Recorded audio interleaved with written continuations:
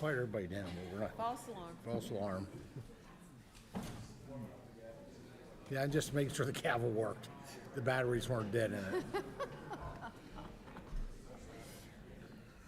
Vince, Dad, I'd like to gavel you in.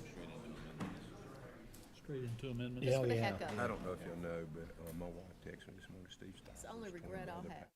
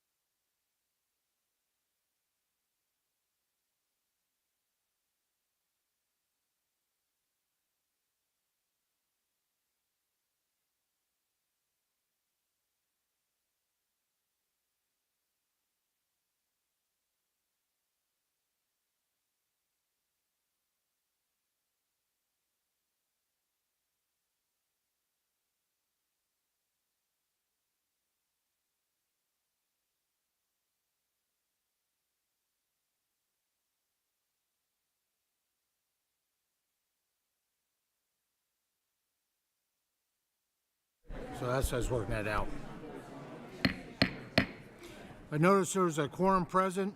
Before recessing, the committee had postponed further consideration of the committee print for amendments. We will now continue consideration of those amendments before the committee. And I know that before we adjourned, Congressman David Scott had an amendment at the desk, number 18, and members will suspend while the amendment is being distributed.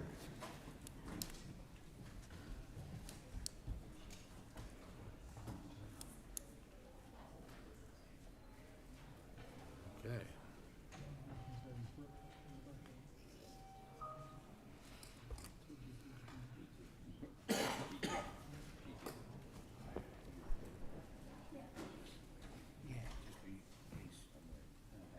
Right back, if need be. I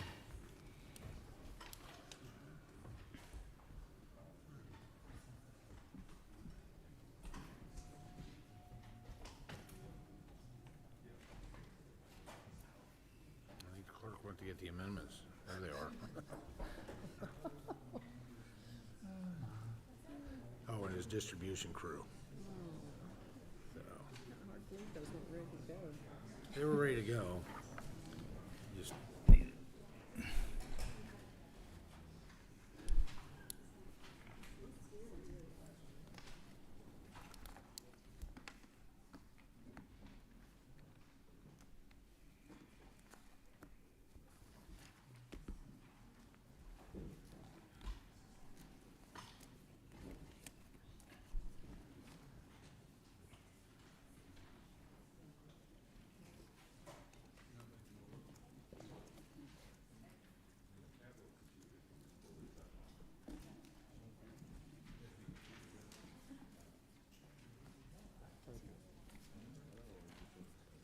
Thank you.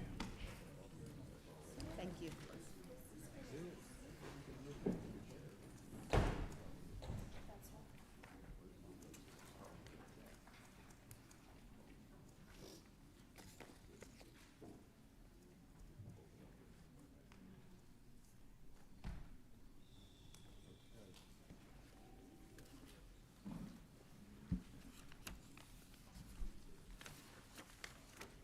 All right, all members having received the amendment in front of them.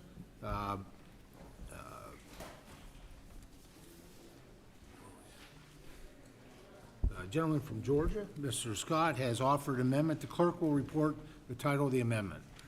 Amendment number 18, offered by Mr. David Scott of Georgia. Without objection, amendment will be considered as read. I now recognize this distinguished gentleman from Georgia, Mr. Scott, to sponsor the amendment for up to 5 minutes for an explanation of their amendment. Thank you very much, Chairman. I am very troubled in mind. I listened to my friend, Mr. Dusty Johnson of South Dakota, yesterday. He's a fine gentleman. But this is the message that this amendment is going to deal with. Folks, it is an insult to the intelligence of the American people for us to sit here and think that you're going to take $300 billion from this program, and it's not going to hurt the American people. And I listened to Mr. Johnson yesterday, and he's a decent person, but the American people must rise up and help us. This is a bad omen for this nation to take $300 billion out of the most valuable program to serve the most basic need of the American people. Ladies and gentlemen, we can do without a lot of things, but the one thing we cannot do without is food. And you mean to tell me that we're sitting here in Congress and trying to convince ourselves and the American people that you can cut $300 billion out of our basic food security program and nothing happens? It's proved. So I want to appeal to the American people. Write us, call us here in Congress. Stand up for America's values. This is totally wrong. We're not stupid. We're not dumb. You cannot take $300 billion out of a food program serving our veterans, our senior citizens, and millions of children. People are going to die. They're going to starve. They're not making it. Think now. This isn't the American way. The whole world is watching us. And we would be a laughingstock. Now we got to change this, and this is all this amendment does. An amendment simply strikes any reduction in funding to SNAP from the underlying bill. We should be here asking for additional money, but we're not. Our population has grown since SNAP, since we put this in. We got more children, we got more veterans, we got more senior citizens. The need is even greater now. But we're willing to just go with what we have. And that's what I'm asking this committee to do. It's just leave it alone. And I'm calling on the American people to call us here in Congress. And I've served on this committee for 22 years. And I've come to know many of my Republican friends. I've worked with them. And in my own mind and heart, I know that this is not really what they want. I don't know where this is coming from. But to sit here and try to convince us that you can take Gentlemen, $300 time million out has expired. and do nothing. Any other members seek recognition to speak on the amendment? I do. Yeah. Mr. McGovern is recognized for 5 minutes. Thank you, Mr. Chairman, and I strongly support the Scott Amendment. I want to thank him for his leadership on this. Let me remind everybody that SNAP provides people with $2 per meal for food. That's it. And a lot of my colleagues don't even know that. The chairman of the Budget Committee, when he testified before the Rules Committee on the cuts in SNAP, didn't know what the average SNAP benefit was per person per meal. Well, it's $2. The program lifts people out of poverty, improves health, and helps people afford groceries. That's what it does. This bill cuts SNAP benefits by $313 billion. I don't want anyone watching at home to buy the BS that Republicans are trying to sell here. Let's look under the hood at what this bill actually does. It slashes the food budgets of families with kids. It cruelly takes food away from single working parents who cannot find work, who may lack child care or transportation, with kids as young as 7 years old. Taking food away from a parent hurts the entire household. It means less money for the family to purchase nutritious food. It forces older adults up to age 65, many who have limited educations or dismal job prospects, off benefits after 3 months. It's tough if you're 64 years old and just been laid off to find a job within 90 days. And you all received a letter from AARP expressing their concerns about what this bill would do with regard to older Americans. This bill prevents future increases to benefit calculations, which will mean that families have less purchasing power to buy nutritious food as food costs increase. The Trump administration keeps on talking about making America healthy again, and at the same time, they want to reduce the food benefit for working families, for families that are struggling. It doesn't make any sense. This bill threatens food benefits for the 16 million children, 8 million seniors, and 4 million people with disabilities by shifting the cost of benefits onto the states, whose budgets cannot support the hundreds of millions of dollars that have to put up every year to maintain benefits for these individuals. Last night, we had the discussion with the chairman of this committee about what happens if a state can't meet its cost share. Well, the answer is they will cut the benefits. That's why we have governors who have written to this committee to say that states will be forced to cut already modest benefits, limit eligibility, or both.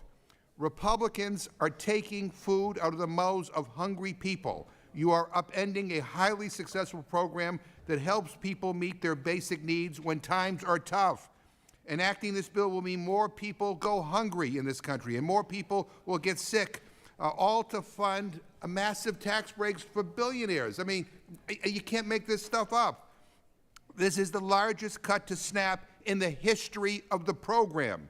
And I'm ashamed that this is what we are dealing with in this committee today. And I'm ashamed that we have a Congress that seems to care more about helping the billionaires who hang out with Elon Musk and Donald Trump at Mar-a-Lago than a single mom trying to put food on the table for her kids.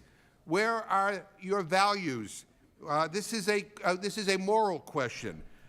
This is a sick and twisted way to further rig the system against hardworking, regular people.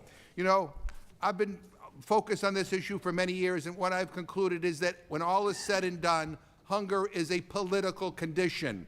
We have the ability, we have the funds, we have the technology, we have everything to end hunger in America. What we lack is the political will. And this is a prime example of that. We are moving backwards if we enact this. And maybe there's a political calculation that the people who will be adversely affected, well, maybe they don't vote, or maybe they don't matter in the political system, they don't give a lot of money. But I'm going to tell you, we were elected to help people, not hurt people. And what this bill is doing is hurting people, and I strongly support the Scott Amendment. I urge all my colleagues, I urge my Republican colleagues to stand up against this administration and those who want to target a food benefit that helps struggling families. With that, I yield back. Gentleman yields back. Any other members seek recognition to speak on the amendment? Well, we'll go back and forth. Mr. LaMalfa. Thank you. Thank you, Mr. Chairman. I just found something curious in the summary of this amendment here, which says the amendment allows USDA nutrition programs to continue operating as intended by Congress. So, as intended. That's an interesting piece there, because under the ABOD, and again, that's the able-bodied without dependents, are allowed to be on SNAP for 90 days, and then they have to go seek jobs. When I was 34 years old, I was still an ABOD, because my wife had her own job being a school teacher. We didn't have kids yet. So I could have been an ABOD, right? So we're seeing, as intended by Congress, the original intent was 10% unemployment in a county. So in my own state of California, these two counties would have been the ones that qualified under what was intended by Congress. The Secretary was able to move under lack of sufficient jobs, which is a vagary that's written in the law that has been vastly exploited. So California at that point was able to have about half of its counties. As I mentioned, I know this is old news, but we need to hear it again. And then the state itself was able to just completely waive everybody of not having to continue to seek employment if you're an able-bodied without dependents after 90 days into perpetuity. Now, when I was 34, and I could have just sat home, I guess, and not had to go work out on my ranch, grow rice, whatever, and we hear this, as intended by Congress, Why don't we get back to what was intended here for the ABOD program? I'll yield back, Mr. Chairman. Gentleman yields back. Ms. Pingree is recognized for 5 minutes. Thank you very much, Mr. Chair, and thank you to my colleague from Georgia for submitting this amendment. I wholeheartedly support it. We started to debate this a little bit last night, and my colleague from South Dakota, who's not in here, was talking about how simple this would be for the states. You just go back to your state, you say, hey, just reach into that deep surplus that you've got, take a couple $1 million out, patch it all up, and you're good to go. Well, good on South Dakota. Lucky you, you're not a border state to Canada. You're not suffering from tariffs, lack of tourists, and people who don't want to visit your state anymore. Or you're not suffering from a budget downturn, because I can tell you in my state, there isn't a big surplus. The legislature is battling over a variety of items right now, and they're not going to be in a good position if we have to make this deep cut. Let's just face what we're doing here today. We are looking at a bunch of gimmicks to pretend we're not cutting food to hungry people. Because nobody wants to go back to their district and say, I cut food for children and seniors and the grandparents in my district. Oh, no, I just made a few changes. We put some people back to work who were getting ready to go out there and go to work anyway. We made a few moms change the age of dependence from 18 down to 7 so they could rush back to the workplace. But most importantly, we said to our states, hey, guess what? You guys got to pay the bill. Now, we're looking at in this bill asking some states to pay up to 25%. So I'm just trying to guess in my state, if our error rate happens to slip up over 10%, then we got to pay, I think, 25% of the bill. So in my state, that's not a small $2 million of our $400 million SNAP benefit program. That would be $100 million. So our legislature's got to find $100 million. Now, I just want to mention to you, at the same time, there's a committee hearing going on in ENC, and they are looking to take millions of dollars out of your Medicaid program. So your state is going to have to find out how to make up the Medicaid money and the SNAP money at the same time. And then if you haven't heard, we've been beleaguered for the last 3 months under the DOGE, and it's already been in your state, making massive cuts. Perhaps you haven't heard, they've cut across the board throughout your state. Your state is already scrambling to figure out how to make up workers in all ranges, everything from the Forest Service to healthcare to everything else. And then another little news bulletin. I'm lucky enough to serve on the Appropriations Committee while being on this committee, and we're already looking at the 2026 budget. Tomorrow we'll hear from the EPA administrator, and he's going to talk to me about the 50% cuts they're making to the EPA, and guess where they want to go? State categorical grants. So your state, if it wants to have clean air, clean water, or deal with the polluters in your state, is going to have to pay for that. And that's nothing compared to what you're going to have to do at HUD, where they're making 50% cuts. And let me guess, you have a housing crisis in your state just like I do in mine. So how do you think that your state is going to make up all of this money? So let's face it, what are we doing here throughout the Congress? We are making a massive shift. Not only are we taking back revenue from the wealthiest people in this country and big corporations, so we're going to reduce our revenue stream, and we're going to ask the states to pay for more. Nobody's going to notice, don't worry. It'll just happen in the dark of the night. People won't even know that we did it, and your state will just cover it, a couple million here, a couple million there. Good luck with that. That is not what's going to happen. And we are doing a massive overhaul of how we fund things. And I don't know about you, but I represent 125 small towns. And the one thing people hate the most is their property tax. And they're going to be very concerned when they find out that not only did the federal government cut the budget, but then the state government cut the budget. And so then a lot of those services that we expected to get from the state or the federal government in our small towns, whether it's aid to education, aid for our roads, a whole variety of things, that money won't be there either. And now we're going to have to tell people that good luck hanging on to your house because your property taxes are going up and there's not going to be a lot of relief for you. So we are not just taking away food from hungry people in this crazy reconciliation thing that we're doing in the dark of the night and all through the day. We are actually undermining the entire tax structure and funding in our country, and we're pretending nobody's going to notice or that it's somehow going to be easy and that every state is running a surplus and that every state has plenty of money to cover it. So I have a lot of concerns about what we're doing today and why we're changing the age of what a child is and everything else. But I think we have to keep in mind how we're doing it and where the money's coming from. And with that, I yield back. Thank you, Mr. Chair. Gentlelady yields back. I believe Mr. Vindman from Virginia was seeking recognition to speak. He's recognized for 5 minutes. Thank you, Mr. Chair. To put it simply, it's cruel and inhumane to cut benefits that feed kids as young as 8 years old. When I listen to families and farmers, they know that costs are up and won't be coming down anytime soon, especially with the president's tariffs. The fact that House Republicans want to gut programs like SNAP while families face sky-high prices is unconscionable. $6 is the benefit that families get, individual gets per day. That's about $180 per month. No recipient is getting rich off SNAP benefits. If there are criminals that are using a criminal enterprise to profit off this, this bill does nothing to address enforcement in that regard. Where we see fraud actually is from the White House. President Trump and House Republicans should be focused on lowering costs, not figuring out how to accept $400 million luxury jet from foreign governments. There have been articles in recent days from the New York Times that describe this plan to pick up or to get a jet from the government of Qatar. And we all know that you don't get anything for free in this world, and certainly not a $400 million jet from Qatar. The headline is, Trump's plan to take jets from Qatar heightens corruption concerns.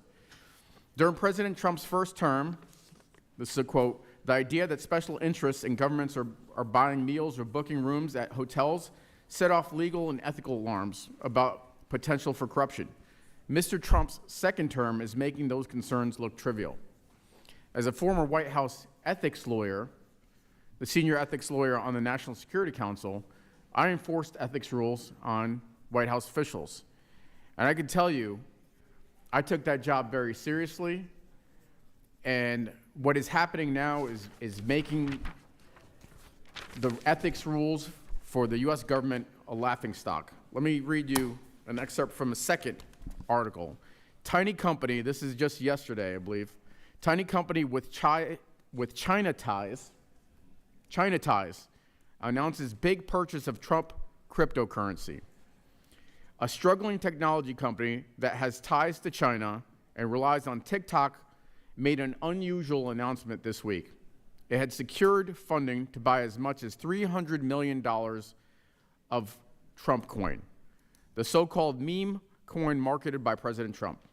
GD Culture Group, a publicly traded firm with a Chinese subsidiary, has only 8 employees, its public findings show, and recorded 0 revenue last year from e-commerce business that operates on TikTok, the Chinese-owned video sharing company. We talk frequently about our concerns about China, and this is outright purchasing influence with the president. It's outrageous, and as a former government ethics attorney and as a prosecutor who prosecuted fraud cases, it's absolutely unconscionable. This is corruption, plain and simple. Everybody on this committee should be outraged, and if we care about fraud and waste, let's not focus on the $6 benefit that a recipient gets. Let's focus on the actual corruption that's in your face. And I will just say this. When you lose Laura Loomer and Ben Shapiro, you've done something wrong. The American people recognize what they're seeing. And I think if we just for a moment put the interests of the American people ahead of our own political interests and partisanship, the answer will be quite clear what we should be doing. I urge my colleagues to focus on the American people, support this amendment, and hold the president accountable. Thank you. I yield back. Gentleman yields back. Members are reminded they're expected to refrain from engaging in personalities towards other members or impugning the motives of a colleague.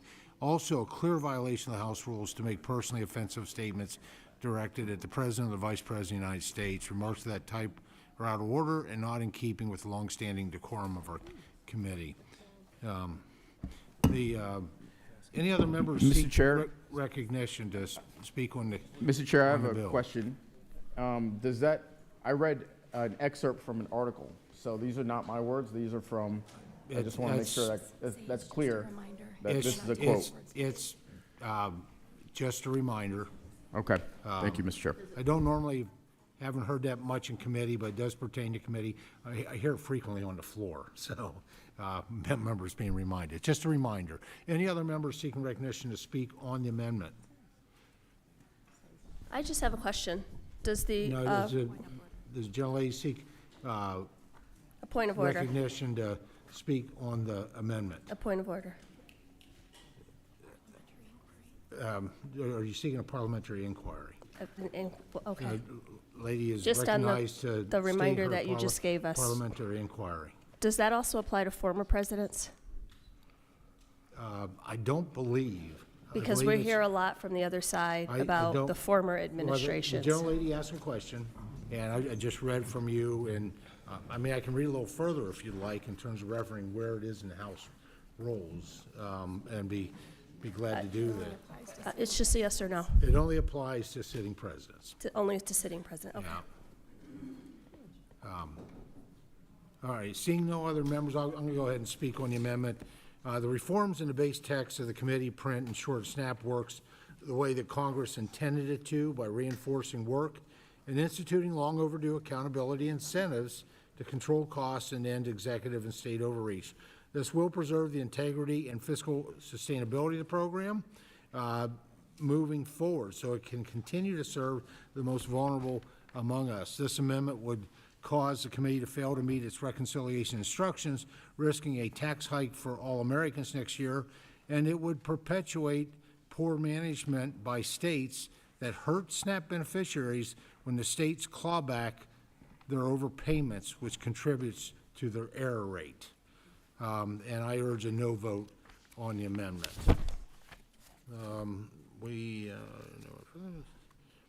Okay, given that, this is Mr. David Scott, amendment number 18. All in favor of that amendment signify by saying aye. Aye. Those opposed by saying nay. Nay. In the opinion of the chair, the nays have it, and the amendment is not agreed to. Yes, a recorded vote. A recorded vote has been requested pursuant to Committee Rule 3I2. Further proceedings on the amendment shall be postponed. Other members seeking recognition to introduce amendments under subtitle A. Farm Bill. Mr. Thandar? The clerk will distribute, Ms. Thandar, do you know what the number of your amendment is? It would help us. 20. Number 20, I believe, Chair. Amendment number 20. And the clerk distribute the amendment.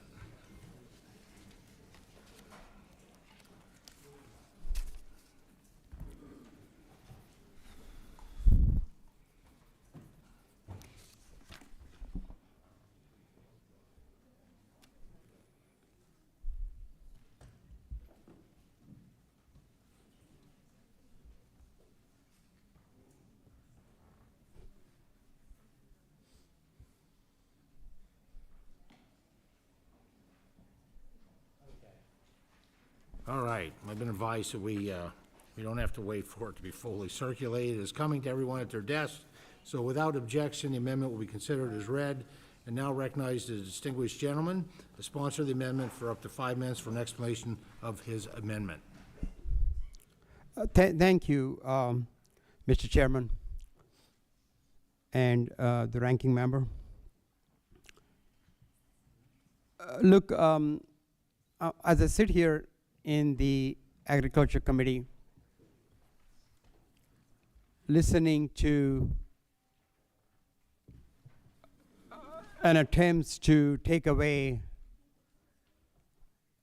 food benefits from people who need it the most reminds me of the days when I was growing up in India. 6 sisters, a brother, My father lost his job, and there was time we had periods, 24-hour periods at times of hunger. There was times when I didn't know where my next meal is going to come from. And many a night I went to bed hungry. Today, I have the honor to represent Michigan's 13th congressional district, including the city of Detroit. 1 in 4 households rely on these benefits. These are people who want to get ahead, want to work hard, make a life for themselves, but they need a little helping hand as they take care of their families and pursue their American dream, like I did. And I got some helping hands. I got some help. I'm grateful to this country that I entered when I was 24 years old with the $20 in my pocket, and this country has given me so much. And we need to give those who are struggling a little help. So, Mr. Chairman, we can all agree that giving Americans the tools they need to thrive in the workplace, education, training, childcare, and transportation is important. But make no mistake, the Republican policies being discussed today will do nothing to create jobs or improve the SNAP program. In fact, data shows that adding more of the paperwork requirement being discussed today will actually lead to fewer people working. According to Forbes, half of all layoffs in America this year can be linked directly or indirectly to DOGE. It is beyond cruel that Republicans want to punish people who lost their jobs, oftentimes because of the Trump administration, by taking away their food too. If these changes my amendment strikes are implemented, the 3 million Americans will lose their food benefits. This bill is about Republicans kicking tens of millions of Americans off food assistance to pay for tax breaks for their billionaire donors. Single mothers, people suffering from chronic illnesses, and those who are caring for family members who are elderly or disabled will all have their benefits stripped away. This bill does nothing to stop bad actors from scamming America's most vulnerable, but it will permanently make lives harder for those vulnerable groups who depend on food assistance to survive. At a time of increasing economic uncertainty, rising prices, and plummeting consumer confidence, we need to help people gain the skills they need to work, not punish the seniors, rural Americans who will be the most likely to be hurt by losing their jobs and food assistance. That's why I'm offering my amendment to undo these harmful changes to SNAP, and I urge my colleagues to support it. This is something that's very close and dear to my heart, and I have talked with many of my constituents, and they are fearful, they are worried, they are afraid. And I want an appeal to my colleagues here to support this amendment. And with that, I yield back, Mr. Chair. I thank the gentleman from Michigan who yields back. Other members that you wish to speak on the amendment? Seeing none, I'll take my liberty to speak on the amendment. First of all, I just want to share with him my remarks, a visit I made recently to a wonderful school, actually, in Brockway, Pennsylvania, Jefferson County. And I have a very rural district, a lot of high poverty. And this is a school that they have two programs in particular I reference. One is a medical technologist program. The other is a pharmacy technology program. As you can imagine, the opportunities for being hired when you graduate from that, which is not even an associate degree, and it's mostly, the entirety of the program right now, there have been men involved in the past, but the entirety right now are mostly single-parent moms with children. And they don't pay anything out of pocket for this great program. And you know how they access it? Through the SNAP program. You know, it pays the tuition, and it's transformational to the lives that are there for these individuals. I spent a lot of time talking with them, and talking with Christina, who had graduated from the program and now works, has quite a few kids, and single-parent mom, we can be very proud of what we do in SNAP. And the program integrity measures that we're taking are really about making sure that program continues to work well and provide even greater opportunity. Despite a time-limited and work requirement enshrined in law for able-bodied adults without dependents on SNAP, oh, by the way, the money there as a part of that actually has and can help with childcare and things like transportation and the other barriers that, in particular, single-parent moms may, but not just single-parent moms. I'm not trying to leave people out, but it really helps that group deal with those issues. So, but despite a time-limited and work requirement enshrined in law for able-bodied adults without dependents on SNAP, only 28% of these individuals have earned income from work. USDA and states have intentionally limited enforcement of SNAP work requirements for ABODs through waivers, leaving 40% of these work-ready individuals today under a waiver of ABOD work requirements, really preventing them from the opportunities that come through the SNAP program. And they remain on the SNAP rolls long after the 3-month time limit.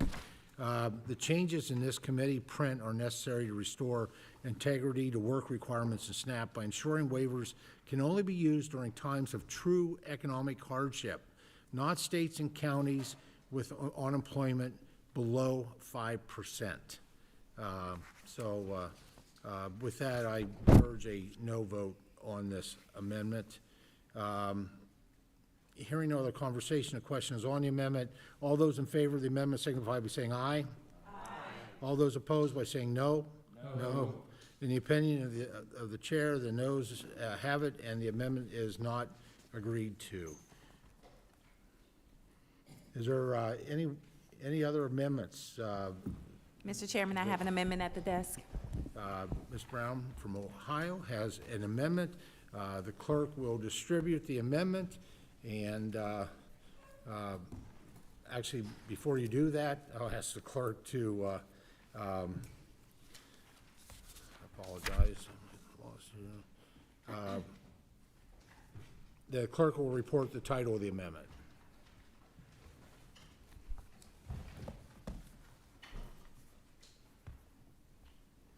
Ms. Brown, do you know what the number is for your amendment? 11. Amendment number 11, offered by Ms. Brown of Ohio. Very good.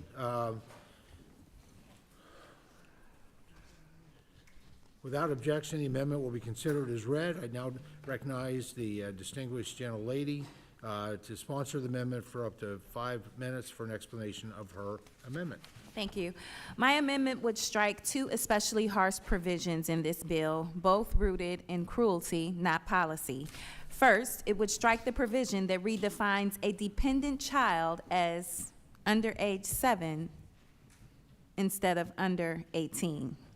And second, it would strike the provision that only exempts 2-parent households from the new expanded work requirements. So let's have an honest conversation about what these provisions really mean. They punish single parents, and they punish caregivers of school-aged children, families who are already doing everything they can just to stay afloat. Right now, SNAP rules give parents and caregivers with kids under the age of 18 some flexibility.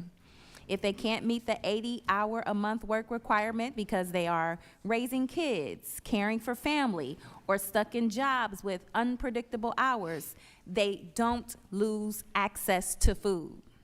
This bill changes that. It pulls away basic benefits from the moment a child turns 7. 7. But we can all agree, childcare for school-age children isn't easy. It's expensive, it's unreliable, and in many cases, it just doesn't exist. Picture a single mother of a 9-year-old child. She's working a part-time job at a convenience store, trying to manage school pickup, sick days, and the patchwork of after-school care, which is sometimes often costs more than she can earn in a day.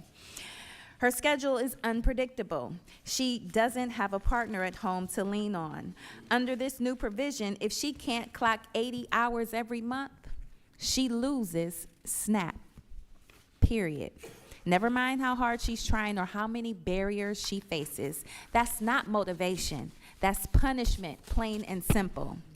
My amendment also moves to strike the narrow carve-out for two-parent households that allow only one caregiver to be subject to the work requirements. Now, what is that about? Because to me, it seems to tell single-parent families, which make up around 21% of all SNAP households, that they're less deserving of help. Because they don't have a partner, their kids matter less? Is that what we're saying? Really? This bill is backwards, out-of-touch policy that ignores the real lives of working families. These provisions ignore the daily struggles parents face as they juggle low-wage jobs, childcare gaps, and unpredictable schedules just to keep food on the table. It doesn't encourage stability or self-sufficiency. It punishes poverty. People do not want to be poor. People do not wake up wanting to be poor.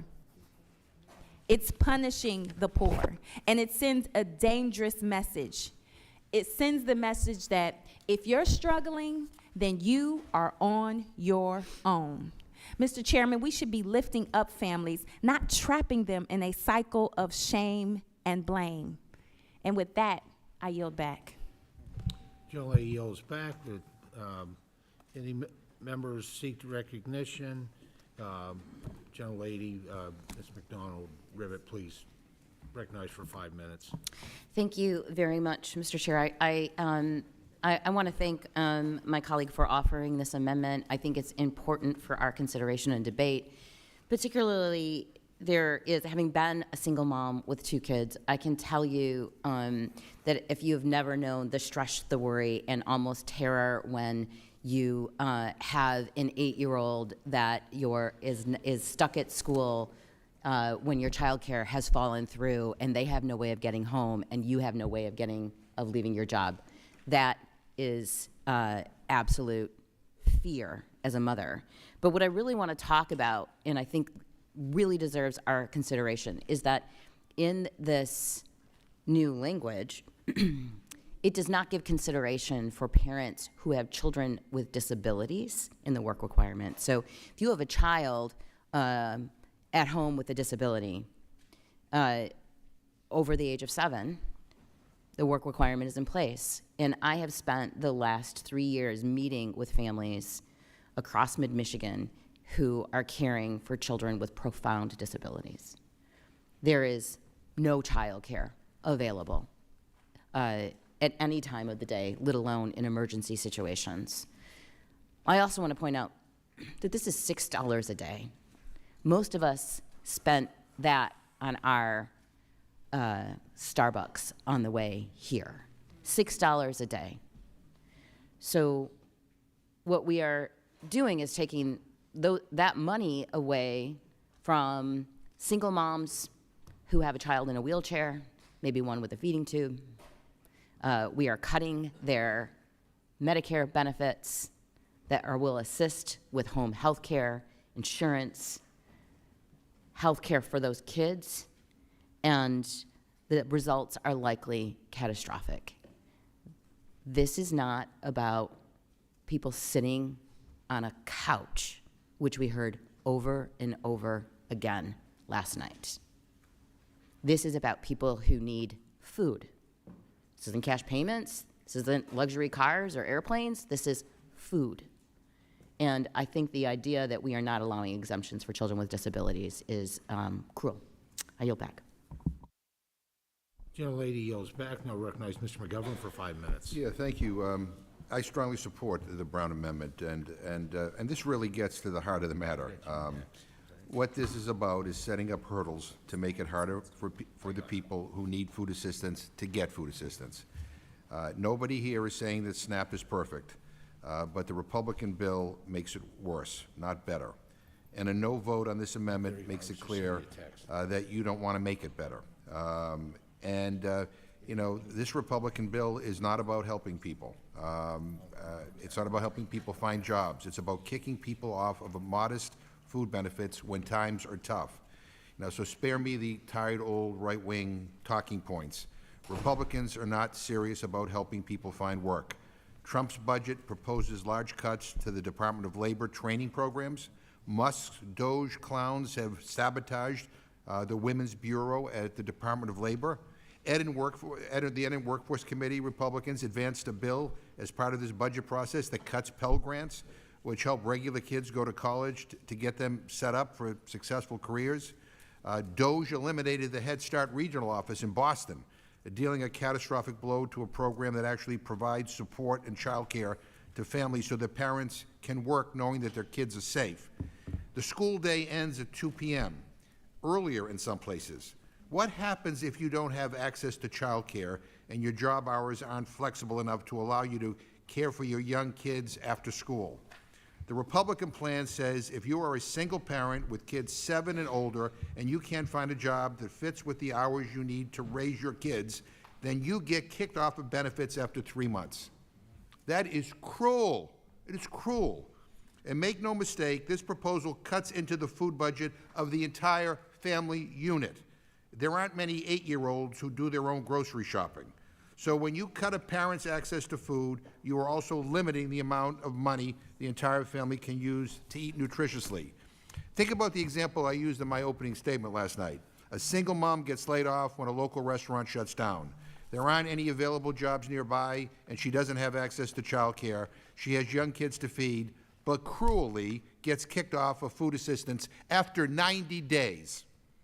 I mean, you are taking food away from that family to give Elon Musk another tax break. Really? Really? That's why you all came to Congress? Now, I get it. I know where you're coming from. Poor people don't have super PACs. You know, they don't host big fundraisers. You know, they're not the kind of people who hang out with Trump and his billionaire cabinet in Mar-a-Lago. But here's the deal. The rich and powerful do not need more friends in Congress. Regular working people do, and we should have their backs.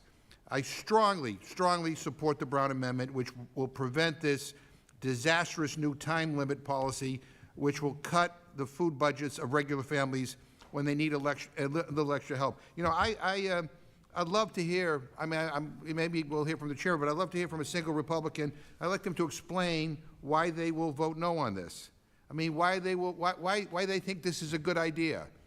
I mean, because if you think this is a good idea, you're clueless when it comes to what struggling families are going through, what it's like to be a single parent with young kids. I mean, if somebody wants to, I'll yield the remaining time to anybody who wants to respond to that.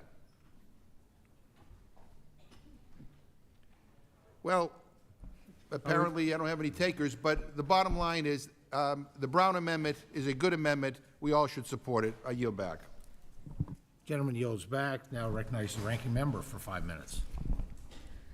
Thank you, Mr. Chairman. I would like to strongly speak in support of Ms. Brown's amendment. This is one of the most egregious parts of this entire package. And, you know, this is designed to make cuts to SNAP, but this is a policy choice that I can't believe we're even having a conversation about today, to redefine dependence in our country as anyone younger than 7 years old in our nation.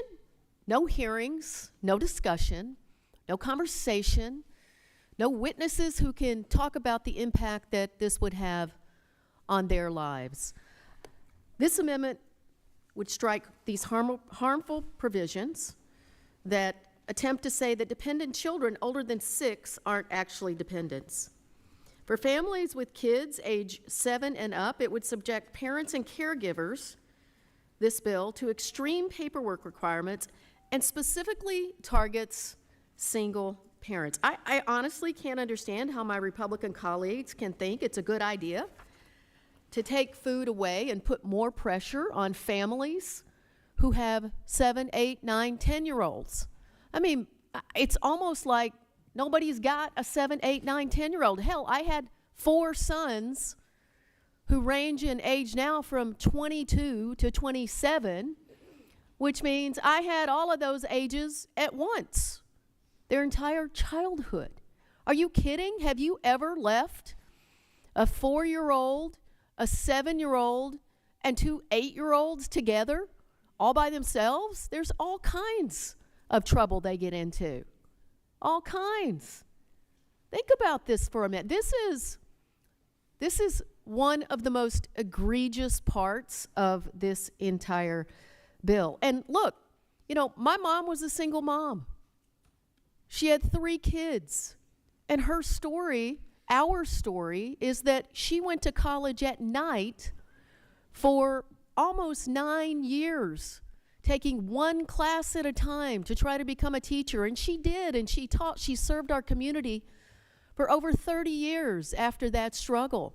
Do we really want to tell single moms that actually we want you to spend 80 hours a month not going to school to pull yourself up, but we want you to go to work at the local grocery store because we're going to make you choose between taking care of your kids or pulling yourself up or feeding your children? $6 a day. I mean, this is insane, folks. This is one of the most insane parts of this bill. Look, I strongly believe that we need to give people the tools they need to find work, like education and training, childcare and transportation. Unfortunately, that isn't the conversation today. Hunger is a policy choice. Giving people opportunity to pull themselves up is a policy choice. We act like there's some magic dust we can just sprinkle throughout our country, and all of a sudden it's all going to be fixed. There's no magic way to do this, folks. It's a policy choice. You keep the federal minimum wage at $7 plus an hour, that is a policy choice. What are we doing here, folks? We're trying to save $300 billion so that we can plus up a few farm programs that should be plussed up in a farm bill so that we can hand out tax breaks to the most wealthy people in our country. That's all policy choices we just laid out. And they're all bad choices as we sit here today. Let's come together. Let's work on a 5-year bipartisan farm bill. My colleagues know that doing this in this route is bad. Most of them know that 7-year-olds should not be on their own while they're single parent. Often a single mom is responsible for their child care, for their food, for their development, for the opportunity for that family to move forward and do better. So folks, I am urging yes on this amendment, and I am urging no when we get to the finish line on this package. I yield back. Gentlelady yields back. Now recognize the gentlelady from Florida, Dr. Adams, for 5 minutes. North Carolina. North Carolina. Thank you, Thank Florida, you, Mr. Chief. North Carolina's a great state, too. Florida is, North Carolina, nothing could be finer. Thank you. I want to speak in support of the amendment. It's a good amendment, and it's absolutely necessary. I'm listening to all of the words coming from members of this committee. Here we are again, PPP, punishing poor people.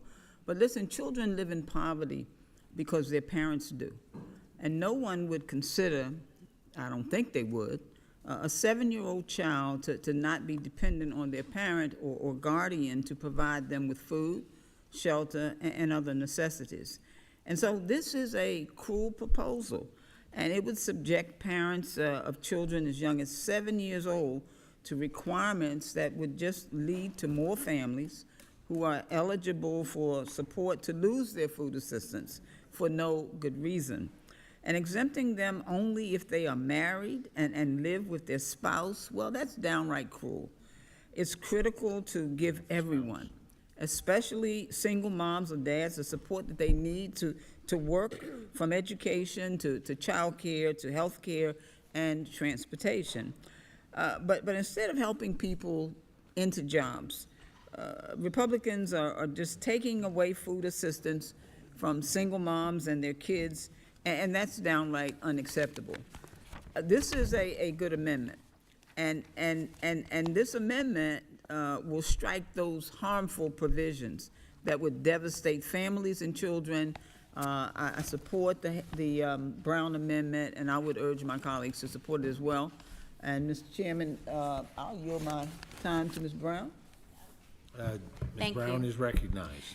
Thank you very much. As I think about this from a personal place, my mother was on food assistance when I was in school, and I think about when I grew up as a child with epilepsy, petit mal seizures, having to rely on food assistance. To this day, I hate cold cuts because I had so many bologna sandwiches growing up because that's all we could afford. Bologna sandwiches, pancakes for dinner, which I thought was a treat, but later learned that's all we could afford for dinner because we depended on food stamps. I had epilepsy, seizures. My mother was afraid to go to work because she never knew when her daughter could have a seizure. She did not drive. She was on public transportation. That was the assistance that she needed to help us survive. To help us survive. She didn't wake up wanting to be on food stamps. She didn't wake up wanting to have a daughter who had unpredictable medical conditions that prevented her from keeping a regular job. But thank God for those food stamps. Thank God for those pancakes for dinner. Thank God for those syrup sandwiches. Thank God for those toasted cheese sandwiches that we got because we received the cheese to make toasted cheese sandwiches that I grew up on because of food assistance. And now you want to take things like that away from people who need them, who depend on them, who are just trying to get by because of systemic, structural, institutional barriers that have put many people in impoverished conditions that they did not decide to be a part of, but because of the systems that we are still utilizing to oppress people are in place when we could be giving them a helping hand. But instead, we want to take money from poor people so we can give it to rich people. Make that make sense. Make it make sense. People depend on this money. Not so they can get rich, not so they can invest it, not so they can get a jet, not so they can get a yacht, so they can have a meal, so they can eat. But we want to take it away from poor people and give it to rich people. Let it sink in. That's what we're doing. We're talking about food, poor people, and hunger. Gentlelady's time has expired. Now recognize the gentleman from New York, Mr. Riley, for 5 minutes. Thank you, Mr. Chairman, and I'll be proud to support this amendment. I'm just trying to understand what the reasoning is in this bill of changing the age of dependency, because right now, under current law, I think we all know it's 18 years old. And I think that makes a ton of sense because at 18, you know, you become an adult. You can sign up for the draft, you can vote, you can get called for jury duty in a lot of places.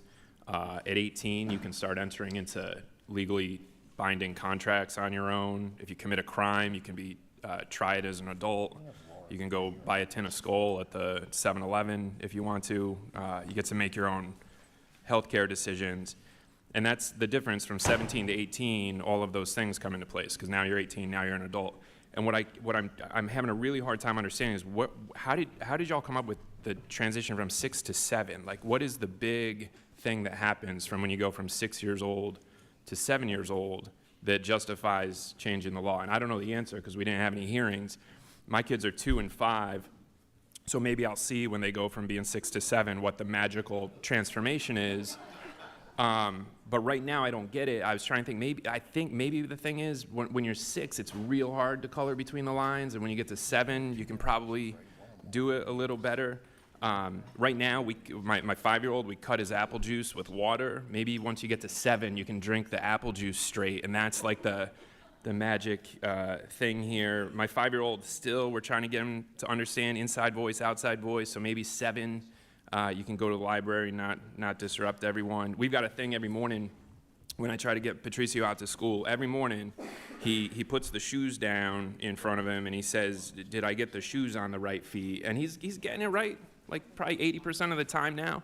By the time he's 7, I bet he can get his shoes on the right feet all the time, start putting his undies on the right way and not backwards. And so then I was thinking, there's got to be some magic thing. This is a big bill. It must have been really well thought out. And so there must be some magic thing that happens when you go from 6 to 7 that justifies changing the law. And so I looked it up, what your math skills are as a 6th grader versus a 7th grader. And I was like, surely this is it. Because now we're going to let you stay home. Like, at least you're going to have the math skills. But it turns out it's not like you're doing multiplication tables. It's not like you're doing long division when you're 7. In fact, the arithmetic from being a 6-year-old to a 7-year-old is basically exactly the same, except that once you turn 7, you can start doing some word problems. You know how they do math, and you have 3 apples, you take away 2, how many apples do you have left? You know, you had $6 a day for food, and Congress took it all away. How much do you have left? At 7 years old, you can figure out those math problems.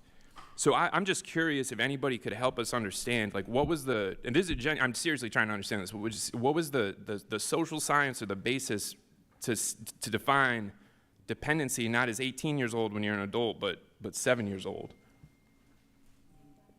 If the gentleman will yield. Yeah, I'd love to hear the answer to it. It's a significant milestone. At age 7, children enter into the school system. We currently have 2 different sets of work requirements, one for general work requirements under SNAP, which we've had since 1977, nothing new, not this millennium, last. And we have the ABALD ones. Our goal is basically align those 2. And the logic behind making this so that when at least most children are entering the school system and are in school for 6 hours a day or whatever it might be, depending on the school and the state, that there would be time for that parent to be able to engage in one of 3 options, again, which have been around for a very long time. One of it is work, 20 hours a week. One of them is, and by the way, well, anyways, I'm not going to get into the weeds with it, but 20 hours a week. One of them is my personal preference as somebody who really leads on career and technical education in another committee is to be engaged in SNAP employment, career and technical education, which we pay for through the nutrition title. That's reaching a rung higher in a lateral opportunity. I don't know anyone that doesn't want to do better for financially and as a model for their children. And then I also don't want to forget that the option, there's 20 hours of, you could do 20 hours of volunteer time a week, which would satisfy the requirement as well. So there's no magic on age 6 to 7. It's basically looking at preschool children, which aligns the 2 definitions. And I appreciate the gentleman asking. Yeah, no, I think all that makes sense, except that, well, it doesn't, because you're saying the line is 6 years old because that's when the kids are going to school. Really, I mean, I think a lot of kids are going to school at 5, right, for kindergarten. So we're talking about the difference between usually 1st and 2nd grade. In any event, if the line is where kids are going to school, what's going to happen next? You guys are going to come here during the next thing and lower the age to 5? I mean, the idea that you can leave a 6-year-old at home makes no sense. 18, you can defend it, but 6 makes no sense. And everything you're talking about, the things that parents should be doing, let's just take all that at face value. That these parents should be in these programs. Like, we're not investing in rural health care. We're not investing in raising the minimum wage. And since you gave me an opportunity to take part of your time, I did take that to account, gave you extra time, but the time has expired at this point. And I believe, Ms. McDonald-Rivet, you've already spoke on this amendment? Okay, well then get somebody to yield to you. And then we're now to Ms. Hayes from Connecticut. Thank you. I rise in support of this amendment. And just for clarification, the age that students enter school system is 5. It's required by law on or before September 30th. When children turn 5, they're in kindergarten. So it's not 7, it's 5. And coming back to this piece of legislation, I remember when it was first introduced, what a minor child was. They started at 9 years old. So I don't know how they went from 9 to 7. It just seems like an arbitrary number at this point. We hear time and time again how our colleagues on the other side support pregnancy, but not parenting. They support women having children, but not helping support those children and putting programs and structures in place. And the other thing I want everyone to consider, which you may not have considered, is not only are we taking meals away from these children at home, we would also, by default, be taking meals away from them at school. Because most schools use SNAP eligibility to determine free and reduced lunch. So these kids will no longer be eligible for food at school either. A 7-year-old can't fend for themselves. They can't decide. They can't say, my mom is not doing enough, so I'm gonna go out there and find a job so that our family doesn't lose benefits. So we are literally punishing children who have no control over their situation. We're also punishing, once again, single parents. And while my colleagues like to define or think that a single parent is someone who doesn't care, who is running fast and loose, who doesn't have a father for their children, but many children live in households where they are raised by grandparents, by caregivers, where their parent may have been widowed. A situation, again, totally beyond their control. And we're saying that if that one parent isn't out actively in the workforce for whatever reason with no exceptions, then you don't deserve to eat. But in a 2-parent household, it's okay for one of those parents to stay home and care for their child and provide all of the support and research. That it just doesn't make sense. It doesn't make sense. But I want everybody to hear what I am saying. We are taking, with this change, we would be taking food not only from children at home, but also at school, which is crazy. Let that sink in. Without reevaluating the Thrifty Food Plan, they would also lose summer EBT meals. So even when school is not in session, there's a lot of things we disagree with on this committee. Feeding children should not be one of them. And literally us discussing if a 7-year-old should be eligible for food benefits is insane right now. It is insane. You can talk about able-bodied adults without dependents, and we can have the conversation and debate and make the case. But there is no definition of a 7-year-old that should be required to fend for themselves. A child whose parent is doing the best that they can, but either way, it's so far beyond the child's control. And at 7-year-old, they're in school all day. So if they're not eating before school, they're not even eating in school. It just doesn't make sense. There's no rationale for it.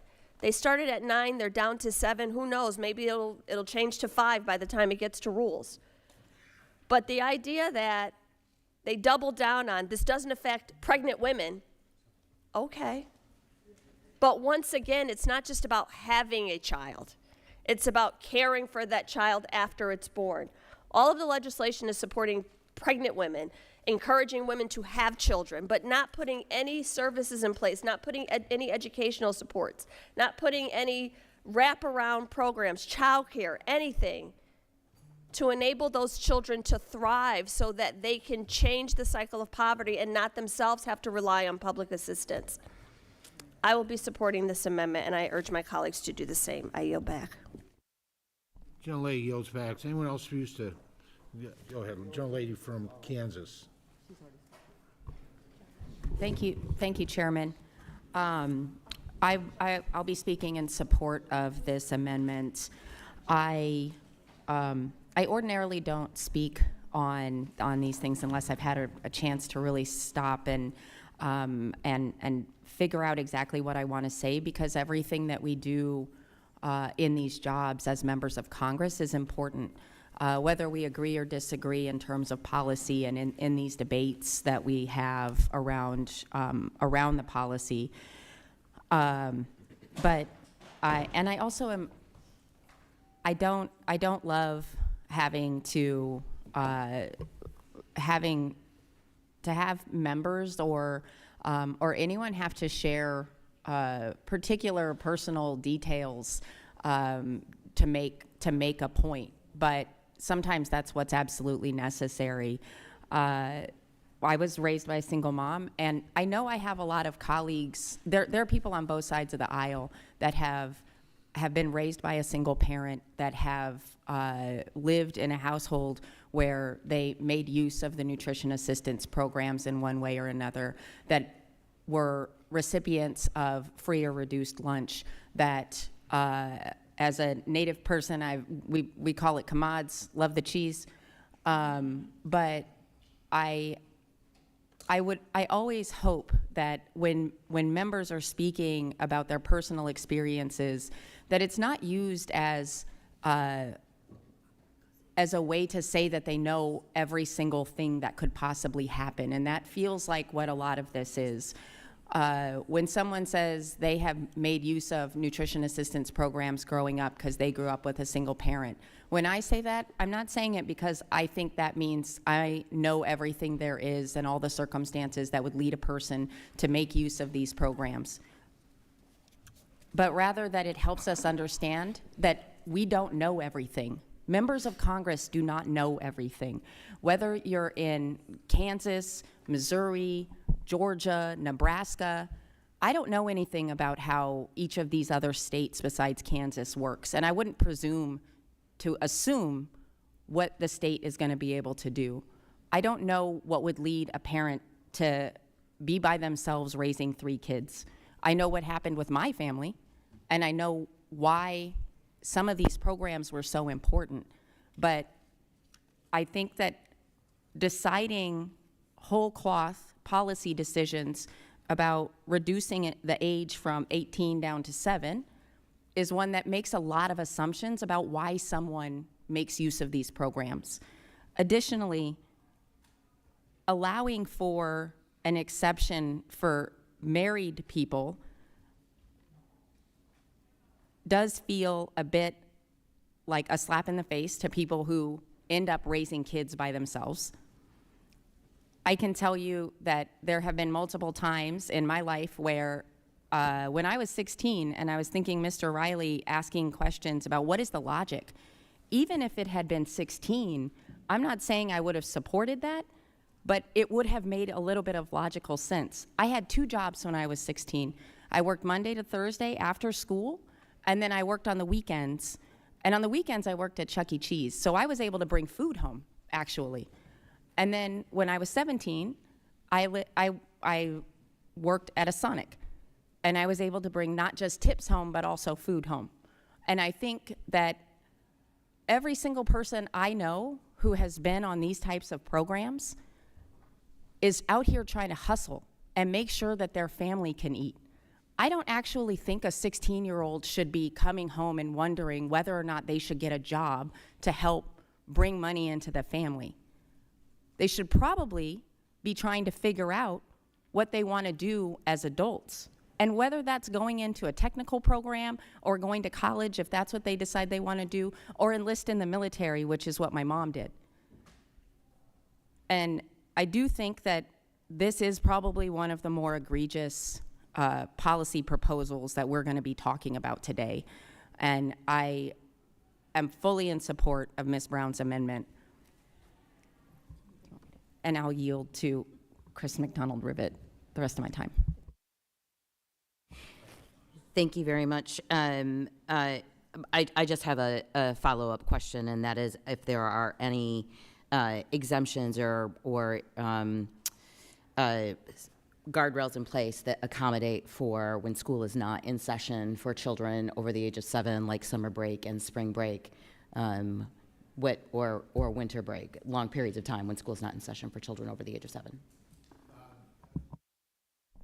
Nothing specific. I mean, the choice of programs in education, we don't dictate, obviously. That would be something that an individual could work with a local workforce investment board or career link in order to identify a program that fits within the needs.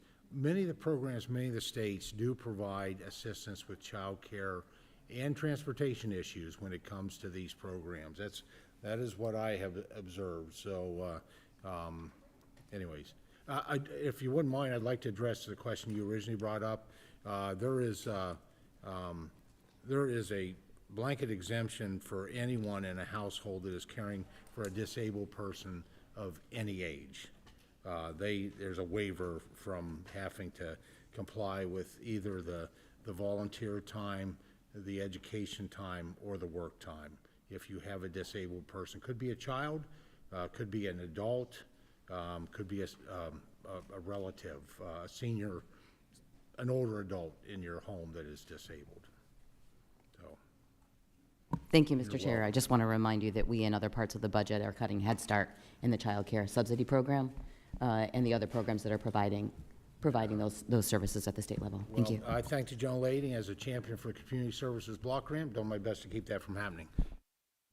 Let's see, on here, Mr. Mannion seeks recognition for 5 minutes.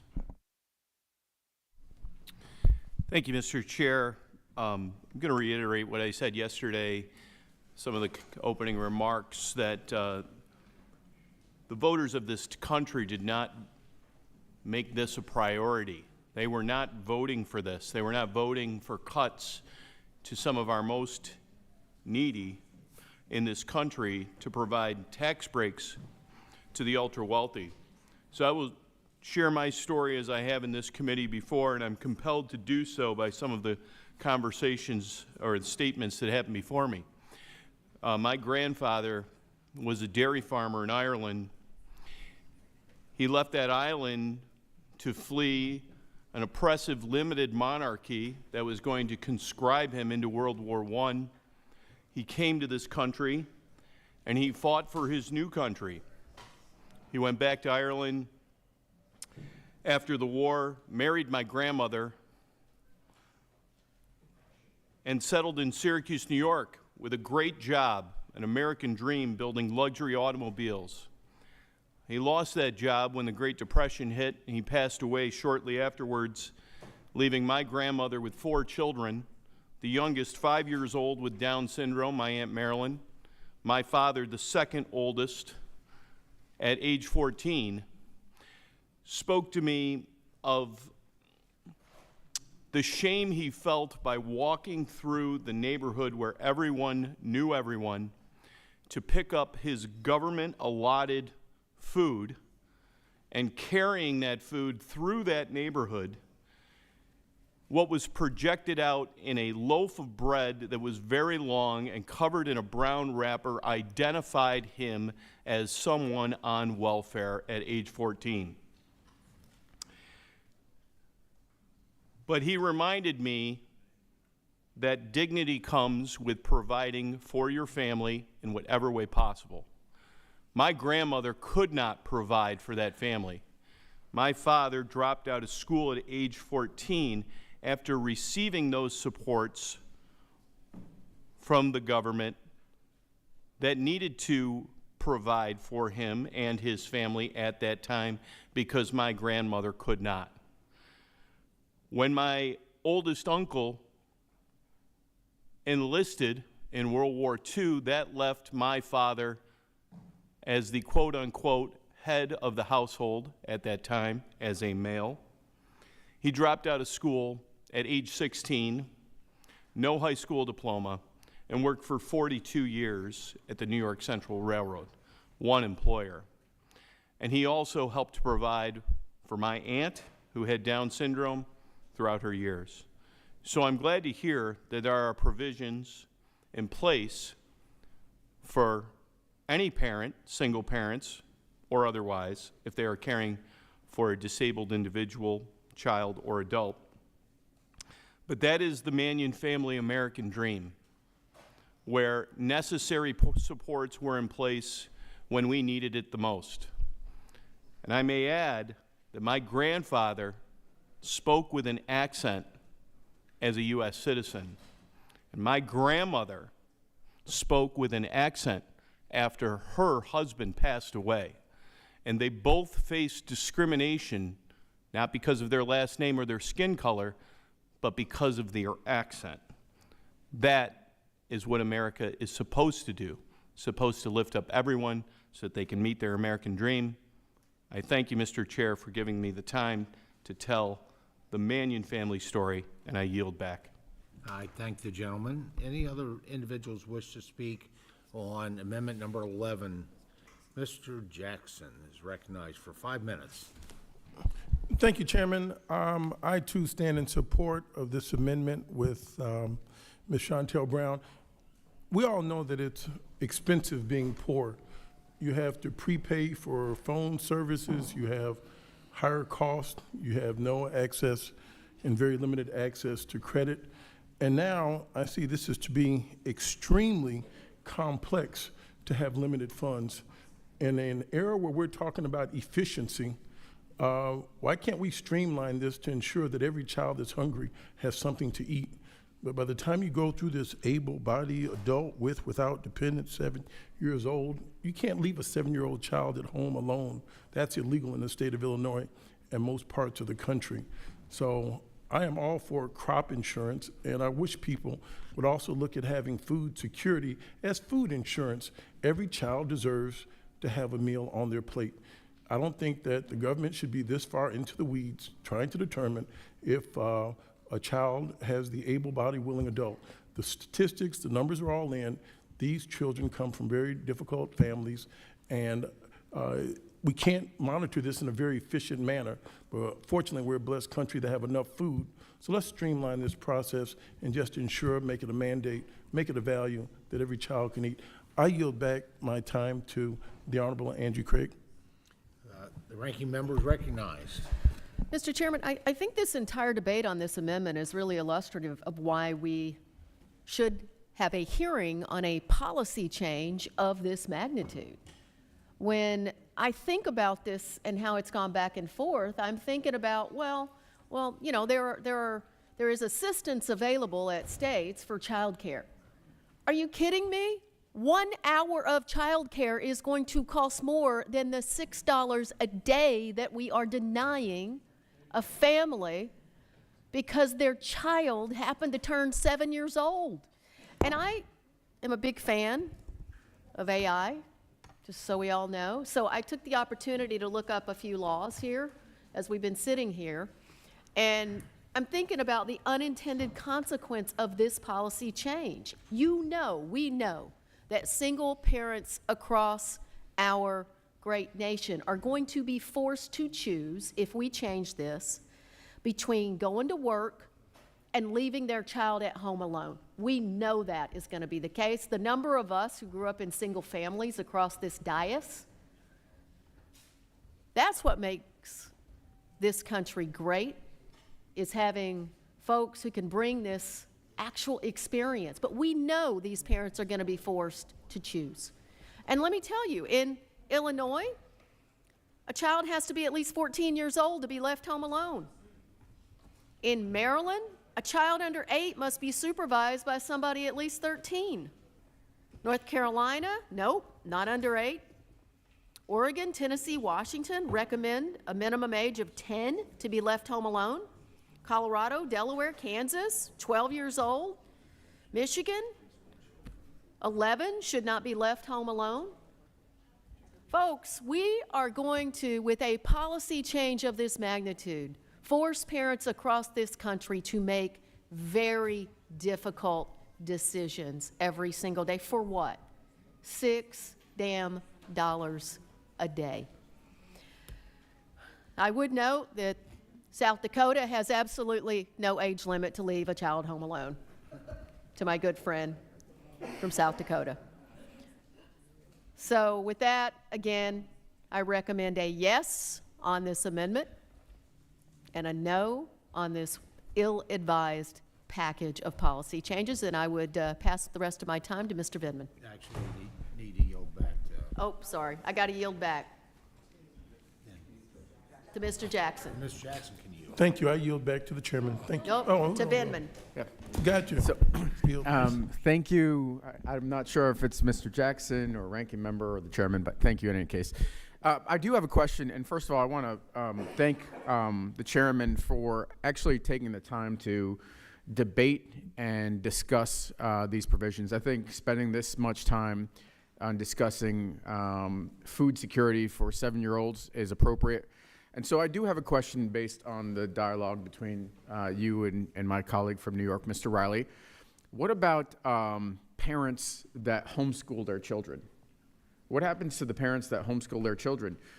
Are they not eligible for SNAP benefits after 7 years old? Or, I mean, a lot of our constituents, and certainly in Midwestern states and others, homeschool children. How does that affect homeschooled kids? Thank you. I'll have to go back and look. We have a long history of this.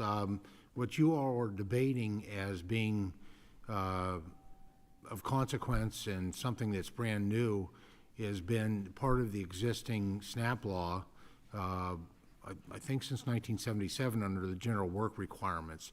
The exemption was really only when you had preschool children in the house. So this is not something new. We're just trying to align there's two sets, which creates confusion, obviously, for states as well. When you have ABODs and you have general work requirements and they're not aligned, we are aligning those. Just know that it is a great question. I think there's obviously a record of history to look at.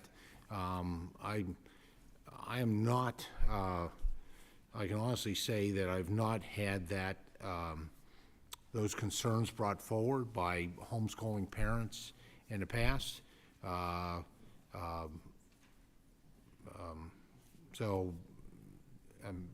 mean, we'll take a look. Well, thank you for that, Mr. Chairman. And I think that, again, I appreciate the dialogue here because I think this is an important topic and it does raise an important question that I think we could resolve through hearings and further discussion rather than a partisan piece of legislation like this. But thank you. Mr. Jackson's time has expired. Mr. Chairman? Mr. Costa is recognized for 5 minutes.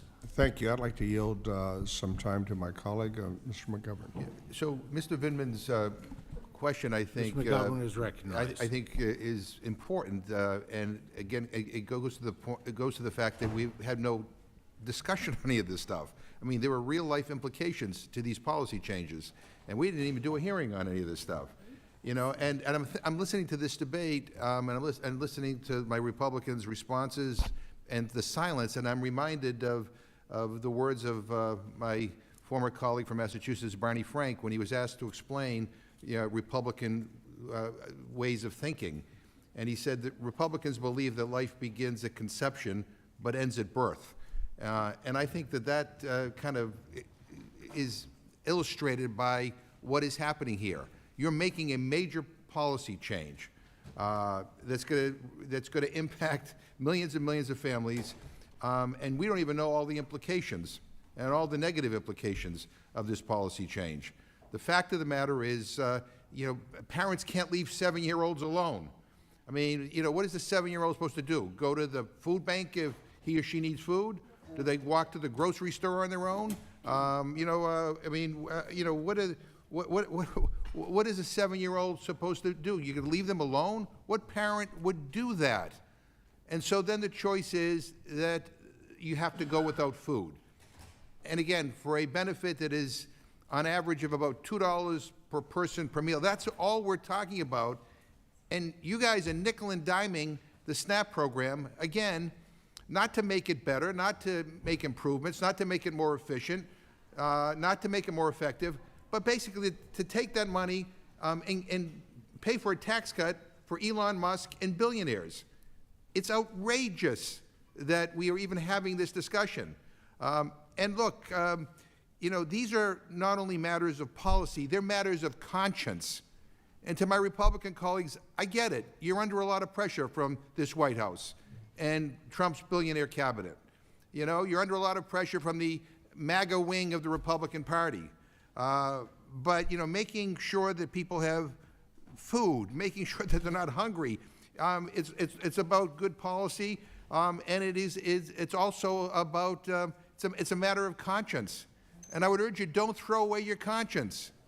Vote no on this stuff. And there is existing law, by the way, for those who are watching. There is existing law about work requirements already. There already are work requirements. So let's put that to rest. There are work requirements already in place. Lowering the age to 7 years old, lowering the age to 7 years old is brand new. And it is shameful that we are having this discussion. I yield back to the gentleman from California. Mr. Costa?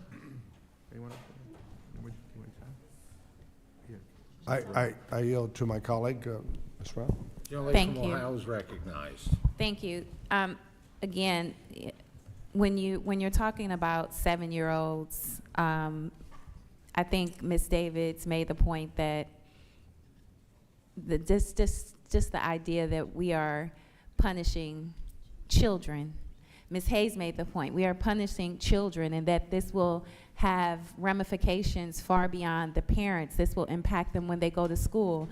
And what happens when they don't go to school? What happens during summer break? What happens during the spring break? What happens to these 7, 8, and 9-year-olds who are depending on this program to eat? Just to have a meal, something that far too many folks, probably on the other side of the aisle, have been taking for granted. What happens to them? What happens? And the silence from the other side of the aisle is clear to me that even they recognize their absence is indicative that this is indefensible. And I applaud you, Mr. Chairman, for your attempt to try to clarify some of these things. But if we had a hearing, if we went through the regular order, the proper process, we could know some of these ramifications and perhaps spare some of your colleagues the embarrassment of putting forth legislation that will have damaging ramifications to people who don't deserve it, people who are simply in need, people who just want to have a meal. And with that, I yield back. General Lay yields back. I will remind members again of our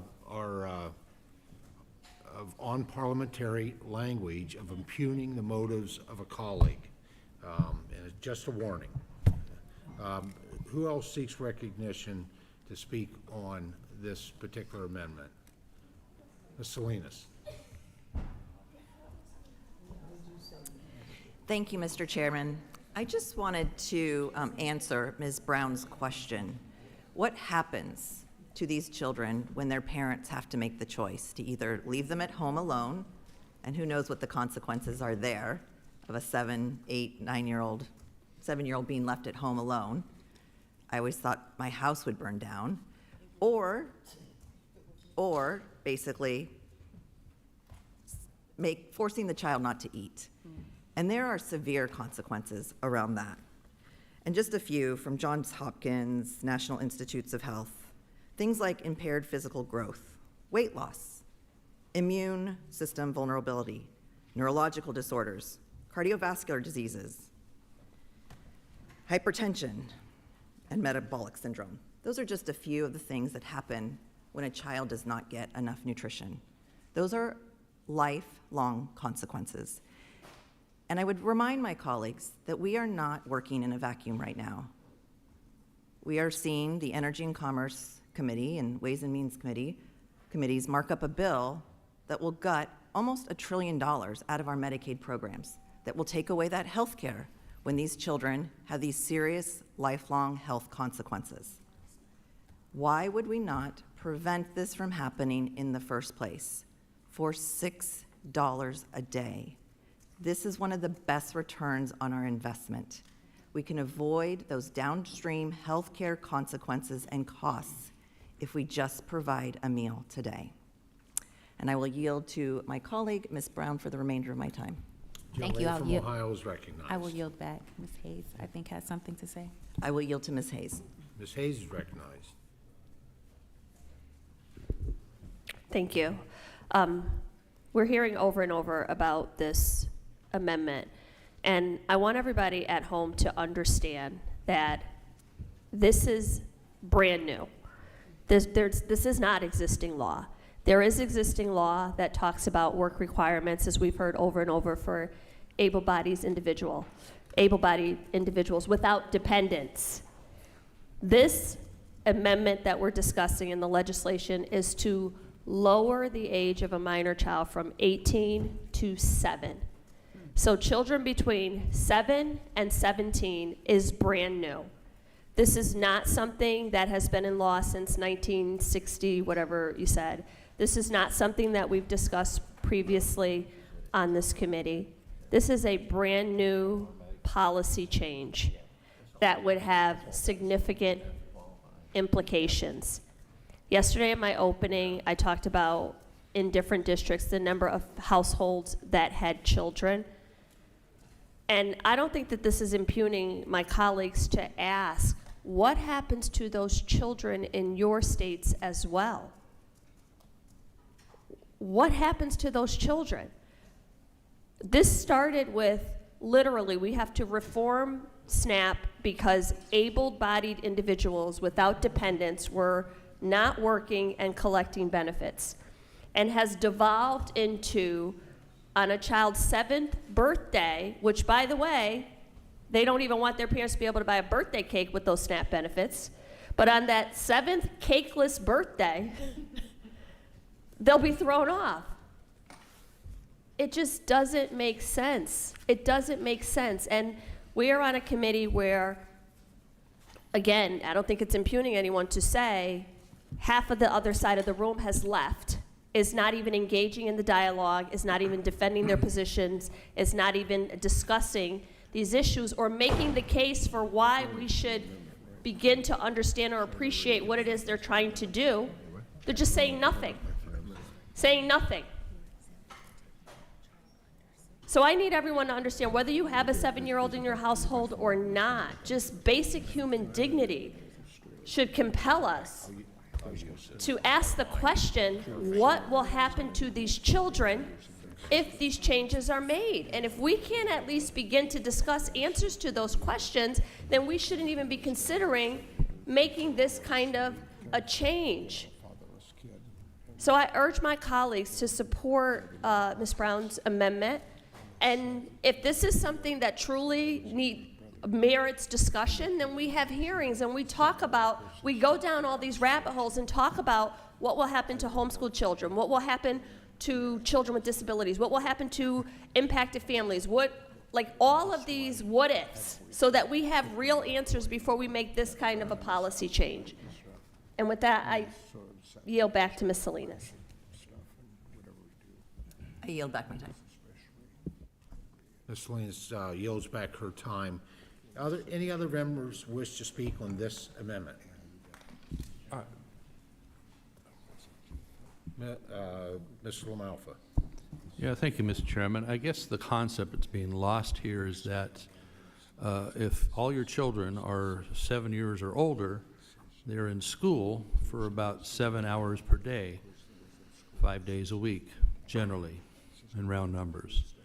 So it's 35 hours a week that would leave the parent or parents time to do something outside the home. Oh, my God. Work, volunteer, further to their education. 35 hours a week, when the requirement is only 20 hours a week of employment. So we have a lot of drama going on in this room, in this conversation, probably every committee, a lot of drama. When we aren't talking about the real concept, the real policy here. And so for other people that do not receive these benefits, but are out there paying taxes and working, they're wondering why people can't go earn some of the benefits or help somebody else out with volunteerism like that too, with that time, when their kids are not at home. A lot of parents, a lot of people that don't get this benefit have a situation where they have latchkey kids. Not the greatest deal in the world, but no one really thinks about the taxpayers out there on this. They're thinking about having drama that they can put out on YouTube. I yield back. Oh, my God. Oh, my God. The gentleman yields back. Mr. Sorensen's recognized for 5 minutes. I don't want to speak about the drama, but all right. Mr. Lamalfa, we could talk about this because you know what? Pretty soon kids are going to go on summer break. You know, kids don't go to school 7 days a week. Let's understand what we're doing here. You know, we have to make sure that we're not putting the onus down on kids who are in the 3rd grade, right? You know, I hear from constituents all the time. Ruth in Rockford was telling me, she goes, I have 3 kids.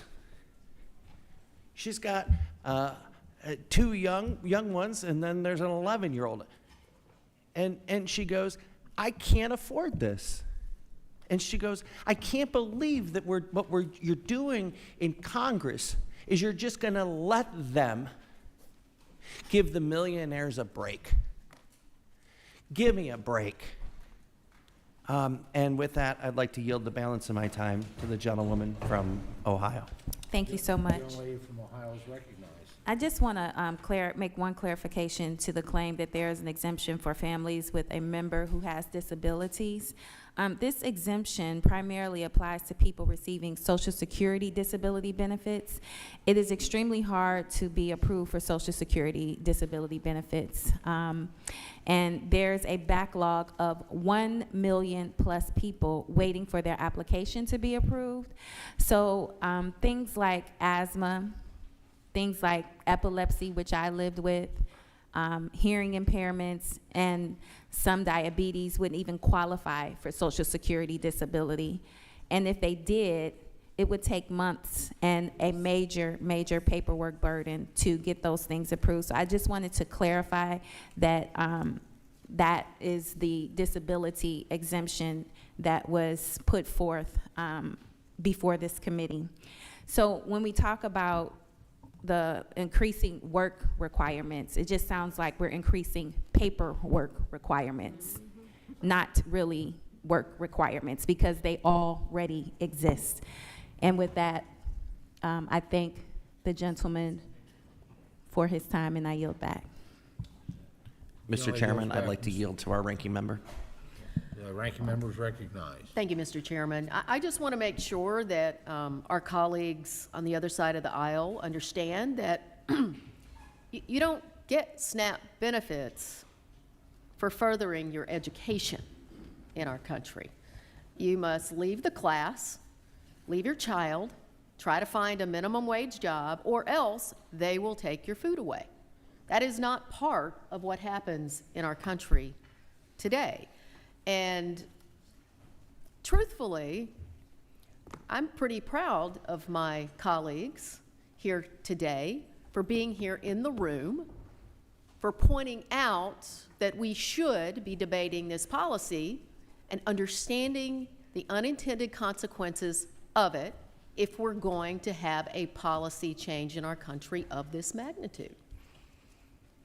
There's no answer for what about stay-at-home parents who are homeschooling their child. There's no answer yet that I can hear on the fact that our kids are out of school every summer. You know, the bus drops your kid back off in middle school around 2:15, 3 o'clock. There's no explanation for any of this. And if we were working this through regular order, we would be able, I believe, to convince many of our colleagues that this is a terrible policy change that is going to leave kids at home by themselves, parents forced to choose between violating the law or whether their food comes to them and their child doesn't go hungry. I yield back to Mr. Sorensen. Thank you.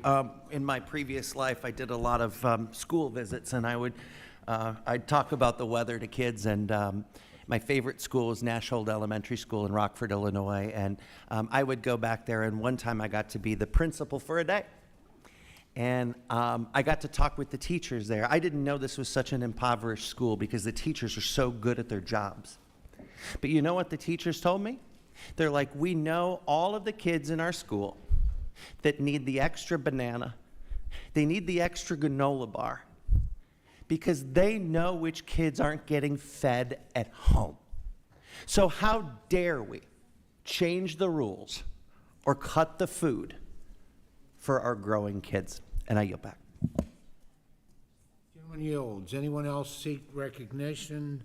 I'm just looking, Mr. Oh, you haven't already spoken. It doesn't look like Mr. Venman's recognized for 5 minutes. Thank you, Mr. Chairman. So this discussion has raised a number of interesting questions here, and I want to just respond to my colleague, Mr. LaMalfa, that, you know, sometimes you have families that have more than one child. I have an identical twin brother. I don't think my parents expected that, and so we were a bit of a surprise. Sometimes we're a bit of a handful as well. And we also heard from my colleague, Ms. Brown, that, you know, the disabilities that qualify for the exception that we have for SNAP benefits are those recognized by SSI, and that there are a whole host of disabilities that are not recognized. And so I obviously have a ton of questions about that, and I'm not sure exactly what the parameters are. I think we could have hashed this out better if we had hearings on this point. But with states now getting rid of sort of child work limits, work requirements, I'm just wondering if an 8-year-old is no longer a minor. You know, we expect that 8-year-old to pull themselves up by their bootstraps and get their SNAP benefits. Would they be able to, would their work qualify a parent or the rest of the household to receive SNAP benefits? You know, it's a silly question, I think, but it's sad because yesterday we heard during opening statements, my colleague, Mr. Finstra, said the standard was 0 error rate. We want to get to a 0 error rate on states' supplemental nutrition assistance program. And I think where we want the actual 0 rate is for our 7, 8-year-old kids going hungry. That's what I think, Mr. Chairman. And so I'm happy to have anybody answer those questions for me, but with that, I yield to Mr. Riley. Mr. Riley's recognized. Yeah, just, I mean, I'm new here, so, you know, just genuine question, like, why not have a hearing on this? Like, this sounds like some pretty important stuff. Like, pretty great question that my colleague from Michigan had about summer breaks. I mean, we were just trying to get our kiddos enrolled in summer camp, you know, and not the easiest thing to do. It can cost a lot.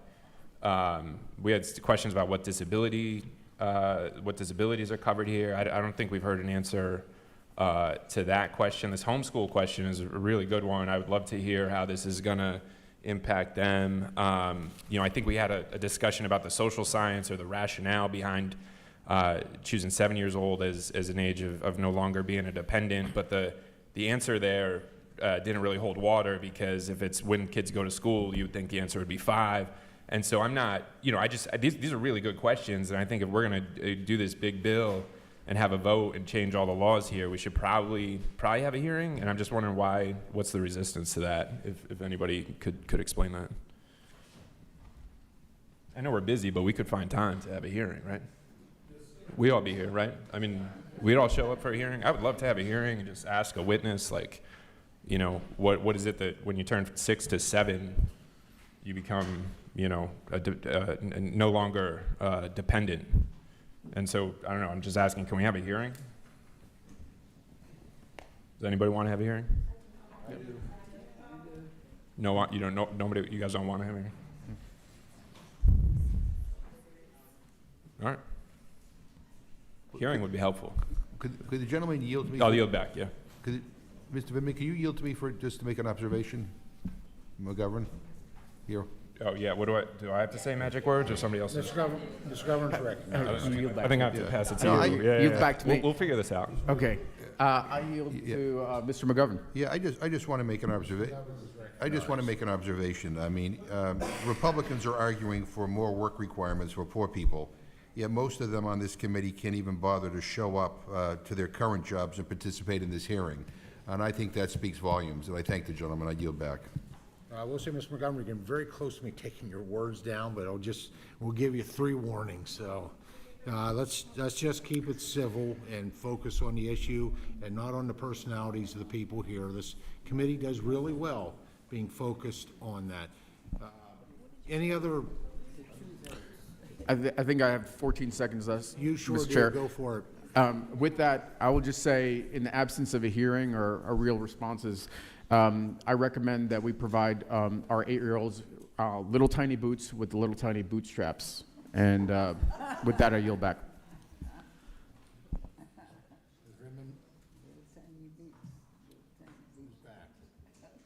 Ms. Jackson, you've already been recognized.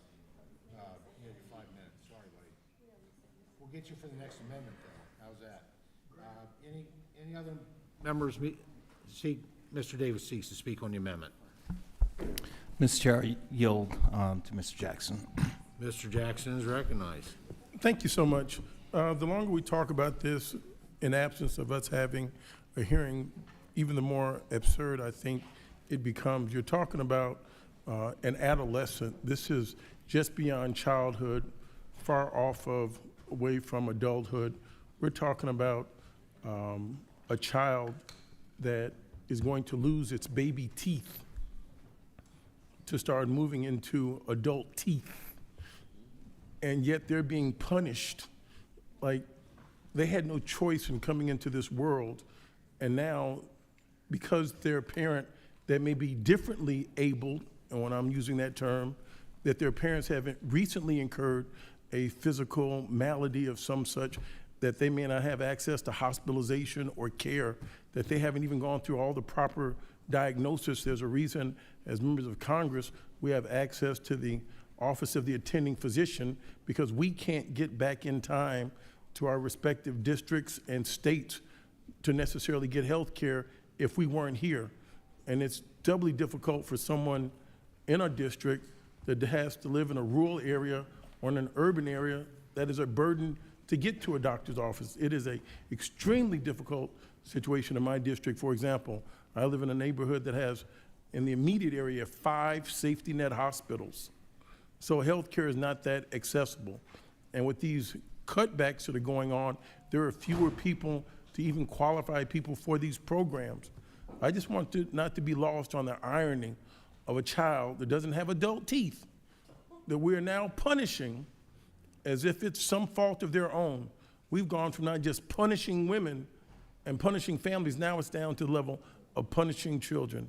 And I do respect most of my colleagues in here on the Republican side, and I do take offense that we cannot have a hearing I do take offense that they're being paid to be here, and during this limited markup session, that they won't give us the courtesy. And I thank you, Chairman Thompson, for having been so gracious, and you giving us the time to discuss this. And I wish others would learn from you and grant us the courtesy to hear us out and show this institution that level of respect. I yield back. Mr. Chair, I yield back. Thank you, Mr. Jackson.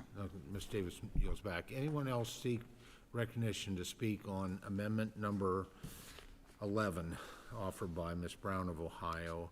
Seeing none, I'll finish up with just some thoughts. I'd like to request, oh, I'm sorry, go ahead. First of all, we spend as a nation, so don't tell me we don't care as a nation, or the two parties don't care, because the last two farm bills were Republican-led. We spend $1 trillion over 10 years on the nutrition title. And so we, far more than what we invest in the folks that need to make sure they produce the food to be able to get the people, to everybody people need. And if you want a true definition of oppression and what is cruel, it is keeping families permanently stuck in poverty. That is truly oppression and truly cruel, and we're trying to make sure that that does not occur. As a senior member in the Education Workforce Committee, I just want to be clear that this is not going to prevent any child from qualifying for free and reduced meals. There is a process to qualify. And I'm very pleased, actually, that I'm a recovering school board member as well, as in addition to being a product of public education. And I'm very pleased that today most schools, if they've got their act together, are using a process that was not like when I went to school, where it was clear what kids were on free and reduced meals. Today, schools have the option to do that in a way where those kids are not standing out. So this has nothing to do with schools with these children qualifying. There is a process that is income driven. And let me share with you, I think this is information freely available. It's as easy as the USDA website on the SNAP work requirements. And there are two requirements, as I'd mentioned to everyone here. We're looking to simplify so that there is certainty and ease for those who are eligible for these programs to be able to navigate them. They have certainty and clarity, and then to make it easier. Right now, it's very confusing if you've got two sets of rules. As you think about it, you go to this website, which one do you pick? So I'm going to just focus on the general work requirements, which some of my colleagues have been shocked to think this is something brand new we're trying to impose. And I was wrong. It wasn't 1977. It was 1970 that this has been in place, over 50 years. And it has to do with, so let me I'm not going to read the whole thing. You can go as easy as I did to be able to find this. But in terms of one of the exemption, if you're taking care of a child under 6, we're going to move that to we want to move that to 7. I don't think that's a bad thing. Or an incapacitated person. Doesn't say anything about being Social Security, disability, or anything like that. It is an incapacitated person. Quite frankly, as somebody who worked with persons with disabilities, I don't like that language, but it is what it is in there. Unable to work due to a physical or mental limitation. So, and the ABALD work requirements, again, an acronym I'm not particularly favorable of. I hate labels, but that is, we use that a lot. And it is on this website, and you compare those two.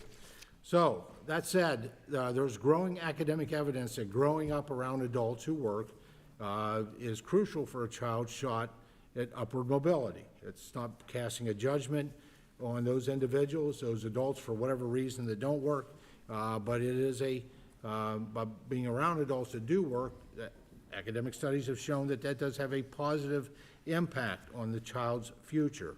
This text ensures that a shot at the American dream becomes a reality for more children growing up on SNAP.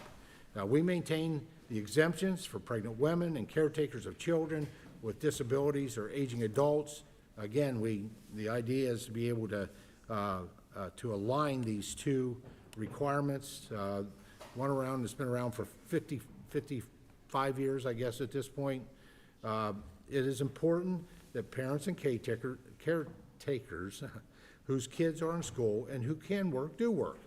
This amendment would also put the committee below its instruction, risking a tax hike on all Americans next year, and I urge a no vote on the amendment. And so in terms of, we were talking about, just for clarity, amendment number 11 by Ms. Brown from Ohio. All those in favor of the amendment signify by saying aye. Aye. Those opposed by saying nay. Nay. In the opinion of the chair, the nays have it, and the amendment is not agreed to. Mr. Chairman, I ask for a recorded vote. A recorded vote has been requested pursuant to Committee Rule 3I2. Further proceedings on the amendment shall be postponed. And I think Mr. Jackson had an amendment that he wanted to offer under subtitle A. Thank you, Mr. Chairman. I have an amendment at the desk, number 16. Thank you, sir. The clerk will circulate the amendment, and Mr. Jackson has offered an amendment. The clerk will report the title of the amendment. Thank you, Mr. Chairman. I rise today. Gentlemen, just suspend. We just need to get the clerk to. Amendment number 16, offered by Mr. Jackson of Illinois. All right, thank you. Without objection, the amendment will be considered as read. Now recognize distinguished gentleman from Illinois, the sponsor of the amendment, for up to 5 minutes for an explanation of his amendment. Thank you. I recognize the distinguished chairman. I rise today in strong support of striking section 10002 or 10,002 or 10002 of this reconciliation package, a provision that unjustly expands work requirements to Americans aged 55 to 64 years of age. Let's be clear, this policy is not just misguided, it's a betrayal of the very principles that shaped our nation's safety net. By way of history, when President Franklin D. Roosevelt signed the Social Security Act of 1935, he called it a cornerstone in a structure which is being built, but by no means complete. That structure, forged by leaders like Frances Perkins, the first female labor secretary, was designed to perfect family dignity in times of hardship. Yet today, some would unravel that legacy by imposing punitive requirements on seniors who have already spent decades contributing to our economy. This amendment is our chance to say enough, and we can fix it. Let's revisit history, if you will. In 1996, Congress passed bipartisan welfare reform under then President Clinton and Speaker Newt Gingrich, introducing work requirements for programs like the TANF, the Temporary Assistance for Needy Families. But even then, lawmakers were conscious enough that they recognized the unique challenges facing older Americans. Those over 50 were largely exempt. Why?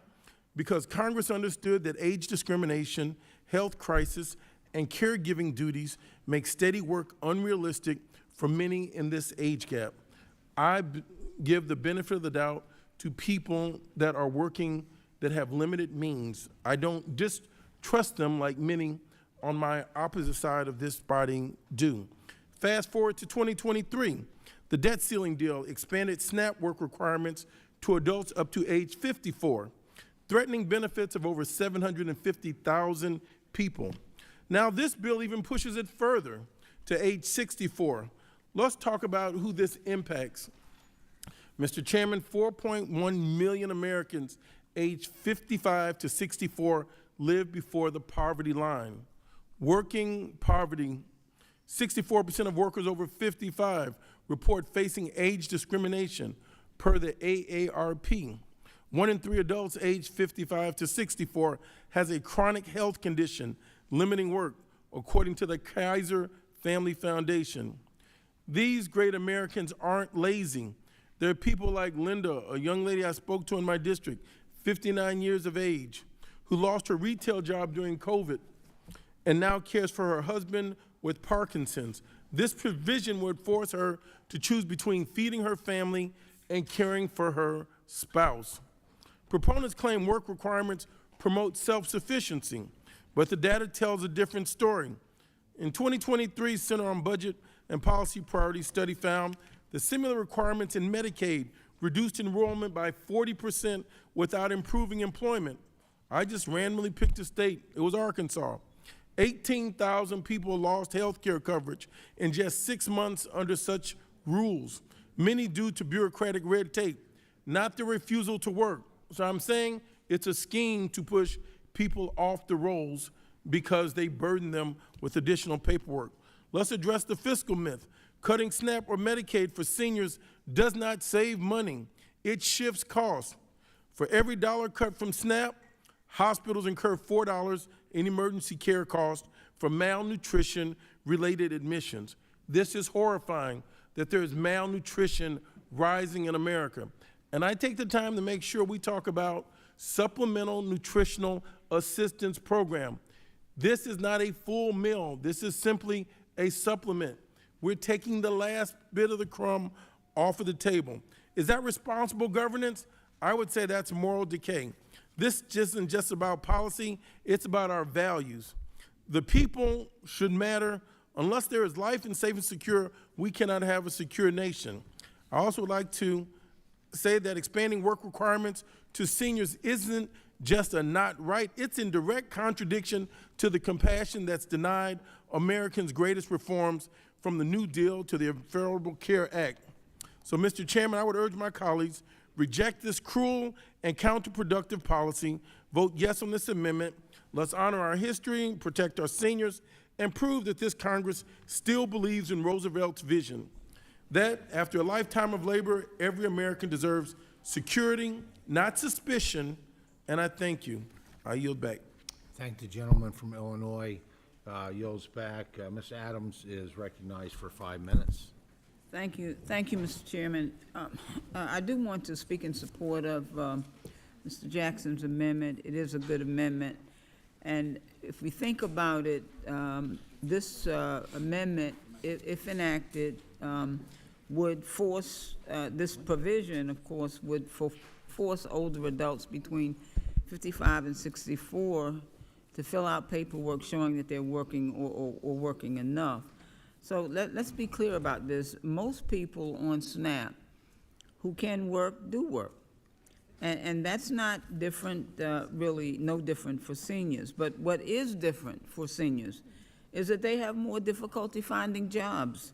Especially older Americans are more likely to face age discrimination and even sex discrimination, women especially, when searching for jobs in later life. And they often need a longer period of time to find work if they lose their jobs.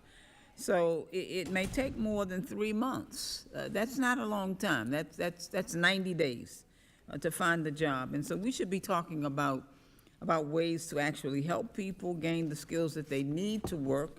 And as a matter of fact, we need to raise this doggone minimum wage. It's just ridiculous that for 17 or whatever number of years, we have had a federal minimum wage of $7.25, and I recall being in the North Carolina House for all those years, those 2 decades that I served there, and our minimum wage was $5.50. And in 2006, I had a bill that we worked on for like 10 years, and we only got a $1 increase. So we're talking about respectable work. We've got to respect people who work, and we've got to pay them a living wage. But so 3 months is just not enough. So we should really be talking about how people gain the skills that they need to work and not punishing the seniors and rural Americans who will be the most likely hurt by losing their jobs and food assistance. Again, it's still all about punishing poor people, and now we're talking about punishing the elderly. We're punishing grandmothers and great-grandmothers and grandfathers and great-grandfathers, and that's just not the thing we should be doing. I would encourage my colleagues to support this amendment, and I want to thank the gentleman for offering it. I yield back.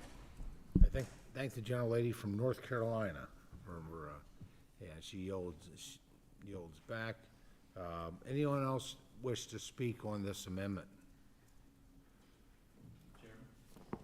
Mr. Lamar from California is recognized. Mr. Chairman, what committee is this? This would be the House Agriculture Committee. Agriculture, okay. My Oxford Dictionary definition of agriculture is the science of practice of farming, including cultivation of the soil for the growing of crops and the rearing of animals to provide food, wool, and other products.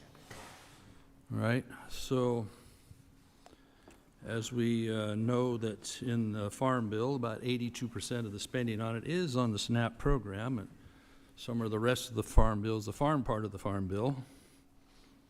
I'm curious about this amendment too, in that, do you know, Mr. Chairman, that the average age of a farmer in the U.S. is 58.1 years old? So I guess that type of work isn't recognized under the amendment.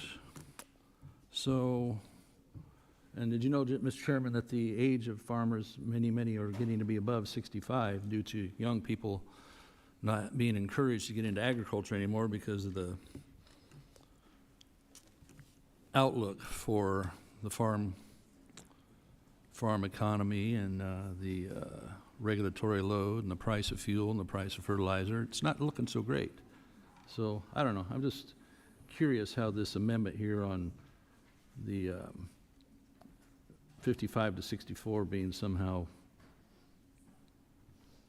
not being appropriate to be in the SNAP program is has been arrived at. So I don't know. Just a couple of thoughts, Mr. Chairman. I'll yield back. Well, just for point of clarification, Sure. since seeking clarification, it clearly is a germane question and a germane amendment, given that these work requirements, this opportunity requirements, has been in law since 1970. 70. Right. 1970, I think Led Zeppelin came out with their second album back then. Yeah. All right, I'll yield back, Mr. Chairman. Gentleman yields back. I recognize Mr. McGovern for 5 minutes. It's sometimes I can't believe what I'm hearing in this committee. If the gentleman is wondering, like, what SNAP has to do with farmers. I might remind him and others that what you can purchase with SNAP is food. And who grows food but our farmers? I mean, I don't know. I didn't think that was a tough one to make the connection about, but that's just the reality. And so farmers benefit from SNAP because people are purchasing products that they grow. And some of the programs that the administration, current administration, is going after, like the Double Up Bucks program, again, farmers benefit even more. I can tell you in my state of Massachusetts that program farmers really embrace because they can sell more of their products and more of what they grow directly to consumers in Massachusetts, and they now have the ability to be able to afford that. So the idea that somehow we can't make the connection, you know, I don't know. I didn't think that was a tough question. But going to the gentleman's amendment, again, you know, sometimes when you're 63 or 64 or 62 and you find yourself suddenly unemployed, sometimes it's a little more difficult to find a job. And so the deal is that if you are somehow laid off and you can't find a job, this bill says that you lose your SNAP benefit in 3 months. You're out of luck. The other thing about SNAP, again, and the other benefit of SNAP is it provides people access to food. And last time I checked, people need food to sustain themselves. So again, I mean, what the gentleman's amendment basically says is let's not screw over old people. What he's basically saying is that it's just not enough for people here in Congress to say, Grandma, go back to work. You know, find a job within 3 months, or you're losing your benefit. I mean, that this is somehow a controversial topic that people can't quite understand why there's concern about it. Again, read your letter from AARP that all of you received. They're deeply concerned about the impact on senior citizens. You know, we have to do better. You have to do better here on behalf of not only our seniors, but all the people who benefit from SNAP. The gentleman's amendment is right on target. We ought to all support it. This should not be controversial. But again, just a reminder to the gentleman from California, all you can buy with SNAP is food, and food is grown by farmers. So that's the connection. I yield back. Thanks for that.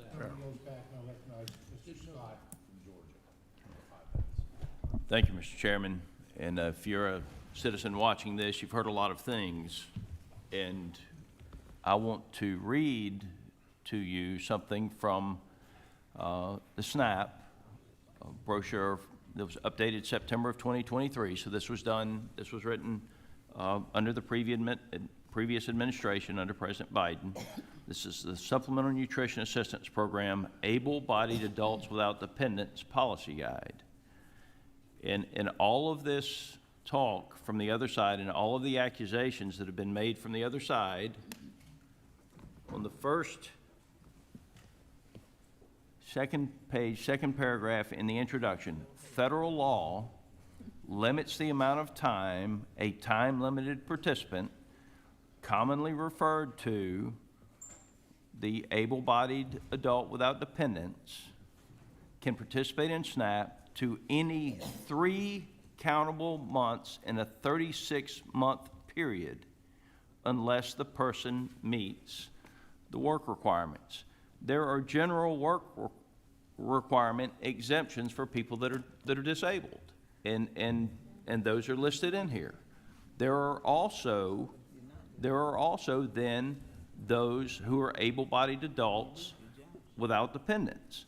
And so this idea that these changes are done in an effort to be cruel or mean or encourage anything other than the exception that work is good for people, and the only way to get out of poverty is a job, period. The government's not going to carry you out of poverty. You have to work. We're not trying to be mean. We may have differences of opinion on whether or not people should work at different ages or other things, but I want the American citizens to understand there's a lot of drama coming from the other side. I'm reading to you from the publication that was published when Joe Biden was president of the United States about the limitations. It will tell you exactly what the general work requirement exemptions are. Right now at 16 to 60, we're changing that from 16 to 18. So that is a plus on the side of people who could receive an exemption from the general work requirements. We're moving it up from 60 to 64 on the upper end. But then if you read in there, responsible for care of the child under age 6 is also a general work exemption. We're changing that 6 to 7. We're changing that 6 to 7. And then we're making the 6 to the 7 and the 18 to 63 match with the able-bodied adults without dependents. Those are the changes that we're making. I know there are a lot of people, there's a lot of drama trying to scare a lot of people. I would encourage you to pull the publication that was printed when Joe Biden was president of the United States. Those are the changes that we're talking about. They're very simple. I personally believe that work is good. I think people will be healthier when they go back to work. I do agree that the system will keep you in poverty, and that we need to, again, encourage people to go back to work. Work is good. Chair is now recognized Ms. Hayes for 5 minutes. Thank you. I think that the members on this side of the dais also believe that work is good. But what we're talking about is expanding this policy, changing the age, making it harder for people to literally stabilize themselves while they're finding employment. And if Joe Biden thought differently, then he's wrong. Then he's wrong. We had a hearing, and I remember the witnesses that came here talked about the availability of jobs as truck drivers and in the construction industry. These expansions wouldn't even allow localities to make exemptions based on the types of jobs that were available. So just the idea that there are jobs available, a 64-year-old is not going to work in construction as a new job opportunity. They do it all the time. This is my time, sir. Yeah. This is my time. Can you please instruct your members? Can you instruct your members? Entering a new workforce beginning as a construction worker at age 64. And the idea that there is no connection, yes, this is the Committee on Agriculture, but we have jurisdiction over nutrition. It is not farmers or feeding people. This committee has a responsibility to do both. And to keep pitting the nutrition title against every other title, it's a through line. Since we're reading definitions, farmers produce food primarily to feed the human population and also to supply raw materials for various industries. This production is essential for improving nutrition, ending hunger, and supporting economic and social development. What do we think farmers are producing food for if not to feed people? I don't understand. Literally, we want to plus up one side of this committee, but not provide a reliable, stable market for their goods.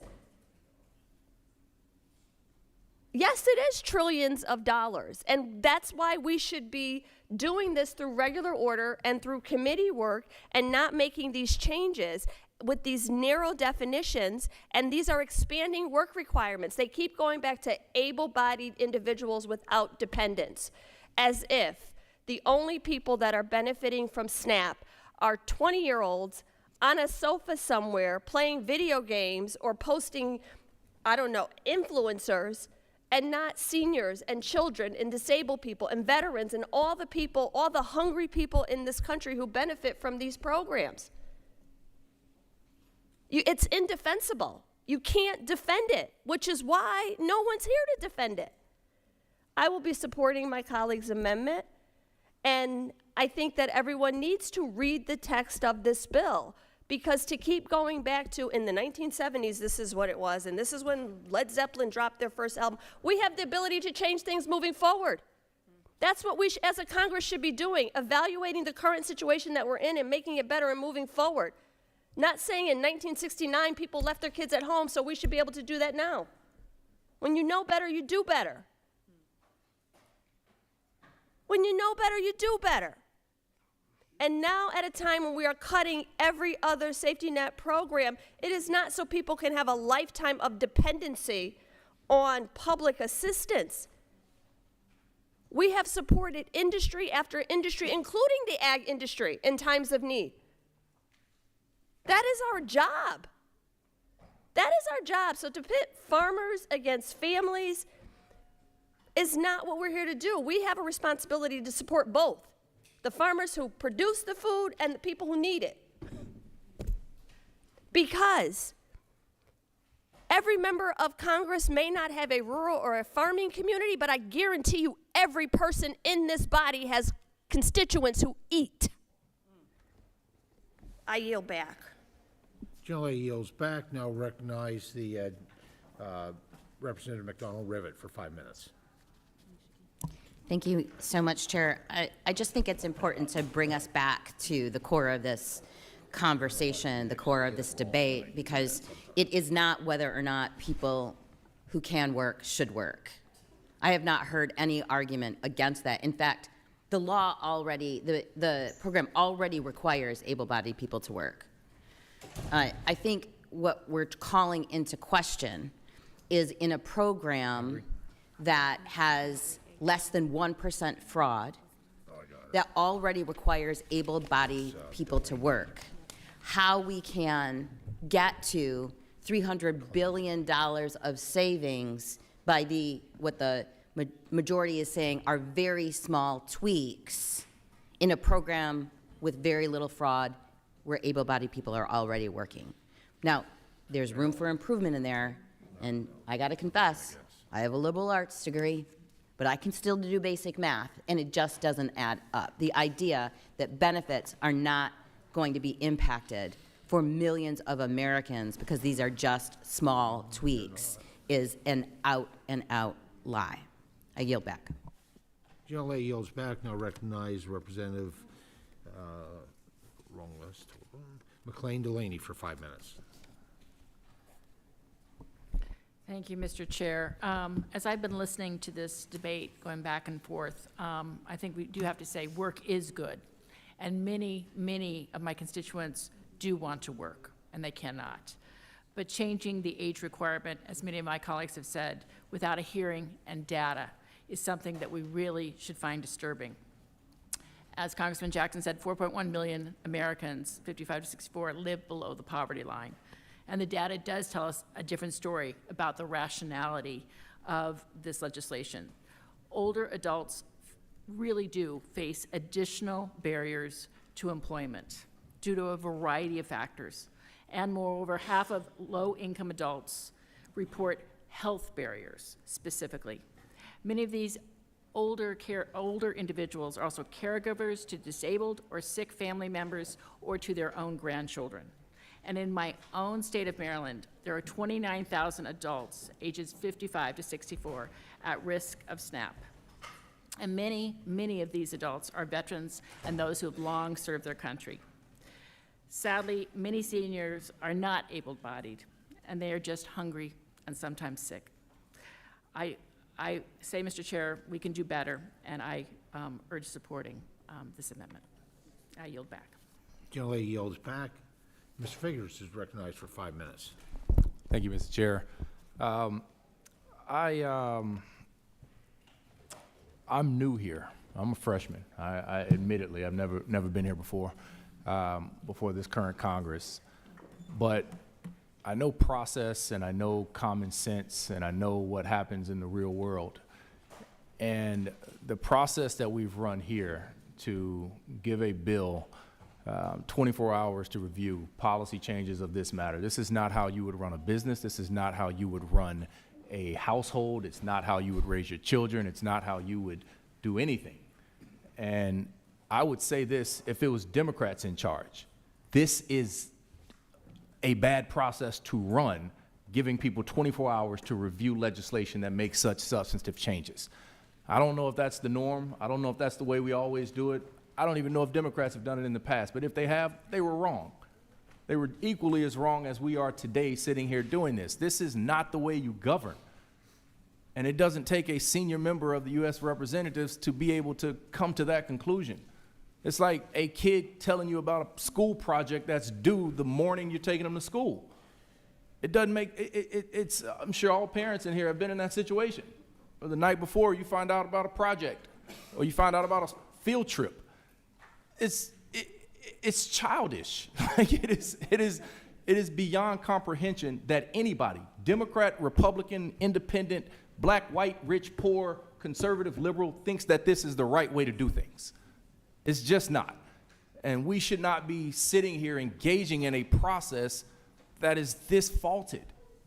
We cannot do this. We should be doing much better than this. And I urge you, Mr. Chairman, I urge our ranking member, I urge Democrats and Republicans to do a better job at being fair to the American people when it comes time to review substantive policy changes.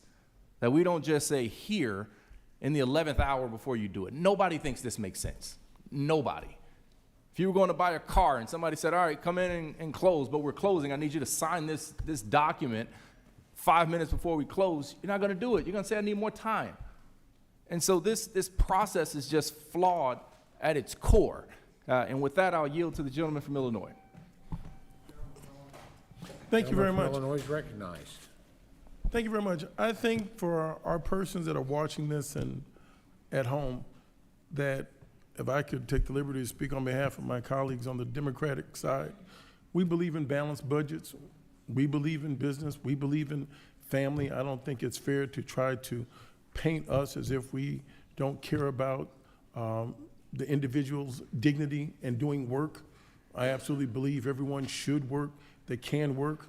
But I think this approach of having a blanket of saying there are groups of millions of people in America that are 55 to 64 that don't work, I find that offensive. There are many people that are doing the best that they can. There's some people that can't get to work because they don't have medicine. There's some people that can't get to work because their bodies and their lifestyles have changed. They have to put their parents to bed at night. They've got to take care of other people's children. There's lack of employment. And so I think if we widen the scope, not look at life through a keyhole, but through a door, I think would also help if many of our colleagues would sit through this hearing so we can get to know each other and they could hear us and not talk past us. I know some have fundraisers to go to and contributions to accept, but this is an opportunity for us to talk. and hear one another out. We come from different areas. And when they ask what is the linkage between people and the city and the farmers, there are consumers and there are producers, and we're all on the same continuum. And I just want to make it clear that people are doing the best that they can. I think we should recognize people that are struggling, people that work in this very building, like I said last night, that don't have enough to eat, that clean out the garbage bins and keep the grounds, and that everyone needs a little helping hand. And I trust people that are working every day around this facility. I don't think there should be an onerous burden on those that have little means and those that are wealthy. Someone on the other side of the world is pouting right now because they can't be gifted a 747. I think that's absolutely ridiculous. And this is not in a vacuum. We're also talking about tax cuts in other rooms in this building at the same time. So we're talking about taking money and food. We're talking about taking money from those that are most in need and giving it to those that have been enormously blessed. I yield back, and I thank you, Chairman, before you gavelled me out. I thank the gentleman who, I was very proud of him milking his first cow in the state of Missouri. Did a great job doing it. Any others seek to speak on Mr. Jackson's amendment number 16? All right, seeing none, let me take the opportunity to be able to make some final remarks here. First of all, I think just for clarification, and I think certainly our, in concurrence with what some of my friends here sitting to my right had said, the nutrition title is multifaceted. It is about food security, but it is officially in law also a workforce development title. That was put in place during the Fiscal Accountability Act, the debt ceiling, and signed into law by President Biden, making the nutrition title as much about food security as workforce development, and it absolutely is a market title too, because there's not a calorie consumed that's not grown somewhere produced by a farmer or a ranch family someplace. And just for clarification, my good friend from South Chicago, if you have a condition, where you have to take medication, some type of, that would probably border on incapacitated, unable to work in your 60s, or you're caring for an older adult, you're exempt. You're exempt. You're exempt currently, and you're going to be exempt in the future from any of these requirements. But I will say, and I do start to take this a little personally now, and I'm in my 60s, hard to believe I got there, that it is tough. I mean, I work in workforce development. This is, a lot of my colleagues know because we work together in the education workforce. And you lose your job when you're 60 years old, in your 60s. It's near impossible because employers are looking to hire younger and cheaper.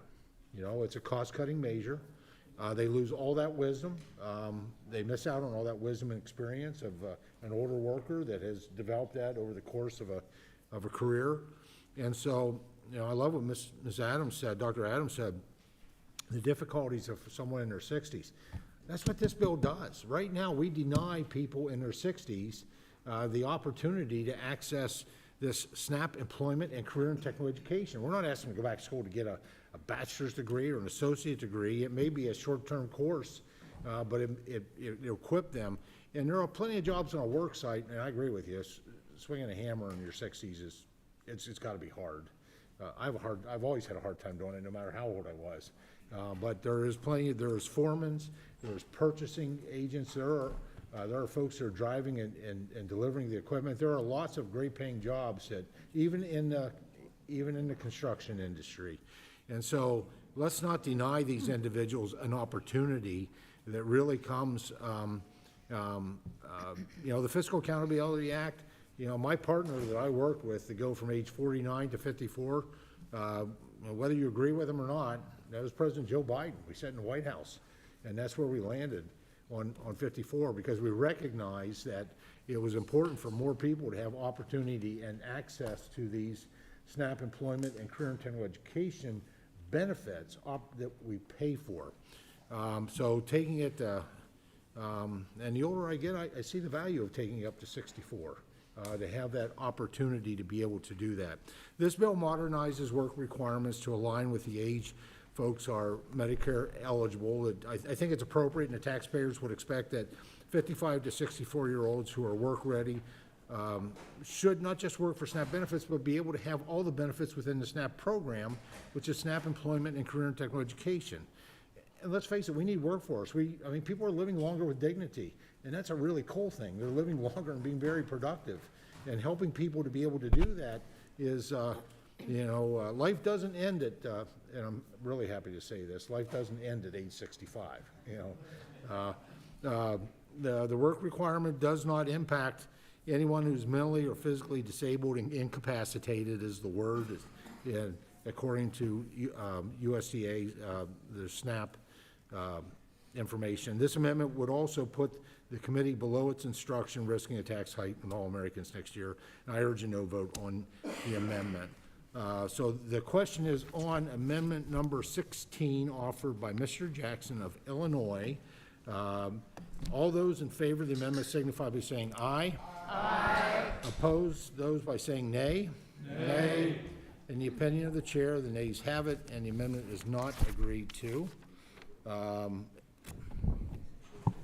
Mr. Chairman, I'd like a recorded vote. A recorded vote has been requested pursuant to Committee Rule 3I2. Further proceedings on the amendment shall be postponed. Are there any other amendments under subtitle A? Mr. Chairman, could I be recognized, please? Yes, ma'am. Go ahead. Mr. Chairman, I just want to point out that for the majority of this markup so far, most of my Republican colleagues have been absolutely absent or silent.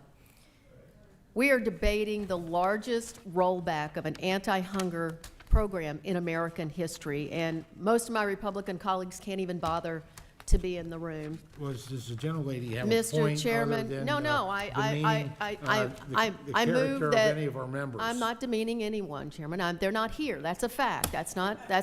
Well, that is a That's a fact. and I thank the gentlelady for Thank her you. Well, comments. I move to adjourn. Okay, there's been a motion to adjourn. I make a motion to adjourn. I second.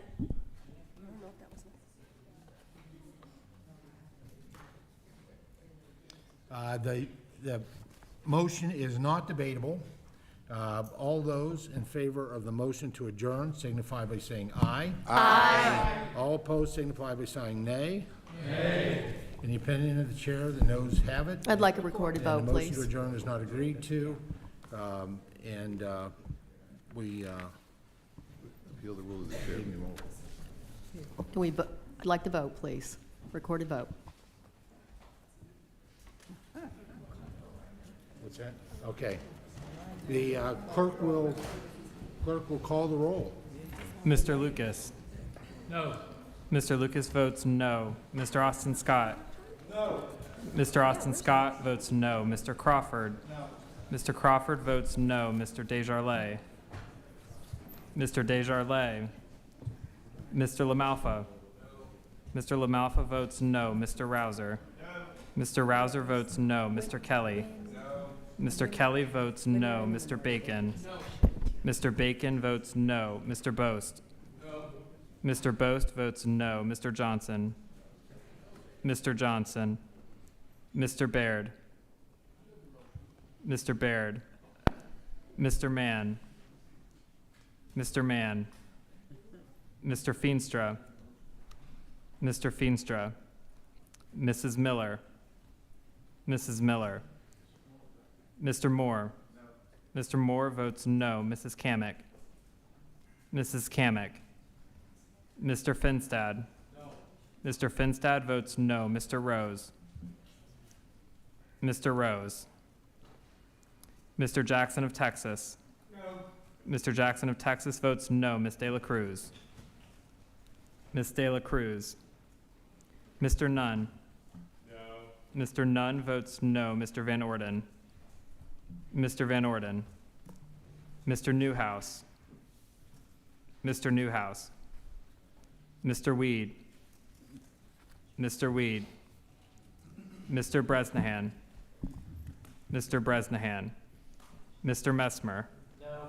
Mr. Messmer votes no. Mr. Harris. No. Mr. Harris votes no. Mr. Taylor. Mr. Taylor. No. Mr. Taylor votes no. Ms. Craig. Yes. Ms. Craig votes yes. Mr. David Scott. Mr. David Scott. Mr. Costa. Mr. Costa. Mr. McGovern. Yes. Mr. McGovern votes yes. Ms. Adams. Yes. Ms. Adams votes yes. Mrs. Hayes. Yes. Mrs. Hayes votes yes. Ms. Brown. Yes. Ms. Brown votes yes. Ms. Davids of Kansas. Yes. Ms. Davids of Kansas votes yes. Ms. Salinas. Yes.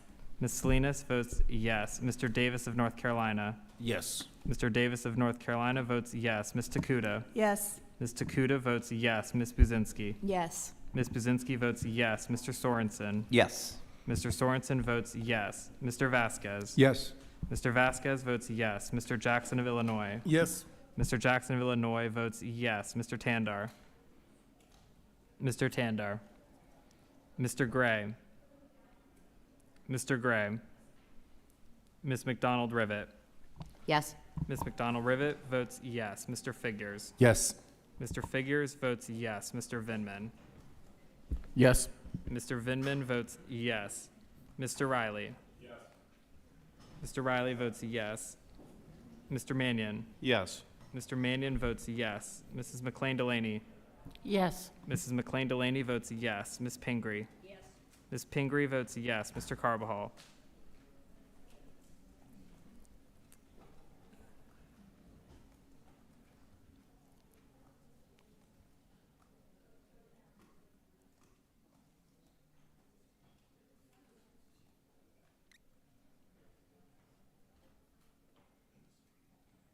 Mr. Chairman, how am I recorded? Mr. Kelly is reported as no.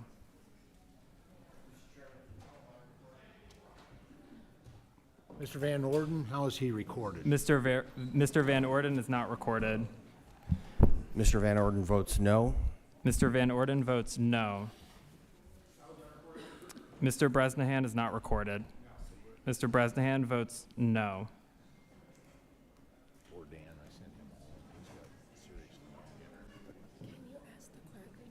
Mr. Mann. Will the clerk? How am I recorded?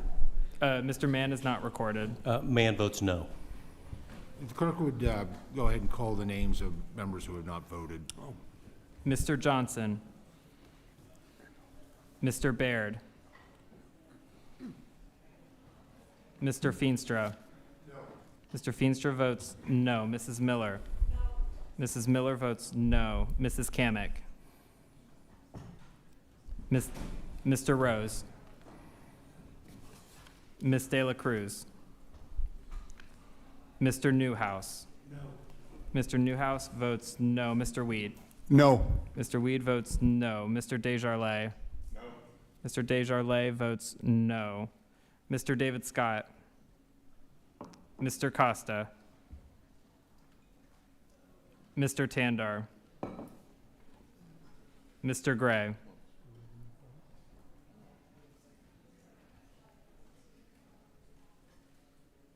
Oh. Mr. Carbajal is aye. Aye. Yep.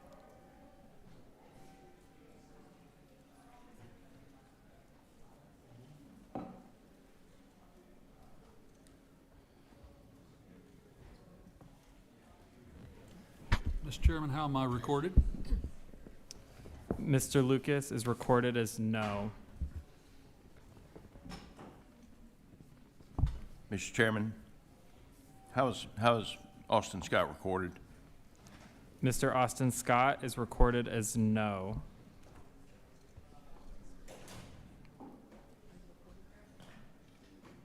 Mr. Chairman, how is Ms. Kamick recorded? Mrs. Kamick is not recorded.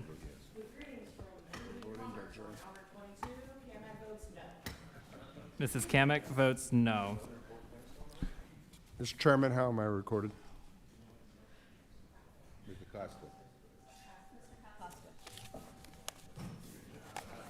Oh, Mr. Costa is not recorded. Mr. Costa votes aye. Mr. Costa votes aye. How is Mr. Rose recorded?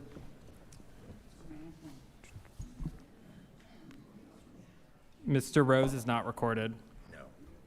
No. Mr. Rose votes no.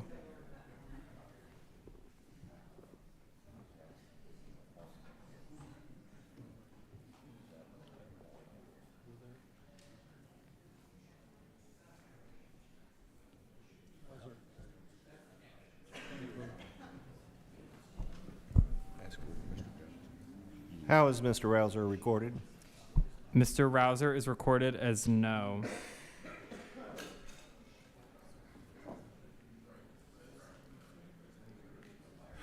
Mr. Chairman, how is Ms. Dela Cruz recorded? Ms. De La Cruz is not recorded. Ms. De La Cruz votes no.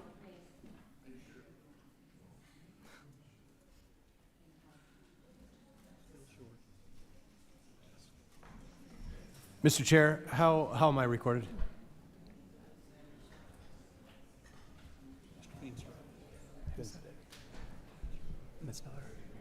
Oh, yeah, she's recorded.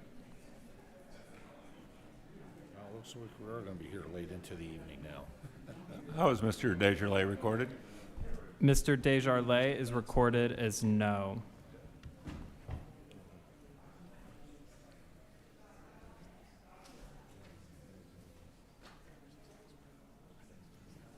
Mr. Chairman, how has Mr. Johnson voted? Mr. Johnson is not recorded. Mr. Johnson votes no.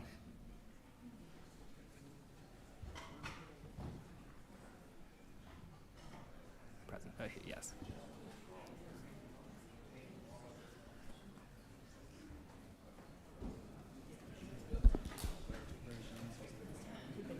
How is Mr. Messmer recorded? Mr. Messmer is recorded as no.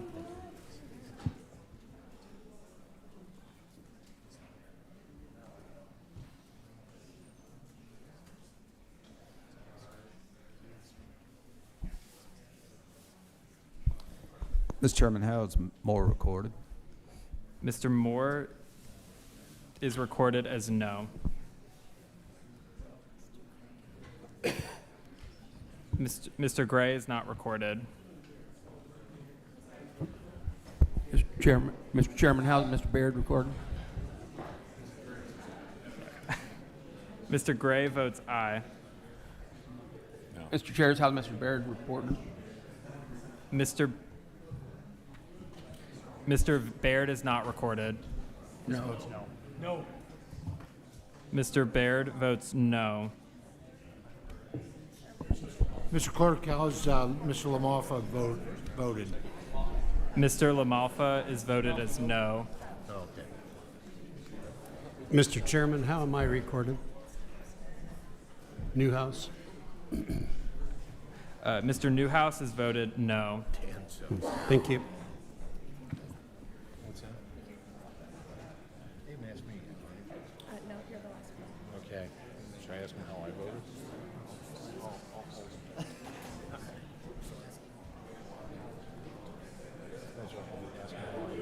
Yeah, I think he's leaving. Okay. Check it. Yeah, I voted the first time. I was here. Mr. Clerk, how is the chairman voted? The chairman is not recorded. The chairman votes no.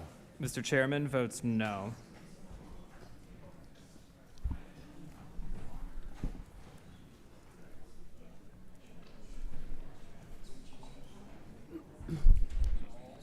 The clerk will report the roll. How am I reported? Right here, Mary Miller. Mrs. Miller is recorded as no. Has every member voted? Any member want to change their vote? If not, the clerk will now report the roll. Mr. Chairman, on this vote, the yeas are 23 and the nays are 29. The motion to adjourn is not approved. All right. Where were we when you did that? We're Mr. asking for- Chairman, I have an amendment at the desk. There we go. Okay, we're back to amendments. Welcome back. There we go. Welcome back. Mrs. Hayes has amendment at the desk that the clerk will, what number is that, Mrs. Hayes? Number 12. The clerk Yes. will report the amendment. Amendment number 12, offered by Mrs. Hayes of Connecticut. The amendment will be distributed to each member, and while we're doing that, No. without objection, amendment will be considered as read, and now recognize the distinguished gentlelady from Connecticut, sponsor the amendment for up to 5 minutes for an explanation of her amendment. Welcome. The legislation we are considering today seeks to make drastic changes to SNAP without regard for program participants or the employees who ensure children, families, and seniors receive their benefits. The public sector has faced unprecedented attacks by this administration and Republicans in Congress. The bill we are considering establishes an untested new structure for SNAP, requiring states to pay a share of SNAP benefits for the first time. States have always been responsible for hiring staff and dispersing benefits received from the federal government. The cost is split 50-50 between the states and the federal government. Now Republicans want the federal government to reduce its contributions to 25% and for states to cover 75% of these costs.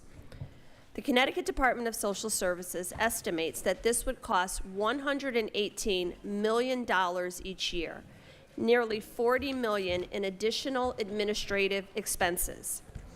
Congress has always included a tolerance threshold for errors, which is currently set at $56.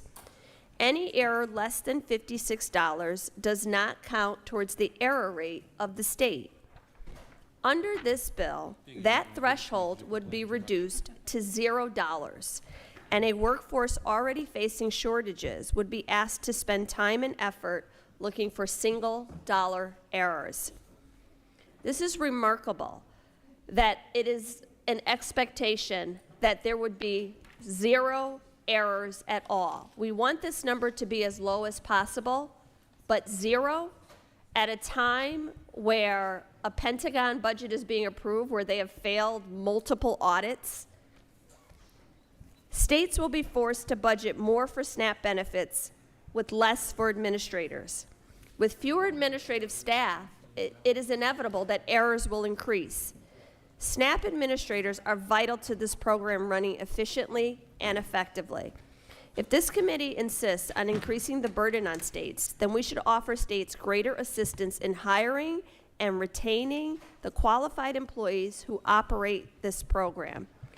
My amendment would increase the federal cost share from 50% to 100%, so states can focus on maintaining and expanding the staff necessary to operate the program so that they can reach that $0 error limit. It would also align the wages of state SNAP administrators with federal wage standards, including annual updates and locality adjustments to ensure wages remain competitive. My amendment would also require states to use these funds on administrative personnel costs for existing or full-time equivalent positions so that the workforce is supported to ensure benefits actually reach the intended participants. If Republicans want to make SNAP more efficient, they should work to make sure the program is fully staffed by qualified personnel, and we can eliminate all waste, fraud, and abuse. With fewer SNAP staff, we will see more waste and more fraud, and families will go hungry. So let's make sure that they are fully staffed so that this program can operate as efficiently and effectively as possible. I urge the members of this committee to adopt my amendment, and I yield back. Gentlelady yields back. Any members seek recognition to speak on the amendment? Ms. Brown from Ohio is recognized for 5 minutes. Thank you, Mr. Chairman, and I strongly support Ms. Hayes' amendment. This bill before us the Republicans have put forth thinks that we can get more accuracy when people are overworked. The majority thinks that states can do more with way less, but we know that is not how things work. By reducing the amount that we pay the state administration of SNAP, states will hire fewer people and make fewer changes to their computer systems, many of them which are already outdated. So what, you may ask? You might say, who cares, so what? Well, it's those things that actually reduces errors. Those are the things that makes the system work better. And when you can focus on fewer clients and have a system that doesn't crash all the time, it turns out you can have more accuracy in your benefit and eligibility requirements. So it just makes sense. Look, we agree that we need to make sure every penny we spend goes to the right people in the right amount and the right amount of time. So let's work together and reduce errors by investing in states. This amendment does just that. And given how frequently my Republican colleagues have talked about their wishes with eliminating fraud, waste, and abuse, I am sure they will support this just as I do, right? I'm so glad that you're back in the room to support this amazing amendment that Ms. Hayes has put forth, because it will help us get on track to eliminating waste, fraud, and abuse, because that's what we want to do, right? That's the goal. And this amendment does just that. So with that, I thank you, Mr. Chairman, and I will yield the balance of my time to Ms. Hayes. Ms. Hayes is recognized. I failed to mention that this amendment is based on my legislation, the SNAP Administrators Act. So I actually have put forth legislation, not just in this Congress, but in the last Congress, that addresses this, many of the concerns that my colleagues have about inefficiencies in the way the program is run, and making sure that applications can be processed quickly and people who are not eligible won't receive benefits because they are properly screened by high qualified, trained employees who know how to do this. So again, I encourage my colleagues to support my amendment, and I yield the time back to Ms. Brown. So just a quick question, if I may engage in a colloquy. The legislation that you introduced, have we had a hearing on it? No, actually, in the Subcommittee on Nutrition, we haven't had any hearings. Okay, and would that be helpful to getting an explanation out to the constituents and the committee about how we can make improvements to avoid waste, fraud, and abuse? It would absolutely be helpful. It would also address many of the concerns that my Republican colleagues have, but allow us to possibly make adjustments based on those concerns, because we would be engaging in a hearing and an actual discussion. Okay, and with that, Mr. Chairman, I yield back. Young lady yields back. Any other members seek recognition to speak on this amendment? Mr. Gray. Thank you, Mr. Chairman. I think this amendment makes a lot of sense. You know, rather than having state and federal bureaucracy involved with this current proposal, Mr. Chairman, moving the financial responsibility to one end and also the ability to hold folks accountable on these error rates makes a ton of sense. And then obviously freeing up state funds for investments and other important programs at the state level. And yeah, it just seems like a really great landing spot based on some of the conversation brought up by my Republican colleagues. This seems like it would fit very neatly into their goals for the bill. And with that, I yield my time back to the chair. I thank the gentleman. Gentleman yields back. Well done. Any other members seek recognition to speak on amendment number 12 by Mrs. Hayes of Connecticut? Seeing none, I'll take the opportunity. You know, from 2021 to 2023, in response to the COVID pandemic, the federal government reimbursed 100% of the state's SNAP administrative costs. During that time, costs ballooned and error rates skyrocketed. And I just want to say that the folks that are hurt most by high error rates, especially where it's an overpayment, are the beneficiaries. You think about it, people living paycheck to paycheck, living in or close to poverty. These states, and a lot of those areas are overpayments, and so they'll upcharge to the SNAP EBT card, and quite frankly, I don't blame any family. They have more money on their EBT card. They go out and they spend it. They use it for food, to be expected, only to have the states come back 3, 4, 6 months later and claw that money back. It's already been spent. And where do you expect, if we allow these higher rates to continue, where do you expect those folks to get that money to pay back? It's just not there, and so they get punished. So state administrative costs have not returned to pre-pandemic levels, and CBO projects federal spending on SNAP administration to increase by 40% by 2035, higher than the rate of inflation. This text takes important steps to control runaway costs in the states and encourage states to serve SNAP participants in a more efficient manner, and I would say a more respectful manner too, to avoid those overpayments that get clawed back. So I urge my colleagues to oppose this amendment. So the question before us is on amendment number 12, offered by Mrs. Hayes of Connecticut. All those in favor of the amendment signify by saying aye. Aye. Those opposed by saying nay. Nay. In the opinion of the chair, the nays have it, and the amendment is not agreed to. Mr. Chairman, I request a recorded vote. A recorded vote has been requested pursuant to Committee Rule 3I2. Further proceedings on the amendment shall be postponed. Does anyone else seek recognition under subtitle A? Mr. Chair, I have a amendment at the desk. I'm sorry, I didn't see who was speaking. Oh, Ms. Standard, you, do you know, do we have an amendment number? 21. Number 21, and the clerk will report the title of the amendment.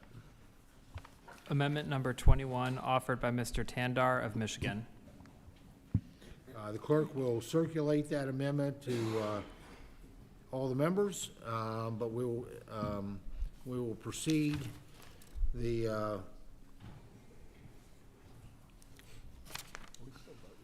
Thank you, Mr. Chair. Without objection, amendment will be considered as read. Now recognize the distinguished gentleman, the sponsor of the amendment, for up to 5 minutes for an explanation of their amendment. Thank you, Mr. Chairman. I want to be clear. The Republican proposal that completely eliminates SNAP Ed is not only harmful to the American people today, but it will also make it harder for working class to achieve the American dream for generations to come. The Department of Health and Human Services claims it wants to improve the health of Americans through the Make America Healthy Again initiative. Yet, this committee is intent on cutting programs that give participants the knowledge and tools to make nutritious food choices in order to be in good health.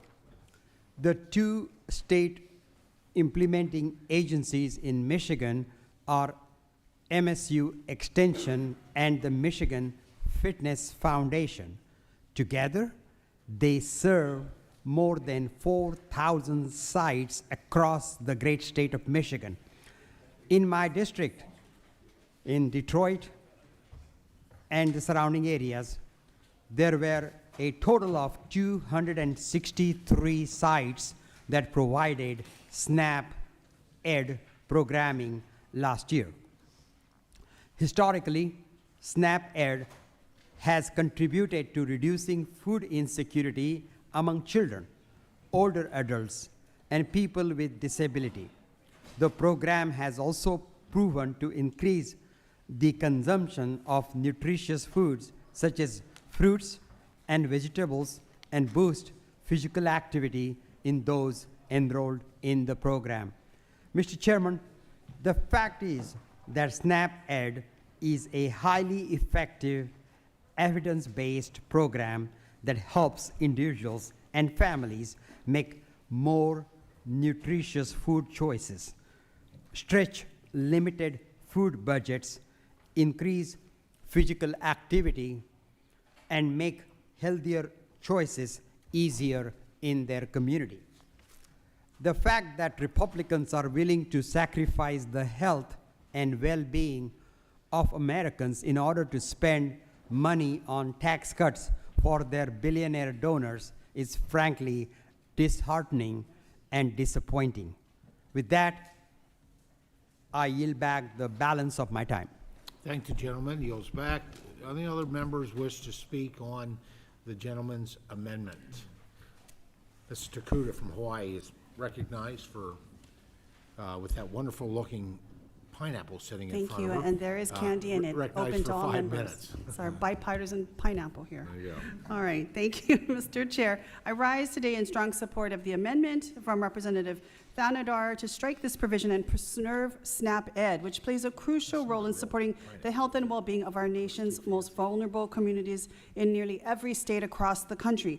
Now, we're not talking about just a tweak here. We're not talking about trimming fat or finding efficiencies. We're talking about eliminating $536 million in support for low-income families. Gone, just like that. Let me ask you, if you believe in pulling yourself up by the bootstraps, as we've heard, and making America healthy again, then why would you rip away the very program that helps people do just that? How does it make sense to take away the tools that help families stretch $6 a day to feed our kids? SNAP Ed helps people make better food choices, avoid chronic diseases, and build healthier lives. It's not just about hunger, it's about health and dignity and giving people a fighting chance. It's about teaching parents how to turn limited resources into nutrition, not just empty calories. It's prevention, it's empowerment, and yes, it's smart policy that saves us money in the long run by reducing healthcare costs. Programs like SNAP Ed work because of their deep community roots. Land-grant universities like the University of Hawaii, 58 land-grant universities across this country in 49 states, they don't just drop in with cookie-cutter solutions. They know their communities, they deliver culturally relevant education designed with the people they serve in mind. This is what effective government looks like.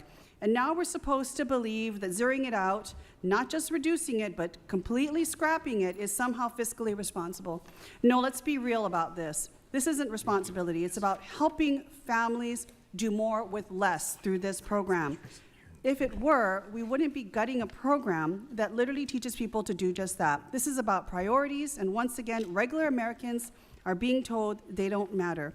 The irony is almost cruel. SNAP benefits are being cut in this hearing right now through this bill, and now we're also talking about taking away the education that helps families stretch them further. If you're a billionaire, you're doing fine in this town. But if you're a single mom working 2 jobs trying to figure out how to feed your kids on $6 a day, well, good luck to you. I'd like to also, yesterday I talked about death through 1,000 cuts at the state level, how right now we're simply just passing the buck on to the states. We're claiming we're not the ones cutting, but if made to face an impossible choice, states will have to choose between things like food benefits, health care through Medicaid, and programs like this, by the way, that support $536 million going to state land-grant institutions, nonprofit organizations. Pennsylvania gets $29.8 million.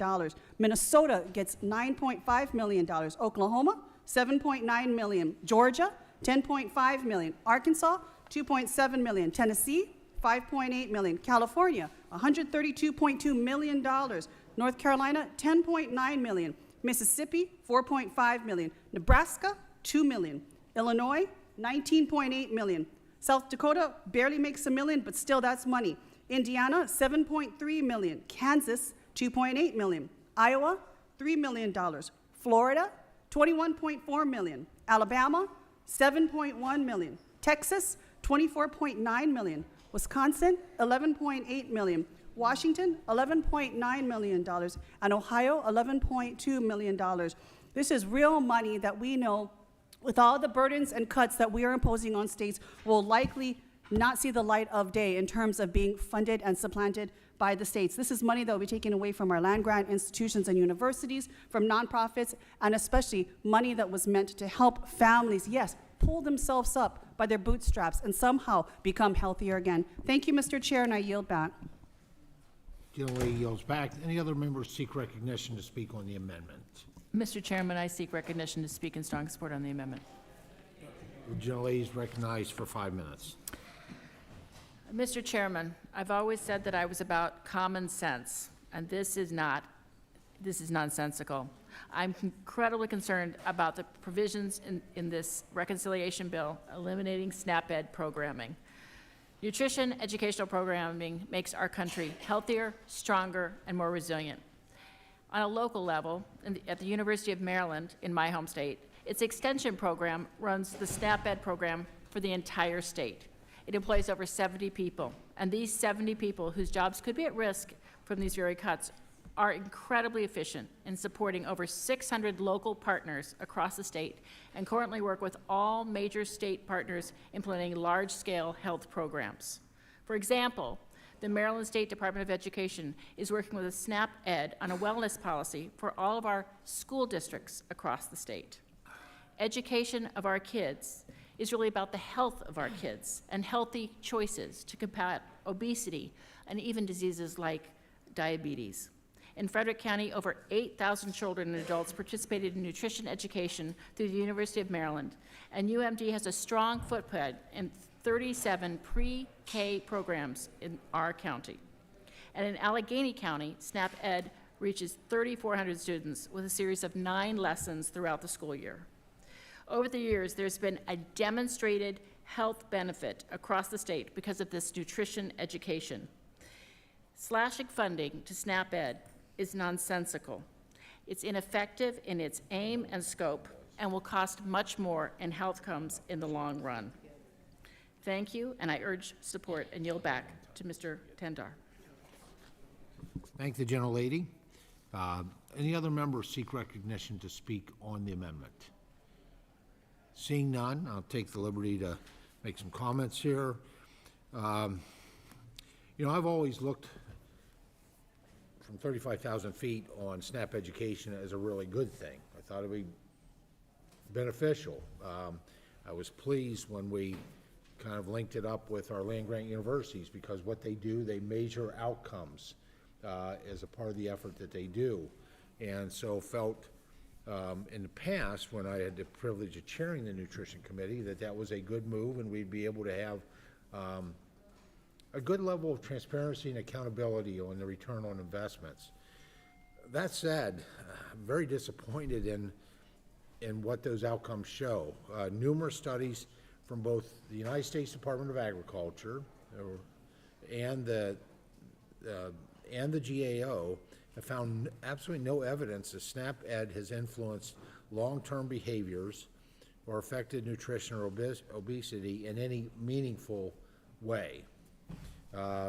Additionally, nutrition education is widely accessible through many public and nonprofit government programs, including but not limited to the Centers for Disease Control and Prevention. This text takes an important step to eliminate duplicative and wasteful government programs. I urge my colleagues to oppose this amendment. So the question is on the amendment offered by Mr. Tandar, Amendment 21. All those in favor of the amendment signify by saying aye. Aye. Those opposed by saying nay. Nay. In the opinion of the chair, the nays have it, and the amendment is not agreed to. Mr. Chair, could I ask for a recorded vote? A recorded vote has been requested pursuant to Committee Rule 3I2. Further proceedings on the amendment shall be postponed. Does any other member have, we do have votes coming up. Somebody give me an update on where votes are? They just called them. So why don't we, let's, if there are no objections, let's recess. It's a perfect time to do it. Get you down there early for the votes.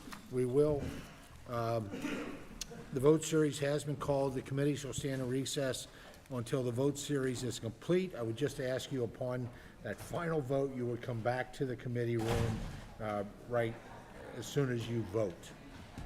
So we stand in recess. I gotta take my garbage out. Things are starting to fill.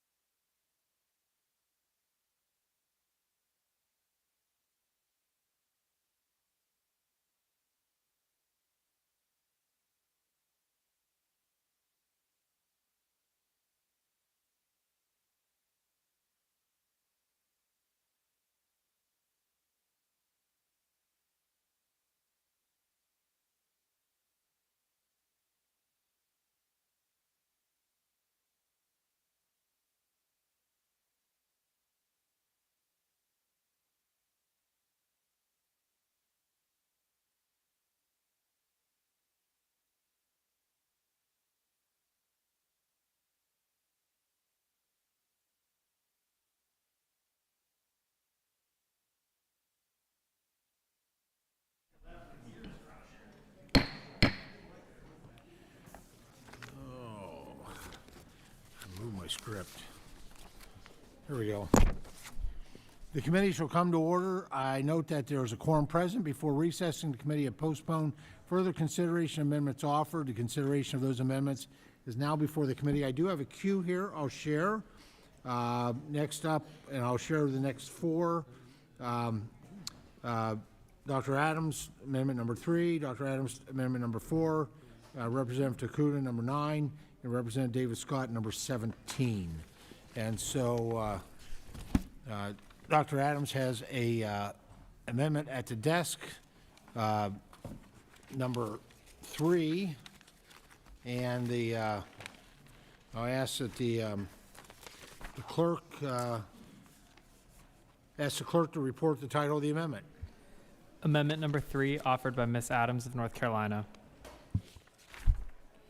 Without objection, the amendment will be considered as read. I now recognize the distinguished gentle lady from North Carolina, the sponsor of the amendment, for up to 5 minutes for an explanation of her amendment.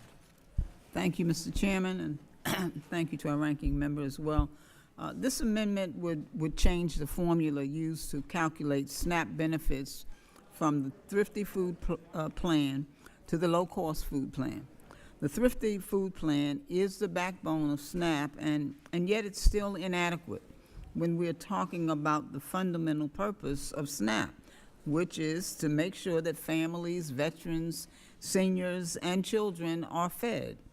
Well, we are now, I believe, all familiar, I hope, that on average, SNAP provides just $2 per meal per day to participants, $6 a day. Well, that's less than the cost of a cup of coffee from the cafeteria. Attacks on the Thrifty Food Plan over the course of the Farm Bill deliberations have forced us to defend it from cuts, including requiring that any updates to be held cost neutral. And I'm glad that we've defended it. We also need to be honest with that fact that this is simply not enough money. It's just not enough. And that's why my Closing the Meal Gap Act that I've continued to introduce would move SNAP benefit calculations from the Thrifty Food Plan to the low-cost food plan, and that would be, of course, more generous. This would make sure that working families have enough to spend on food that's nutritious and reflects what we know about dietary patterns and accounts for a limited budget.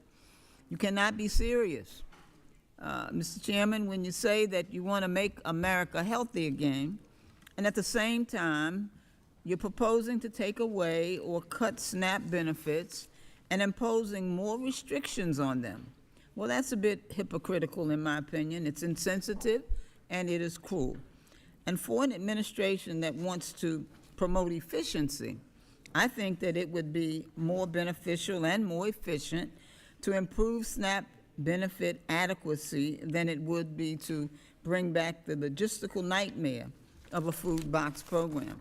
Making people healthier means increasing SNAP benefits, not decreasing them, because you can't be healthy if you're hungry. You know, this amendment would do just that. But while I will withdraw this amendment, I do want to urge all of my colleagues on both sides of the aisle to support moving SNAP to the low-cost food plan as it is outlined in my Closing the Meal Gap Act. And thank you, Mr. Chairman, and I yield back. The gentlelady withdraws her amendment. I appreciate her yielding back. I do recognize again Ms. Adams for amendment number 4. I don't think she withdrew. She said she intends to withdraw, but she didn't withdraw. I'm sorry, when she said she intended to withdraw, I took that as, but so you're not withdrawing at this point? No. Okay. Is anyone, have you yielded back? Yield back? I'm yielding. Very good. Anyone, Mr. McGovern wants to speak on, anyone else here to speak of Mr. McGovern? You're recognized. No, I want to say that I support what the gentlelady is trying to do. And I know, given the conversation that we have had in this committee, or the lack of conversation on these issues, it may seem a little eccentric to be talking about the importance of increasing the benefit for people, but I just want I want everybody to understand that prior to the pandemic, the average SNAP benefit in this country was about $1.40 per person per meal. That was the case for many, many, many years, with some minor adjustments. And then during COVID, there were plus-ups, which included the thrifty update. And we actually, that helped a lot of people. We actually saw hunger decrease in the United States. Then a lot of those plus-ups expired because they all had an expiration date. But the thrifty update stayed in place, and so now the average benefit is about $2 per person per meal. That's it. That's it. And I hear members get on the House floor and talk about we need to make America healthy again, and people need to make better choices, and people need to buy fresh fruits and vegetables and all this kind of stuff. And again, understand, the benefit is only, on average, $2 per person per meal. I don't know how many of you have been in a supermarket lately, but you can't buy a hell of a lot for $2. And as the gentlelady pointed out, you can't even buy a cup of coffee in the Capitol for $2. So, you know, if we really want to make America healthy again, if we really want to address the food insecurity problem in this country, we need to understand that this benefit is inadequate. It is grossly inadequate, which makes it even more frustrating that we are here today talking about a bill that would cut over $300 million, $313 billion from this program. Sometimes I don't know what planet we're living on when we're having these conversations. You want to talk about inefficiencies, look at the Department of Defense. You want to talk about fraud, waste, and abuse, look at some of the cost overruns there. You know, look at our tax structure. We have a tax structure right now in this country where the effective tax rate for billionaires is lower than the effective tax rate for regular working families. I mean, everything's all screwed up here. And all we're saying here is do no harm to this program. There's not, I hate to even call it modest because it is not adequate at its current levels, but do no harm to this program. And we ought to be having hearings and discussions on how we move forward here. Some people have talked about increasing the minimum wage. By the way, the majority of people who are able to work on SNAP actually do work, but they earn so little they still need the benefit to be able to put food on the table for their families. So I think the gentlelady's amendment is right on target, and I thank her for offering it, and at least raising this issue and beginning this discussion, which, quite frankly, we should have started a long time ago. I thank the chairman, and I yield back. Gentleman yields back. Any other members wish to speak on Mrs. Adams' amendment number 3? All right, seeing none. Mr. Chairman? Mrs. Adams, recognized. Yes, I'm going to withdraw the amendment. Ms. Adams has officially withdrawn, and now recognize Mrs. Adams for her amendment number 4. The clerk will report the title of the amendment. Amendment number 4, offered by Ms. Adams of North Carolina.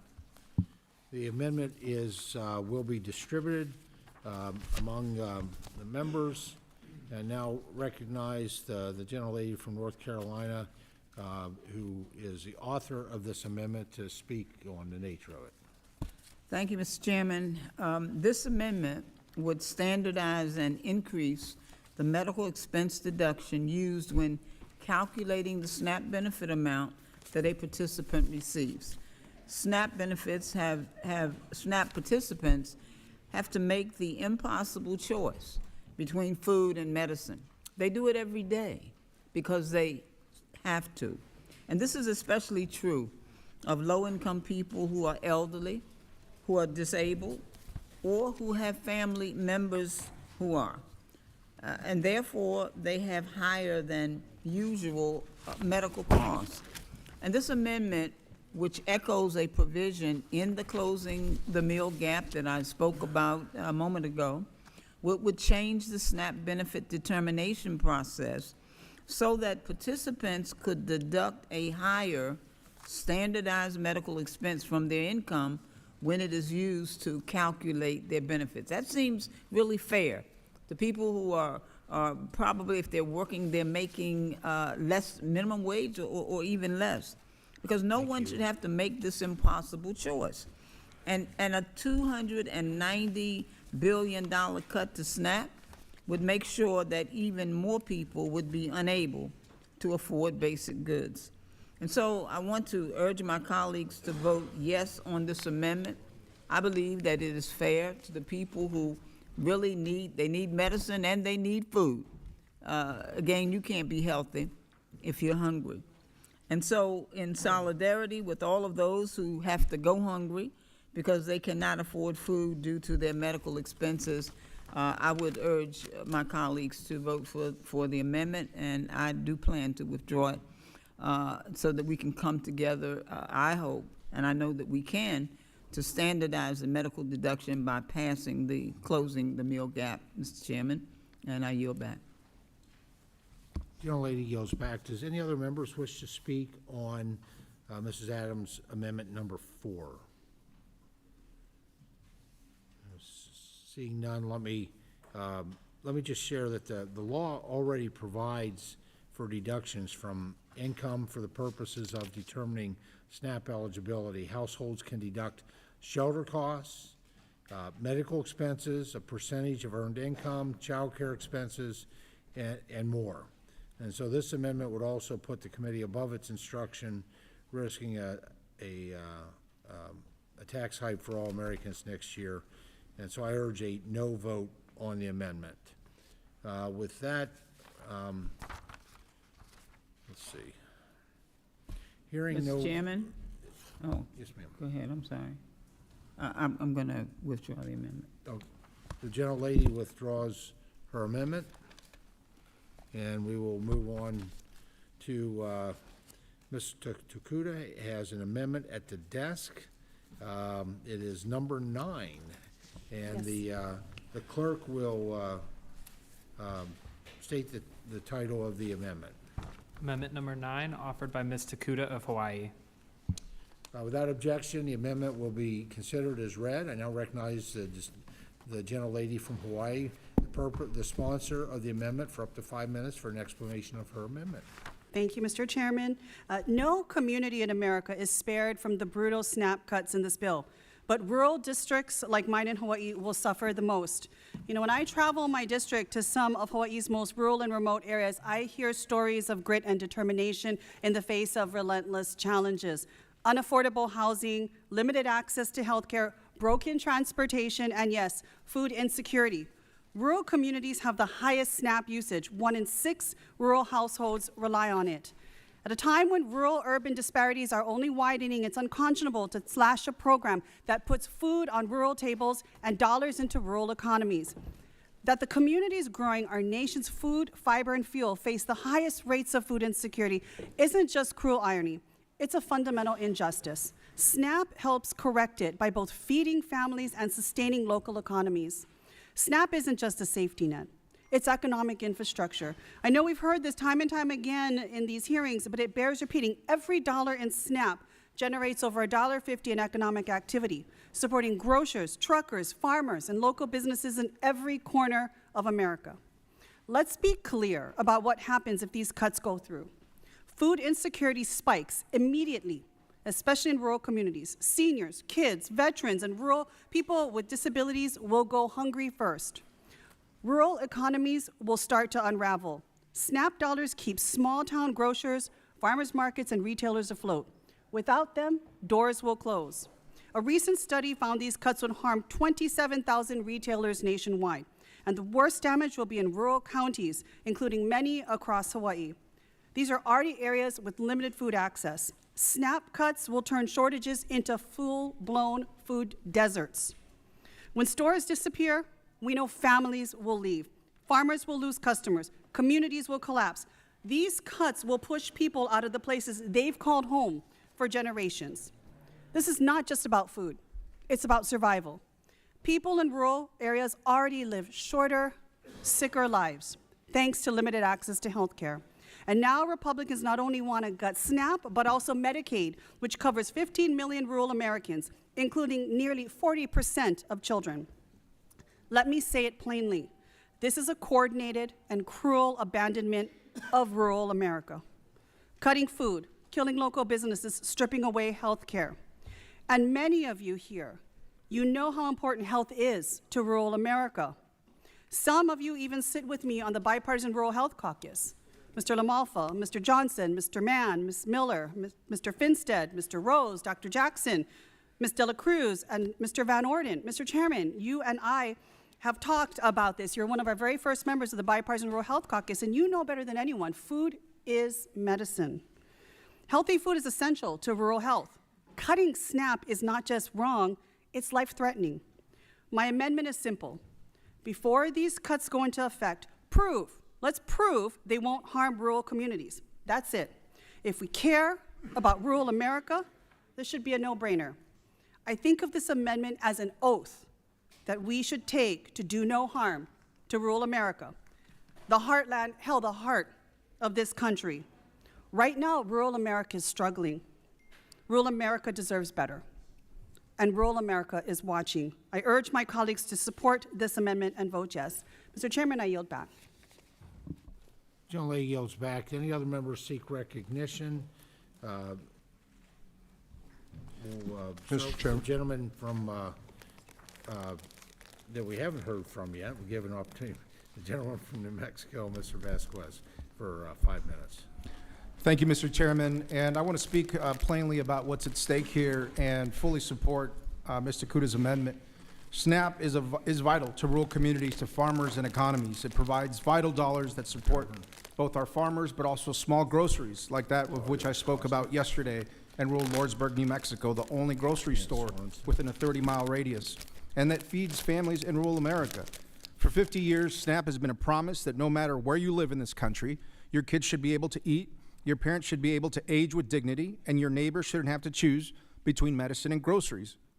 Now today, I brought this meal to show you what $6 buys you in New Mexico. And yes, the tortillas are cut in half because that would mean $8, $9. That's a can of pinto beans, and you can't go without green chili in New Mexico. So this is what some kid somewhere out in rural New Mexico, in my state, gets to eat for $6 a day. That's breakfast, that is lunch, and that is dinner. Now, would you feed that to your own kids? Could you live off of $6 a day yourself? Probably not. Too many New Mexican families, especially those with young children, are already stretching every dollar and every meal.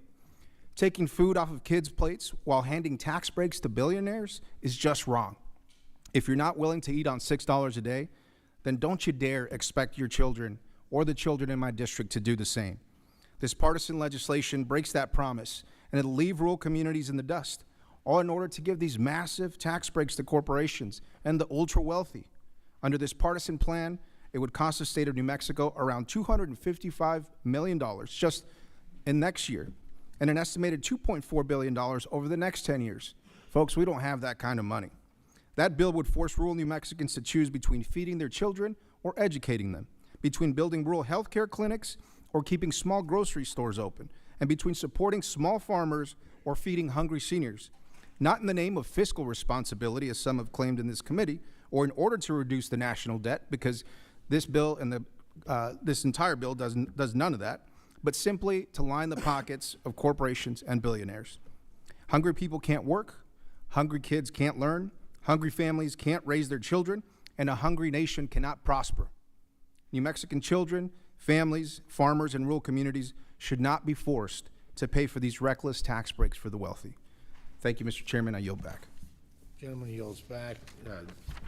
Recognize the gentleman from Georgia, Mr. Austin Scott, for 5 minutes. Thank you, Mr. Chairman. If I'm correct, the gentleman's from New Mexico, is that correct? That's correct. Okay.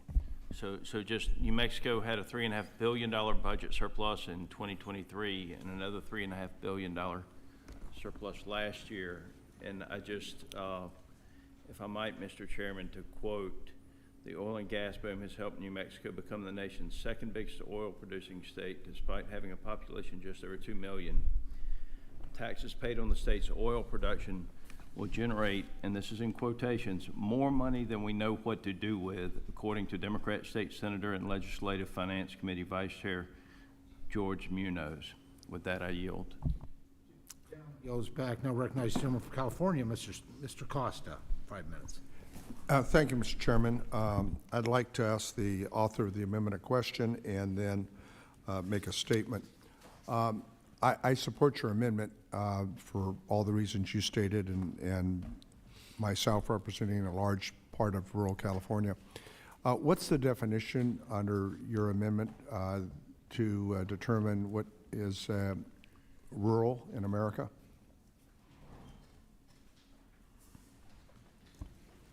Thank you, Mr. Costa. Hold on, let me grab it. Well, let First- me, as you're looking for it, let me tell you, because I've dealt with this issue over the years. There are different definitions under USDA, and one that I've struggled with for years has been that if a county has a city that has a population of 50,000 people or more, it is not considered to be rural. And I must say that I've represented 9 out of the 10 counties in the San Joaquin Valley through 5 reapportionments, been around for a while. And from Kern County to Stanislaus, every one of those counties have a city at least of 50,000 population or more. They are among the most rural areas of California with all the needs that rural America needs, but we cannot change that definition. So I'm just inquiring whether or not how this definition of rural is constructed in your amendment. It's based upon rural counties, and I will agree with you. I have many counties in Hawaii that should be considered rural, but by various definitions are actually considered urban. I think that's for another day for us to crack down on those particular definitions. But for this point, specifically rural counties as defined within the USDA. All right. Well, thank you for answering the question. I'll support the amendment regardless. Mr. Chairman, on my own time, I want to first of all say thank you last night for recognizing the passing of a family member of mine and other committee members who have weighed in on that, and I appreciate that very much. I would have liked to have been with all of you last night. I don't think, or maybe a colleague of mine did submit my statement that you allowed members to do, but let me just summarize it quickly. I appreciate all of your efforts in trying to work together in a bipartisan effort. I lamented in my statement that this is my 4th farm bill, and it appears, I hope I'm wrong, that this may be the first time in the 4 efforts that I've been engaged in that we will not have a bipartisan farm bill. Since 1973, there has been a tradition in which we have been able to do that, and why it's been one of the more bipartisan efforts. Certainly reconciliation, in my view, is not the appropriate way in which you get that opportunity to have the bipartisan support, not only for the nutrition programs that we've talked about here today, which are critical to feeding 44 million Americans who are food insecure, but also for the critical titles that all of us have talked about, that you and I have discussed, that I think are critical to agriculture in America. Because as I believe, and you've heard me say every time I'm in this committee hearing, food is a national security issue. It's a national security issue as to whether or not you're producing that food, whether you're the farm workers who partner with the farmers, dairymen and women and ranchers to put that food on America's dinner table, or whether you're among the 44 million Americans that are food insecure. I hope that somehow we'll figure out a way to do better, but I do appreciate your efforts, and thank you for the courtesies extended to me. And obviously, we got more work to do. I'll yield back the balance of my time and submit my statement for the record. Without objection. Okay. And gentleman yields back. I believe Mr. Sorensen. Thank you, Mr. Chairman. Yep. 5 minutes, please. Go ahead. And thank you to my colleague from Hawaii for this amendment. In front of me, much like the congressman from New Mexico, you know, $4, $5, $6. That's it. That's all you've got. But one of the things that we don't talk about is how much food costs in rural areas. You can get it cheaper if you're in a city. But if you're outside the city, you gotta save more, you're gonna have to pay more. And also, we're not talking about how this bill will hurt the people and the economy of rural America. Now, some of you might be shocked to learn, Illinois 17, we do not have one HOV lane. Most of us in Illinois 17, we actually don't even get on interstates in a week.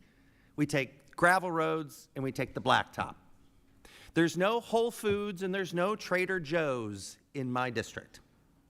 We meet our neighbors at the county market, at Fairway, at Kroger, and at Schnucks.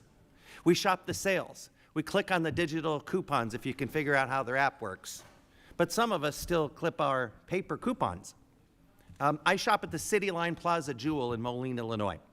A lot of my neighbors going through the checkout counter there use their SNAP cards. And if you go to the Jewel store, let me just tell you, go to the checkout counter where Steve's working. Because Steve grew up in that neighborhood, and he has worked at that grocery store, at my grocery store, checking out neighbors for 50 years straight.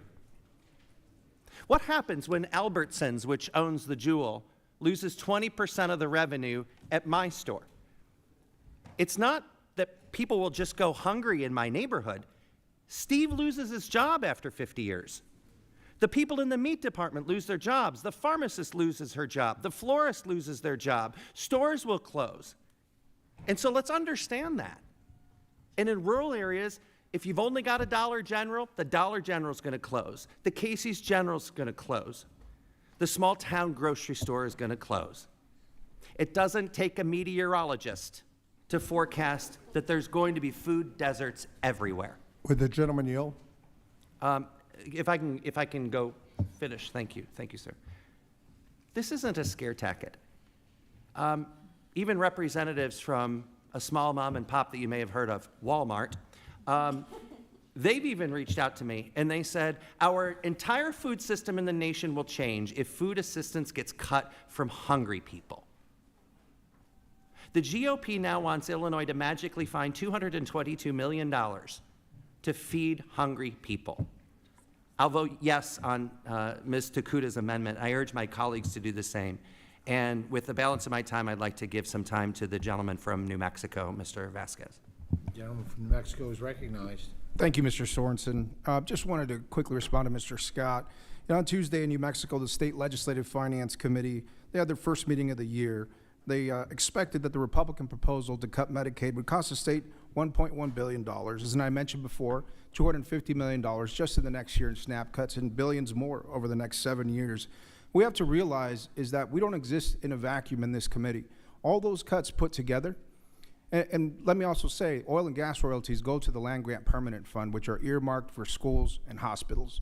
So those dollars are not accessible to unlock them for makeup in the loss of federal dollars. And so again, just wanted to make sure to get those facts correct, because New Mexico suffers from one of the highest food insecurity rates in the country. 1 in 4 kids still go hungry. In particular, this impacts rural areas and my tribal communities. With that, I'll yield back my time to Mr. Sorensen. And I'd like to give the balance of my 1 minute to the gentleman from California, Mr. Costa. Thank you. Mr. Costa is recognized. Thank you, Mr. Chairman. Just to underline the gentleman's point, a lot of those food desert areas that we all represent, the de facto grocery store has become the convenience store with a gas station. And the cost of the food that you can get there is even higher.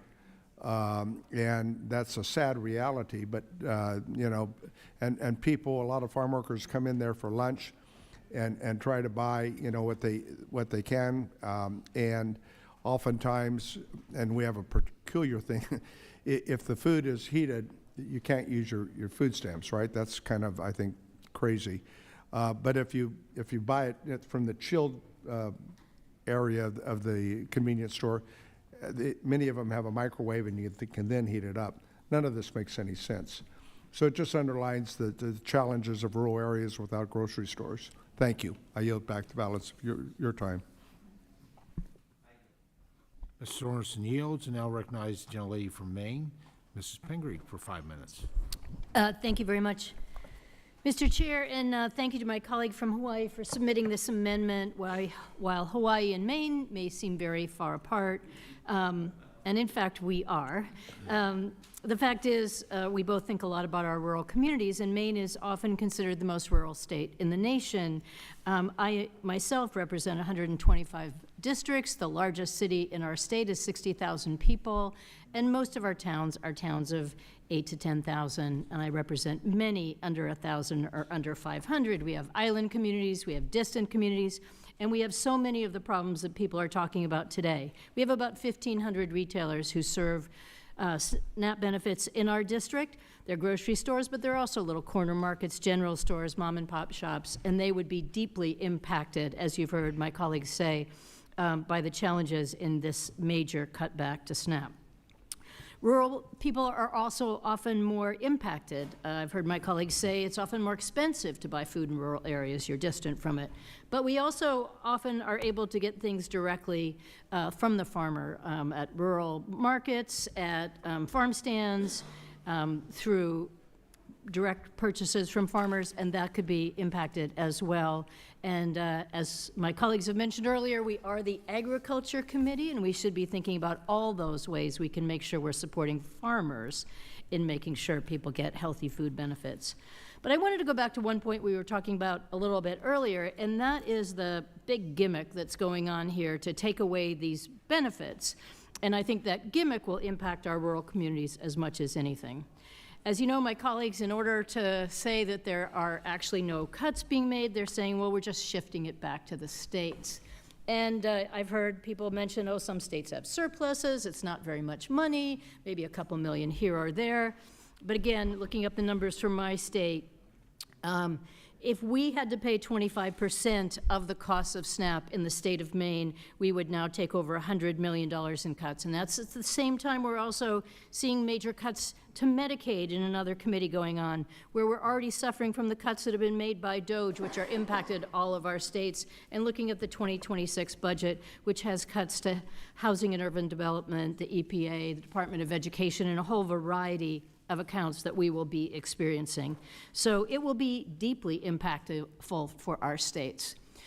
This proposal also has administrative cuts, so right now our states pay 50% of the administrative costs for SNAP benefits. This would take it down another 25%, so our states would now pay 75%. So we'd have even less ability to finance the administrators who do this work. And guess what? That might possibly result in higher error rates. This whole idea of cutting your state's benefits based on your error rate is, I think, an underlying challenge of what we're doing here today. We are somehow assuming that this is about fraud or devious behavior. That's not true. The fraud rate is about 1.6% in SNAP, and this USDA has worked very hard to get that fraud rate down. This is literally the error rate in terms of mistakes. These are mistakes that are made. For instance, in my state, people have a variety of sources of income. They work a lot of different jobs. Maybe you're a fisherman part of the year, you're a house painter part of the year. You got to bring all that information to provide what your income is. What if you accidentally forget to report one or the number isn't quite right? That's an error. What if the state worker forgets to ask you a question? What if there's a payment system glitch? What if there's a computer error? What if there's just some plain old honest mistake that happens with a very complicated bureaucratic system? That is what we're talking about. So if your state doesn't do well, and if in fact your state has a huge administrative cut so it doesn't in the future have as many people, you could even increase this rate. SNAP does a good job of tracking these questions closely. They are required to correct over or under payments, but that doesn't matter. This will be counted against you, and you may end up having to pay 25% of the costs. And as we've said before, what's going to happen to these state budgets? Most of us don't have a surplus, and if we did, it would be gone pretty soon anyway because of the incredible cuts that are going to come from the federal government.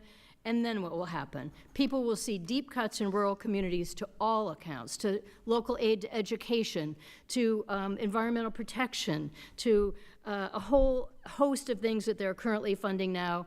And most likely that will go back to the property taxes in our communities and in rural communities. That's the lifeblood of how we fund our community, and that is often the biggest challenge people have in keeping their home, being able to afford the cost of housing, and we will be undermining that. So with that, I need to yield back my time, but this is a very, very dangerous thing to do, and I appreciate this amendment, and we'll be supporting it. Gentlelady's time has expired. Now, Recognize the ranking member for 5 minutes of questioning. Thank you, Mr. Chairman. We know that these cuts would hit rural America hardest because SNAP's economic impact is stronger in rural communities and small towns where people are participating at higher rates than in urban areas of our country. And SNAP dollars provide even higher returns to the local rural economy. You know, SNAP also supports small and rural grocers. And the cuts being considered put more than 27,000 retailers, nearly 80% located in rural communities, at risk of closing their doors. I support this amendment because we should not bankrupt rural communities in order to pay tax cuts for the ultra-wealthy and large corporations. And with that, Mr. Chairman, I yield the remainder of my time to Ms. Takuda. Gentlewoman from Hawaii is recognized. Thank you, Mr. Chair. You know, to continue on to what has been a series of storytellings, the real faces, the people behind the pain that these cuts and this bill is proposing, I wanted to share with you 2 stories, literally from Hilo to Hanalei in my district. Dulcinea of Pahoa, if anyone's ever been there, very remote, shared that I live in a place with very high food prices as everything has to be shipped here. All my money goes to basic bills. Without SNAP benefits, our family would struggle to eat. We definitely could not afford to consider eating healthy. Please remember that benefits keep people alive. Thank you. And all the way to the other end of my islands in the state, Joelle of Hanalei writes, I'm writing to you as a small business owner and community member of the Haena Wainiha area on Kauai's North Shore. At Wainiha Country Market, we proudly accept SNAP EBT, and I want to share just how critical this program is to our community. Our area is geographically isolated and still deeply recovering from past natural disasters. Many families here rely on SNAP benefits not just to get by, but to access fresh, local, and healthy foods, most of which we source directly from Kauai farmers, ranchers, and small producers. SNAP is not just feeding our community. It's sustaining a local food economy and keeping dollars circulating close to home. Federal cuts to SNAP would have a disproportionate impact on rural areas like ours. They would hurt not just the individuals and families who depend on these benefits, but also the local businesses like mine that are working hard to create food security from the ground up. Please continue to advocate for full funding of SNAP and protect this essential program from any budget cuts. You know, I know that for some, you have a lot of grocers, you have a lot of options, you don't live in food deserts, but let me tell you, I have 2 islands in my district that only have 2 supermarkets on their island. I wouldn't even call it a supermarket. You'd probably call it a mini mart. On Molokai, that has only 1 traffic light, we've got Friendly Market and Misaki's. On Lanai, that has 0 traffic lights, we have Richard's Market and Pine Isle Market. Both of these literally depend on the barge to be able to supply the food that they have. They supplement from local farmers that grow things right in their backyard. But can you imagine businesses like this, country markets in your own hometowns throughout this country, they already live on razor-thin margins as it is. Yet they're supporting entire communities and feeding families that we represent. If they're forced to close because they don't have a customer base, because no one has a SNAP benefits to come in and invest in their businesses, everyone in these towns and these communities will ultimately go hungry. So as we all go back for the weekend to our homes, I ask you to please go visit Joe's Country Markets, go visit those small stores, go visit them and talk to the proprietors and ask them, if SNAP gets cut, who's gonna be walking through your doors? Thank you very much for your time, and I urge our colleagues to support this amendment. I guess I yield back the remainder of my time to the ranking member.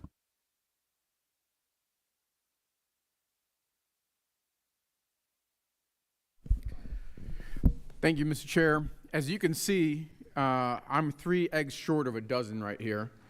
And I've been accused of that in the past, but for today, I actually bought a dozen eggs, but since they cost $7.49, which exceeds the benefit, I had to take 3 out. So we have 9 eggs left here. The 9 eggs are about 630 calories, and healthy kids need at least 1,500 calories a day. And I have one question from my Republican colleagues. And is this all our kids deserve? 670 calories, 9 eggs a day. Mr. Chairman, it doesn't make any sense to feed people on less than a carton of eggs a day and expect kids to be good students, adults, to get good jobs, or young people to be productive in the workforce. This is especially true in farm country. And so many families in the Commonwealth of Virginia will get less than this or nothing at all each day if their states have to stretch budgets for error rates. So on the demand side, you have folks that are going to be losing their benefits, but it also hurts suppliers. On the supply side, and I mentioned this, I talked about the owner of a chicken house. She's suffering because her farm lost funding from USDA. And so when you're attacking both the demand side and the supply side, you're going to hurt producers, you're going to hurt families, and I think that's just unacceptable. And so that's why I will vote yes for this amendment, and I urge all my colleagues to do the same. Thank you. I yield back. Gentleman yields back. Any other members seek recognition to speak on Mr. Takuta's amendment number 9? Not, I'll take the opportunity to make some remarks here. Certainly, you know, my colleagues, and I know my colleagues know this, obviously, when you get on a committee, you work hard to learn as much as you can about all these different programs in your area of jurisdiction. Know that what we're talking about, SNAP, is within the nutrition title, which includes the emergency food program, includes some summer programs for kids. I mean, there's just so much that is there for the nutrition title, and SNAP specifically is a supplemental nutrition assistance program, with the emphasis being on supplemental. You know, trying to provide the illusion that there's no other assistance out there other than just the one meals. Not that I'm opposed to any of the meals you proposed. That looks pretty good to me. You know, the reforms that we talk about ensure that we're putting forward ensure that SNAP works the way Congress intended it to, by reinforcing work and instituting long overdue accountability incentives to control costs and end executive and state overreach. Once again, I've got to say, when the states have high error rates, it is the beneficiaries that are harmed, and sometimes in very cruel ways when overpayments are made, and it's time, at some point, the states will identify that and claw that back. And so what we're doing, this will preserve the integrity and the fiscal sustainability of the program moving forward so it can continue to serve the most vulnerable among us. This amendment would put the committee under its reconciliation instructions, risking a tax hike for all Americans next year and risking not providing the improvements to SNAP program integrity that benefits those most in need. So I urge a no vote on the amendment. So the question is on Mrs. Takuta's amendment number 9, and all those in favor of the amendment signify by saying aye. Aye. Those opposed saying nay. Nay. In the opinion of the chair, the nays have it, and the amendment is not agreed to. Mr. Chair, request a recorded vote. A recorded vote has been requested pursuant to Committee Rule 3I2. Further proceedings on the amendment shall be postponed. I will now open up the measure for any remaining amendments, and actually I'm going to go to Mr. Scott from Georgia, Mr. David Scott from Georgia, as an amendment at the desk number 17, and I'll ask the clerk to report the title of the amendment. Amendment number 17, offered by Mr. Scott of Georgia.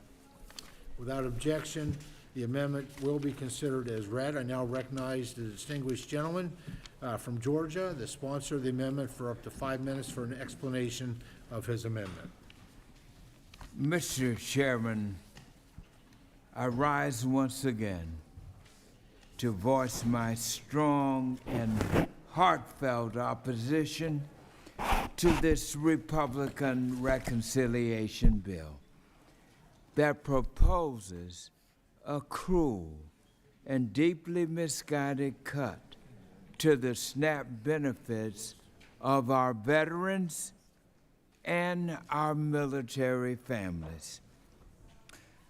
Imposing work requirements and reducing benefits for our veterans and the surviving families of service members who died in the line of duty or from a service-connected disability is a betrayal, plain and simple.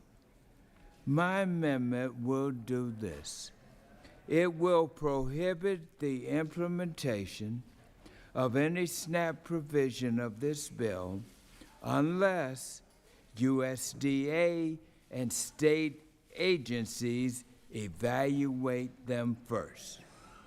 My amendment will also require confirmation that no veteran or surviving family members of those who died in the line of duty will lose their benefits.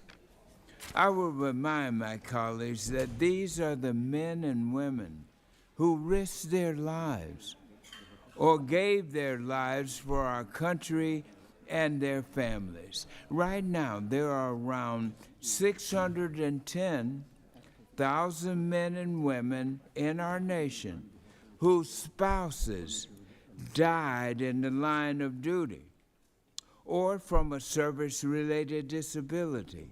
Further, there are currently right now 26,000 children who have lost a parent in a military service-related death. Additionally, 1.2 million veterans rely on SNAP right now to put food on their tables. Cutting SNAP benefits for even one of these veterans, our patriots, is an affront to our entire military community. But now, this Republican reconciliation bill is telling our military community that unless they meet arbitrary work requirements or navigate a maze of bureaucratic red tape, that they won't get help putting food on their tables. Ladies and gentlemen, the average compensation for surviving military families in our nation is less than $20,000 a year. Oftentimes, this is not enough, and many families have to rely on other federal support programs to meet their needs. My amendment will ensure that SNAP continues to be a nutritional lifeline for our military families and veterans. To single out these families for additional burdens is not just bad policy, it is heartless and downright wrong and is un-American. I would ask my Republican colleagues, would you look into the eyes of a child who lost their mother or father to war and tell them that they need to work harder to deserve food? Would you say this to a veteran who is injured while defending our nation? Now, we Republicans and Democrats, we can debate budgets, we can argue over policy, and Lord knows we do. But if we can't agree that our veterans and our families of fallen heroes deserve our support, then we have truly lost our way as a great nation. And let me remind you, the world is watching us as to how we treat our veterans. And I urge a yes vote on my amendment. My time is out. I yield back. Please vote for the amendment. I'm going to take the opportunity to just to speak on my good friend's amendment. You know, these reforms ensure the SNAP works the way Congress intended it to by reinforcing work and instituting long overdue accountability incentives to control costs, and then, again, executive and state overreach that hurts the most challenged individuals. And again, this will preserve the integrity and fiscal sustainability of the program moving forward, so it will continue to serve the most vulnerable among us, including veterans. And I need to note, with my good friend, this committee, Mark, continues to exempt veterans. That was part of the negotiations I reached with President Biden during the Fiscal Responsibility Act negotiations. Our veterans are exempt from the SNAP work requirement. That is the law. We're not proposing to change that law, Mr. Scott. So, and I'll be glad to yield time to you for follow-up on that, if you have anything additional you'd like to speak to. I want to see what Mr. Scott does first. It's his amendment that he put forward, to exempt veterans. I'm just pointing out that is the current law, and we're not changing it. Well, I'm not clear on that. Well, there were three categories of individuals, and I hope I'm going to remember all three, that were exempt from SNAP work requirements that was negotiated. I negotiated with those with President Biden, and that is our veterans, youth coming out of foster care, and I'm going to have to, I don't remember what the next one is, so. So I'm going to, Mr. Chairman, may I have well, my, if yeah, you yield back to me. yield back, and then he's going to give me my 5 minutes. Okay, well, you're going to speak. Yes, I am. I'm gonna speak And on if it. you want, I'll yield to you, so Yeah. we can do kind of a call. Thank you so much, GT.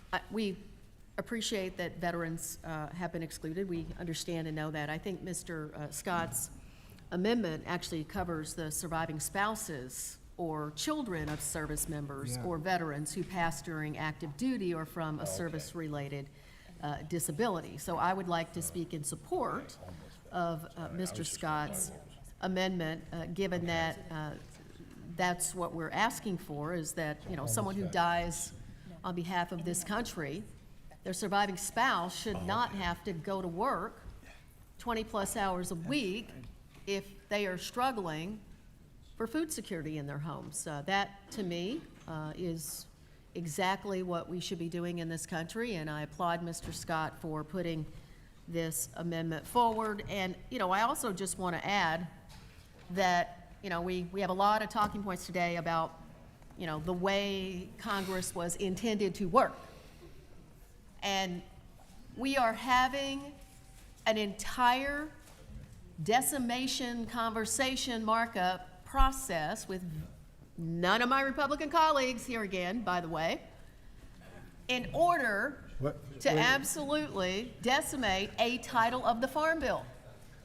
This should be a Farm Bill markup if this committee wants to decimate a title of the Farm Bill. So, Mr. Scott, thank you for your amendment. I certainly support it.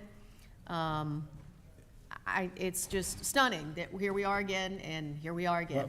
Thank you, sir. I yield back to Mr. Scott. Yep, Thank you. hold on a second, I gotta reclaim my time. I thought it was my time. No, you get another 5 minutes if you want. Oh, great. Awesome. So you got lots of time. This is all on my dime right now. I just want to give the three categories that law that was changed under the Fiscal Responsibility Act. It was folks who are homeless. I apologize, that didn't come to my mind. It is homeless, any veterans, and foster children that are aging out. And I'll yield to Mr. Scott since his 5 minutes is up. He can use my last minute. Well, it's very clear that we need to deal with this. I'm raising this concern because I've heard from my district, our commandant for our veterans there, and the children of veterans. Once that military officer is killed in the line of duty, he's gone. And we say, God bless him. But he leaves a family. And if these work requirements got to go to that wife or that child or somebody else in order to get, it's obvious that we need to address this and make sure that any of our military services members who have the courage, the dedication to put their lives on the line. And they're all over this world. And my time has expired, so, Mr. McGovern, recognize Mr. McGovern for 5 minutes. The way I read Mr. Scott's amendment is much more broadly than you interpreted it, Mr. Chairman. According to this, the amendment would ensure that veterans or surviving families will not lose access to SNAP benefits. I didn't interpret the amendment, if you'll bear with me. All I did was just give the okay, all right. exemptions that were previously right. negotiated and put into law. Yeah, look, we have a hunger problem in the United States of America. 46 million Americans are food insecure or hungry. And there are many faces of hunger. It includes people who are jobless, who are homeless, but it also includes working families. It includes older people, it includes younger people, it includes, you name it, right? And it's a scandal. It also includes a lot of veterans and their families. And that any veteran in this country is food insecure is a tragedy. These are people who have served our country, many who have protected us during times of war. And there's nothing in this bill to protect them from cuts that may happen under the awful cost share system that my Republican friends are setting up. You guys keep on telling us that nobody's going to be hurt by this bill. So here's your chance to put your money where your mouth is. The bottom line is, we established this last night and we repeated it today, that a lot of states cannot afford the hundreds of millions of dollars that they will have to come up with in order for people not to lose their benefits. Now, I guess some states can raise property taxes, and if Republicans want to be the face of raising property taxes, then have at it. But that's one of the most regressive ways to raise revenue. But the bottom line is that there is no way that veterans and their families will not be adversely impacted by this reconciliation bill, because states will not be able to find the resources to be able to make sure that benefits are not cut. And I would just say that a no vote on this amendment, on Mr. Scott's amendment, would mean that you really can't look at a veteran or a member of his or her family in the eye and say with any certainty that their benefits won't be cut. Because almost certainly they will be if this bill were to become law. Again, if the intent is not to harm veterans and their families, then vote yes on this amendment. This is basically a do no harm to our veterans and their families amendment. And it should not be controversial. And I think it's the least we ought to be able to do. Again, I thank Mr. Scott for his leadership. I want to yield to Mr. Scott if you have anything else you would like to add. Or I'll yield to the ranking member. Our ranking member is recognized. Thank you. I just want to reiterate the point that if we were sitting across the table in a farm bill negotiation, that we would be negotiating perhaps to change the nutrition title of the farm bill to exclude from these requirements the children of veterans in our country who've died in the line of duty. And again, this entire necessity of this amendment just brings back to highlight how ridiculous this entire process is, where we're changing policy that is going to save, apparently, the federal government some money, and we're going to give it to the most wealthy among us and the largest of corporations in our country. But in fact, we're saving nothing because we're shifting those costs to the states. And in fact, you are setting up a situation where every single one of us sitting here today knows that benefits will be cut. And it's so disturbing that this is the process by which we are using to have these conversations, or at least the ones of us who are in the room today. And let me reclaim my time, Mr. Chairman, and just simply say, again, that lower benefit levels mean veterans and military families will not get enough food, period. So that is why it is imperative that we support Mr. Scott's amendment. I yield back. Gentleman yields back. Now recognize the gentleman from Virginia, Mr. Vindman, for 5 minutes. Thank you, Mr. Chair. Look, we've heard it a lot today, but it's true. This partisan Republican bill is taking $6 of food away from hungry kids to fund tax breaks for billionaires. That's the top line. We can't forget that. That's what's going on here. No sane person should be in favor of this. But as a 25-year Army veteran, I'm proud to support Representative Scott's pro-veteran, pro-surviving family, pro-surviving spouse amendment to prevent these SNAP cuts from going into effect unless all states and the USDA can certify that no veteran or their surviving family can be kicked off the program. It makes no sense to cut veterans' benefits and benefits to surviving families. Our vets were prepared to give their lives for our safety. We must support them and their families if the vets don't come home, and $6 a day for those who need it is the bare minimum. I'm proud to represent a district that's home to 72,000 veterans and over 20,000 active duty service members, many of whom are insecure, especially the junior enlisted soldiers. Many of my colleagues across the aisle are also veterans, although I don't see that many of them in the room right now. Are you? Okay. I'll give you credit. 22 years. Awesome. You're good. 25. There you go. Air Force, though. Okay. I thought you said military. No, sorry. Shots fired. Air support, I'm calling it in. All right.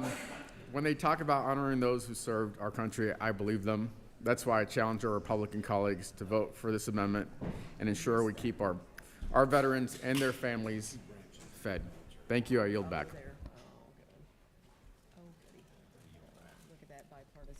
Gentleman yields back. Now recognize Representative McLean Delaney for 5 minutes. Thank you, Mr. Chairman. I echo a lot of the same sentiments of my colleagues. Congressman Scott amendment definitely prevents any SNAP provisions from going into effect unless all states in the USDA can certify that no veteran or their surviving family, and their surviving family is the key word, if they pass in the line of duty or from a service-related disability. To me, it makes no sense that we are debating this bill, as it would force widows or spouses in military families with service-related injuries to choose between SNAP or taking care of their family. And I say this because my father served in the Army. My 2 uncles served in the Air Force. And I know many older, struggling widows of military that are definitely in need of SNAP benefits. We should really protect and defend these families and make ends meet. And I say that not only for the 1.2 million veterans on SNAP, but also for the 21,000 veterans and their families in the 6th District of Maryland. I promise to have their back and fight for them as they so bravely fought for us. So thank you, and I strongly urge support of this amendment, and I yield back. Gentlelady yields back. Any other members? Mr. Sorensen seeks recognition for 5 minutes. Thank you, Mr. Chairman. I rise in support of Mr. Scott's amendment. I didn't think that we were going to be here today looking at a potential cut to veteran services, but here we are. It's not a rule in Congress that members of Congress have to go and do anything for veterans. But there are a lot of folks that put on campaign ads that talk about how they support veterans, but do they do anything? Just recently, I stopped at the Veterans Drop-In Center on Kishwaukee Street in Rockford, Illinois. Fantastic place. It's a place of community. I got to talk to vets because it's that one place where they go and there will be a meal provided. And for many veterans who have served our country, it's the only meal that they get in that one day. I want you to think about that for a minute. Is there a Veterans Drop-In Center in your district? Have you been there? Have you talked to veterans who get one meal a day? How could anyone be against this amendment? Especially if anybody is going to run an ad to say they support our veterans. And look, let me be clear. This is exactly what this amendment says. This bill will not result in reduced participation for veterans or surviving spouses or children of service members or veterans who died during active duty or due to service-related disability. How can anyone vote against this amendment and say that you support veterans? Seriously. And if you are a veteran, even more so. Because then you're betraying the people that fought alongside of you. You can nod your head all you want, sir, but this is on you. When you vote against veterans, it's going to be on you. I yield the balance of my time to either the ranking member or to the gentleman whose amendment I am so graciously going to vote yes to. Ranking member is recognized. Thank you. This has been a robust debate. I want to sincerely thank Mr. Scott of Georgia for this amendment and for raising the issue that we are not serving the families of those who die for us in the way that we should be in this country, and that the work product that has been presented to us, not, more than 48 hours ago, does not support, and in fact will result in fewer families, at least 3 million people in our nation having access to SNAP. Mr. Scott, thank you for your leadership here this afternoon. And with that, I yield back to Mr. Sorensen. Ms. Sorensen. I yield, Mr. Chairman. Thank you. Gentleman yields back. Any other members seeking to recognition to speak on Mr. Scott's amendment number 17? Seeing none, I'll just finish up briefly. I made most of my comments already. This amendment will put the committee under its reconciliation instruction, risking a tax hike for all Americans next year, including those brave souls who have worn the uniform and served our nation in the military. And I urge a no vote on the amendment. The question is on amendment number 17, offered by the gentleman from Georgia, Mr. Scott. All in favor signify by saying aye. Aye. Those opposed by saying nay. Nay. In the opinion of the chair, the nays have it, and the amendment is not agreed to. Okay. I ask for a recorded vote, Mr. Chairman. Very good. The recorded vote has been requested pursuant to Committee Rule 3I2. Further proceedings on the amendment shall be postponed. And Ms.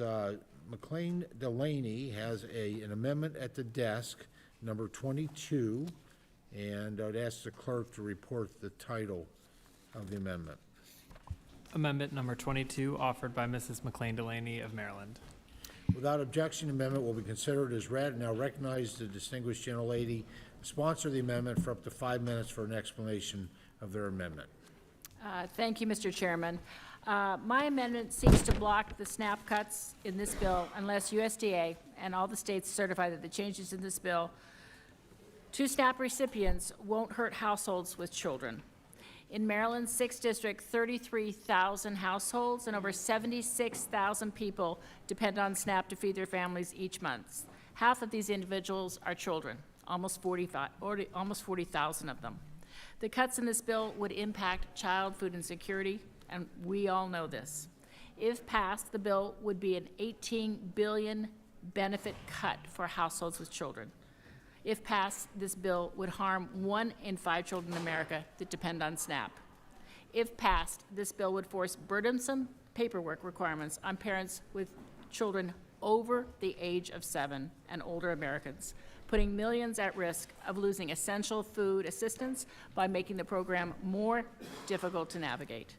No one would consider a 7-year-old child to not be dependent on their parent or guardian to provide them with food, shelter, or other necessities. We heard about that for a lot of debate earlier this morning, and we can't let that happen. SNAP just doesn't hurt children today, it jeopardizes their future. This bill prioritizes partisan ideology over the needs of the community, and our children will pay the price. I have one story about Heidi. She's a constituent from my district, Walkersville. Heidi used to be a SNAP user when her kids were young.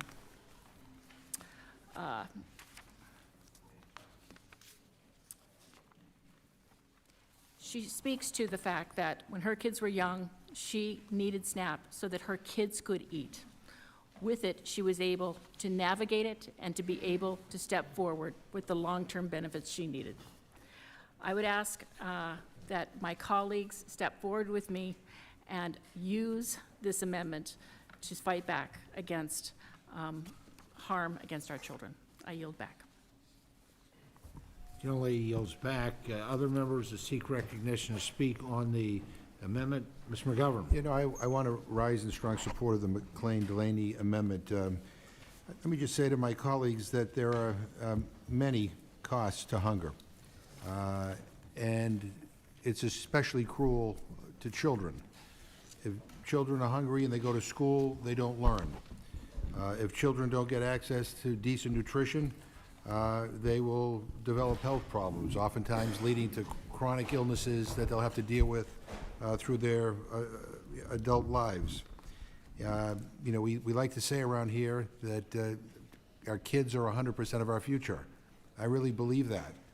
And if you believe that too, then you'll support the McLean-Delaney amendment. I mean, think about what we're doing here.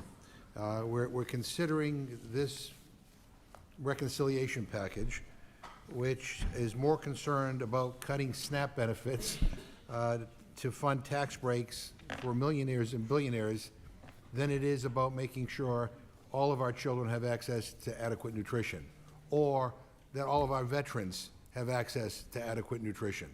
We're more concerned about cutting this program to fund tax cuts for the well-off and the well-connected, the richest people on the planet.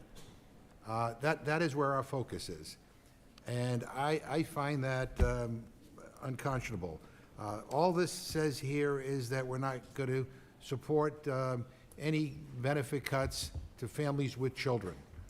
I would like, again, I would like to think that this would be a unanimous vote, but we don't seem to have a unanimous vote when it comes to protecting veterans. But I would like to think that maybe when it comes to children, that my Republican colleagues can join us in supporting this amendment. Again, you know, our kids are 100% of our future. If kids go without food, go without adequate nutrition, there are costs into the future. And we need to appreciate that. And with that, I will yield back my time.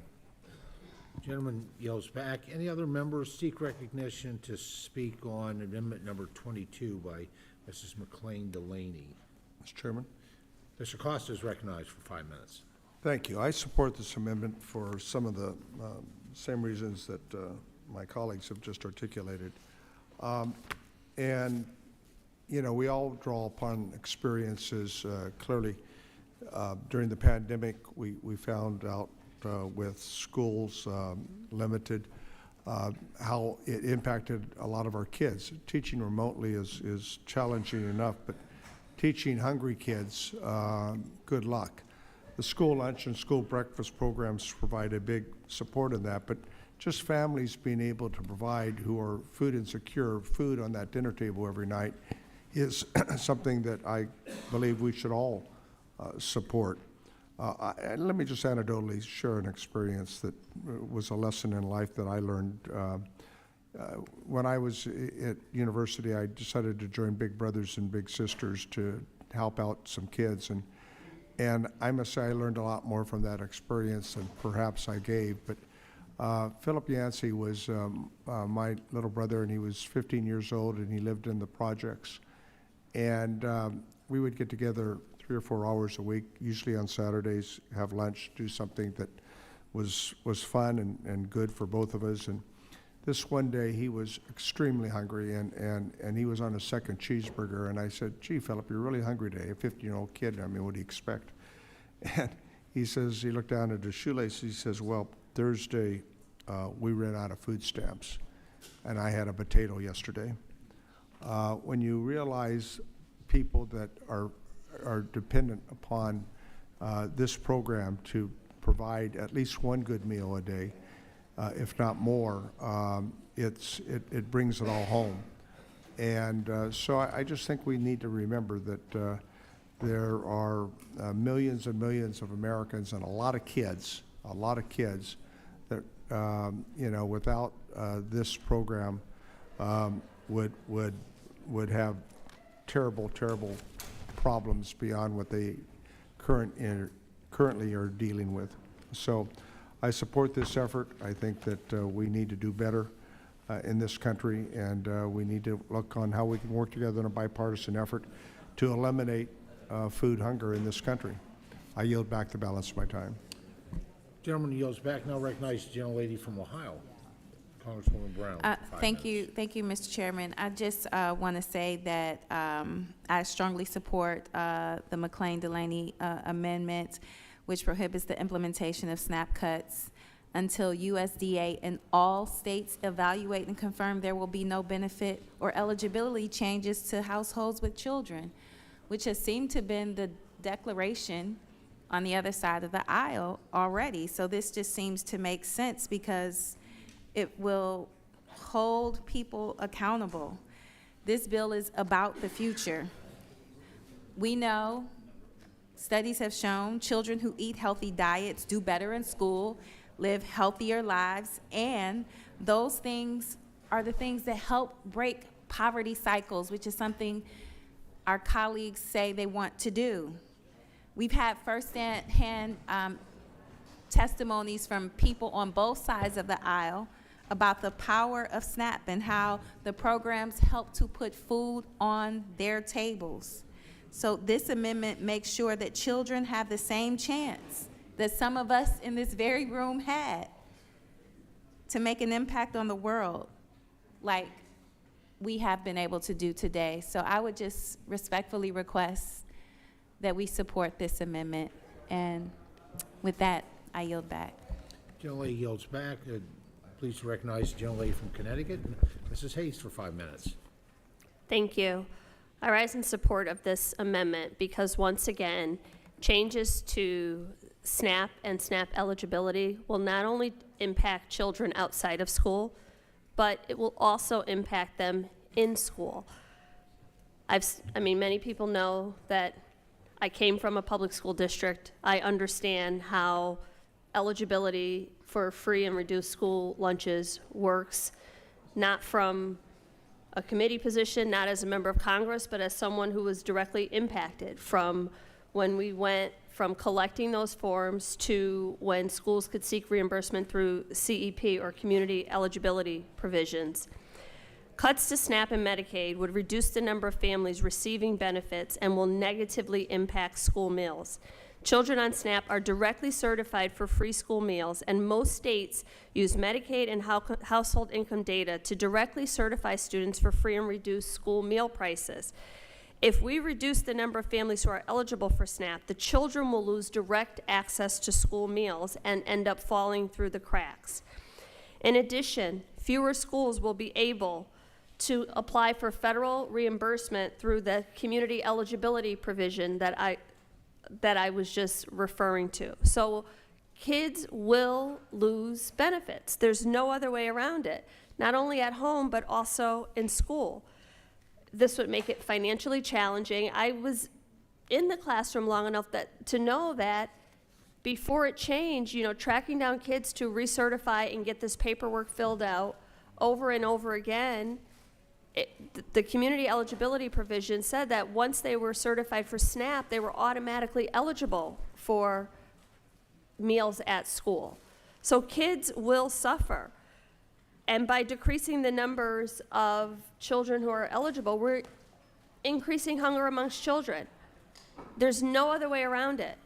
I support this provision. I mean, most of our conversations have been, or I guess the attacks on the program have been about making sure that able-bodied individuals without dependents are not taking advantage of the system. This clearly does not fall in that category. So we should be able to agree that we want to protect children who receive food assistance because it is a need. They are not gaming the system. They are not trying to get a workaround. And also, one other thing I'd like to address, because we keep hearing it over and over about the error rates. I think we do need to address the error rates, and much of this is from the COVID era when provisions were relaxed in order to make sure people were eating in a time of crisis. There was more people who were seeking assistance than we had seen in the past, and literally states were just trying to keep up with the volume at that time. So yes, we need to return to, regular order and get back to a system by which we can certify people, make sure that we are checking for eligibility and eliminating fraud. But again, this does not include children. So I urge support for the amendment by my colleague, and literally just some grace in protecting our children and making sure that they eat both in school and at home. With that, I yield back. Gentlelady yields back. Other members are seeking recognition to speak on amendment number 22. Seeing none, let me weigh in on this. There's growing academic evidence that growing up around adults who work is crucial for a child's shot at upward mobility. This text ensures that shot at the American dream becomes a reality for more children growing up on SNAP. It is important that parents and caretakers whose kids are in school and who can work do work. The totality of the reforms in this bill will preserve the integrity and fiscal sustainability of the program moving forward so that it can continue to serve the most vulnerable among us, including children. I urge a no vote on the amendment. So the question is on the amendment number 22 offered by Representative McLean Delaney. All those in favor of the amendment signify by saying aye. Aye. Those opposed by saying nay. Nay. In the opinion of the chair, the nays have it, and the amendment is not agreed to. Mr. Chair, may I ask for a recorded vote? A recorded vote has been requested pursuant to Committee Rule 3I2. Further proceedings on the amendment shall be postponed. And now I think Ms. McLean Delaney, you have another amendment at the desk, number 23. And the clerk will report the title. Amendment number 23, offered by Mrs. McLean Delaney of Maryland. Thank you, Mr. Chairman. I offer another amendment. Look, give me just a second. Without objection, amendment will be considered as read. And now I recognize the distinguished gentlelady, sponsor of the amendment, for up to 5 minutes for an explanation of your amendment. Thank you, Mr. Chairman. Amendment 23 blocks the dangerous state cost shift provisions in this bill unless USDA and states assert that cuts will not, I repeat, not result in benefit cuts, reduce SNAP participation from eligible recipients, or reduce services to low-income families. The bill imposes an unfounded mandate on states and cuts food assistance for our most vulnerable Americans. Shifting SNAP cuts onto states would directly reduce benefits for 16 million children, 8 million seniors, and 4 million people with disabilities who rely on SNAP each day. Under the cost share provisions of this reconciliation, my home state of Maryland would be required to absorb almost $75 million per year if our state did not want our SNAP families to go hungry. That means that $75 million of Maryland's state funding would be reallocated for other critical and core programs for our low-income families. The pain won't stop there. These requirements will force states to raise taxes, cut essential local services, and kick people off benefits. Even my colleagues know this is a step too far. Republicans have even expressed concern that these cost shifts will lead to benefit cuts disproportionately harming our rural communities. In fact, my colleagues earlier referenced this morning that 23 governors, both Republicans and Democrats, who say that their states can simply not backfill these cuts, and that there is also another tsunami of cuts in Medicaid and social safety net programs. It is misguided to assume that states will simply make up for these massive cuts with their own resources.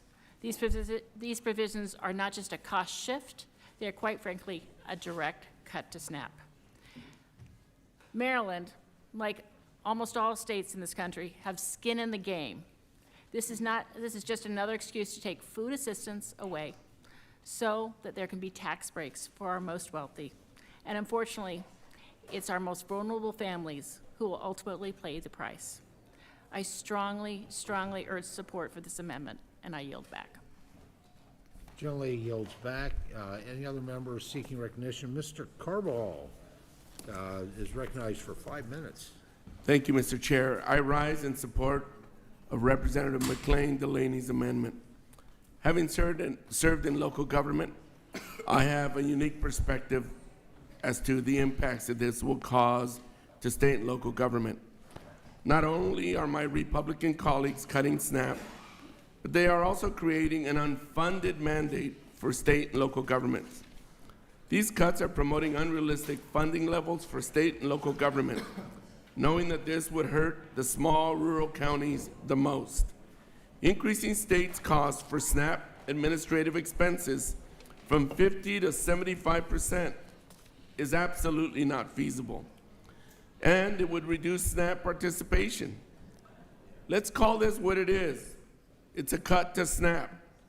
In areas of my district, like Santa Barbara County, nearly 70,000 people are living in the poverty, which is one of the highest poverty rates in California. That's 70,000 people who can benefit from food programs like SNAP. I support Ms. Delaney's amendment. If USDA can come up with a report study that proves that state cost share proposals don't reduce SNAP participation, I, like the American people, would love to see it.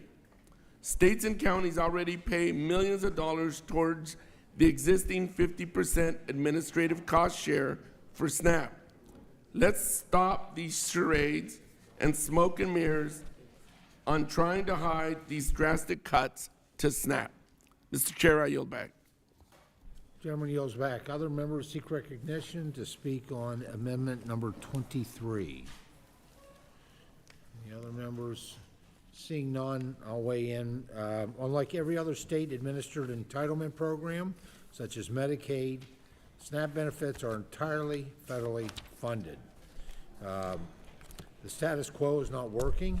Federal spending on SNAP has grown by more than 80% since 2019, and 12% of all SNAP benefits are issued incorrectly, more than double the level in 2019.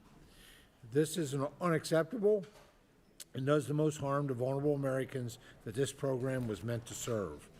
The time has come to impose clear incentives for states to improve their service to SNAP participants, and the only way for that to occur is for them to have some level of skin in the game on benefit expenditures. I urge a no vote on the amendment. The question is on the McLean-Delaney Amendment number 23. All those in favor of the amendment signify by saying aye. Aye. Those opposed by saying nay. In the opinion of the chair, the nays have it, and the amendment is not agreed to. Mr. Chairman, I'd like to call for a recorded vote, please. The recorded vote has been requested pursuant to Committee Rule 31I. Further proceedings on the amendment shall be postponed. And now we have Mrs. Pingree has an amendment at the desk number 7, and the clerk will report the title of the amendment. Amendment number 7, offered by Ms. Pingree of Maine. Without objection, the amendment will be considered as read and now recognized as a distinguished gentlelady from Maine, the sponsor of the amendment, for up to 5 minutes for an explanation of their amendment. Thank you very much, Mr. Chair. Thank you very much, Mr. Chair. So my amendment is very simple. It would restore the funding for the Local Food Purchase Assistance Co-op program and the Local Food for Schools Cooperative Agreement. I have been on this committee on and off for much of the last 16 years, and I have always been a strong supporter of purchasing food locally, buying from our local farmers, both for food banks and for our local schools. And that's what these two programs do. You know, during the pandemic, we had a hard lesson. We saw a lot of empty store shelves, and we realized that we were way better off buying from the farmer down the road if you couldn't find it at your local grocery store. And in some ways, it was a silver lining that got us to think much more about how to support our local farmers. And USDA has done just that. This program has supported thousands of farmers, boosted local and regional food systems, and kids and families really like it. People love to buy from their local farms. And kids in school, if there is something on their school lunch program that comes from a farmer down the road, they're even more excited to eat that apple or their carrot. We should not be trucking food like carrots and apples thousands of miles to reach the table when the farmer right up the road grows those very same foods. The quality is better, and we know that this administration has talked about getting more healthy foods into people's diets through places like school lunches and food banks. This is part of making America healthy again, and one way to make sure we're getting kids more food that is unprocessed or minimally processed food. The impact in Maine of this program has been huge. Hundreds of thousands of pounds of food are going through our local food bank, but this cancellation means that 500 to 600,000 pounds of fresh local produce is no longer purchased from our farmers or distributed to food insecure people. This means the end of contracts, right in the middle of the contracts, to farmers like Dan at Folklore Farm in Cherryfield, Maine, or the Milkhouse Dairy that supplied fresh fruits and vegetables, or with the Milkhouse Dairy, it was yogurt. And this is true in many other states, not just Maine that benefited. Iowa purchased food from more than 300 individual farmers, losing $19 million in economic activity when these programs were canceled. North Carolina, 350 farmers, losing $54 million in economic activity when these programs were abruptly canceled. Texas purchased from 200 producers, losing $185 million in economic activity. In Wisconsin, 300 farms, losing $32 million in economic activity. And these programs were abruptly terminated. They stopped suddenly. The farmers lost the contracts. In a state like Maine, many of these farmers had anticipated this. They had set aside food in storage to make sure they could do this, or they were growing food in their winter greenhouses at the time. And our school lunch programs and food banks were harmed. People lost out on healthy, fresh foods. Overall, this has been about $200 million in new direct food purchases that is now lost, $747 million in activity in our rural economies. In the end, this is 8,000 rural farmers and ranchers who were cut out from their contracts with the USDA. Not only did we lose those contracts, but these were new markets for them and relationships between those food banks and the schools. That's taken a long time to develop, and now those are cut overnight. For many of our schools, they can't replace those funds. They have limited amount of money for their school lunch programs. Most of them have been desperate for a long time to get more fresh and healthy food in their lunches and are losing this vital source. We've had the school lunch directors come to visit our office, and they've talked about how vital and important this food has been. And as I have said before about what happens when you make these cuts, you know, our schools get a big percentage of their funding from the local property taxes.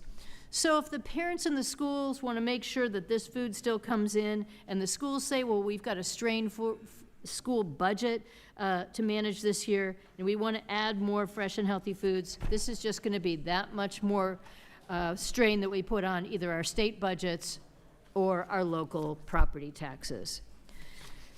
We've talked a little bit on this committee about how we're the agriculture committee, and while there's been a lot of belly aching about why are we talking about nutrition today, this amendment actually talks about those two vital things. How do we get healthier food, better nutrition into those families that need it, whether it's from a local food bank or from a school lunch program, and how do we make sure those purchases come from the farmers in our state, the farmers down the road, the farmers that can use one more contract to help them make ends meet. I hope you will support this amendment, and we will restate these two very vital programs, and I yield back. Thank the gentlelady. She yields back.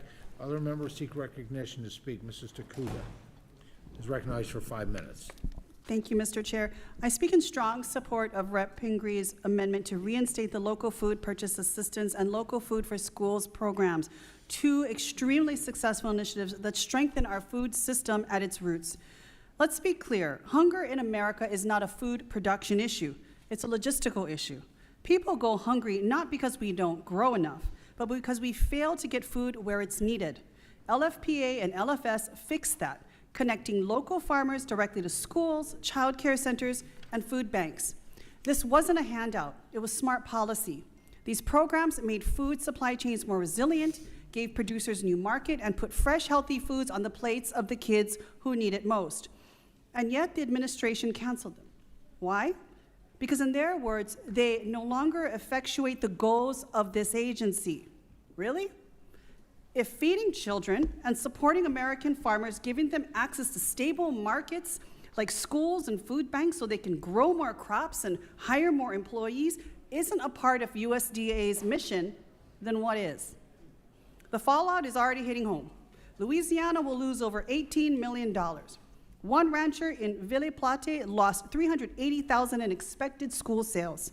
A North Dakota food bank lost $1 million it used to buy from local producers.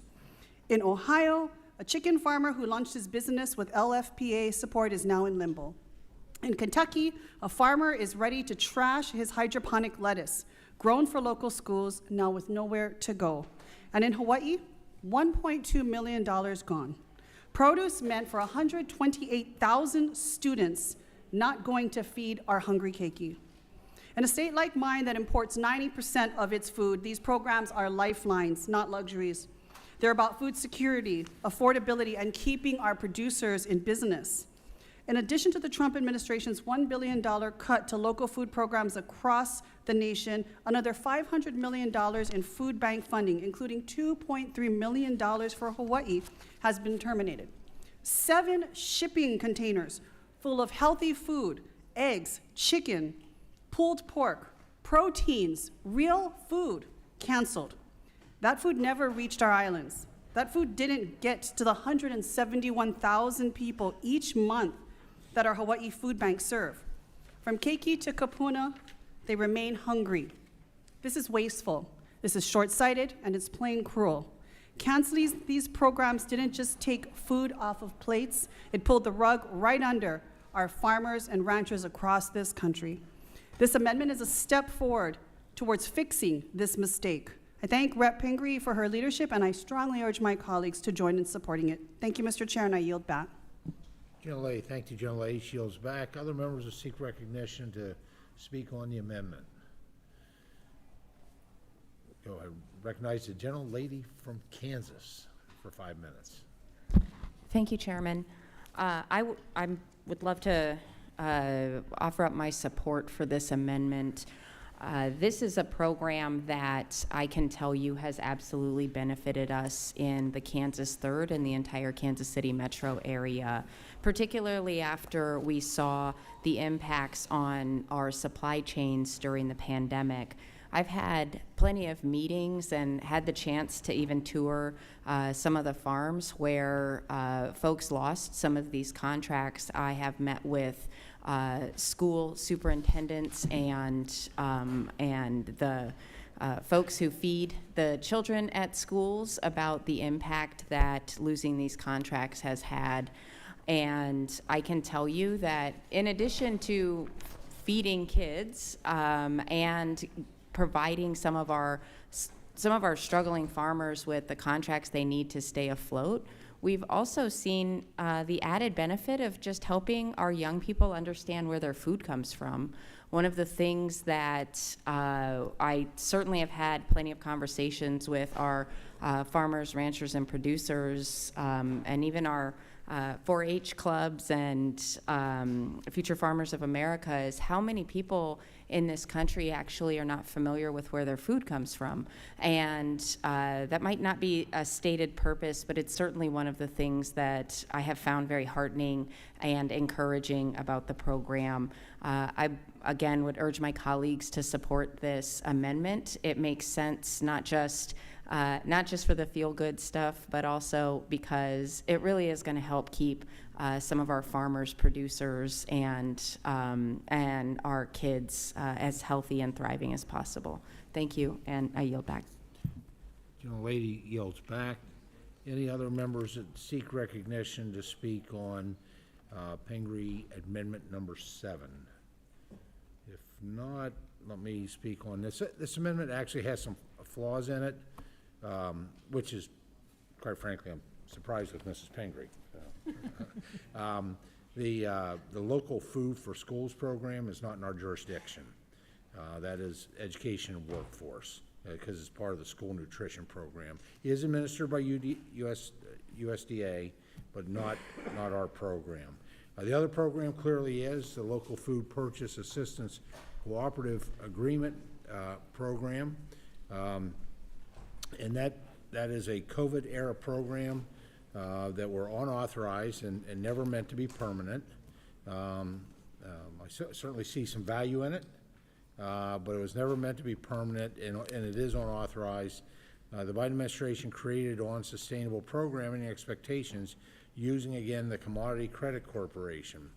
USDA continues to purchase food for TFAP and for distribution in those nutrition programs, the child nutrition program, but also certainly our food banks, food pantries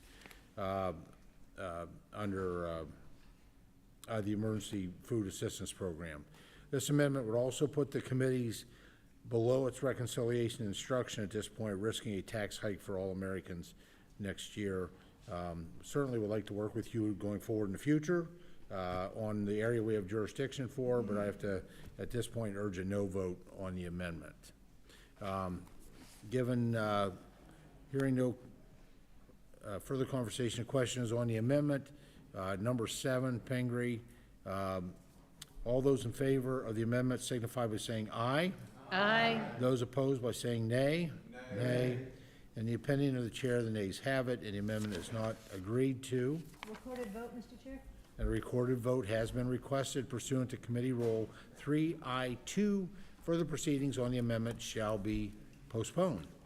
And now we have Mr. Figures has an amendment at the desk, amendment number 8, and the clerk will report the title of the amendment. Amendment number 8, offered by Mr. Figures of Alabama. Mr. Figures is, hold on a second. Where are we? I now recognize the distinguished gentleman, the sponsor of the amendment, for up to 5 minutes. And without objection, the amendment will be considered as read. Mr. Figures, you are recognized for 5 minutes to explain your amendment. Mr. Chairman, thank you. I hail from Alabama, I think as everybody on this committee knows, and my district, although 70% of the people live in 2 places, 11 out of the 13 counties in my district are completely rural counties. They are places that, unless you are from Alabama like Mr. Moore over there, most of you probably have never heard of many of the cities in my district outside of Mobile, Montgomery, maybe Tuskegee and Troy, but these are cities like Pritchard and Union Springs and Leroy and Beatrice and Castleberry and Shorter and Brundage and Clayton, which is actually the home of Michael Jackson's mother, believe it or not. But very small places, very impoverished places, places I could take you where you would not believe the level of rural poverty that you would witness. And so this amendment has the purpose of ensuring that the proposed changes to SNAP do not reduce benefits or participation to individuals located in those areas, because our rural areas are often overlooked, but they are also the backbone of this nation. They grow our food, they power our industries, they fuel our economies. This country has historically pulled the human resources from rural communities, as well as those people born and raised in those communities very often leave and come to the bigger urban communities to support those economies. But there are unique challenges in our rural communities: higher transportation costs, fewer job opportunities, and limited access to healthcare and social services.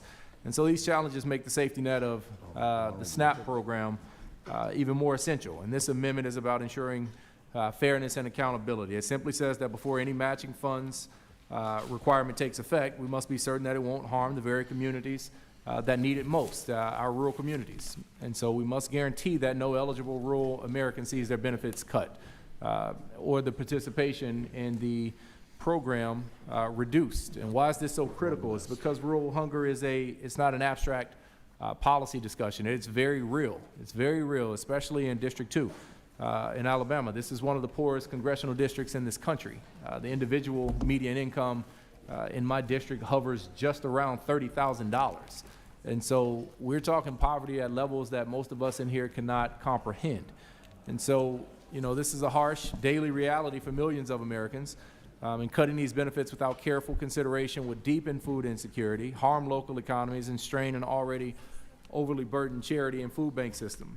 So this amendment demands that USDA and the Food and Nutrition Service work with state agencies to evaluate the impact of these changes before they are implemented. It's about ensuring our rural communities do not become collateral damage in this political budget battle.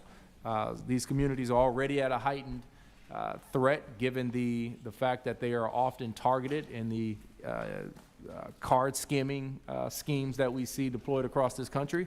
And families who rely on these benefits cannot afford to continue to have these benefits stolen, especially in states that don't have the capacity to replace those stolen benefits. And so I urge my colleagues to support this amendment as it is a measure of good governance and just the right thing to do. And, you know, supporting rural communities is not something that I take lightly. It's something that I've prioritized since I've been here.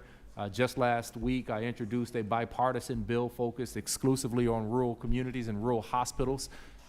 My district is one of the worst healthcare outcome districts in this country as well. The state of Alabama is at risk right now of half, literally half, almost 50% of its rural hospitals are at immediate risk of closure. And so I introduced a bipartisan bill just last week with Representative Brian Jack on the Republican side that's aimed at, you know, providing the resources that are necessary to keep our rural hospitals open because our rural communities need us. And the people that live there need us. We cannot afford to turn our back on them, and they cannot afford us to do that to them. And so I urge my colleagues to support this amendment, and with that, I yield back. Gentleman yields back. Who else seeks recognition to speak on the gentleman's amendment? Ms. Figures of number 8 amendment. Mr. McGovern. Yeah, I just want to thank the gentleman for offering this amendment. Look, the fact is that this administration has slashed program after program that helps people in urban areas and in rural areas get access to nutritious food. And we are now meeting on a bill that constitutes the largest cut to SNAP in history. And while you're at it, in other committees, you're also kicking people off their health care by way of massive cuts to Medicaid. You know, please listen to regular people in your districts. They're scared to death about what these cuts will mean. They don't know how they'll get access to food, and many are scared they won't have health care. You know, and all of this really to give the billionaire cabinet and those that they hang around with in this administration another tax cut. We heard during previous debates on various amendments about the special challenges that people have in rural areas. Oftentimes there are no supermarkets available. Oftentimes the food is more expensive. Oftentimes access to health care is more expensive. And again, when all is said and done, we're talking about a benefit that is like on average of $6 a day. I mean, that's it. And so Mr. Figure's amendment seems reasonable to me. Again, given the unique challenges that rural communities face, I think this is the least we can do. You know, we're talking about food. We're talking about food, and I can't get over the fact that, you know, SNAP is on the chopping block to pay for tax cuts for millionaires and billionaires. That's what this reconciliation process is all about. And so, you know, guaranteeing that because of this crazy state share, cost share scheme, that people don't get their benefits cut because states can't meet the cost share. By the way, in some states, it's over $1 billion they're going to have to come up with it. It was now. Lots of luck selling that to your governors, to your state legislatures. I think this is the least we can do. And again, I thank the gentleman for offering the amendment. and I urge all my colleagues to support it.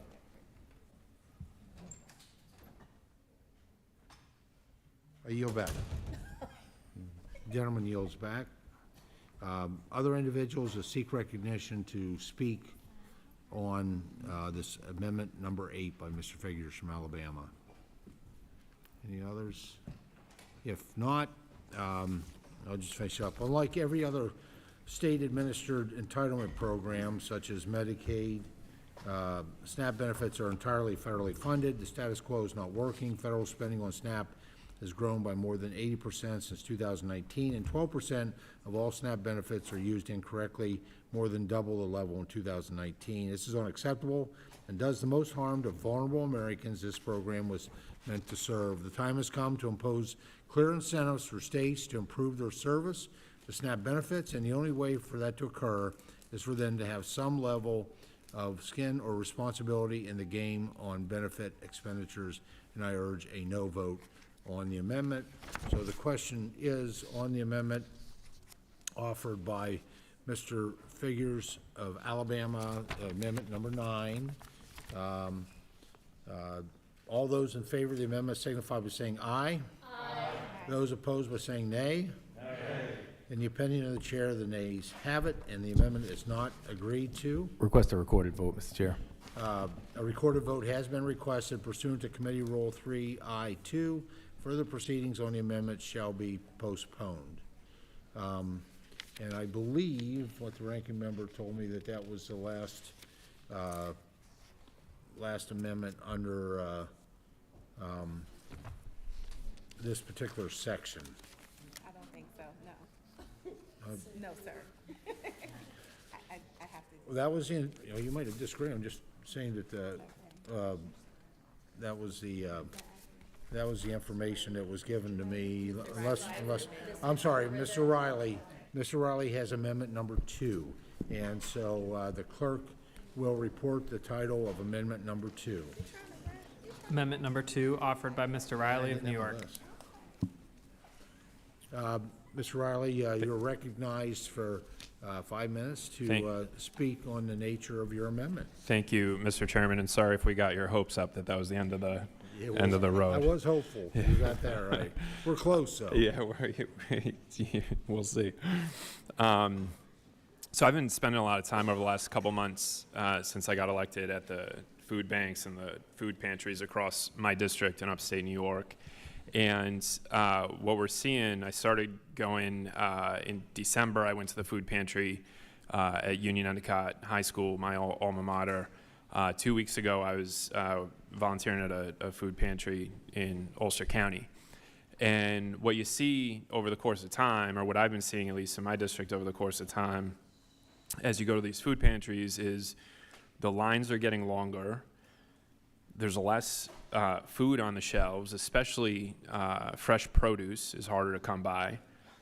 And what struck me the most in all these visits is just seeing how hard people are working to take care of each other in their communities. The folks who are running these food pantries and putting so much sweat and sacrifice into feeding their neighbors. And so the amendment that I'm offering today, I'm doing it for them, the folks who have hosted me at these food pantries and shown me all the hard work that's gone into it. This is for Scott Andrews and Neva Wartel and Reverend Yost hosted me at the Catskill Food Pantry, the Good Neighbor Food Pantry in Ulster County. Rick Orlando, Peter Humphreys let me load a bunch of food into a car for them at the UE Food Center and the Food Bank of the Southern Tier. I know Sarah DeFrank is watching this entire proceeding. Tom Mitchell's doing such great work to feed 180 kids per week at Union Endicott High School. At SUNY Delhi, they have a food pantry that's run by the O'Connor Center. Spent some time a couple weeks ago in Monticello at Catholic Charities with Shannon Kelly. The Sullivan Allies leading together with Colleen and Martin, doing so much hard work there. And what this amendment would do for them and do for our communities is it would reinstate the local food purchasing assistance cooperative agreement. And I know we just spoke about this a bit. This is a really good common sense program. And I know a lot of the stuff we've been talking about here in this committee over the last last night and today. There's a lot of disagreement, but this is one thing that I really think we can probably try to find some common ground on.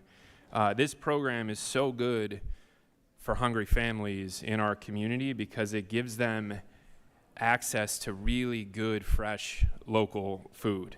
It's like my colleague said, we shouldn't be trucking food halfway across the country to upstate New York when we got farmers working hard and making it available there. I actually think this is a great program for taxpayers. The return on investment here, I think, is substantial. Mr. Chairman, I was so heartened to hear your response to the amendment that was offered previously, that you said you see the value in this. I think maybe we all do.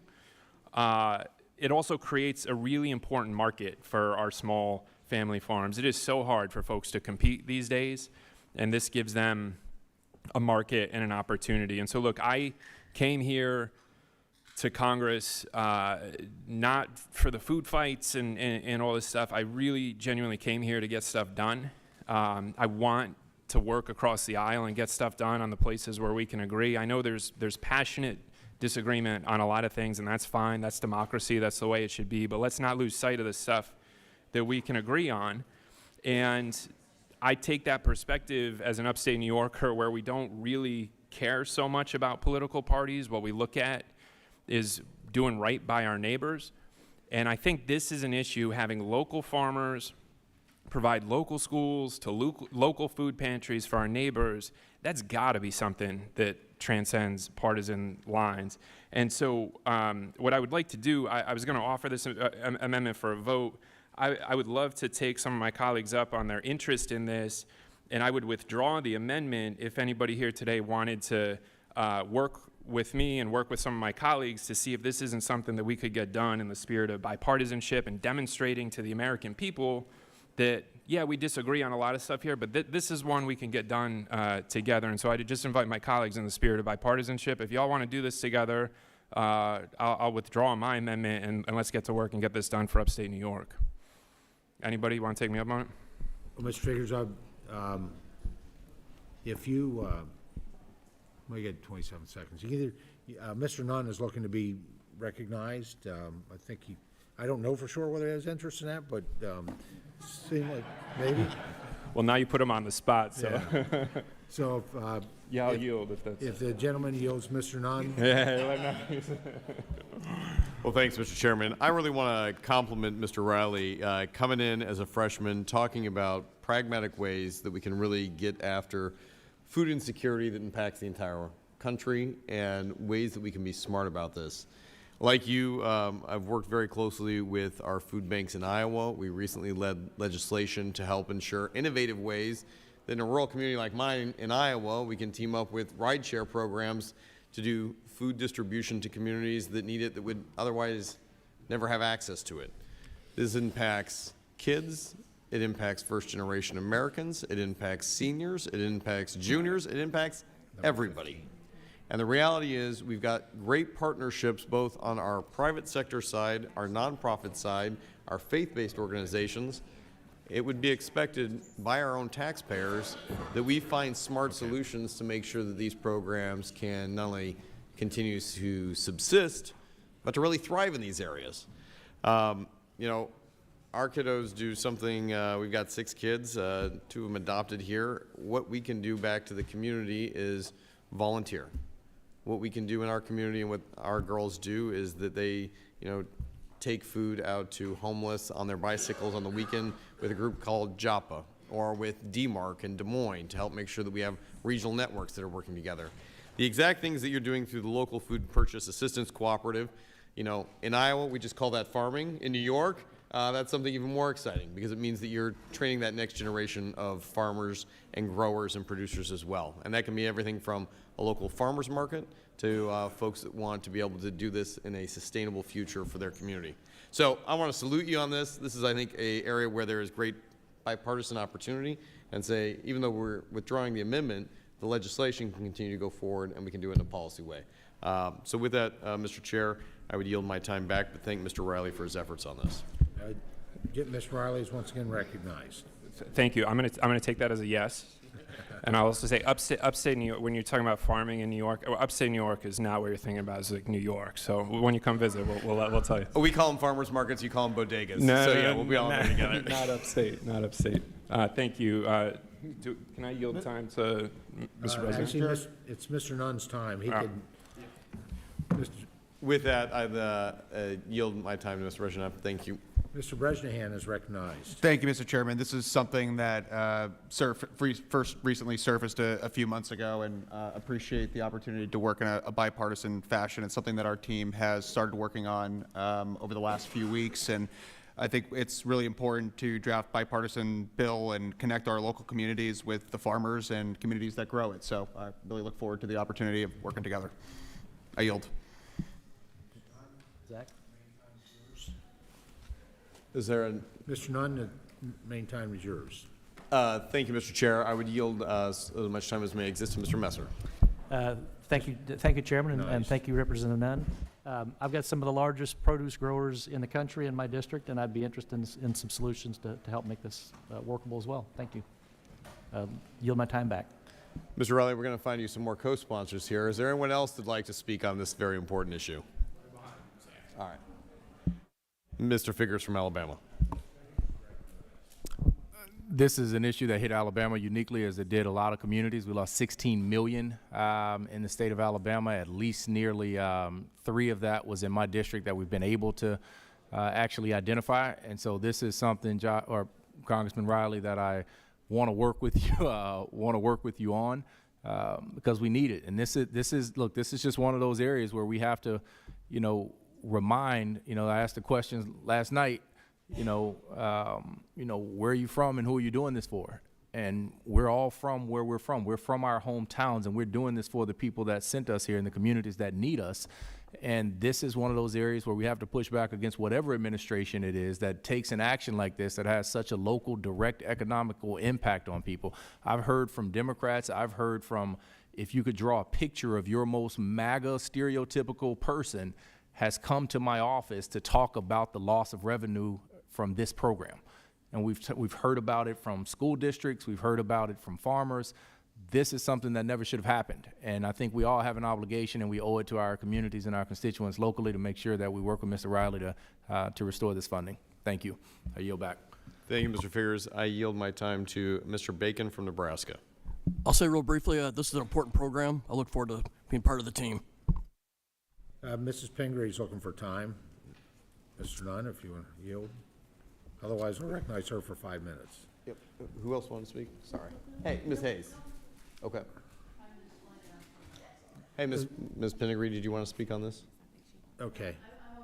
All right. Hey, fair enough. Mr. Riley, I think we've got you at least 5 co-sponsors here. Thank you for taking the lead on it. With that, I yield my time to the chair. Mr. Nunn yields back. Mrs. Pingree is recognized for 5 minutes. Thank you very much, Mr. Chair, and thank you, Mr. Riley, for sponsoring this amendment and continuing the conversation that we started in the amendment previously.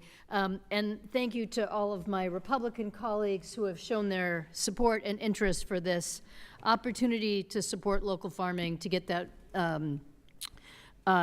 that food in our food pantries. And while I know the chair brought up some jurisdictional issues about the school lunch program and how these things get funded, which is way more complicated than it should be. As the chair mentioned, this was originally funded via the CCC, which is one of the reasons why we don't have the funding back there again. So it is actually under our jurisdiction that the funding came through us, and it's appropriate for us to talk about. So I'm thrilled to hear colleagues on both sides of the aisle say that they believe in the idea of buying more food locally, getting it into our food banks, that this is a good way to get fresh, healthy food grown by our local farmers into our local communities. But I just want to make a point and plea with the chair that if there is this level of support and this amendment's going to be withdrawn and we're all going to try to find ways to work together cooperatively and co-sponsor bills like this, this is our vehicle. We are very likely inserting sections of the Farm Bill into this particular reconciliation bill. We are doing major overhauls and changes to the SNAP benefit program. And I'm not fully confident that we'll have another funding or farm bill right around the corner to work on these issues. So I would just want to plead with the chair that this should be given some very serious consideration, and that it's not okay for all of us to sit in a hearing like this and just say, yeah, this is a good idea, and this is important to my local farmers, or colleagues who have said, yeah, people have been in my office talking to me about this. I'll just mention that when I was home in April, I had the opportunity to participate in a farmers' rally in Augusta, Maine. The farmers, for the first time ever, took their tractors and drove to Augusta, Maine, because they were so angry at the cuts that had been made to the conservation programs, to their REAP or EQIP benefits that they had been promised. Many cases they had spent the money, and then the reimbursement wasn't there, or they were told the funding wouldn't be there. And along with that frustration were the farmers who showed up because they said, I was committed to this program. I grew carrots or apples or other things for this program, and I have lost that contract. It's gone, and I'm not getting it back. And as I said earlier, these are relationships that took a long time to work out, whether it was with our school lunch programs or our food banks. Finding the farmers making the arrangements, in some cases planting more, setting aside more, hiring staff. These are all things that have been dramatically changed, and we have cases of this happening in states all over the country in all of our districts. So given the fact that this is a program that many of us supported, but this was a program when it was cut, it made the farmers angry enough that they drove their tractors to our state capitol to say to anyone who would listen, and luckily I happened to be there that day, and they said, you know, take this back to Washington. Let them know that we are really frustrated, that this has broken a level of trust that we had between the USDA, and this has also seriously undermined the profitability of our farms. We all know our farmers are struggling these days. It's hard to make ends meet. Inputs cost more than ever. And with the level of unpredictability, whether it's because of the tariffs or because of lack of USDA funding, they are in hard shape. So while I am thrilled to hear the number of people who have said this is a program they support, I know you have all heard from farmers the exact same things that we're hearing in our districts. I just want to plead with the chair that this is our opportunity. And if this can't be an amendment in this particular piece of legislation, then when will we have this opportunity again? And if we are undermining the very Farm Bill process by doing what is going on in this committee hearing today, when will we have that opportunity to do it again? So, Mr. Chair, I don't know if you want my last 30 seconds to give us a really wonderful answer and a pep talk about how we're going to do this, but I would be glad to yield the 30 seconds to you. The creation of this new program, because it is not a program that's ever been authorized by Congress, would put us in peril of quite frankly, putting us below our reconciliation instructions that are required as part of budget reconciliation. Not everybody, but many of us have been through budget reconciliation in the past. I've suffered through it when my friends on the Democratic side were in charge of everything, and obviously the Republicans are in that situation now. But I assure you, I have interest in working on that program. I had conversations with former Secretary Vilsack that the way to do programs is to do it in regular order, and he chose not to do that. He went rogue with these. Great ideas, but they weren't authorized. And so I do, as I mentioned on your amendment, I look forward to working with you, and happy that we have so many other willing partners to be able to see what we can do going forward. I think what remains of the Farm Bill to accomplish needs to be done in a timely manner. So I'm looking forward to getting this reconciliation bill across the finish line. I know maybe you're not, but once that's done, that allows a great pivot to looking at what remains. And there are important programs that remain that were not included in budget reconciliation. So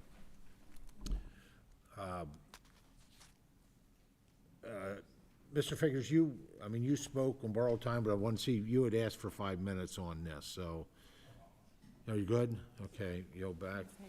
All right, Ms. Hayes? Thank you.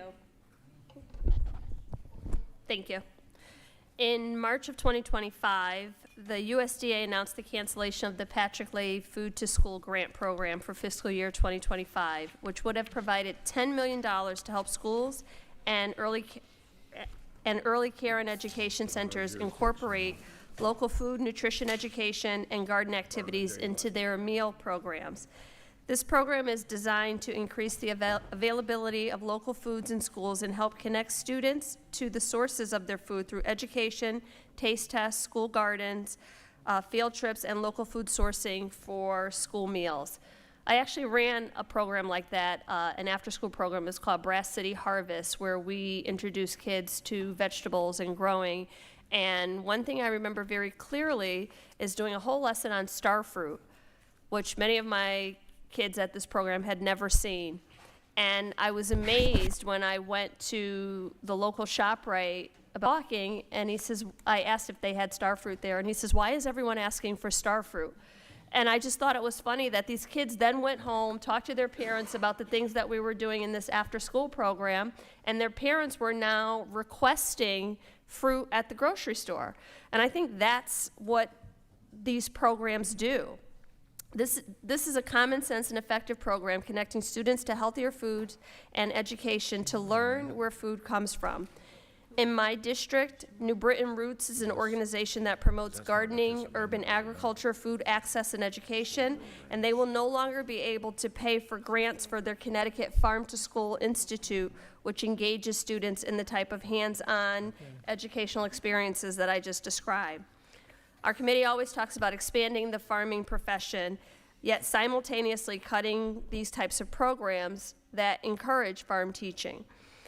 This was on the heels of the USDA's cancellation of $660 million from the Local Food for Schools program, which is used to purchase local produce for school breakfast and lunch programs, and about $420 million for the Local Food Purchase Assistance Cooperative Agreement, which also helps food banks provide meals in communities.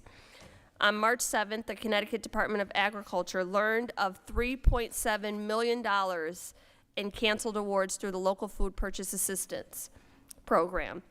Connecticut Food Share, the food bank that distributes healthy food through this network of more than 650 food pantries, community kitchens, and mobile distribution sites, was one of the largest participants in LFPA, and they have received about $3 million over the past few years. Connecticut Food Share was set to receive another $1 million before the initiative was terminated. The cancellation of these programs will have deep implications for farmers and the producers in my state, as well as increasing food insecurity. If we really care about farming and promoting the profession and introducing young people as early as we can to the benefits of farming, we would be expanding these programs, like not cutting them. For all those reasons, I urge that we support this amendment, and I yield back. Thank you. Okay, I remind the gentlelady that the food program is not in our, the school program is not in our jurisdiction. The local purchasing for food banks and pantries, which is actually what Mr. Riley's amendment is about. Any other members seek to speak on Mr. Riley's amendment number 2? If not, Mr. Riley, I'll yield to you. Thank you, Mr. Chairman. I appreciate that we have so much bipartisan support on the record for this, and I'll withdraw the amendment in the spirit of working with our friends across the aisle to get this done. Gentlemen, appreciate that, and then gentleman withdraws his amendment. Ms. McDonald-Rivet has an amendment at the desk, amendment number 17. The clerk will report the title of the amendment. Amendment number 17, offered by Ms. McDonald-Rivet of Michigan. Without objection, the amendment will be considered as read. I now recognize the gentlelady, the sponsor of the amendment, for up to 5 minutes for an explanation of her amendment. Thank you very much, Mr. Chair and Ranking Member. My amendment actually reinstates the funding for the local food program for schools, very much like the conversation we just had about our local food banks. This is a program that brings in Michigan, our local cherries, our apples, our beans, our pickles, our potatoes into our schools are not only into our school breakfast and lunches, but after-school snacks into our summer programs, as well as into our child care facilities. And we talk a lot about the importance of preserving farming for families. I'm from a farming community. I represent a number of farming communities. The pride that kids feel when they know what's on the plate at lunchtime came from their family farm is an amazing thing to see, and incredibly good for our communities. This allows for fruit, vegetables, and dry bean purchases for this program are used as a part of our match requirements for the 10 cents a meal for Michigan Kids and Farms program. On top of that, with our kids, as my kids were growing up, I always said to them, when you're thinking about what you want to eat, always choose kitchen food versus factory food, right? I wanted my kids to understand to eat something that they could see came from the ground. This is what is important when we think about the health of our kids, the health of our communities, the health of our farmers. Really important that we are using local produce. So it establishes and strengthens partnerships between farmers, producers, and schools to give access to fresh and nutritious foods. It's a good thing, and it's something that should not have been cut. Based on what I hear in this committee, has a lot of bipartisan support for it. This program not only funds our school meals, it helps increase the growth of our domestic farm production, strengthening our farm economy. It's common sense, and it's why I encourage my colleagues to support my amendment. I do believe it's within the jurisdiction of this committee because of the way that it was funding, and is something that should absolutely be reinstated. And with that, I yield back. Thank you. Gentlelady yields back. As other members seeking recognition to speak on the gentlelady's amendment. The ranking member is recognized. Thank you, Mr. Chairman. I just wanted to speak in support for Ms. McDonald-Rivet's amendment here. Obviously, it's a common sense program that would have allowed school district to purchase over $600 million of local school foods nationwide and include them in school lunches this year. So instead of gutting SNAP, our committee should be here doing a real farm bill where we could be talking about reinstating LFS, which is why I support this amendment. And with that, I encourage my colleagues to support the amendment. Any other members seeking recognition to speak on amendment number 15? I will. Gentlelady from Ohio. Thank you, Mr. Chairman, and I want to thank Representative McDonald-Rivet for introducing this amendment, because when the Trump administration canceled the funding for the local food school program in March, it hurt the bottom line of small farmers, and it took food away from school children across America. And this is really a common sense program that would allow school districts to purchase over $600 million of local food nationwide and include them in their school lunches. So not only does this help the farmers, it helps promote healthy choices for our students. And for the sake of the children, I will be voting to reinstate the local food for schools program, and I encourage my colleagues to please do the same. And with that, I yield back for the children. Gentlelady yields back. Other members seeking recognition to speak on behalf of the amendment. Dr. Adams. Yeah, I'd like to speak briefly. Listen, all that we've talked about in terms of making sure that not only families are fed, but that we not overlook the children, because children live in poverty because their parents do. And so having food in school, being able to provide that nutrition, sometimes that's the only meal these kids get. And so it's a good amendment. I appreciate the gentlelady for introducing it, because we should not leave our children out. It is so important that like it's already been said, they can't be healthy if they're hungry. They're not going to learn if they're hungry. We used to, we had a governor in North Carolina who was known as the education governor, Governor Hunt. I had the privilege of serving with him when I served in the North Carolina House, and he would always say children have to go to school ready to learn. But wherever they are trying to learn, we need to make sure that their bellies are not growling. And of course, if we haven't had that pain in our stomachs because we haven't been fed, maybe we don't understand. But take it from me, children need to be able to have not only food to eat, but good quality food. And it's so important that we think about that as we think about all of the cutting and the things that appear to be happening in this reconciliation. But listen, again, I'm all about the children too, and let's make sure that we provide for them. Thank you. I yield back.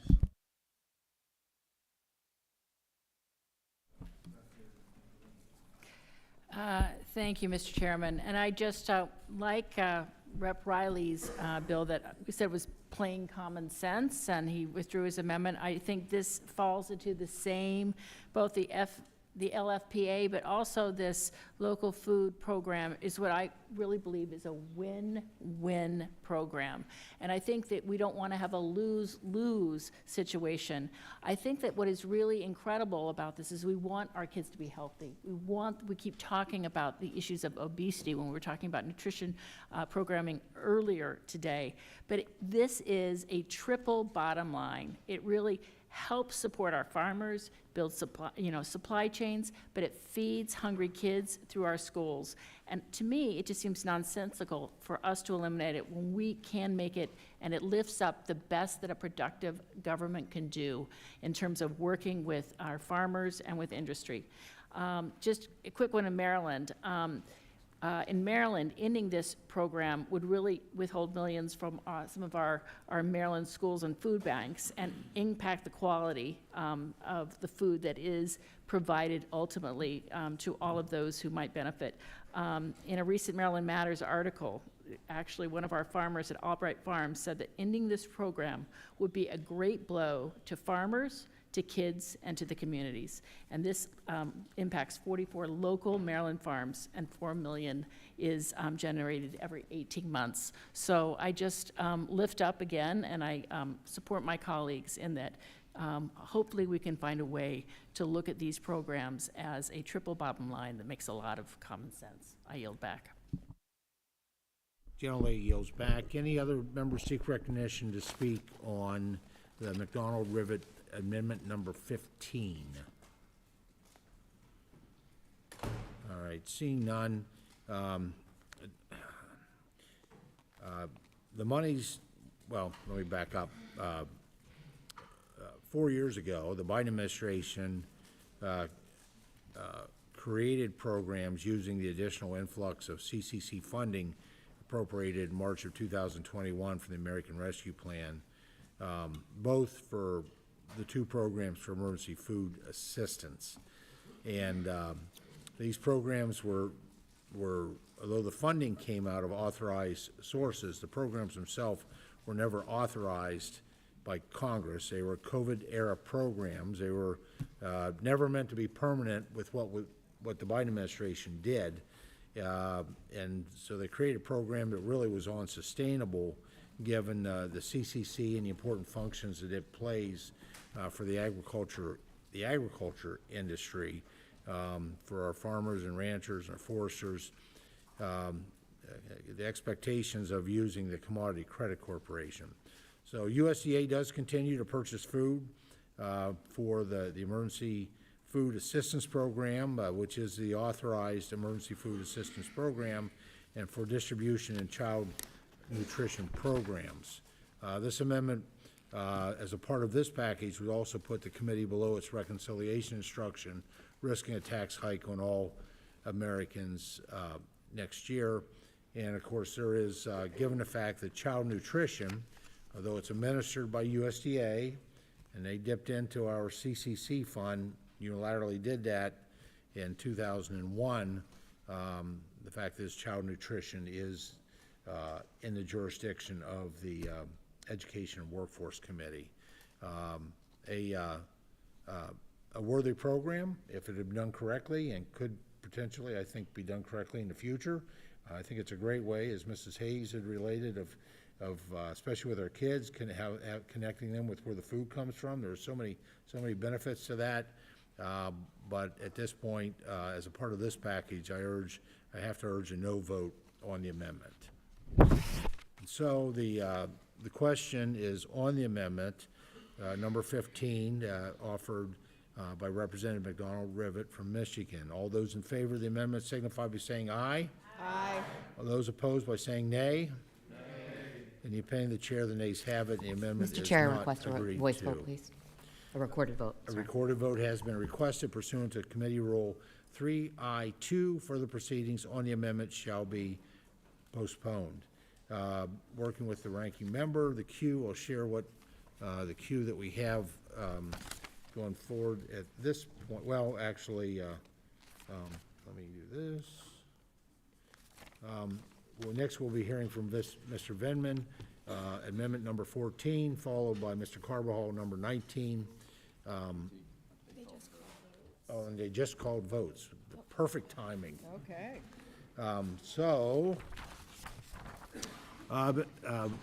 This vote series has been called. The committee shall stand in recess until the vote series is complete.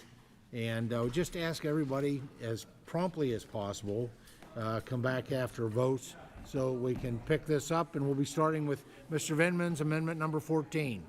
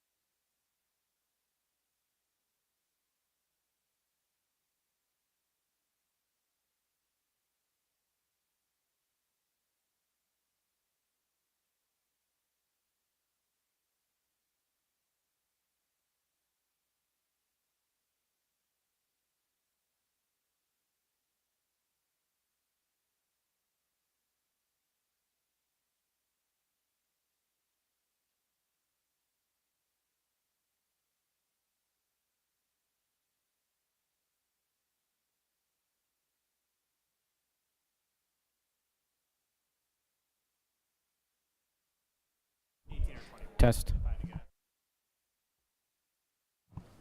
Test. Test. What's that? Test.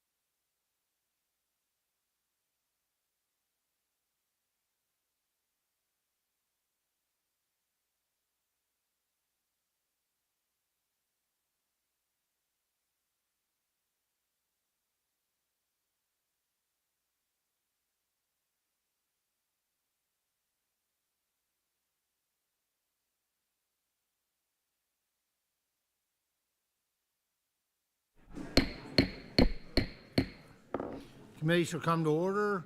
I note there is a quorum present. Before recessing, the committee had postponed further consideration of amendments offered. Consideration of those amendments is now before the committee. And please recognize Mr. Vinman has an amendment at the desk, amendment number 14.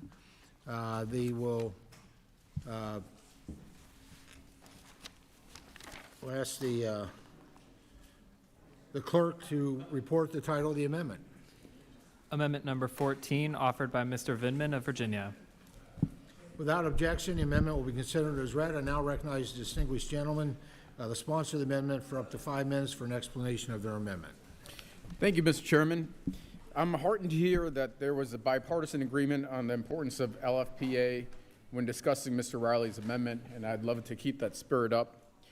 Beyond restoring LFPA, my amendment also fully funds another critical program for hardworking families, TFAP. TFAP supports families with emergency needs on a short-term basis. These aren't fraudsters, they aren't lazy, they're families with hungry kids going to emergency food pantry.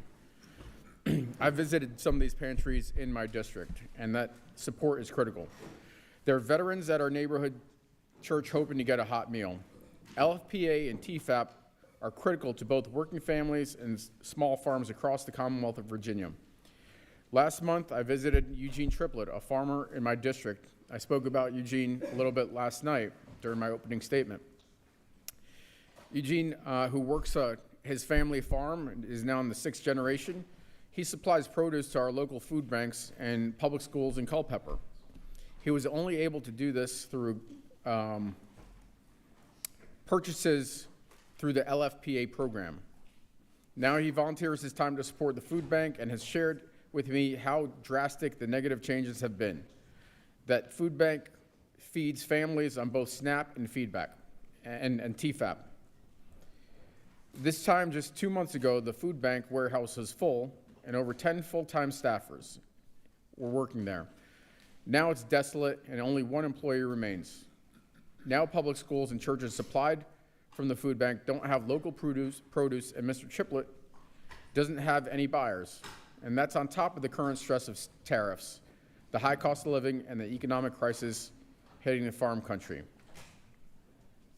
We've already spoken about the high input costs, and all of these additional stresses are heaped onto farm country and Mr. Triplett's farm.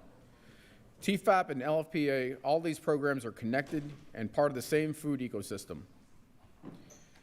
In the spirit of continuing our bipartisan role here, I'm introducing this amendment, and I'll talk about it, but I'm also going to withdraw it, and I sincerely hope this committee is serious about restoring the program. I'm excited to work on a bipartisan basis to get it done. It's our job to make sure that Americans in desperate situations don't go hungry. Let's do our job, Mr. Chairman. Thank you, and I withdraw my amendment. Gentleman withdraws the amendment. Mr. Carbajal has an amendment number 19. The clerk will report the title of the amendment. Amendment number 19, offered by Mr. Carbajal of California. Without objection, the amendment will be considered as read. I now recognize the distinguished gentleman from California, the sponsor of the amendment, for up to 5 minutes for an explanation of his amendment. Thank you, Mr. Chairman. My amendment today would remove the harmful SNAP section of this bill that would hurt thousands of families and instead would double the mandatory spending for the emergency food assistance program. This would give food banks and emergency feeding organizations the resources they need to assist the most vulnerable in this country.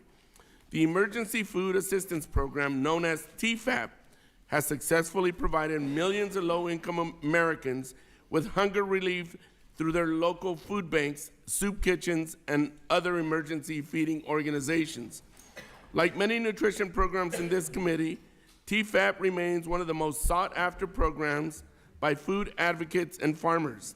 I have visited food banks in my district and know the real-life impact this program provides to those struggling with putting food on the table. Since my Republican colleagues are so fixated on cutting SNAP for people, local food banks and other food organizations will be forced to take on the additional demand and feed those who need it the most.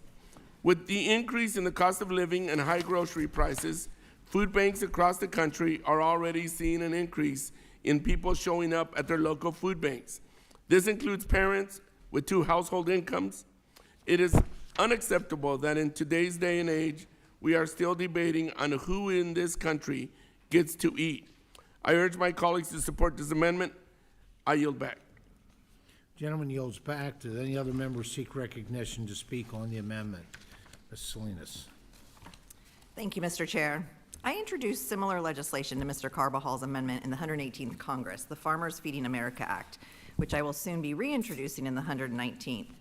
In 2024, the Oregon Food Bank reported more than 2.5 million visits to food assistance sites across its network, a staggering 31% increase from the year before, and the highest number of visits on record. That's right, more people are turning to food banks now than at the height of the COVID-19 pandemic. Yet despite overwhelming need, the Trump administration has chosen to slash TFAP funding by 50% for the rest of the year and completely eliminate the local food purchasing agreement program. These cuts are already hitting home. In Oregon alone, they forced the cancellation of 30 full truckloads of food meant for communities in need in my district and will lead to millions of dollars in lost food purchases.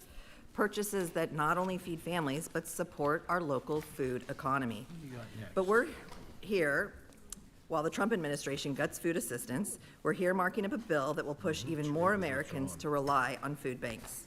Apparently, it wasn't enough for my colleagues across the aisle that the Trump administration is ignoring the will of Congress and making unilateral funding decisions aimed at keeping people hungry.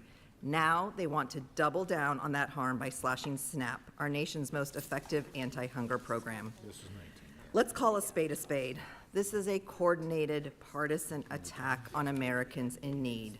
Further, given the Trump administration's erratic economic policies, which are raising prices, and it is well-documented inability to manage national crises like COVID, we should fully expect the demand on food banks to grow in the years ahead. That's why I strongly support Mr. Carvajal's amendment. It meets the urgent need to combat food insecurity now and in the future, and I urge an aye vote. I yield back. Generally yields back. Any other members seek recognition to speak on Mr. Carvajal's Amendment 19? Mr. Chairman. Mr. Costa is recognized. Thank you very much, Mr. Chairman. I rise to speak on behalf and support of my colleague and friend, Congressman Carvajal's amendment on the Emergency Food Assistance Program. I think probably all of us have had some experience with working with our local food banks, and they increasingly provide a critical role to supplement people who are food insecure. In California, nearly 5 million Californians that are on SNAP also work in conjunction with our food banks. In the Fresno area, they work with 5 counties. This program has provided communities and our farm workers who help put that food on America's dinner table, nearly 3 million in California. So I think that with the potential additional cuts and with the potential supply chain issues, who knows what may occur with this issue with our neighbors to the north and to the south on this tariff war, food banks become more essential and provide a critical role. So I support this measure for all the right reasons and would urge my colleagues to do so as well. Very good. Any members additional members seek recognition to speak on Mr. Carvajal's amendment number 19? Seeing none, the reforms in the base text of the committee print ensure that SNAP works the way Congress intended it to by reinforcing work and instituting long overdue accountability incentives to control costs and end executive and state overreach. This will preserve the integrity and fiscal sustainability of the program moving forward so it can continue to serve the most vulnerable among us. Additionally, while USDA continues to purchase food for TFAP, the Authorized Emergency Food Assistance Program, this amendment would cause the committee to fail to meet its reconciliation instructions, risking a tax hike for all Americans next year. I urge a no vote on the amendment. And with that, the The question is on the amendment offered by Mr. Carbajal from California, amendment number 19. All those in favor of the amendment signify by saying aye. Aye. Opposed by saying nay. Nay. In the opinion of the chair, the nays have it, and the amendment is not agreed to. Mr. Chair, I request a roll call vote. A recorded vote has been requested pursuant to Committee Rule 312. Further proceedings on the amendment shall be postponed. And now it appears that Mr. Costa has an amendment at the desk, amendment number 10, which we'll ask the clerk will report the title of the amendment. Amendment number 10, offered by Mr. Costa of California. Thank you very much, Mr. Chairman. With the gentleman to suspend just briefly. Without objection, the amendment will be considered as read, and I now recognize distinguished gentleman from California. Thank you, Mr. Chairman. Let me give a little background, although I believe most of you are familiar with this program. All households receiving $20 a month benefits automatically receive a standard utility allowance, and that reduces the house net income, thereby increasing the food benefit. Before the 2014 Farm Bill that I was a part of, there was no minimum LIHEAP contribution requirement. The $20 amount was a compromise against those who sought to eliminate what we call heat and eat. It's, I think, very important that in the winter months our Americans who are food insecure also have a warm home that provided the linkage. Currently, all households qualify. This section in the bill would change it only to qualify for elderly and disabled members. I think this amendment that I am offering is critical. Federally funded programs that provides financial assistance to families for affordable to provide heat. It decouples it from SNAP and limits the program, which I think then, if allowed to be implemented, would create another barrier for hardworking Americans to provide for their families. I think this is another attempt to block the clock, turn the clock backwards, excuse me, to 2014 to undo the compromise that was made at that time that I was a part of for the Heat and Eat program linkage. In rural California and throughout our nation, this is a lifeline for families to be able to afford groceries and still pay their utility bills. So, you know, Mr. Chairman, members of the committee, I think most of you know that my congressional district and Congressman Valadez has the 2 highest SNAP recipients in the entire state of California and among the top 10 in the nation. So for all the right reasons, I think that this is a good amendment and would urge support of my colleagues.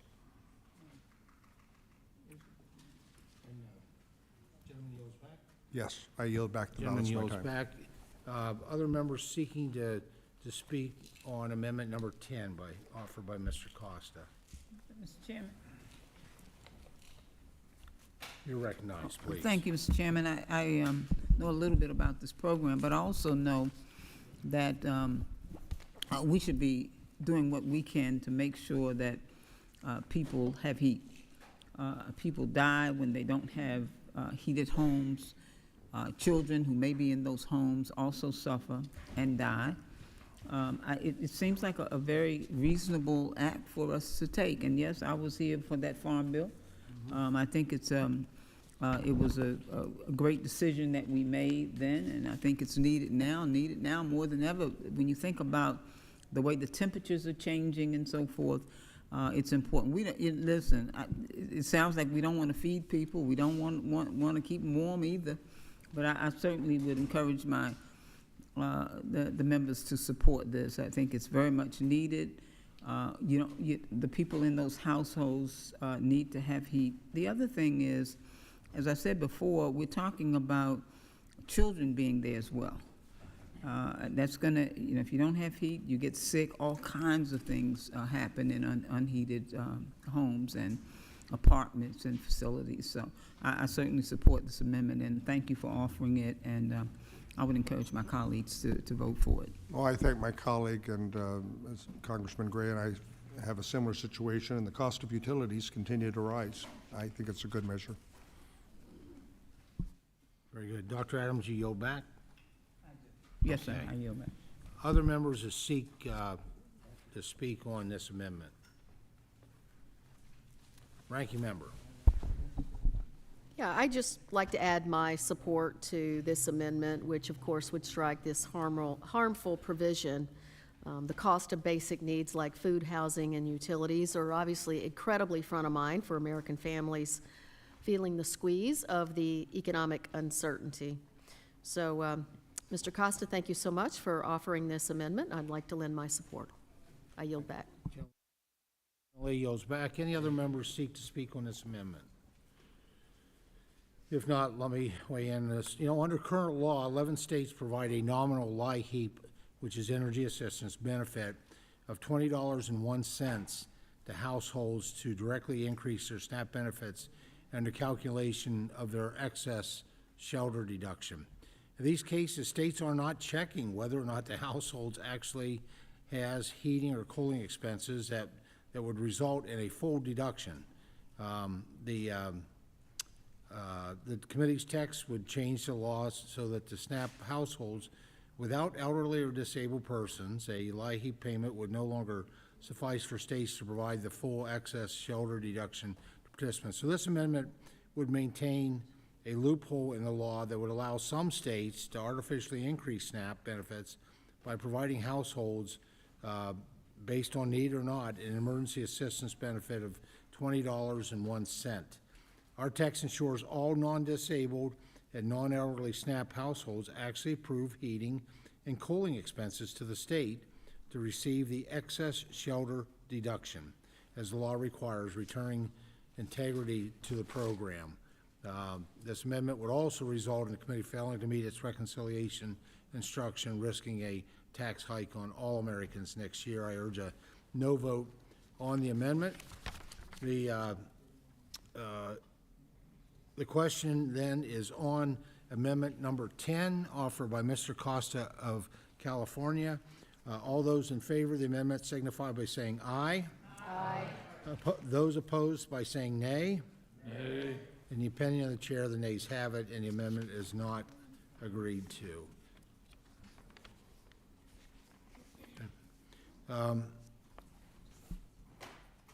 I have, I believe Ms. Davids has a amendment number 32 at the desk. And the clerk will ask the clerk to go ahead and Amendment number 32, offered by Ms. Davids of Kansas. Without objection, the amendment will be considered as read. I now recognize the distinguished gentlelady from Kansas, the sponsor of the amendment, for up to 5 minutes for an explanation of her amendment. Thank you, Chairman. I'm offering this amendment, which would prohibit the United States Department of Agriculture from firing more workers at the National Bio and Agro Defense Facility, or NBAF, in my home state of Kansas. NBAF is a scientific research facility aimed at protecting American agriculture, producers, and people from serious animal disease. Earlier this year, it was reported that 28 NBAF workers were fired as part of the Trump administration's cuts to the federal workforce. While some of these nonsensical firings were reversed and workers were rehired, this is extremely detrimental to a critical facility that is still in the process of getting up and running. New and emerging animal diseases have the potential to infect humans, threaten our food supply, and ultimately endanger our national security. NBAF is the first biosafety level 4 facility for livestock in the United States, meaning the most dangerous animal diseases can be studied there. As it's been said many times in this committee, food security is national security, and many of the diseases that will be studied at NBAF have serious consequences if they spread to humans. Just this past Sunday, the USDA had to close the U.S.-Mexico border to imports of live cattle, horses, and bison due to the continued spread of the New World screwworm. Animal disease poses a serious threat to both Kansans' agricultural economy and grocery prices. Without federal workers at NBAF, our ranchers face greater risk, and Kansans could experience higher costs at the store, like we're seeing with eggs because of the ongoing avian flu outbreak. President Trump's firing of federal workers is directly endangering our national security. I urge my colleagues to join me in voting for this amendment to protect our food supply and human health. Thank you, Chairman, and I yield back. Gentlelady yields back. Any members wish to be recognized to speak on this amendment? Okay. If not, go ahead, Ranking Member. Sorry about that, Mr. Chairman. Thank you so much. I just wanted to offer my support for the Congresswoman's amendment here this evening. You know, the administration has callously cut at least 28 positions at NBAF. NBAF is a critical research facility that is just getting up and running and conducts unparalleled research on animal disease. It was reported that Elon Musk and his assistant even fired the director of Safety, Health, and Environmental Management. I just want to say that I hope that this is not an indication of how the administration will handle very serious spread of animal disease in our country. We're facing a series of threats to the livestock industry, as we all know: African swine fever, New World screwworm, HPAI, FMD, and others.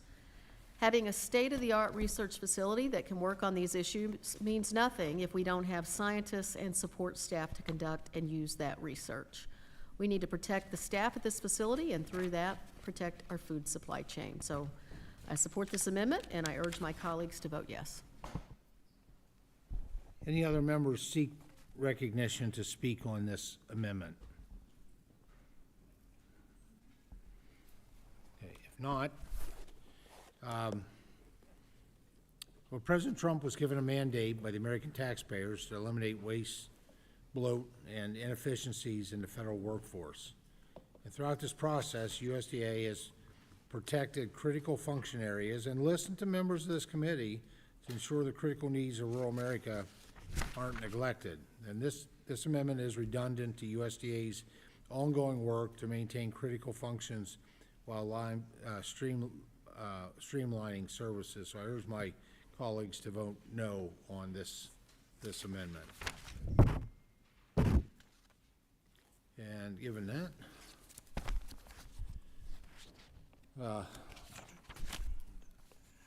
hearing no further conversation, a question is on the amendment offered by the gentlelady from Kansas, amendment number 32. All those in favor of the amendment signify by saying aye. Aye. Those opposed by saying nay. Nay. In the opinion of the chair, the nays have it, and the amendment is not agreed to. Chairman, I'd like to request a recorded vote. The recorded vote has been requested pursuant to Committee Rule 312. Further proceedings of the amendment shall be postponed. And that was our first amendment, I believe, that was in Subtitle B. So we are now clear of Subtitle A, and we'll be entertaining Subtitle B amendments. And I believe the Subtitle B, Mrs. Salinas, has an amendment at the desk, amendment number 37. That's correct. And so the clerk will report the title of the amendment. Amendment number 37, offered by Ms. Salinas of Oregon. Without objection, the amendment will be considered as read. I now recognize the distinguished gentlelady, the sponsor of the amendment, for up to 5 minutes for an explanation of her amendment. Thank you, Mr. Chairman. So amendment number 37 is what we'll be considering. Since returning to office, President Trump and his administration have embarked on a campaign of destruction, hollowing out federal agencies through illegal mass terminations and funding rescissions. The Forest Service has not been spared from this assault. The Trump administration has already terminated thousands of Forest Service workers, and while some have been reinstated, many have yet to be rehired or have since chosen to move on from their public service careers. My amendment would require that the remaining terminated Forest Service personnel who are qualified to assist with wildland firefighting operations, federal timber sales, or search and rescue operations are rehired. It also provides the agency with direct hire authority to expedite filling vacancies that are left as a result of the mass firings. These are the hardworking men and women who manage our forests, assist with wildfire response, support rural economies, and help communities maintain access to federal forest lands.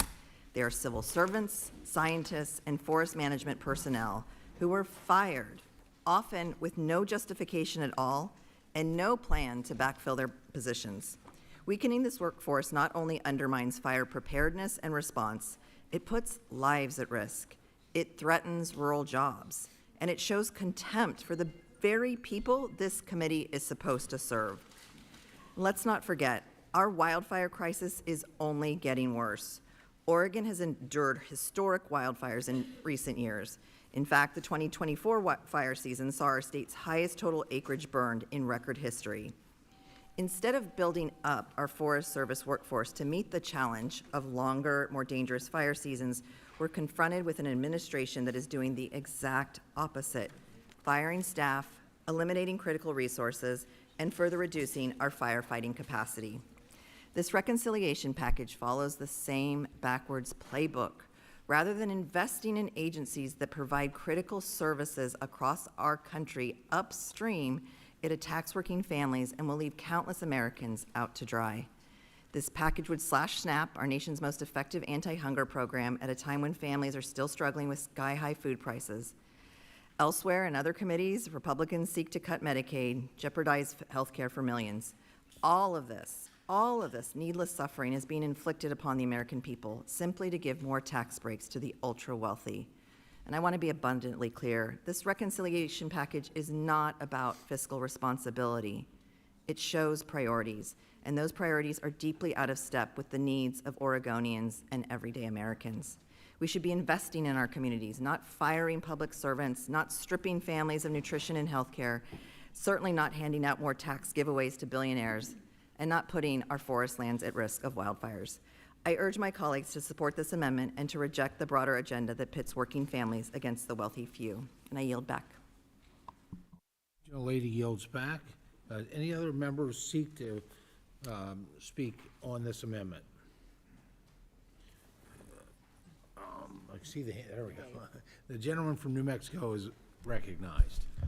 Thank you, Chairman. I just want to offer my full support for this amendment. New Mexico has experienced its two largest wildfires in the last 2 years, and the costs are astronomical. Much of the burden for cleanup and for post-fire restoration is going to fall on the states. And so as we talk about the compounding cost of cutting SNAP and cutting Medicaid and pushing costs off to the state, on top of that, we're actually cutting the staff that cuts the trails so that they can set the lines in wilderness areas such as the Gila National Forest.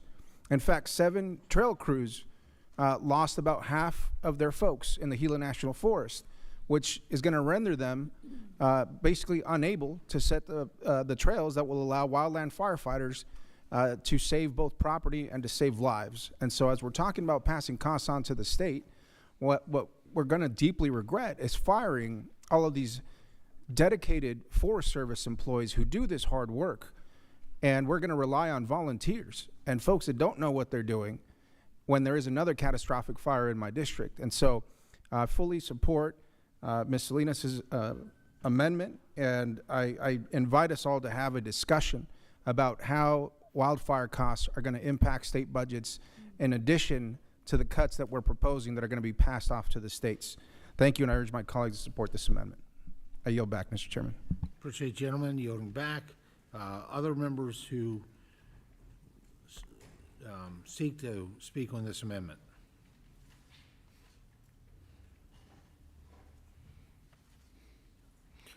Seeing none, I'll weigh in here. You know, the president campaigned on the promise to eliminate bureaucratic bloat in federal agencies, and he's delivering on that promise. The U.S. Forest Service is committed to protecting the critical function areas of their agency. They are in active communication with members of this committee to make sure the needs of those in and around our forest lands are met. The decision on how many employees are needed to enact policies which we authorize here in Congress rests with the executive branch, with the administration. And for these reasons, I oppose this amendment, and I encourage my colleagues on the committee to do the same. And given that, so the question is on the amendment offered by Mrs. Salinas from State of Oregon, amendment number 37.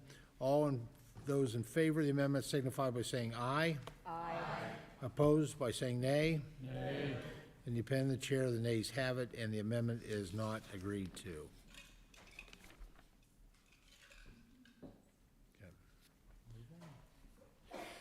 Mr. Chair, I ask for a recorded vote. Okay. Thank you. Just about missed the window. A recorded vote has been requested pursuant to Committee Roll 3I2. Further proceedings on the amendment shall be postponed. I believe that Ms. Bazinski has a amendment at the desk, amendment number 70. The clerk will report the title. Amendment number 70, offered by Ms. Buzinski of Illinois. Thank you, Mr. The amendment will be considered as read, and now I recognize Ms. Bazinski to describe the explanation for amendment for up to 5 minutes. Thank you very much, Mr. Chairman. I am going to offer Amendment 70, and my plan is to withdraw it, but I do want to speak to the importance of it. My amendment would strike the language in this bill for a capped voluntary base acre update and replace it with a mandatory base acre update. Last year, during the Farm Bill markup, my colleague Dusty Johnson brought up this amendment and I was proud to speak in favor of it. Since you've abandoned, though, the Farm Bill and regular order, I will highlight this important topic on behalf of the farmers that I hear from in my district. Not only is a mandatory base acre update a start on the path toward more equitable farm safety net programs, it also brings us back to the heart of these programs, which is to support farmers. In my opinion, funneling money to unplanted acres is not in the best interest of the farmer or the taxpayer.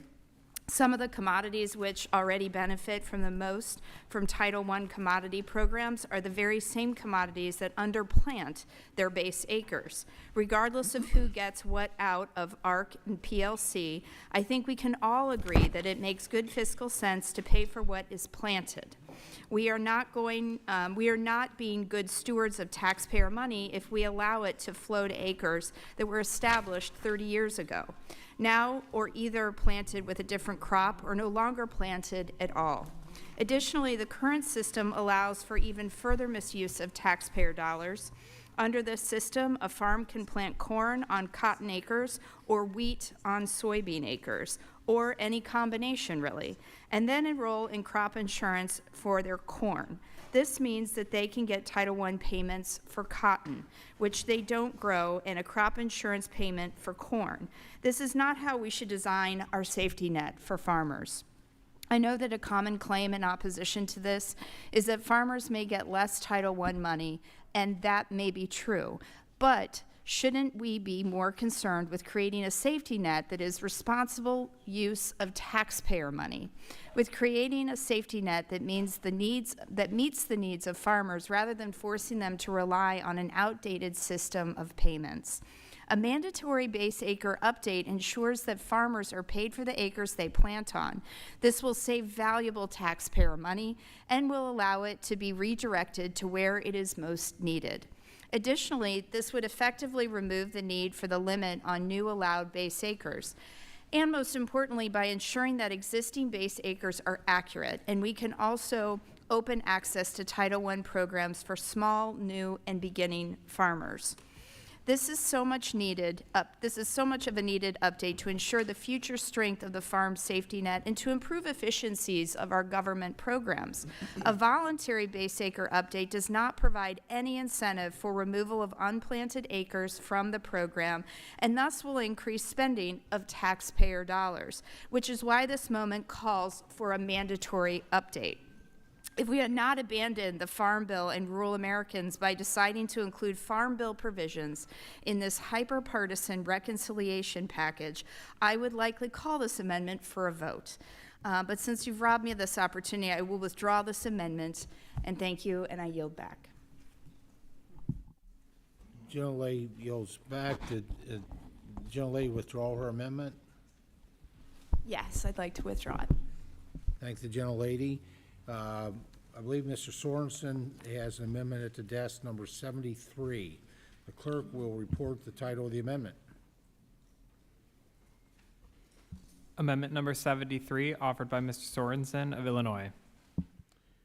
Without objection, the amendment will be considered as read. I now recognize the distinguished gentleman from Illinois, the sponsor of the amendment, for up to 5 minutes for an explanation of his amendment. Thank you, Chairman Thompson. I am proud to be a Quad citizen. Live in the Quad Cities, the part of the heartland that straddles the Mississippi River.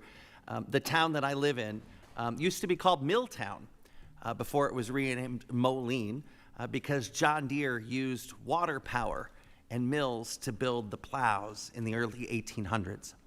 His invention, the steel plow, grew into a legacy that is now one of the most recognized American machines in the world. To have Deere and Company headquartered in my town of 40,000, it's incredible. Because everywhere I go around the world, I always see John Deere green. It's also why I'm wearing the 118th pin, the John Deere green pin. It reminds me of home. But Deere, like so many other agricultural companies, is experiencing uncertainty today because of the decisions, the poor decisions of this administration and our lack of passing a farm bill and opening up foreign markets. Add on to that stupid tariffs and a trade war, declining crop prices, and increasing input costs. They're pushing our family farmers to the brink. Second and third generation workers at Harvester Works in East Moline have been let go. Seeding Group at Deere has been hit hard in Moline.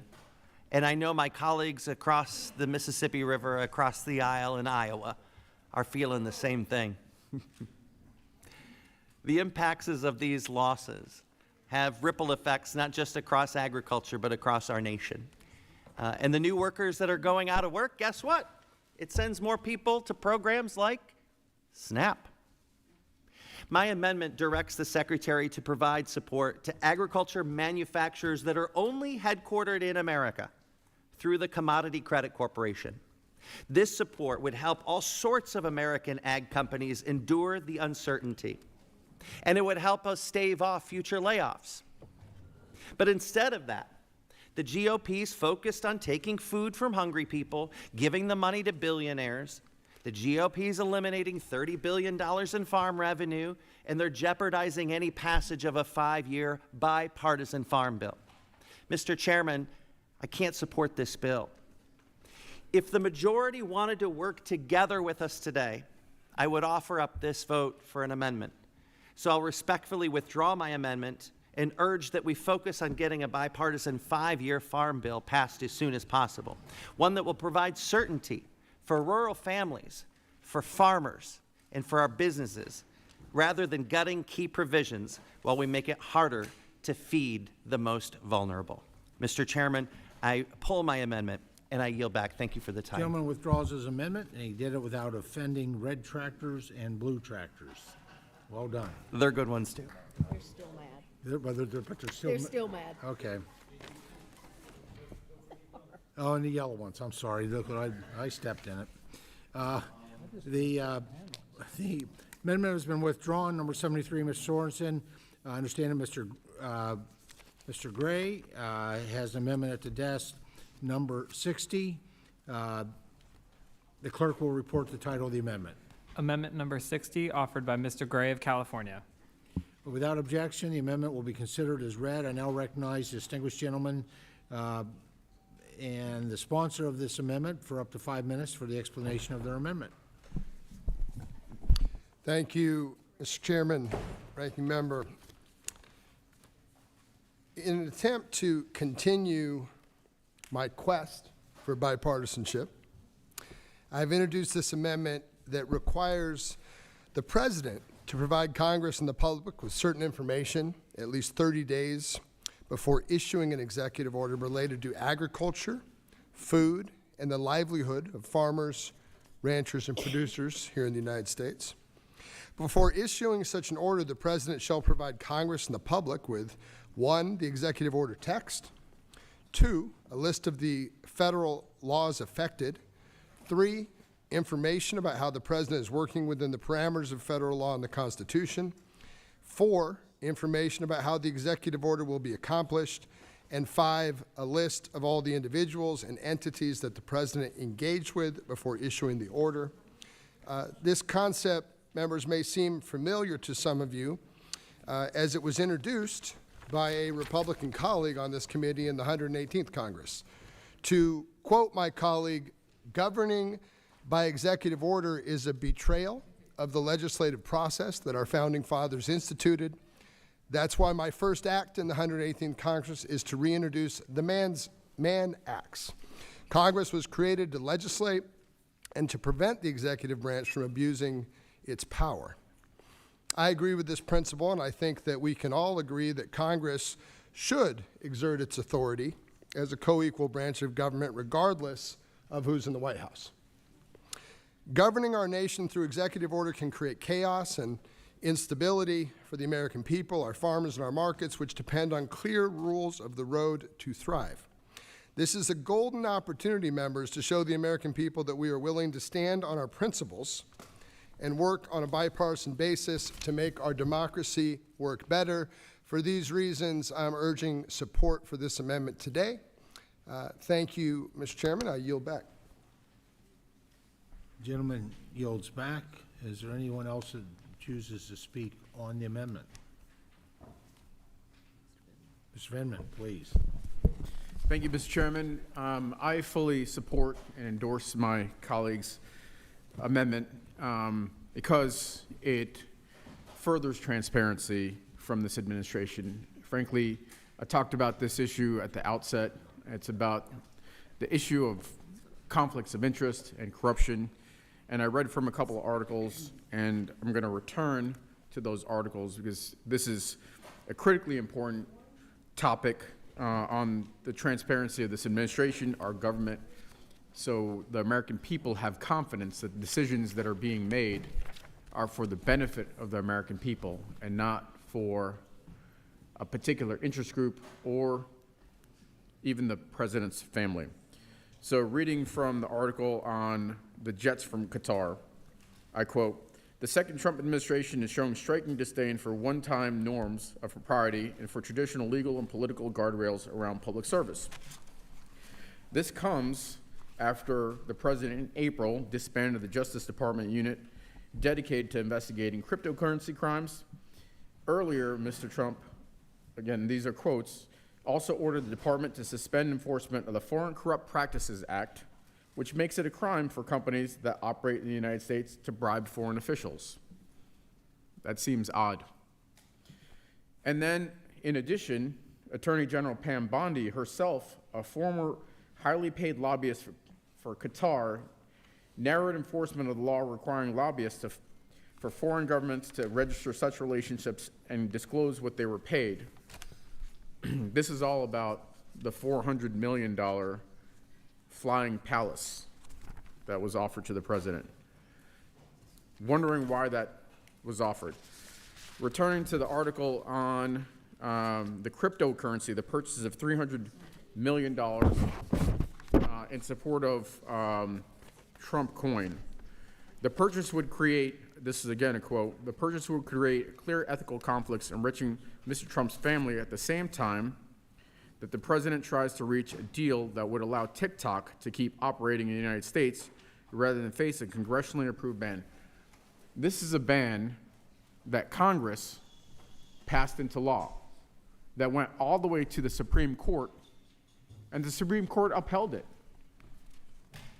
Every member here ought to be in favor of this ban because this is TikTok, a company owned by the Chinese or controlled by the Chinese Communist Party, is so deeply ingrained in our society. If we're going to be serious about standing up to China, then maybe we ought to actually follow law. And I mean, I was not here. I'm a new member. I'm a freshman. But there are members in this body that are sitting here, I'm sure, that voted in favor of this bill. That's being ignored right now. And then I'll finish by reading another short excerpt. "Any purchase by GD Culture Group," this is the company that is investing $300 million in Trump coin, "would be the first known example of a China-linked firm buying Mr. Trump's meme coin. In its financial disclosures, the company has noted that its subsidiary and I'm going to butcher this pronunciation, but Shanghai Xinshu, I hope that's close enough, might be influenced by the demands of the Chinese government. Though that's not unusual wording for a Chinese company. And this is, again, in quotes from the financial disclosure, the Chinese government may intervene or influence its operations at any time, the company said in its annual report filed in March. I think that's pretty outrageous.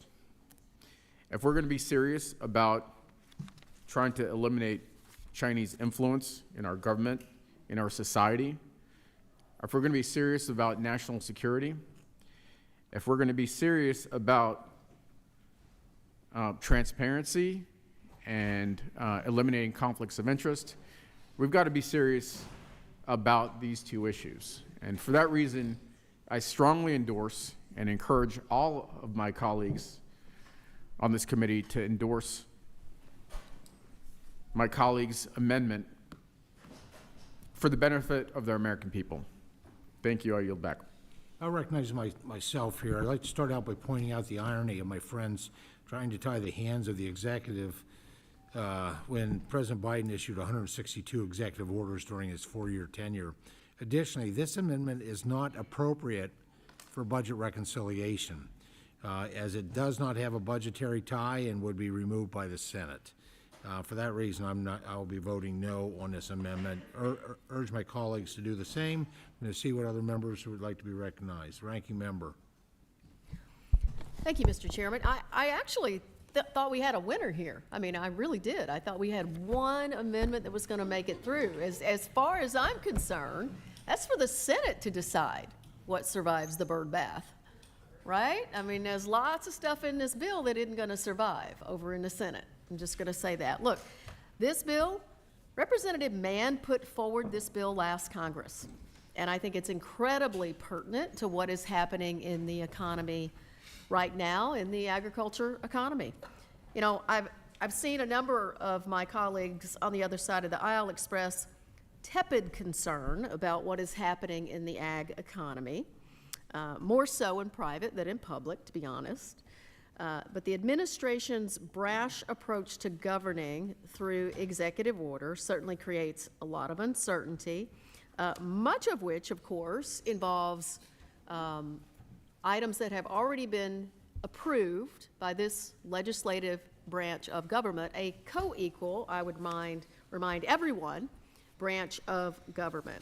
So this bill was referred to the Ag Committee the last Congress, so I would simply say it's firmly within the jurisdiction of the Agriculture Committee. So look, we should all support increasing transparency and having a shared interest in making sure that the Ag Committee has a say and is informed on issues that impact our shareholders. And of course, it's for the Senate to decide whether this is a policy not budget-related item. And personally, I think it's high time that Congress reclaim its power, regardless of who is in the White House, and stop constantly bending to the will, especially of this executive. So, Mr. Chairman, I support this amendment, and I urge my colleagues to vote yes. Any other members seek recognition to speak on this? Mr. Costa.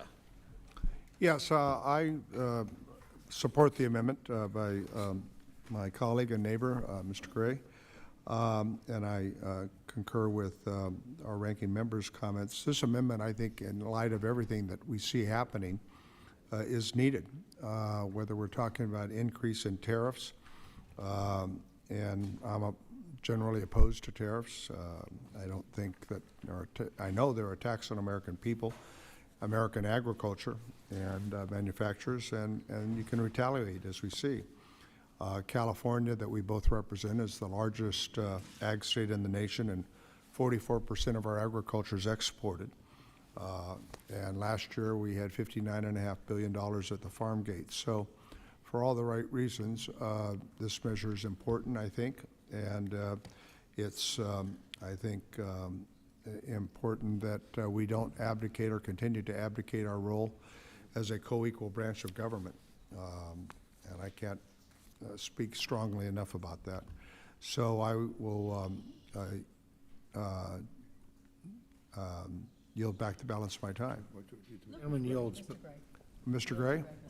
Yield to Mr. Gray. Mr. Gray is recognized. I'll yield back the balance of my time to Mr. Gray, because he's my neighbor.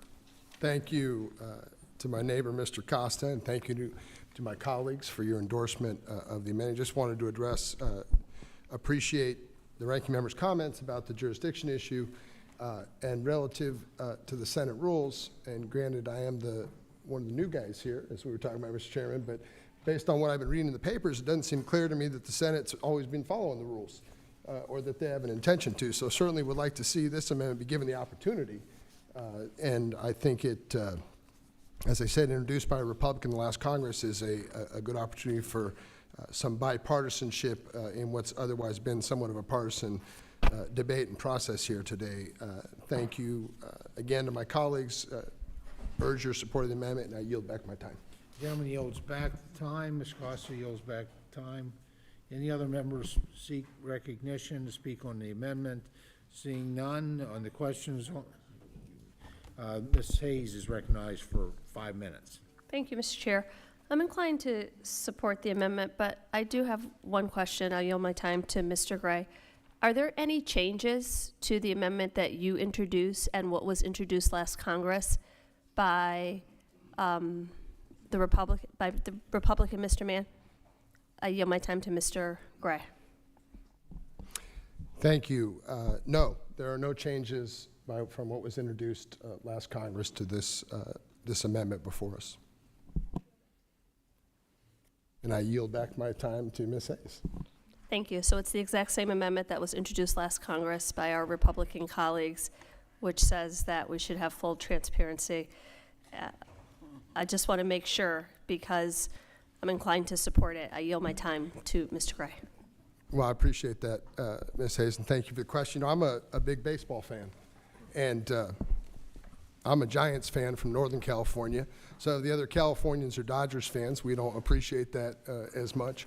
But when I watch baseball with my friend who's a Dodgers fan, even if his guy's out at first base and the replay clearly shows it, he just can't seem to acknowledge it. And too often politics feels that way in our current state. And that's the idea behind introducing the same exact language, is to say what's good for the goose, good for the gander, and I appreciate your question. The gentleman. Yield back my time to Ms. Hayes. Yield back Ms. Hayes' time to Ms. Hayes. Thank you, Mr. Gray. I will be supporting this amendment for the exact same reasons that you said. What's good for the goose is good for the gander, and since it was a goose amendment in the 2018, I'll be supporting it as a gander amendment in the 2019. With that, I yield back. Generally yields back. Anyone else seek recognition to speak on Gray Amendment number 60? Seeing none, the question then is on the amendment offered by Mr. Gray, California, Amendment number 60. All those in favor of the amendment signify by saying aye. Aye. Those opposed by saying nay. No. Nay. In the opinion of the chair, the nays have it, and the amendment is not agreed to. Mr. Chairman, can I request a recorded vote? The recorded vote has been requested pursuant to Committee Roll 3I2. Further proceedings on the amendment shall be postponed. And find my list here. There we go. Mr. Gray has another amendment, amendment number 63, and it should be at the desk. The clerk will report the title of the amendment. Amendment number 63, offered by Mr. Gray of California. Without objection, the amendment will be considered as read. I now recognize distinguished gentleman, the sponsor of the amendment, for up to 5 minutes for the explanation of his amendment. Thank you, Mr. Chairman. In my opening statement, members, I talked about the damaging impact of the tariffs to my district in California, where agriculture is the #1 driver of our economy. During Senate confirmation hearing Undersecretary of Agriculture for Trade and Foreign Agricultural Affairs Luke Lindberg pledged to explore new export markets and also hold our existing markets accountable to the deals they made with our family farms. President Trump posted on Truth Social that Luke will work to make sure American farmers and ranchers get the smart trade deals that they deserve. I agree with these goals, but I think our farmers deserve much better than this senseless global trade war, which is shutting American producers out of global markets and giving an advantage to our competitors. Our farmers are already feeling this loss and uncertainty in their bottom lines. We need to hold this administration accountable for the promises that have been made, and transparency is the first step in this process. It's unclear to me if we're serious about expanding market access for farmers, and this amendment ensures that we'll have the opportunity to keep Congress apprised of the work that is going on. I think we can all agree that market access for our farmers' goods is a priority, so let's work together to improve our process and make sure that the goals we set out to achieve in support of the American farms are being met effectively. I would urge all my colleagues on both sides of the aisle to support this amendment, and thank you, Mr. Chairman. I'll yield back with that. Thank the gentleman. Gentleman yields back. Any members seek recognition to speak on this amendment? If not, let me address USDA's Economic Research Service and Foreign Agriculture Service have standing authority to publish reports on trade and market access, and they publish them on a regular basis. I'd also like to note Secretary Rowland details weekly a list of ag actions taken by the department. In addition to requiring reports for which authority already exists, is my understanding that this amendment would not comply with the Byrd Rule and therefore would be stripped out by the Senate. I urge my colleagues to vote no on this amendment. And so the question is on the amendment offered by the gentleman from California, Mr. Gray, amendment number 63. All those in favor of the amendment signify by saying aye. Aye. Those opposed by saying nay. Nay. In the opinion of the chair, the nays have it, and the amendment is not agreed to. At the desk, Mr. Chairman, could I request a recorded vote? A recorded vote has been requested pursuant to Committee Rule 3I2. Further proceedings on the amendment shall be postponed. And that brings us to an amendment offered by Mr. Mannion, number 56, that is at the desk. And the clerk will report the title of the amendment. Amendment number 56, offered by Mr. Mannion of New York.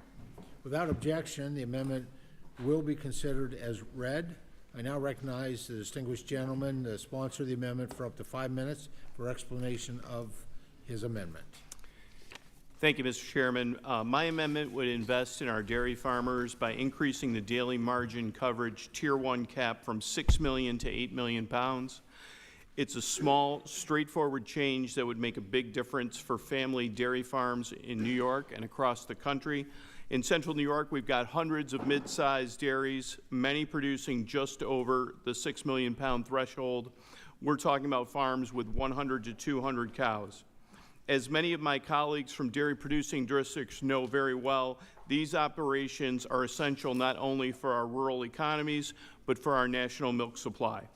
Our dairy farmers face a challenging landscape marked by unpredictable milk prices, rising feed costs, and an unprecedented, uncertain labor market that has been exacerbated by the immigration policies of the current administration.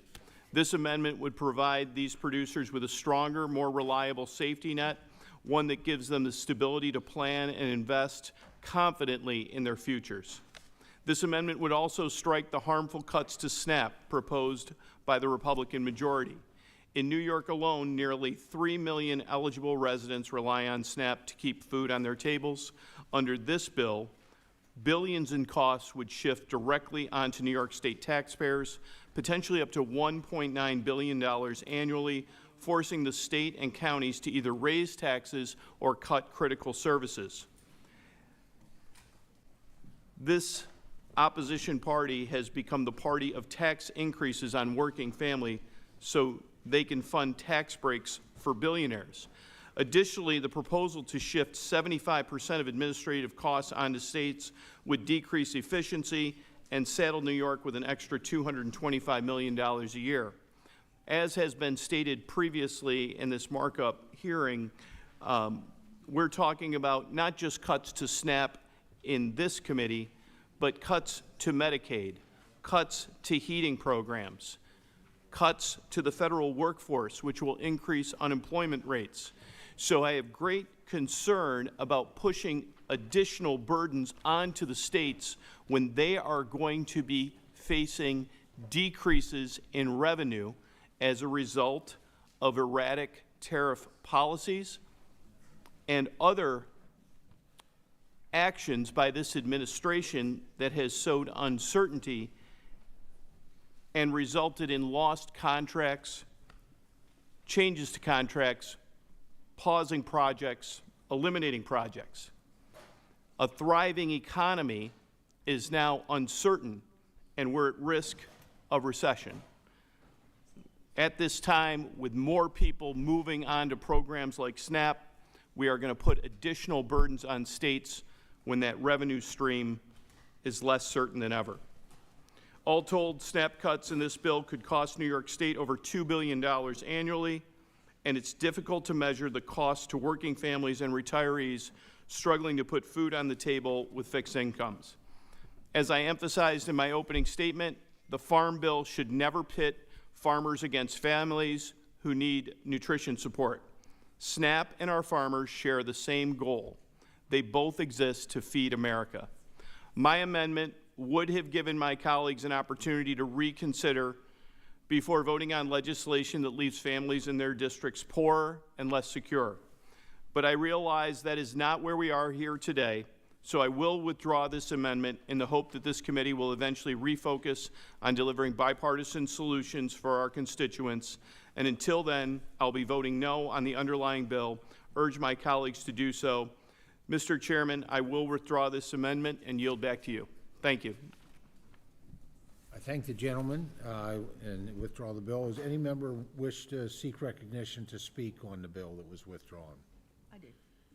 Ranking member, go ahead. Thank you so much. I just wanted to say to Mr. Mannion, I thought your amendment was an excellent amendment. I actually thought we had a winner here again.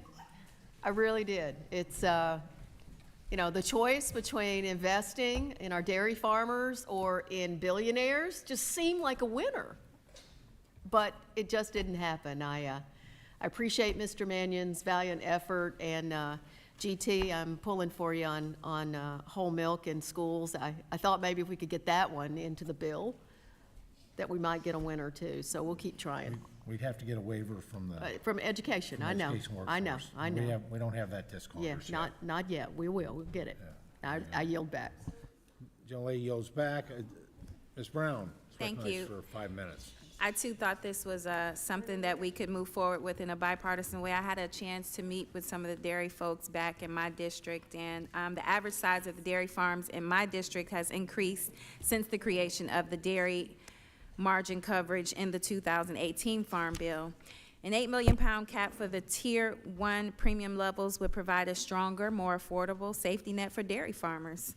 And I really wish that we were able to focus on bipartisan priorities in a real 5-year farm bill where we could provide a better safety net for farmers and hungry Americans that we could all vote for. So thank you, Mr. Mannion, for this amendment, and I'm sorry you had to withdraw it, and that hopefully we'll be able to work on this in the future. So thank you.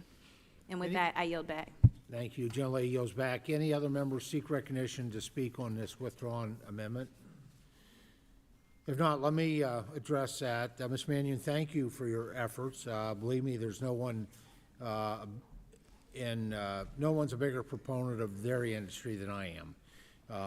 And I hope you all remember whole milk for healthy kids when it comes to the House floor. They passed out the Education Workforce Committee already. Now, I understand the importance of providing enhanced safety net for our dairy farmers who provide that healthy milk.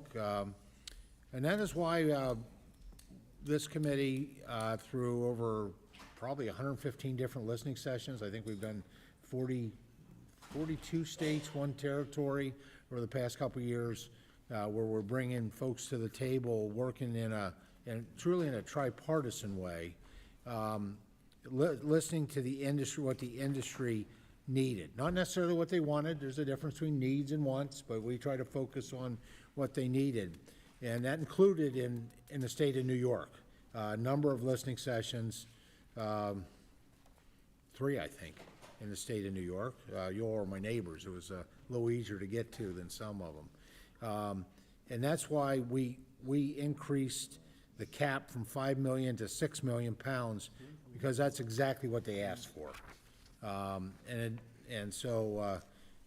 But I appreciate you keeping in mind. I feel very good about what we're looking at with the dairy margin coverage, because we did that truly with the dairy farmers at the table. And your dairy farmers are the same size as my dairy farmers. You know, it's this is one that works for everyone. So with that, Mr. Mannion's amendment number 56 is withdrawn, and Mr. Venman has an amendment number 5 that is at the desk, and I would ask that the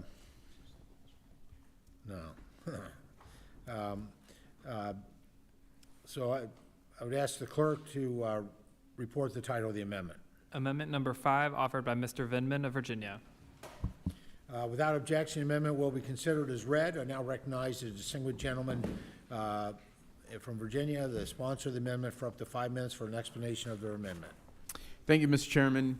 I return to a topic that I have attempted to address several times over the last couple days, and one near and dear to my heart as a 25-year veteran of the United States Army and a former Trump administration, first Trump administration, White House national security official. And it's U.S. national security. And so this amendment would fully fund the Agriculture Advanced Research and Development Authority, AgARDA, at $150 million a year. As we've said numerous times, food security is national security. AgARDA was established in the 2018 Farm Bill to apply the highly successful ARPA model to ag research, yet it only received a fraction of the funding that was authorized. Congress needs to fight for the U.S. to be at the cutting edge of research. This bill is trying to slash funding for ag research, take food from hungry kids, kick people off SNAP. This is all in the name of funding tax breaks for billionaires. As the only Virginian on this committee, I'm proud to represent the largest industry in the Commonwealth, which is ag. And this industry is booming. I intend to do everything I can to keep it that way. My amendment would do just that. This amendment would strengthen agricultural research across our country, which has some of the biggest returns on investment in government funding. Right now, $1 spent by the U.S. government in the ag industry yields $20 back to the U.S. economy. We'd be crazy not to make this investment. As a member of the Conservation and Biotech Subcommittee, I will fight for this research. Our adversaries are investing in cutting-edge tech research. Congress needs to fight for the U.S. to be at the cutting edge of research. It's no secret that China is currently the world's largest funder of agricultural research and development, with $10 billion in annual spending. We're playing catch-up, but that doesn't mean we can't win the race. And yet this administration seems not to want to even try. This administration, and unfortunately my colleagues on the other side of the aisle, are busy cutting research grants and waging war on the working people to fund tax breaks for billionaires. I say again, American food security is national security. We need to defend our crops from the threats of tomorrow and invest in our farmers for their needs today. We also need a healthy and productive workforce with access to nutritious food. That is why my amendment removes SNAP cuts from the bill, makes AgARDA a permanent program rather than a pilot, and requires USDA to hire qualified staff for AgARDA, and also requires USDA to fund AgARDA at $150 million through 2030. That's a fraction of what the Chinese Communist Party is investing, but at least it's a start. Now, if we're going to compete with our near peers in China, we have to make at least this small investment. And I urge my colleagues to support this amendment that will drive American research to benefit farmers, ranchers, and consumers while protecting America's children and families from these dangerous snap cuts. Thank you. I yield back. Gentleman yields back. Any other, what members seek recognition to speak on this amendment? Seeing none, well, I will weigh in here. Just a little background information. This amendment really is near identical to the ACE Agriculture Act introduced by Representative Feenstra and Representative Panetta in the 118th Congress, but calls for mandatory funding instead of an increase in authorization. We're I'm generally supportive of AGARDA's mission and included provision, and we did include provisions to improve its functionality in the Farm Food and National Security Act of 2024, but do not intend to provide the program with additional funding as it has yet to reach its full authorized amount through the appropriations process. It's an appropriations battle, not an authorization battle. AGARDA was created in the 2018 Farm Bill as a pilot to develop technologies, research tools, and products through advanced research on long-term and high-risk challenges in food and ag that the industry is unlikely to invest in because of technological or financial uncertainty. Certainly encourage all members, both sides of the aisle, to weigh in on the appropriations process. This would be be worthy of increased appropriations. We have authorized it at a higher number. This reconciliation package really is focused, though, on making targeted investments to meet acute needs for ag research that deliver for the American farmers and ranchers. Investing in additional programs outside of this target approach would result in unnecessary costs to Congress and would counteract the committee's ability to meet its reconciliation instruction, jeopardizing this entire exercise. For this reason, I'll be voting no on this amendment and encourage my colleagues to do the same. Given that, the question is on the amendment offered by Mr. Venman of Virginia. Is Amendment 5. All those in favor of the amendment signify by saying aye. Aye. Those opposed by saying nay. Nay. In the opinion of the chair, the nays have it, and the amendment is not agreed to. Mr. Chairman, I ask for a recorded vote. A recorded vote has been requested pursuant to Committee Rule 3I2. Further proceedings on the amendment shall be postponed. According to my list, we have Mr. Vascar from New Mexico has amendment number 53 at the desk. The clerk will report the title of the amendment. Thank you, Mr. Chairman, and it is Vasquez. Vasquez. Yes, thank you, sir. Yeah. Well, hold on a second. The clerk has to report the title of the amendment. So Amendment number 53, offered by Mr. Vasquez of New Mexico. Without objection, amendment will be considered as read, and I recognize the distinguished gentleman from New Mexico, the sponsor of the amendment, for up to 5 minutes for an explanation of their amendment. Thank you, Mr. Chairman. My amendment is simple, and it's actually to correct some wrongs that this administration and the USDA has already done. It's breaking its promises to America's farmers. Over the past 5 months, we've seen farmers across the country, including in my own district, left behind. Let's call it what it is. The USDA signed contracts, told farmers that money was coming, and then, without warning, just stopped sending money. Stopped sending payments. No notice, no explanation, no accountability. Just a senseless executive order that froze popular programs in all of our states: CSP, REAP, EQIP, RCP, and ACEP. Now those farmers are out tens of thousands of dollars, money that they were counting on to pay their workers, cover their costs, and keep food on the table for their families. Folks, this is absolutely insane. In New Mexico, the Frontier Food Hub in Silver City was in year 2 of number 4 for their community food project grant. They're the only food pantry for hundreds of miles, and they're the only food purchaser that supports rural producers. They spent that money in good faith, and USDA froze their grant with no explanation and no chance to fix it. That's the same with the Quivira Coalition, which was awarded a contract through the Partnership for Climate Smart Commodities program. These folks are national leaders in helping small farmers adapt to drought and climate change. They made smart investments because the government promised to honor their contract, and now they may be left to pay the price. And let me be clear, these are already lawful, undersigned contracts. So why do this? Because this administration wanted to review every single contract for any possible mention of DEI or any mentions of climate. Give me a break. And the cancellation of the local food purchase assistance program has been a gut punch to New Mexico's food banks and the local growers who are supplying them.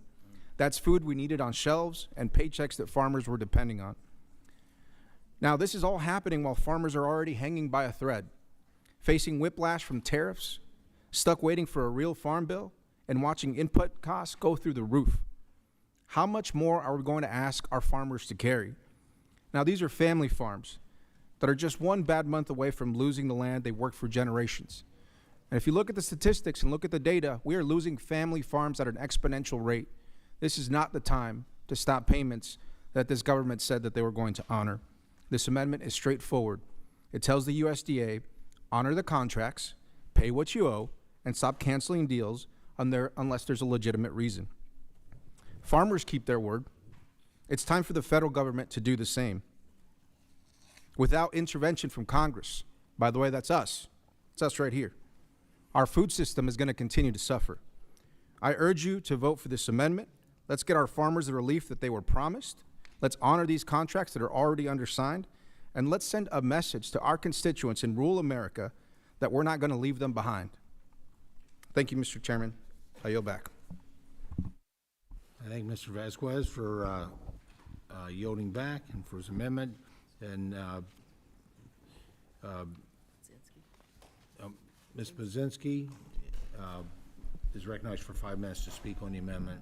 Thank you, Mr. Chairman. Thank you. In my district, one of the first things I did when I got to Congress and was honored to join this committee was to start an agricultural advisory council to hear from my local farmers on what was going on. And I would tell you, one of the things that I just recently met with them again is the level of, I would summarize it in one word, the uncertainty that our farmers are facing. And they're facing that in a number of different directions. I would say one is the tariffs and the trade war that the Trump administration is continuing to pursue. And I quite frankly think that we're only beginning to see the impact of that in agriculture and with our farmers, and that's going to be continuing to reverberate across our agricultural economy. That's creating a lot of uncertainty. The fact that we in Congress have not been able to, since I got here in 2022, actually complete a bipartisan farm bill also adds another level of uncertainty for our farmers. I would highlight as well the cuts that this administration has done to the USDA, to the employees at the USDA that make it impossible to move program.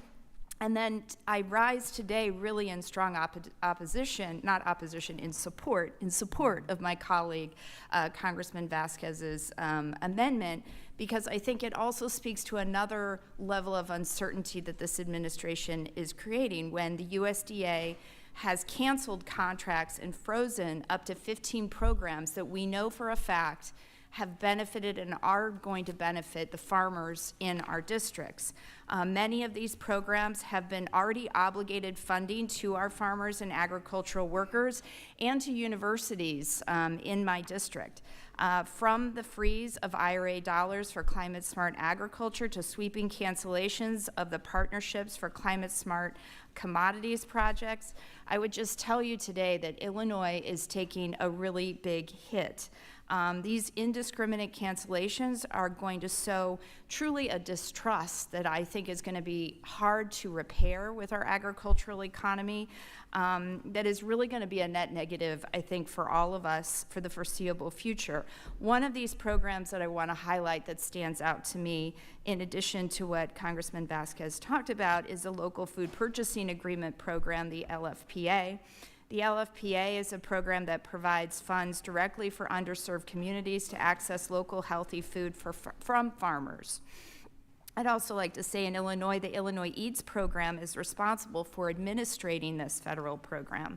These funds have been completely canceled leaving our farmers, our schools, and our food banks in a real difficult situation.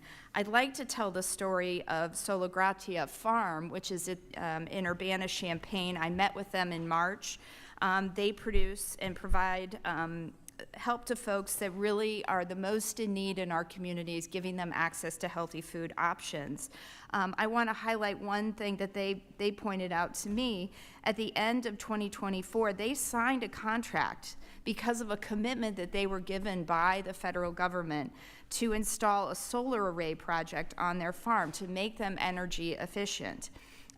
They've been designated as a critical service provider by the state of Illinois, and through the Illinois Solar for All program, have an opportunity for 92% of the project's cost to be covered by tax rebates and credits.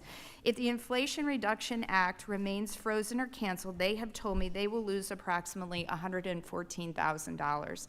And this is a nonprofit that is doing really just phenomenal work with little resources, and they were given a commitment by the federal government to live up to that obligation. They signed a contract, and now this really small nonprofit that's doing amazing work in the district is going to be hung out to dry.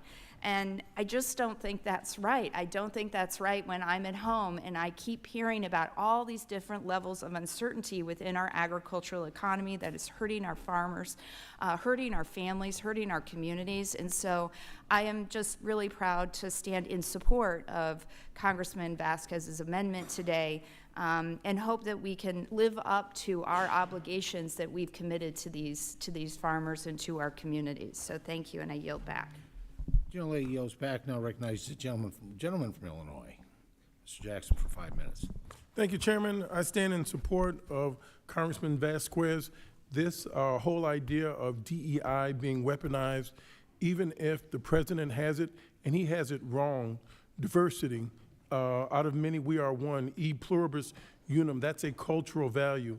Equity, the 14th Amendment, enshrining equality, inclusiveness, persons that may need handicap ramps and accessibility. The president is wrong. We need to stand up as a co-equal branch of government and tell him what he is doing is against our values. These are values that many countries around the world that Mr. Trump has tried to ram down the throat. In France and Sweden, other countries are standing up because they cherish these as values, and I think we should do the same.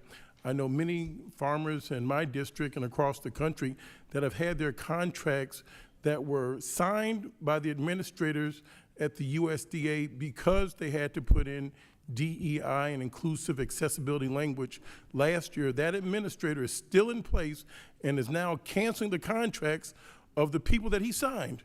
So the administrator should be fired and the people should have their contract restored. This has gone on way too far.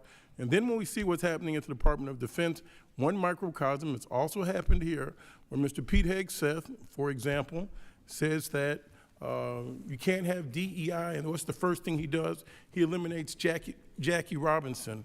Then that's racializing it. Why? Because Jackie Robinson was African American. Then he says you can't have DEI, and he won't teach the people in the military academies about Harriet Tubman.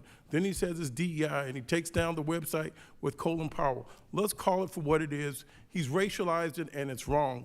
And whatever AI software-generated program that they're using that's going in there and summarily eliminating people from these contracts, and I would say many of these contracts have had to deal with people of color, and I can give you receipts and names of people.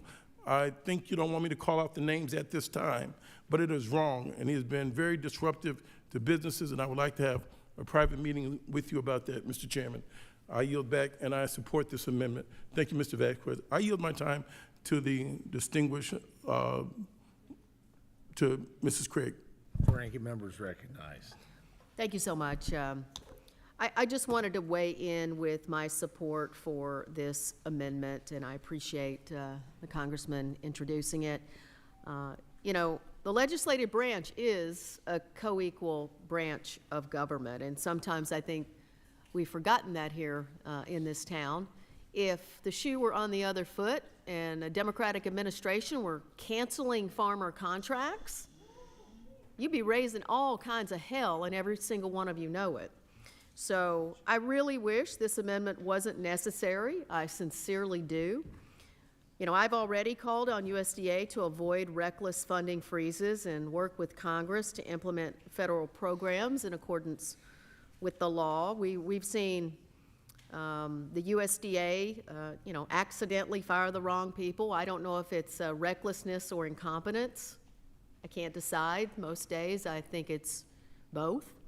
But nevertheless, the department continues to illegally withhold congressionally appropriated dollars. And it honestly ought to make every single one of my Republican colleagues just as angry as it does me that we passed these laws. You may not have liked them. I can promise you there are lots of laws that'll get signed into law this session of Congress that we won't like, but we will respect the law, and we will continue to live up to our responsibility as a co-equal branch of government. And, you know, as I talk to my family farmers, I thank the gentleman for introducing this amendment because these funding freezes have real consequences for farmers throughout our country. Farmers have invested time and money into these projects to improve their operations, and they're counting on the federal government to uphold its commitment for a contract that the federal government signed. So at a time when we all know, I hear all of us know that the cost of operations, input costs are high, and farmers' access to markets is uncertain, supporting American farmers is absolutely critical. So I want to say a special thank you to Mr. Vasquez for his leadership here and encourage my colleagues to vote yes on this amendment, and I yield back to Mr. Jackson. Mr. Jackson is recognized. I yield back. Thank you. Mr. Jackson yields back. Any other members seek recognition? Mr. Riley is recognized for 5 minutes. Thank you, Mr. Chairman. Thank you, Mr. Vasquez, for introducing this amendment. The fact that we even have to be debating this amendment is everything that is wrong with this place. This is not complicated, folks. This is just the basic fundamental difference between right and wrong. Upstate New York, where I'm from, the way it works is you give your word to somebody, you keep your word. Not that hard. And we got farmers across upstate New York. I've been here for a minute, and I'm learning it the hard way. This place doesn't have those upstate New York values. This is so simple, guys. This is what happened. The government entered into contracts, legally binding promises with farmers. The farmers did what the farmers do, and they held up their end of the deal, and then the government just walked away, just stiffed them. Maybe that's what this president does with folks. It's not the way we treat people in upstate New York. This is real people who signed a contract, had a promise given to them, and had the government walk away. It's real people. I've got a constituent in Lisle, which is in northern Broome County, and his name's Scott Glesson, and I hope he's watching today. And y'all don't know Scott, but I guarantee you know somebody who's just like him. He's a 6th-generation dairy farmer. He's the guy in town. Everybody knows Scott. He knows everybody. And the thing about Scott is he's always going to step up and help out his neighbors, and he doesn't care what their political party is. He's going to step up and help out. So the federal government comes to Scott, comes to a bunch of farmers across the country and says, man, we really got to start protecting the soil better. We got to start taking all these steps and improving the farms. And we'll cut a deal with you, Scott. Here's what we'll do. If you grow cover crops, I know it's expensive. I know you're barely hanging on by a thread, but here's the deal. Simple thing. We're going to come to you. Hey, here's the deal, Scott. You grow cover crops, and we'll share the cost with you. You come in on it, we'll come in on it, we'll share the cost with you. And you know what Scott did? It's because upstate New York, your word is your word. It's how we operate in upstate New York. I know that's not how this place is, but back home, your word's your word. Scott said, yeah, I'll take that deal. And he went into his life savings. He's a 6th-generation dairy farmer hanging on by a thread, and based on the word that this place gave him, he went into his life savings and did what they asked him to do, and all he's asking for is to do what you said you were going to do. Why is that so hard? The government came in and said, hey, Scott, sorry, you went into your life savings, you put your family out, you did everything you were supposed to do, but never mind, the deal's off. Why? Why are we leaving Scott Glessons of the world out to dry?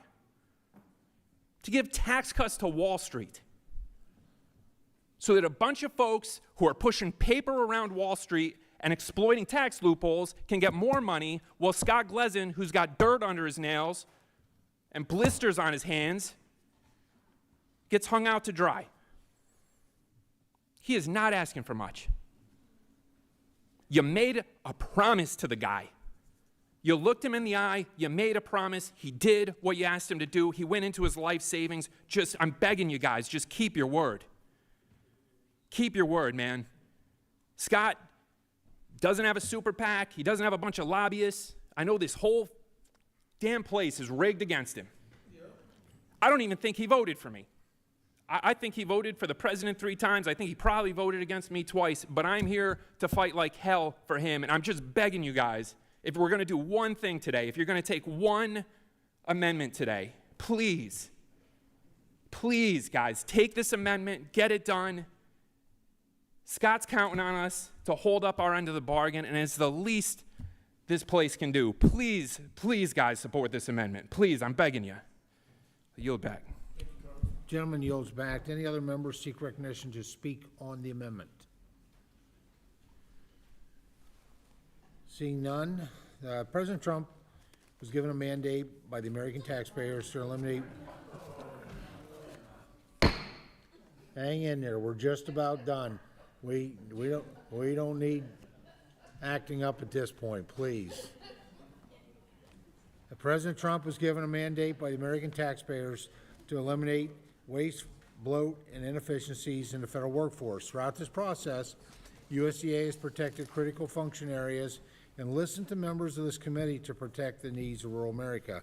Policy writers like those in this amendment are not relevant to budget reconciliation. Rural America is a priority for me, and I look forward to working with the gentleman from New Mexico on his rural development farm bill priorities. Today, however, I will be voting no on this amendment and encourage my colleagues to do the same. So on the question is on the amendment, amendment number 53 by Mr. Vasquez from New Mexico. All those in favor of this amendment signify by saying aye. Yes. Those opposed by saying nay. No. In the opinion of the chair, the nays have it, and the amendment is not agreed to. Mr. Chairman, ask for a recorded vote. A recorded vote has been requested pursuant to Committee Rule 3I2. Further proceedings on the amendment shall be postponed. And next in the queue, we have Representative McDonald Rivet has a amendment at the desk. The amendment number 35, and the clerk will report the Amendment the number title of the amendment. 35, offered by Ms. McDonald Rivet of Michigan. Very good. The without objection, the amendment will be considered as read. I now recognize the gentlelady, the sponsor of the amendment, for up to 5 minutes for an explanation of their amendments. Thank you, Mr. Chair. Ranking Member Craig, I feel like I have a winner. I do. I feel like I have a winner. I'm offering this amendment that supports research that helps every sector of the ag community. Yeah. The current version of the text cuts maintenance and repairs for agricultural research facilities.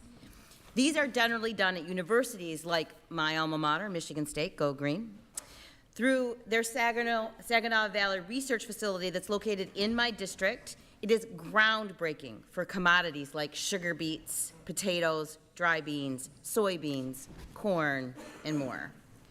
Funding for this research solidifies the United States' domestic growing and food security. It allows our nation to be a leader in cutting-edge and innovative research. This provides stability for our agricultural industry and innovation as we compete with competitors like China, Mexico, and Brazil. particularly in light of our current context. I urge you to support this amendment. It's critically important, not just right now, but for the future of the agricultural community. I yield back. Thank the gentlelady. Other members seeking recognition to speak on this amendment. Dr. Adams, you're recognized. Wow. I want to thank the lady for the amendment, and I do want to support it. It gives me also an opportunity to stress to my colleagues how important research is. You know, knowledge is power, and that's really what research provides. Federal investment in research strengthens our national security and competitiveness. It improves resilience and productivity. It enhances food and nutrition security, and it stimulates economic growth. The amendment that my colleague offered would provide $11.5 billion for research facilities. I want to just speak a moment about land-grant institutions. There are 112 of them across the country. 57 of those are 1862 land grants. 19 of those are 1890s, and there are 35 tribal colleges, making up a total of 112 land grants. And so the agriculture research performed by the state experiment stations and research labs at our land-grant universities is really the science that feeds the world. I am a proud graduate of actually 2 land grants. In my undergraduate work in 1890 at North Carolina A&T State University in Greensboro. In 1862, The Ohio State University, where I did my PhD. So land grants are in my system. Specifically on the 1890s, we have over 135 years that these schools have provided essential research and education and public outreach and economic development opportunities across our country. According to USDA, I think we've heard it from Mr. Vindman, every $1 invested in public agriculture research generates an average of $20 in benefits to the U.S. economy. I am a proud graduate, as I mentioned, of an 1890 historically black college and university. And these HBCUs, the 19 of them, contribute more than $7 billion to their local economies, and they provide pathways of opportunities for thousands of Americans. Research and extensions at 1890 institutions and others address a variety of local and regional and national and global problems. And so we really should be thinking very seriously about this, because these issues impact all communities, even low-income and underserved communities, the same communities that will benefit affected by this terrible bill. But these include programs in SNAP, and I think we talked about that much earlier, because these research institutions provide SNAP education, and again, knowledge is power. And so I certainly hope that we would support this amendment. It is a good one.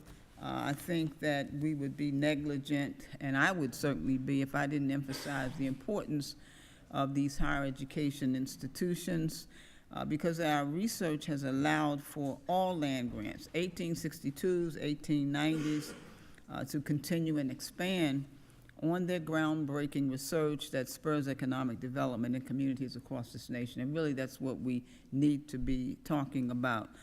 So it's imperative that the funding in research, especially the research that these schools will be doing, are increased, and because they're going to allow these universities to continue having a fighting chance. And I certainly appreciate my colleague for bringing this amendment forward, and I'm going to yield the rest of my time to Ms. Hayes. No, Ms. Brown. Oh, I'm sorry, to Ms. Brown. Thank you. I just want to point out Ms. that Brown is I too appreciate this as a Ohioan, and the fact of the matter is, It kind of ties back to the previous amendment. Ohio State received no notification around the research funding that they tried to draw down from. This administration is just doing things without notification, recklessly stopping research. So I thought you had a winner, but then when you said research, I was like, oh, I don't know how this is gonna fly over with the other side of the aisle. But I do appreciate the effort because it is what we need to move forward. So thank you for the introduction of this amendment, and I do hope that we can get some support from the other side of the aisle. And with Well, thank you again. Let me say, please support this amendment. It's going to help every campus, and it's going to help all the red and the blue districts. It's a red, white, blue issue. It's a national issue. Thank you, Mr. Chair. I yield back. Gentlelady's time has expired. Recognize the gentleman from Alabama for 5 minutes. Thank you, Mr. Chairman. The state of Alabama has 3 land-grant institutions. Alabama A&M University, kind of going from north to south here, Alabama A&M University, Tuskegee University, and then there's this other school over in East Alabama that us Alabama grads don't really say the name, but it's Auburn University. The realities of it is that, look, our land-grant institutions, the land-grant universities, they make valuable contributions, have historically across this country, certainly across the state of Alabama, providing opportunity, providing resources for our farming, for our agricultural industry. But it's critical that we are there to support them. You know, our 1890 land-grant institutions, I just gave a commencement address at Tuskegee this week, and it was underscored there the type of research that they're doing, the type of history that they make there beyond the Tuskegee Airmen. I mean, they produce some of the best and brightest scientists in this country. Lonnie Johnson, a name that many may not recognize as a aerospace engineer, nuclear engineer. If you have children, or if you, when you were a child, you held a Super Soaker water gun, that was Lonnie Johnson's invention. He's a product of Tuskegee University. He is currently still in the game and undertaking research and development now on some battery technology that has the potential to make planes hybrid. And so, you know, these institutions and these people that these institutions produce, they are vital to protect. We have to protect them. The 1890s, I mean, these are the HBCUs, the historical HBCUs. They present, we talk about pulling people out of poverty, something that everybody on this dais is supportive of. Well, you can't do that without supporting HBCUs. 20% of black graduates, 20% of people who have college degrees who are African-American in this country have them from HBCUs.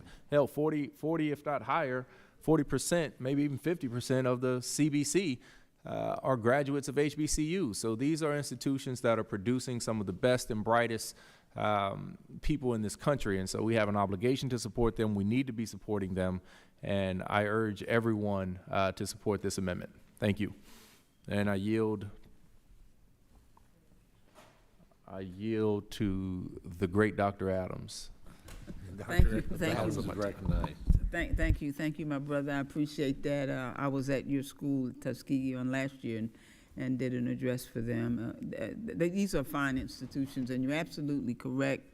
We do produce the best and the brightest. And I've got to tell you, going to an undergraduate, 1890, this poor black girl who walked those ghetto streets of Newark, New Jersey, I was able to leave North Carolina A&T and go to the Ohio State University, but only because of an HBCU in 1890. So I would hope that you would support this amendment. Not only if you're not a graduate, you've got plenty of folks in your districts, probably that even work for you, who were educated at these schools. And so, look, let's give them a chance to continue to survive and to thrive. That's really what's important. Thank you. I'm going to yield back to my brother.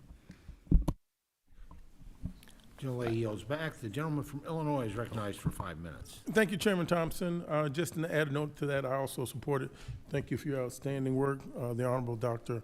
Alma Adams. And just as a point of reference, Abraham Lincoln created the Department of Agriculture, and there was a moral act of the 1860s, yes, it's a fact, and of the 1860s, and that created the land-grant colleges, so you do not have to have elite universities all on the East Coast and made sure that the agricultural and technical and the agricultural and mechanical universities could be spread across the universities.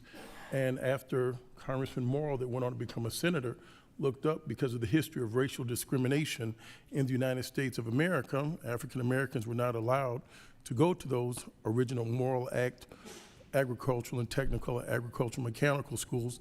They had to come back with the Morrill Act Part 2, which created the 1890 land-grant universities for African Americans. I just wanted to let that be a part of the record. So there are things that we have to do to continue to move forward so that we can make this a better, brighter nation and live up to our ideals. I yield back. Gentleman yields back. Other members that seek recognition to speak on this amendment? Seeing none, let me weigh in here. The reforms in our legislation on Part A of this Subtitle A amendment and Subtitle B, so there's a foot in each one. The reforms in our legislation ensure SNAP works the way Congress intended it to by reinforcing work and instituting long overdue accountability incentives to control costs and end executive and state overreach to preserve the integrity and fiscal sustainability of the program moving forward so that it can continue to serve the most vulnerable among us. Striking Subtitle A would negate all of the work that has gone into crafting thoughtful policy to improve SNAP. This reconciliation package includes historic investment in the Research Facilities Act. I appreciate the interest in that. RFA has never, to date, has never received more than $2 million through the annual appropriations process. Our reconciliation package includes a transformative investment in this program of $125 million per year in mandatory funding. Allowing the U.S. public universities of agriculture to maintain American competitiveness and innovation, to be able to prepare the best and the brightest for America's #1 industry of agriculture. Investing additional funding outside of the existing approach would counteract the committee's ability to meet its reconciliation instruction, jeopardizing this entire exercise. It is for this reason I will be voting no on this amendment and encourage my colleagues to do the same. So the question is on the amendment offered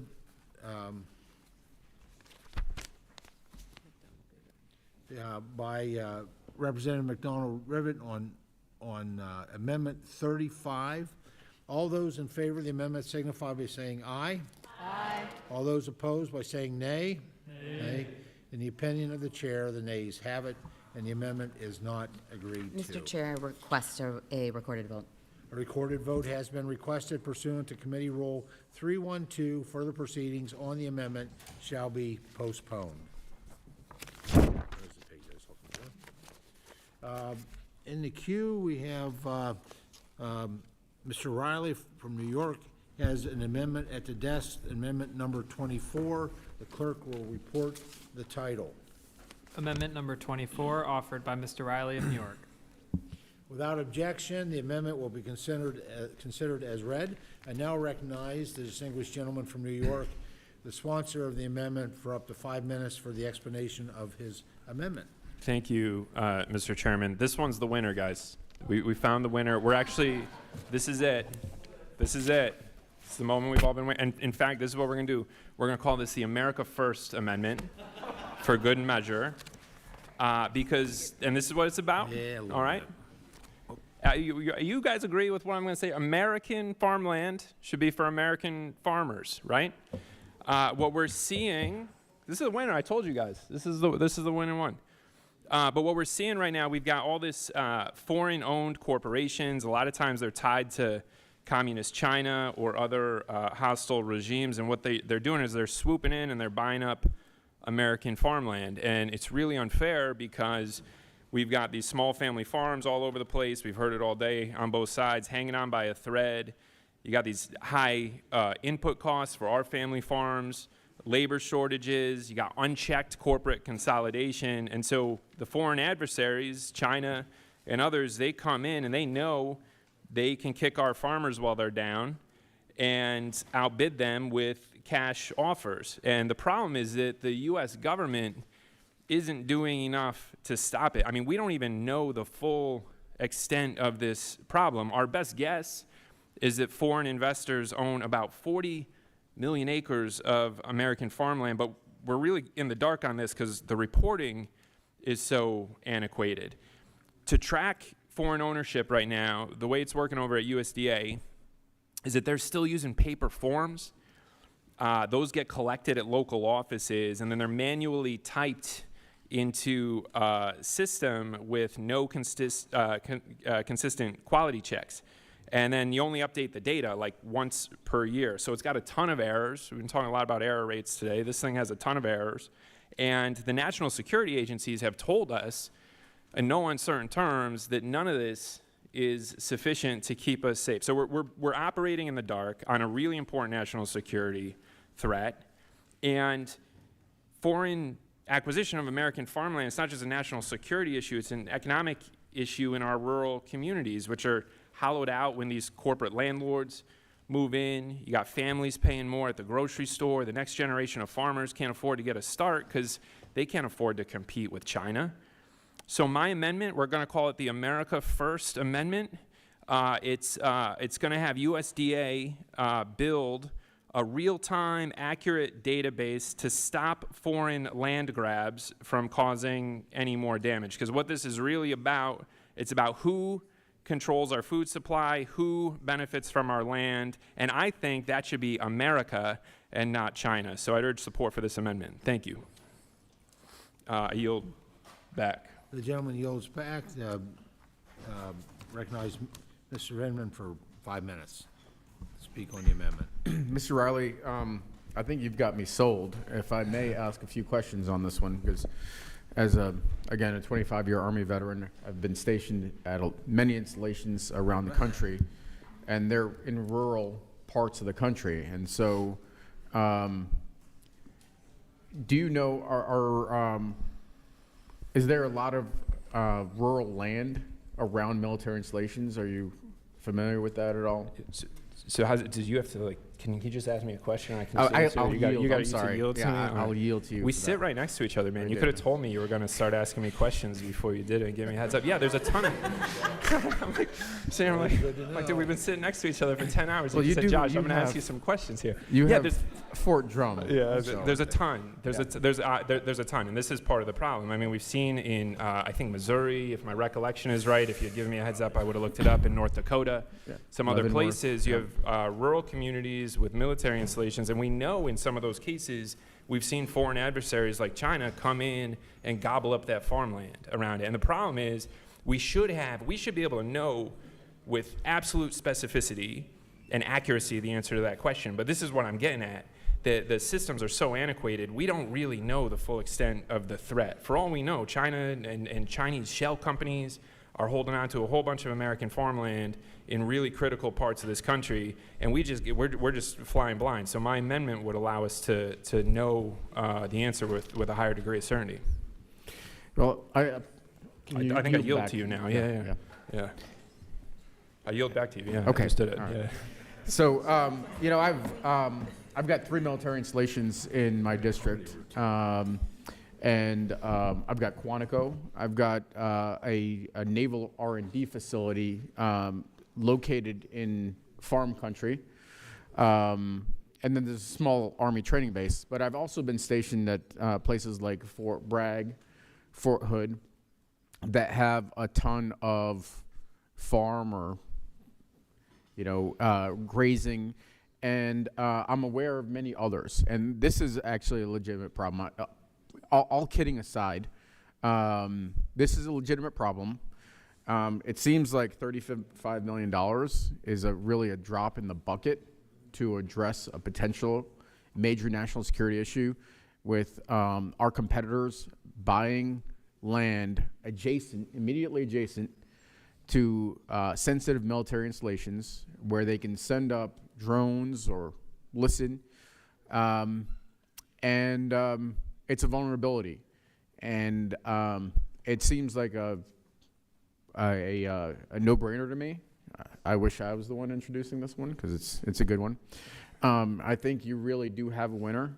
The only folks that benefit are adversaries with this type of security gap. And so I will support it, and I encourage my colleagues to support it as well. Thank you. I yield back. Gentleman yields back. Who else seeks recognition? Representative McDonald-Rivet. Thank you, Mr. Chair. I want to express my strong support for this amendment. In fact, I have introduced legislation to limit the amount of foreign-owned farmland for this exact concern. We are seeing other countries strategically going in and buying farmland around our military installations. China is a very large concern. I think the concept that we would ask the department to be able to identify where that is so that we're not flying blind is a very good one and important for national security. Fully support. Thank you. Gentlelady yields back. Now pleased to recognize the gentleman from Alabama, Mr. Figures, for 5 minutes. Josh, or Congressman Riley, this is one of those issues where I would think that we can come to agreement, because coming from Alabama, believe it or not, this is actually a pretty decent-sized issue that we have to deal with. In fact, Senator Tommy Tuberville is actually leading in this space in the state of Alabama. Why? Why Alabama? Because in the state of Alabama, we actually have the 4th most foreign-owned land in the United States of America. The 4th most. 4th most. And so it's an issue in Alabama because, like, we're a rural state. We're a pretty rural state. We're a pretty rural state. And so it creates an economic issue because that is land that could be being used by farmers to farm.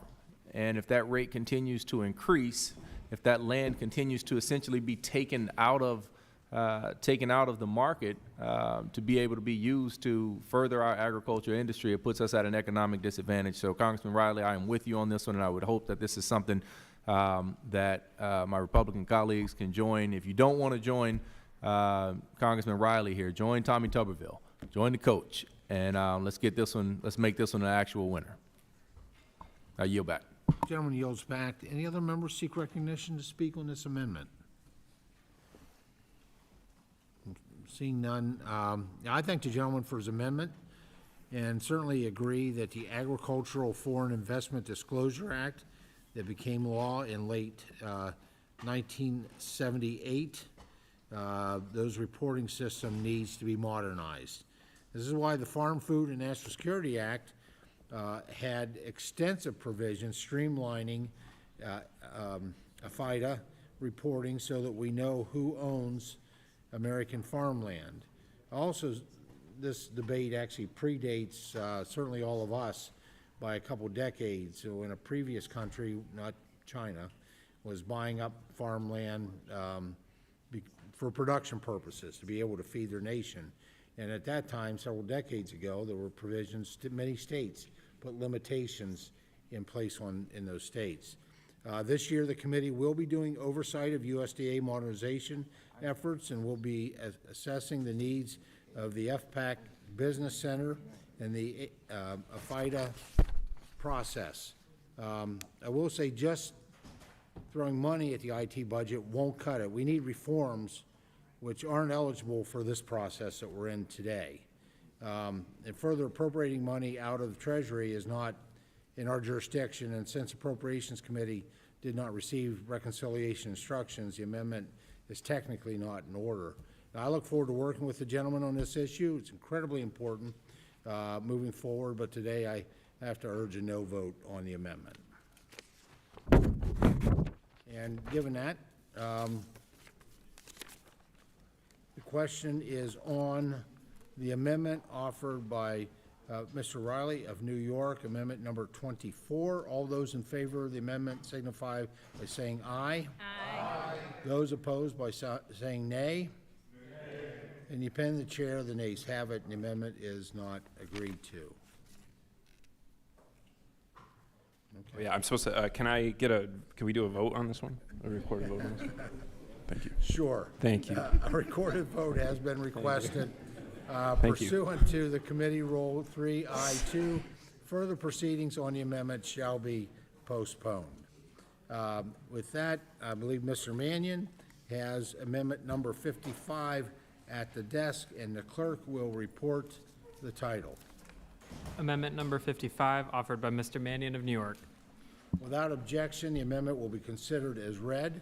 I now recognize the gentleman from New York, Mr. Mannion, to sponsor the amendment for up to 5 minutes for explanation of his amendment. Thank you, Mr. Chairman. This amendment increases mandatory funding for the Specialty Crop Research Initiative, or SCRI, to $300 million per year starting in fiscal year 2026. It's a needed investment in the crops that power New York's ag economy: apples, grapes, berries, vegetables, and support thousands of jobs across the state. Apple orchards in my district, wineries across the Finger Lakes, all of these local specialty crop producers rely on the research that comes out of SCRI to stay competitive and sustain their local businesses. Regardless of the crop, growers across central New York and the Mohawk Valley are facing increased frost risks, pest threats, disease, and labor shortages, and they need cutting-edge research to assist them in navigating through this. We've seen SCRI make a difference, funding the development of cold-hardy grape varieties, integrated pest management for tree fruit, and better disease forecasting tools.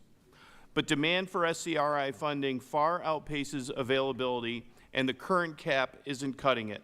This amendment doesn't create a new program. It simply strengthens one of the few federal tools that specialty crop growers actually rely on. These producers are just as vital to the food system as any commodity grower. Let's give them the support that they deserve. I urge adoption of the amendment, and I yield back.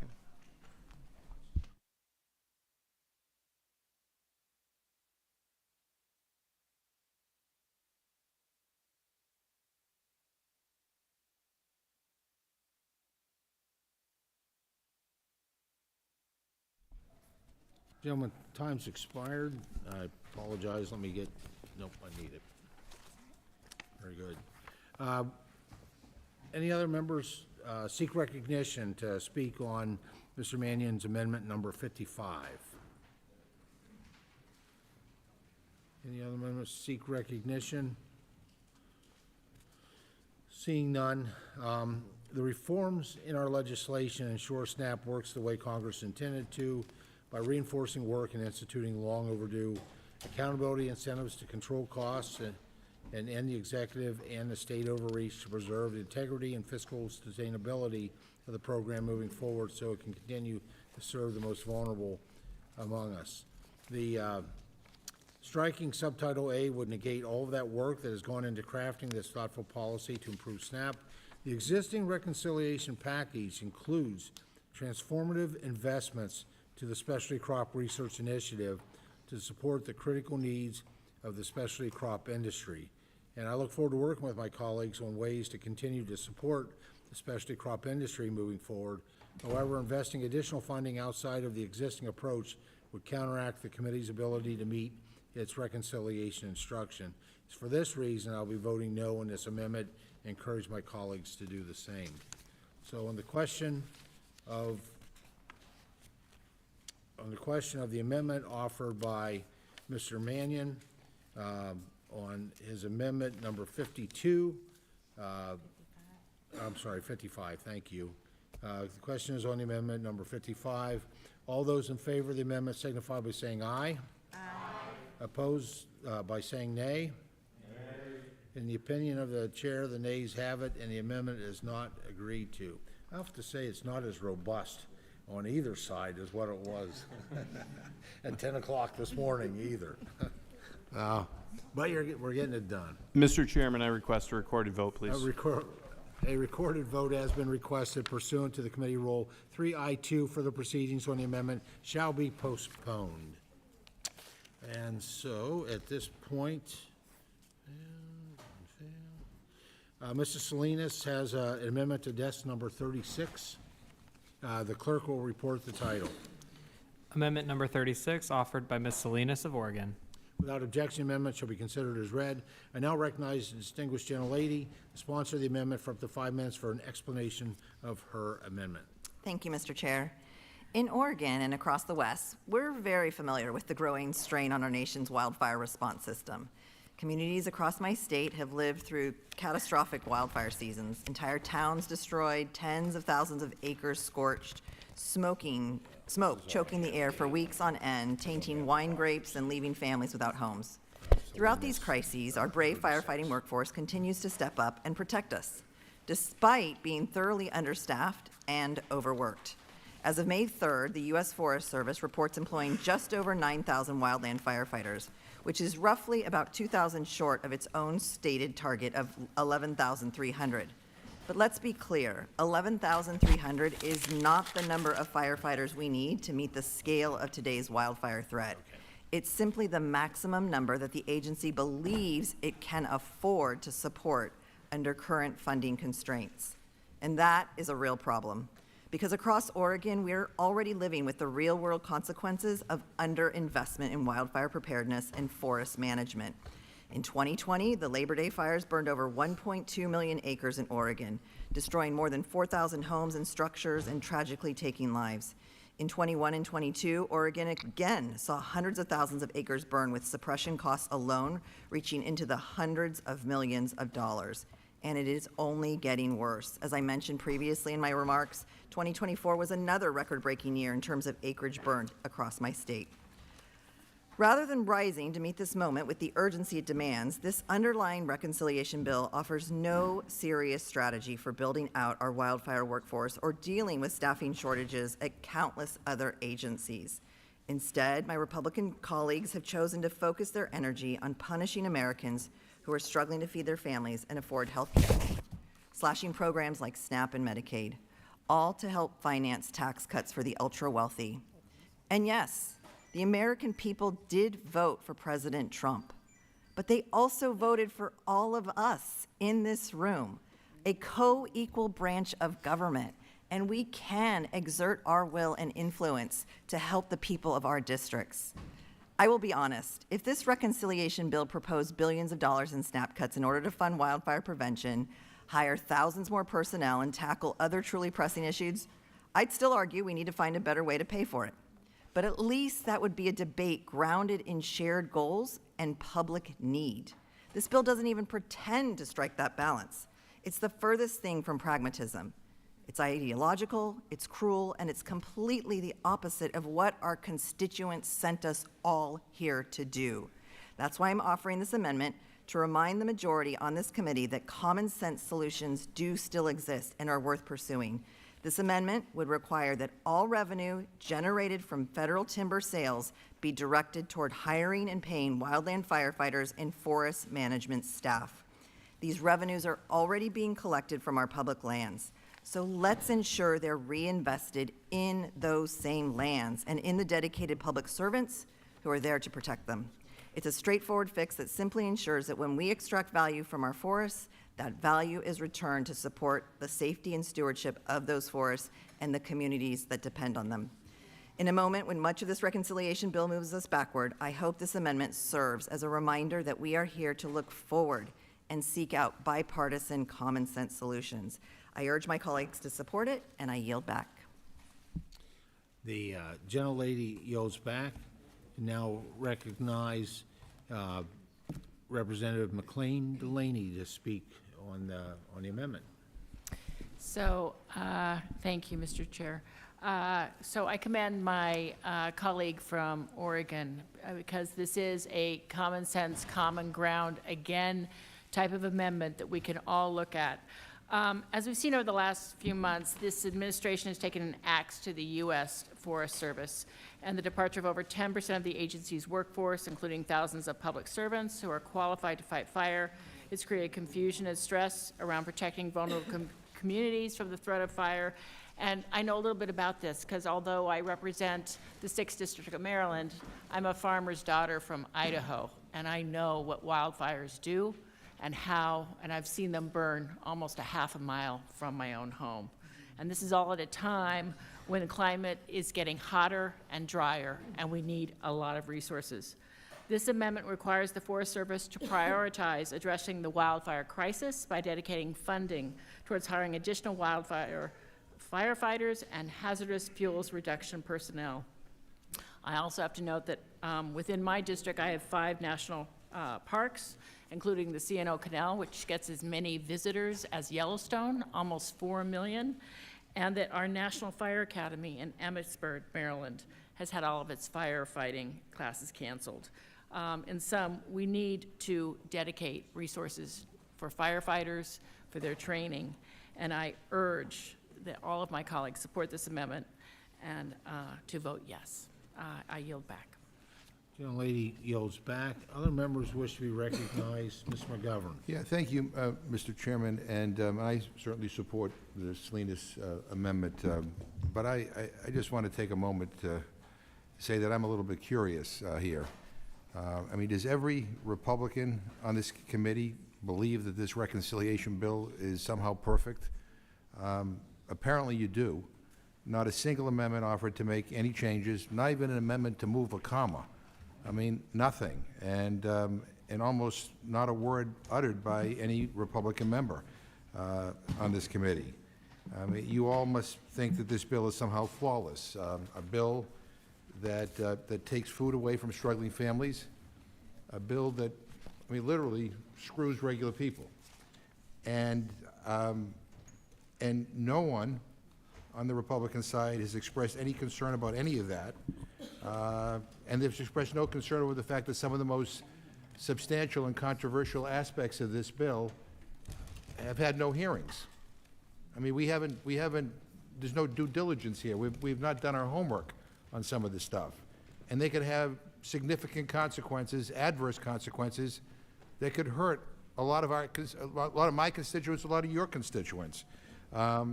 And again, major changes, no hearings. This bill represents the biggest cut to SNAP in the history of the program, all, again, to pay for tax cuts for millionaires and billionaires. And a lot of good amendments were offered by Democrats. This is a good amendment. There should be some bipartisan support for these things. Nothing. Nothing. And I just point this out because process matters. And this process is lousy. And with that, I yield back. Gentleman yields back. Any other members seek recognition to speak on Mrs. Salinas' amendment number 36? If not, I will take the privilege of doing that. I thank the gentlelady for offering the amendment. Quite frankly, as someone who was a state-certified firefighter, ensuring the hiring and adequate pay for our firefighters is extremely important, and I support the efforts to ensure that they're being fairly compensated. The way that the amendment is structured, though, it would be, this amendment would require all revenue generated by timber sales to be utilized for hiring and paying the wildland firefighters and forest management personnel, thereby excluding the fact that revenue generated through timber sales is also critically important, particularly for supporting rural counties and funding rural school districts that are located in those national forests. However, it's not clear how this amendment would affect the current distribution of timber receipts if it became law. And timber receipts are already divided into specific accounts for individual purposes. And so, I mean, here's my pledge. I look forward to working with the gentlelady on ways that we can better support our wildland firefighters, provide certainty for what they need, but within the reconciliation and given the unknown impacts, I have to oppose this amendment. So, Thank you, Mr. Chair. I appreciate your continued work. Given that, the question is on the amendment offered by Mrs. Salinas of Oregon, amendment number 36. All those in favor of the amendment signify by saying aye. Aye. Those opposed by saying nay. Nay. In the opinion of the chair, the nays have it, and the amendment is Mr. Chairman, I not request a agreed recorded to. vote. Thank you. A recorded vote has been requested pursuant to Committee Roll 312. Further proceedings on the amendment shall be postponed. Now in the queue, I have Mrs. Bazinski, who is an amendment at the desk, amendment number 45. The clerk will report the title of the amendment. Amendment number 45, offered by Ms. Buzinski of Illinois. Without objection, the amendment will be considered as read. I now recognize the distinguished gentlelady from Illinois, the sponsor of the amendment, for up to 5 minutes for an explanation of the amendment. Thank you, Mr. Chairman. My amendment would move to strike the incredibly worrisome SNAP cuts as well as reinvest into American agriculture. For too long, we have been falling behind in publicly funded agricultural research. When you adjust for today's dollars, research spending in the United States has actually gone down, not up, since the start of the 21st century.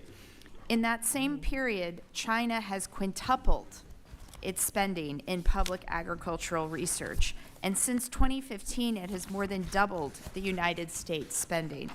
The European Union has been spending more on ag research than the United States for over this entire century, and their expenditures are growing.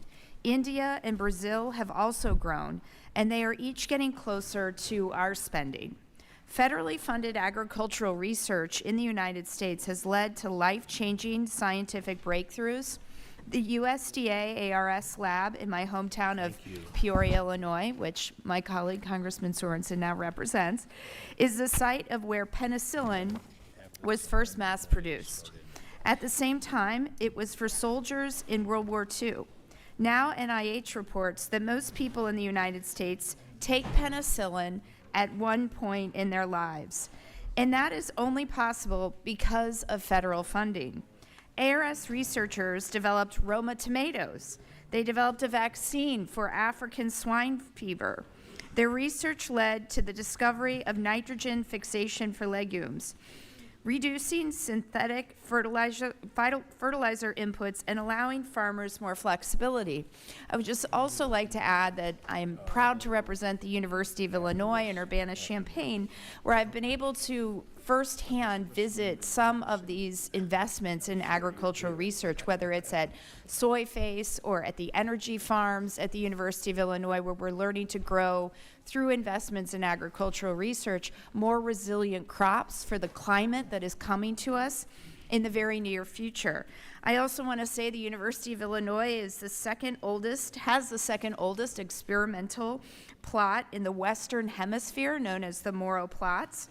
So we're very big believers in investment and the importance of agricultural research. But this is just also a point that I want to make, that I believe these investments are a matter of national security. It is bad for the United States if other nations are outplaying us in ag research. Our food system is what keeps us safe, sovereign, and strong as a nation. We cannot lose that edge over our allies and adversaries alike. That's why I'm introducing this amendment. It would require a 5% year-over-year increase plus inflation in an investment in the Agricultural Research Service, Economic Research Service, National Institute for Food and Agriculture, and the National Agricultural Statistics Service.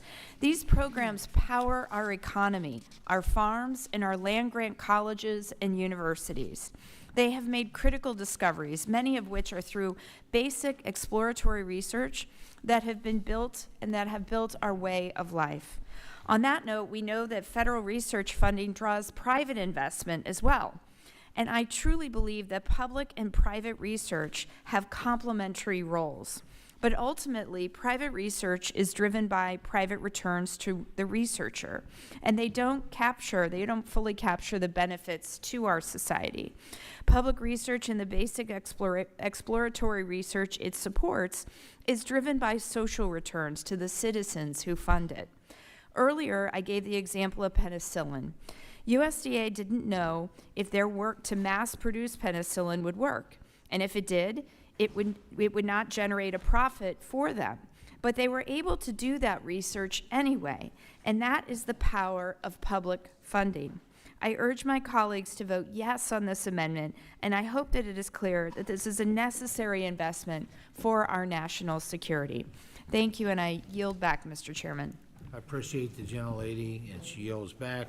Other members that seek recognition to speak on this amendment. Mr. McGovern. I certainly support the Budzinski amendment, but, Mr. Chairman, it's like a miracle just happened.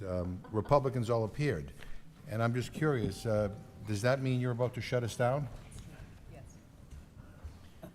Your comments are germane to Mrs. Budzinski's. Well, I know, again, I mean, we had no. If you want to shut down Mrs. Budzinski, I would not want to do that. Yeah, well, I mean, we've had no hearings on these major changes that are in this bill, none, that are going to adversely impact people, millions of people in this country. And, you know, I mean, we're trying to offer amendments. This is the only way we can be heard about some of our concerns, and we have many, many more amendments that we'd like to offer. Ms. Budzinski's amendment is an excellent amendment. It should be supported.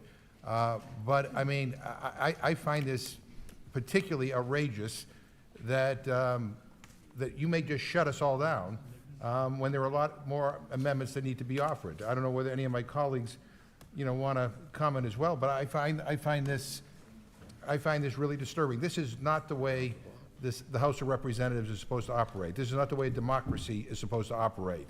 You know, we're supposed to have debate. You don't have to agree with us on everything.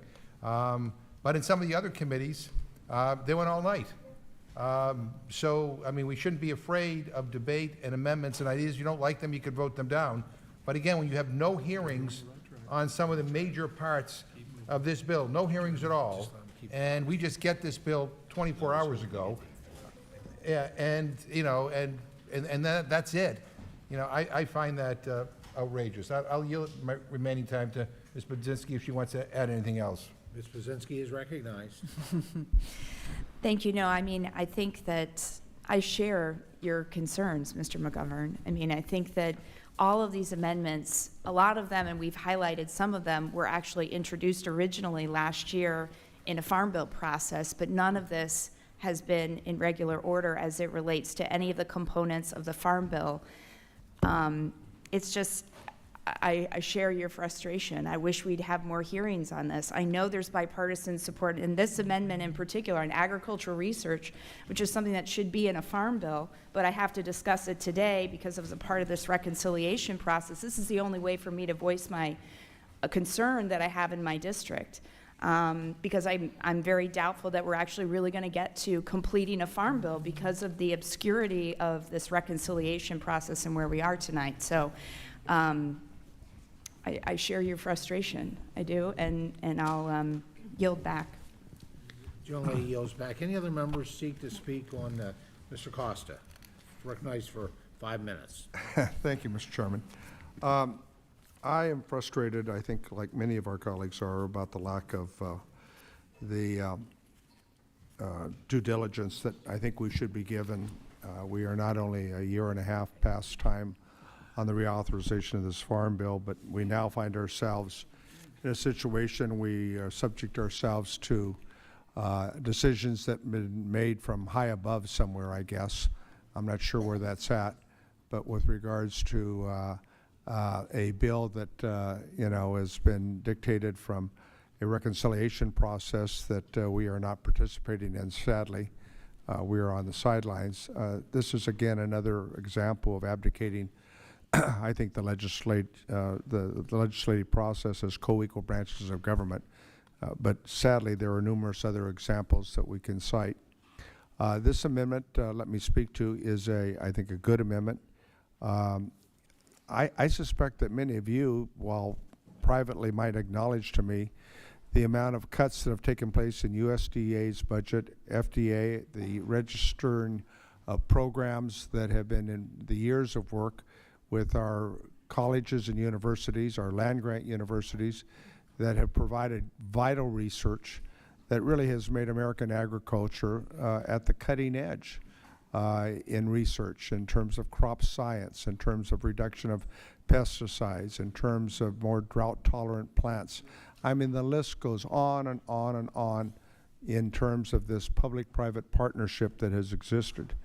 And we see from Musk and his troubadour cuts in which people have been working for years, scientists, people with their doctorate, and so many areas that improve the quality of food and nutrition and our ability to compete, not only to put the safest and the most bountiful amount of good food on America's dinner table, but leading the world.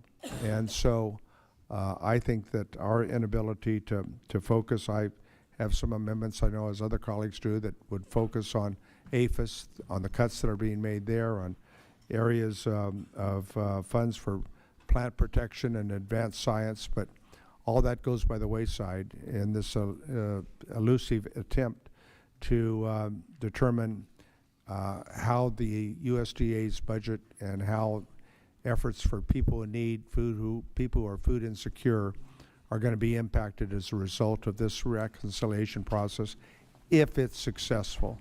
And I hope it's not, for the reasons that we've stated here today. And maybe hope springs eternal. We can actually sit down and work on a bipartisan reauthorization of the Farm Bill. That's my prayer. I want to thank all of you for your efforts. I want to thank the chairman. I know he's tried, but it has not worked out. And for that, I am disappointed, I think, along with many of my colleagues. So this is the final swan song. Let it be, and let's vote. I yield back the balance of my time. National Ranking Member is recognized.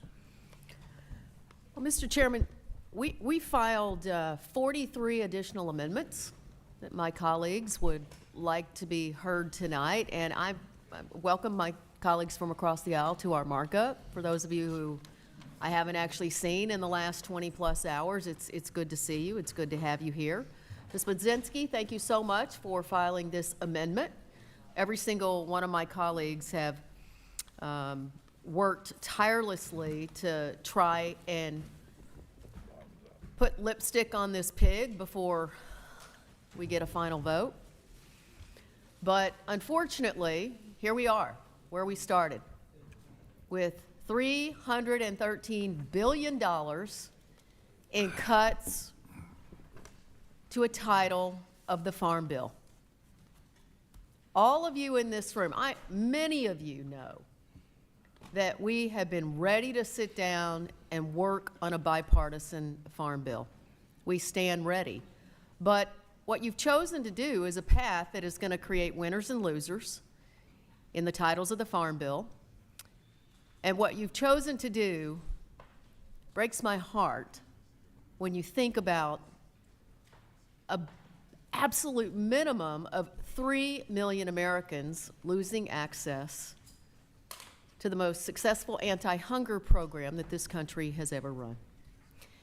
And, you know, it's just shocking with 43 amendments left, with my colleagues who've been here the whole markup, steadfastly debating and discussing and talking. And Mr. Chairman, I appreciate you, but you've done the heavy lifting because your members clearly understand that this is a bill with $13 billion in cuts that they actually don't want to be on the record talking about. I have never seen such a silent group of colleagues in my entire life. And so as we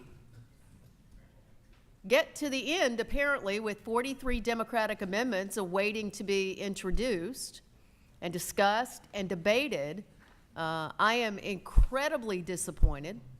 I'm sorry, it was 44 that we filed.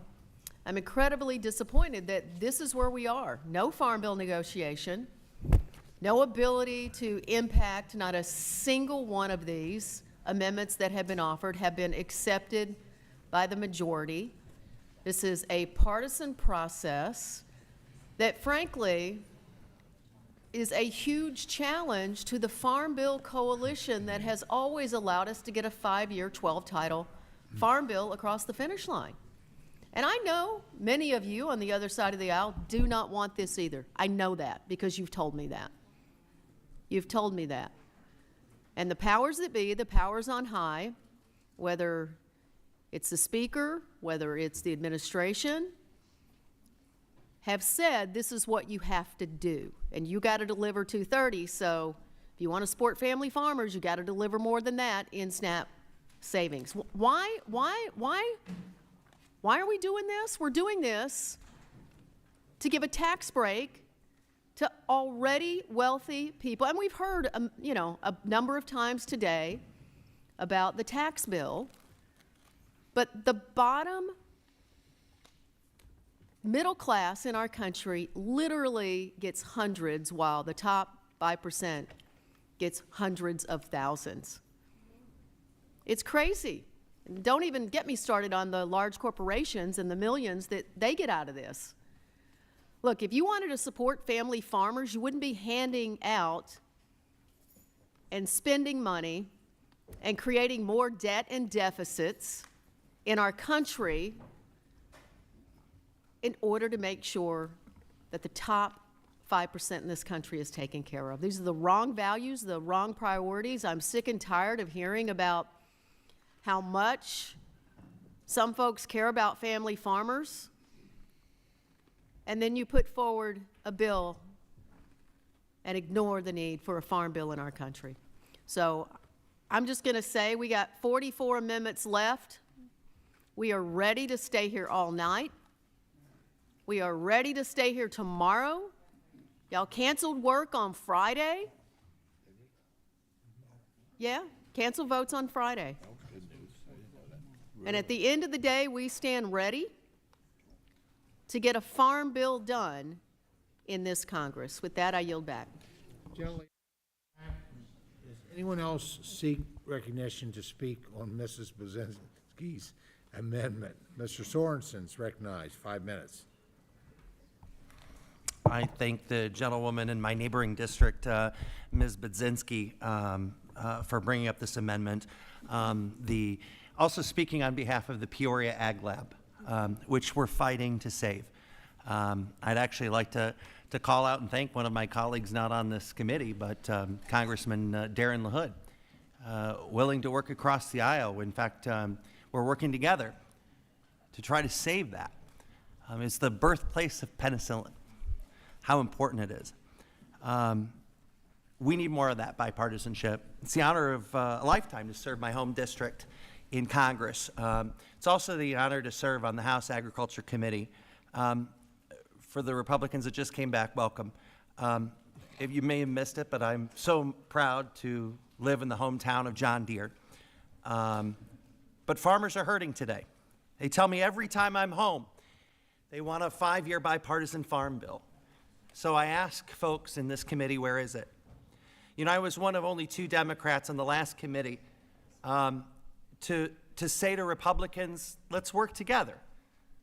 And I got your word that we could work together. Let's sit at the table. You know, Mr. Chairman, I really appreciate you and I appreciate your leadership. And I remember at the end of the last Congress, you told me that because of my vote, you were going to work with me to get a farm bill passed. But here we are. Today, late at night, not late enough. We got more work to do. We're not doing the work of the people today. We're taking food away from hungry people. My state can't afford it. Yours can't either. And honestly, it's sad. I thought we were all better than this.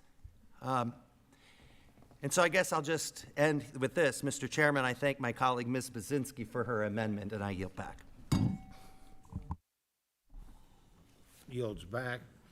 Anyone else seeks to speak on the amendment? Mr. Figures. Thank you, Mr. Chairman. Congresswoman, thanks for introducing this amendment. I think this is yet another example of a worthwhile investment for the American taxpayer. This is something that we receive dividends on, something that we receive benefits from in the state of Alabama. I mean, we are in the process of doing a lot of cutting and a lot of cost sharing, and I know Mr. Scott has mentioned a couple times that a lot of, we do have states that have budget surpluses, and I agree with them. We do. My home state has a budget surplus, but it's not so much a question of whether or not they have the money. It's whether or not they are going to do that with the money. I'm in the state of Alabama. I mean, we literally, I just said 50% of our rural hospitals are on pace to close. And our state legislature didn't do anything with that budget surplus to save those rural hospitals. We still haven't expanded Medicaid, just one of a few states, one of 10 states that has not expanded Medicaid. And so if we're not willing to invest in Medicaid, if we're not willing to invest in rural hospitals, I can't say with confidence that they're going to, take that surplus and use it, even though they have it. They definitely have it. And so that's what this fight is about. It's about making sure that we're taking care of those programs like that we're trying to fund in this amendment to do it. And look, as a freshman, this is my first time sitting in a markup of this nature. And I will say I'm disappointed in the experience. I come here probably like every jaded freshman thinking that we'll be able to work together to do something, but I just legitimately, look, we've introduced the gamut of amendments. We've introduced amendments that Republican members on this committee have introduced in the past. We had a whole love fest around Josh's amendment. We've introduced amendments on subject matter that Senator Tuberville is supporting and driving over in the Senate. And my takeaway from this is that we could literally introduce an amendment tonight that said that the Holy Trinity is the Father, the Son, and the Holy Spirit, and we get in response, no. And everything we do, everything we do is a no. It's a no. It's a no, it's a no, it's a no. And we are not that different as people. We're not that different as Americans. We're not in a position where we literally can find nothing, not one, not a single thing, nothing that we can agree on as Democrats and Republicans. Well, the hell with that. As Americans, as people who are on the Ag Committee, as people who are entrusted with trying to do what's best for a farmer. I've seen that gentleman in the back with that farmer shirt on since day one. Like, that's what we are here to support. We got to do that. And you mean to tell me that you hadn't heard a single thing, not one, that we can just say, you know what? I can agree to that. That's pitiful. That's a shame on us collectively as a committee that we are failing to demonstrate the type of leadership that everybody in their district hears that people want to see. They want to see us working together. They want to see us acknowledging and living up to the principle that we are more alike than we are different. And so I'm thoroughly disappointed in this process. Again, I told, look, I'm a straight shooter. I call it like I see it. I'm not scared to vote the way I feel. I've voted opposite, my party on several instances already since I've been here because I'm a principled person. I vote on what I feel, what I believe. I don't vote on what somebody tells me to do. And at the end of the day, we all need to have that level of courage, right? Like we shouldn't just be sitting here doing what one person tells us we have to do because you guys were sent here to represent your districts. You guys were sent here to represent your districts. You weren't sent here to represent the White House. And I can guarantee you none of our districts are in perfect alignment with the White House. And so I encourage everybody to vote your conscience, vote your courage, vote your beliefs, vote your district. But at the end of the day, we can do much better than we have done in this committee room over the past 2 days. And so with that, Mr. Chairman, I yield the remainder of my time back to the ranking member. You want it? I yield the time to you. Sorry. Thank you so much. I appreciate that.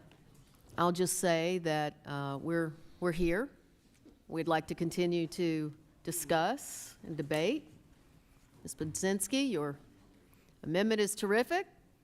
I would encourage my colleagues to vote yes on your amendment and every other amendment that was offered here this evening. Even the amendment that was an exact replica of Mr. Mann's bill, the very same bill. Thank you, Mr. Riley, for offering that. So with that, I want to say thank you to my colleagues, and I will yield back to you. I recognize the gentlelady from Hawaii, Representative Takuda. Okay, that's fine. Either way, Representative Brown is recognized. Okay, did you need all the time? Because I can yield to you. All right, I just wanted to thank you, Nikki. Thank you, Representative Budzinski, for introducing this amendment, which strikes all cuts to SNAP, and instead invests additional dollars in important USDA research areas.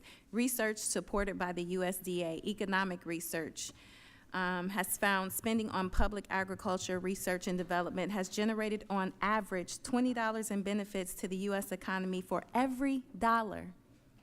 For every dollar of spending, $20 in benefits for every dollar of spending.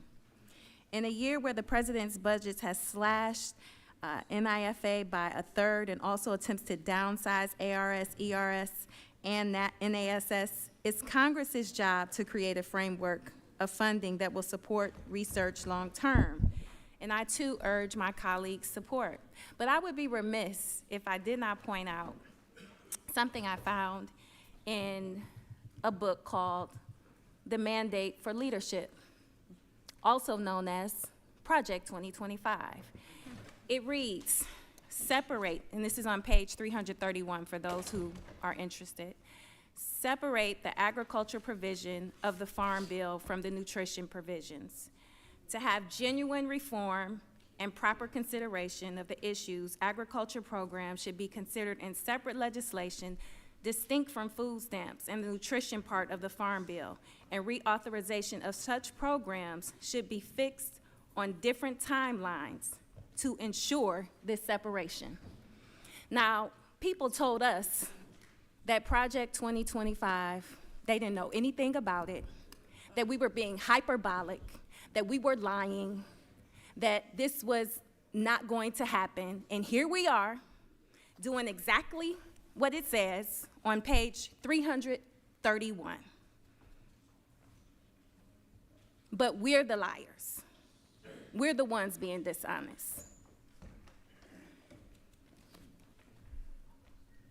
I cannot understand how we are being manipulated, lied to, deceived, out in the open. It's right in front of our faces, y'all. They've got the plan laid out, line by line, page by page, verbatim. But they sit across the aisle silently, and their silence is complicit. Their silence is complicit. And with that, I'm happy to yield my time to the gentle woman from North Carolina. Thank you.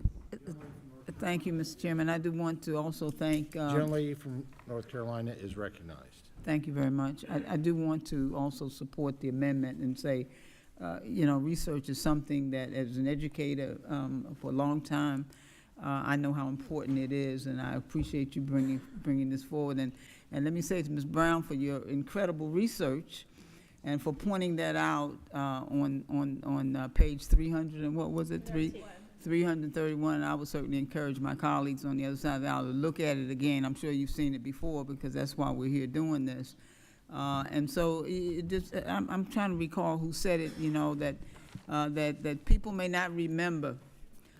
They may not remember the words of their enemies, but we'll certainly remember the silence of our friends. And I've heard the chairman say, we've used the word friend, but that's what friends will do, what they're not supposed to do. And it's unfortunate that, and I have to go back to what Mr. Figures talked about, voting your conscience and having some sensitivity for people that you represent. And I got to tell you, there are poor people all over this nation, in the red states, in the blue states, and I just wonder what your constituents really think about you. Some of them are starving, and we don't want to give them heat. We don't want to give them food, and you just want to do what the man at 1600 Pennsylvania Avenue told you to do. But laws are not made through executive orders. Laws are not made at 1600 Pennsylvania Avenue. I tell my constituents that all the time because they're so concerned about all of these executive orders, but you're right, Project 2025 tells it like it is. Shame on you. I'll yield my time back to you, Ms. Brown. With that, I yield back. Gentlelady yields back. Mrs. Takuda from Hawaii is recognized for 5 minutes. All right, thank you, Mr. Chair. I rise in strong support of Representative Budzinski's amendment. We need more research, we need more statistics, and while I have plenty more to say and at least 2 amendments still left in the queue, I do want to end my time the way I began, with a story, with a face, a statistic to some, a real person who lives in my district who wants and needs to be heard. Stephanie from Kea'au, a military spouse, wrote, "I had to get food stamps for the first time as an adult when my husband was active duty Army E3. We had been in the Army for almost 2 years and didn't make enough to pay housing, car, and 2 toddlers, so I got food stamps for 2 years. It is terrible to pay our active duty families so little that they qualify for government assistance. I spent some of my childhood with a young single mother getting food stamps and Medicaid. I had free school lunches. I would have gone hungry at times. We need these programs for people." We're about to take a series of votes. Colleagues, I ask that when you take these votes, you remember Stephanie, an Army wife, a hardworking American on SNAP. A statistic, yes, one of among millions who would be hurt by this bill, but a real person nonetheless. Thank you, Mr. Chair, and I yield back. Gentlelady yields back. We recognize Ms. McLean Delaney. Thank you, Mr. Chairman. I was not going to speak up, but I feel in some way this is almost a closing punctuation on the last day and a half. First of all, I have to say that I am in deep support of this amendment and Ms. Representative real lifting up of research, because I am such a firm believer in ag research, in all of the amendments we are supporting, and I might even say of much of the research that is within my own district in NIST and NIH and National Institute of Cancer, because research underpins innovation, it underpins business, but it also furthers our ability for farmers to make a better livelihood, and it underpins our national security. I started this with my comments yesterday that I came to Congress with a common sense, common ground attitude. But I've realized in the last 90 days that shared truths, really you have to start at the same place with shared data, the shared basic thoughts of where you start from, and then shared value outputs and what it means at the end. Looking at this, research is really important, but as you've looked at the last couple of, if we've looked over the amendments, it's been SNAP, it's been our feeding hungry children, it's been conservation, it's been about our national defense, it's been about impact on rural America and communities, and veterans benefits. And as I look at all of these different value outputs, I know there is so much bipartisanship that we can work together. But when I came to go to Georgetown Law from Idaho, it was a different place in Washington. But my whole life, I've been able to drive results by looking at someone in the eye and figuring out how you can work together. I know that we can still do that, and I really, really ask my colleagues across the aisle to look at how this holistically is a tsunami for rural America. Not only cuts to SNAP and research, but how all these together are going to hit America in ways in which they won't be able to handle. And our governors are also asking you to look at those unbelievable impacts. To me, it's really about trust in our U.S. government and in each other, and it's about courage. Again, thank you for making this about research, because to me, research is really pivotal in terms of how we underpin our U.S. economy and our national security, but also for our farmers. So with that, I yield back. He yields back. Now recognize Mrs. Pingree from Maine for 5 minutes. Thank you very much, Mr. Chair, and I too want to thank my colleague from Illinois for her amendment on research and reminding us all of the importance of that, and how if we had had the opportunity to actually work on a farm bill, we would be spending a considerable amount of time talking about the importance of the ARS and NIFA, NAS, ERS, these vital entities and the work that they do. I know certainly in my state, for the specialty crop research and organic farmers, the work that they have been doing has been invaluable over the years. My state, too, has benefited most recently from some of the work that they've done on PFAS, the forever chemical, that is coming to your state soon, if you haven't already had to be dealing with the challenges of this, particularly since most of us have had the unfortunate experience of spreading sewage sludge back in the 70s and 80s, and in some places continuing to this day, and leaving behind PFAS and other chemicals that are forever chemicals, often doing considerable damage to the farms, the farmers' health, and to the saleability of crops. I'm reminded as we're discussing this that we only recently were able to get the USCA to pull the list of 100 banned words. If any of you missed the opportunity to hear about that, there were 100 words that couldn't be used in research projects, and all of the ARS 600 projects had to be scanned for those words. And if you haven't seen the list of words, which I hope they are not using, it's amazing that we even had to hear that they were using them. It had such things in it as PFAS and PFAS, but also things like biofuels and tile drains. I don't know when those got too woke for our research, but there were multiple words in there like that. So I would say part of what we're here to talk about supporting today is research, but research without interference, research that really allows our university to do the kind of work that we need in our home states.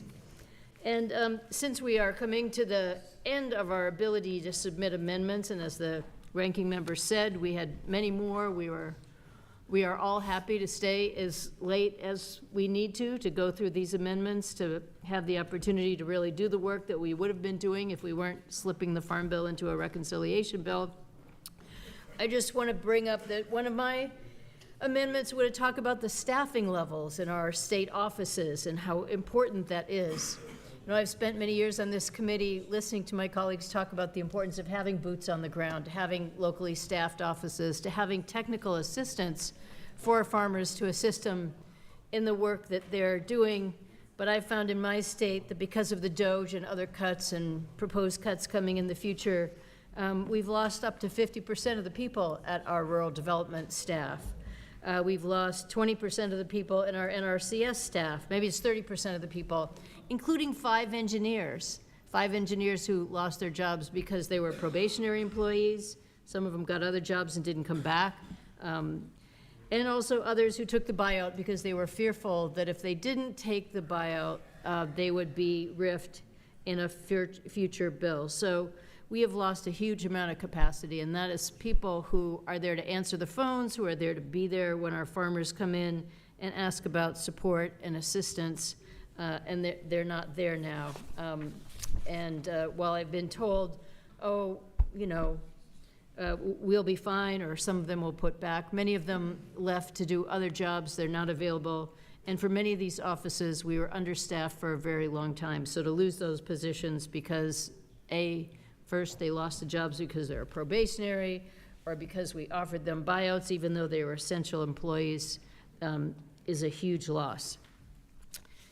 So I just want to end by, use the last of my 5 minutes, by saying, once again, we're talking about cutting food to hungry people, to our veterans, to our children in our state, to our senior citizens, and we're going to put this burden on the back of our states. And while my colleagues have said, oh, your state probably has a surplus, they'll be just fine, I can tell you right now that my state is in the middle of difficult budget negotiations, that we could have to pay up to 1/4 of the cost of our SNAP benefits, 75% of the administrative costs, so we'll have even less people to administer and make sure that we keep down the error rate. And this will inevitably result in cuts in my state, in your state, and coupled with the other cuts we'll be making to Medicaid and so many other things that are being cut in our budget process, all of our states will be struggling going into the future, and they will wonder what we were doing on this night when we should have been acting responsibly, yet here we were, cutting food. Thank you, Mr. Chair. I'll yield back. Thank the gentlelady. Other members that wish to be recognized to speak on the amendment? I can't see who's down there. Mr. Carvajal is recognized for 5 minutes. Thank you, Mr. Chair. I too am supportive of Representative Budzinski's amendment today. Since it seems that we're going towards not being able to really consider future amendments, as many of us would have liked to have had considered, I wish today we would consider prohibiting the Secretary of Agriculture from further closing remaining offices, field offices throughout the country. Since this administration took office, we have seen disastrous impacts it has had on the American people. From the dismantling of federal agencies, firing thousands of federal workers, and canceling leases for federal offices throughout the country. States like California have had at least 9 USDA lease terminations, including an office in Oxnard that serves my district. This has contributed to further backlogs and less assistance to growers and producers. I've heard directly from my constituents who have been left stranded and locked out of their workstations.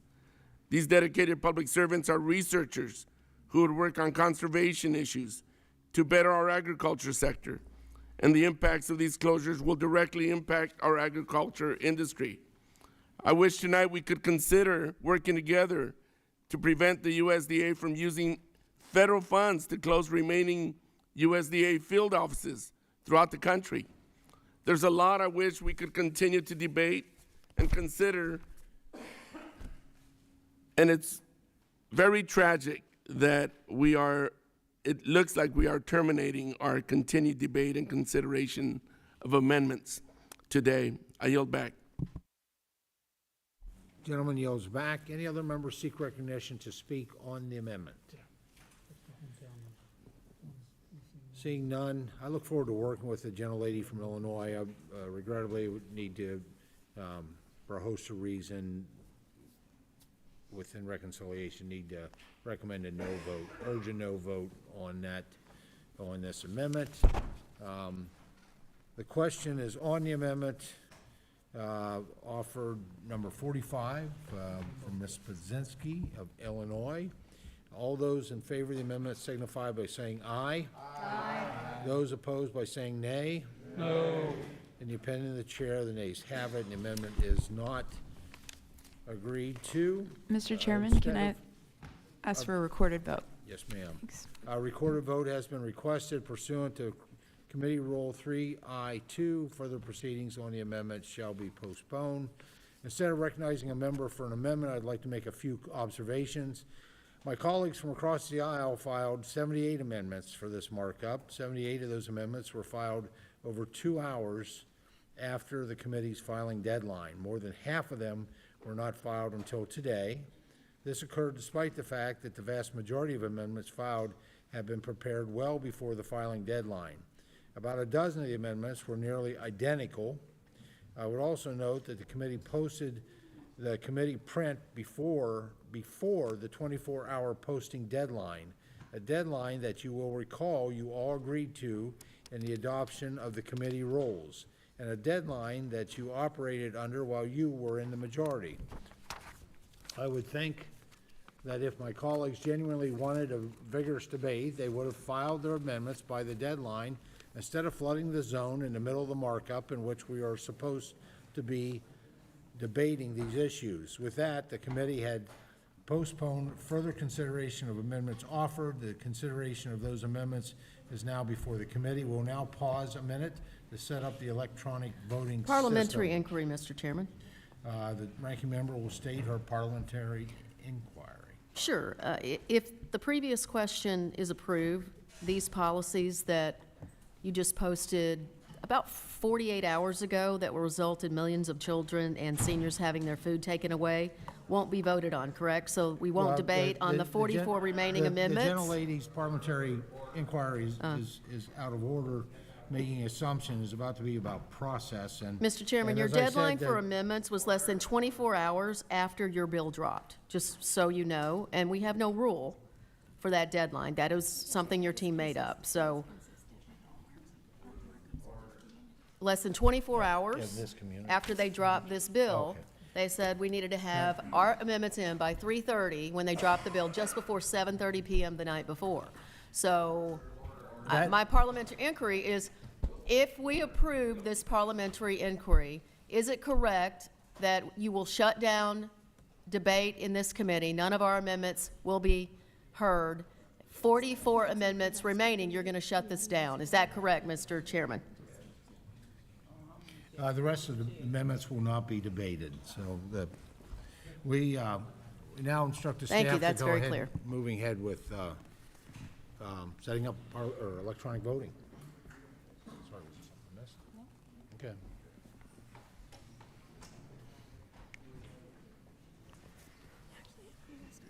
Oh, we did. With that, the committee postponed further consideration of amendments offered. The consideration of those amendments is now before the committee.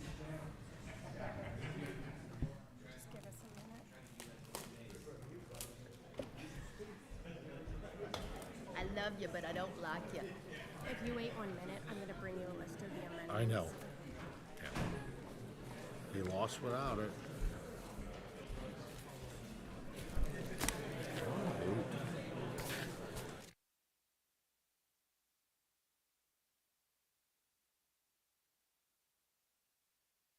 Sure what your other committee's experience with this, but normally at the beginning, they never did this in natural resources.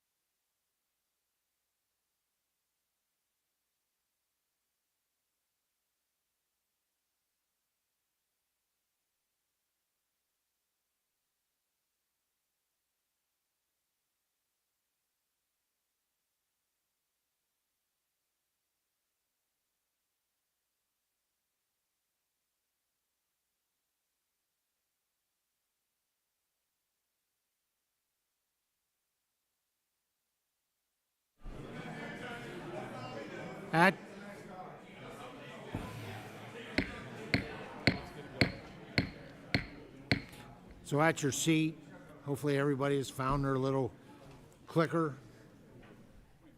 Are we prepared? Yep. Okay. The system is up and going. The first vote will be on amendment number 13, offered by Mrs. Hayes of Connecticut. The recorded vote was requested. Members will record their votes using electronic voting system. The chairman intends to vote no, and I now recognize the ranking member. The ranking member intends to vote aye.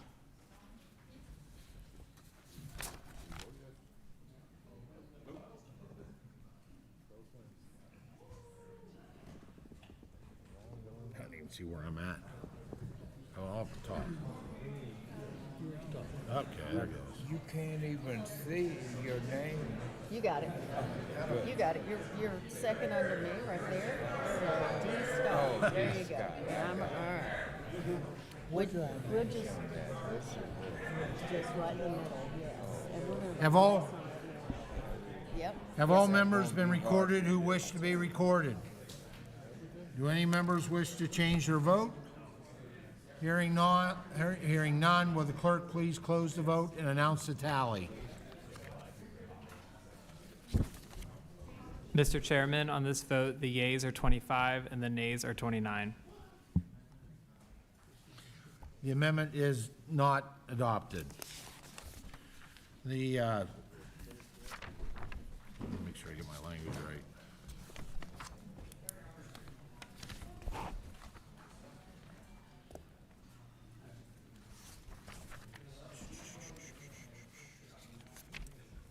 Back up.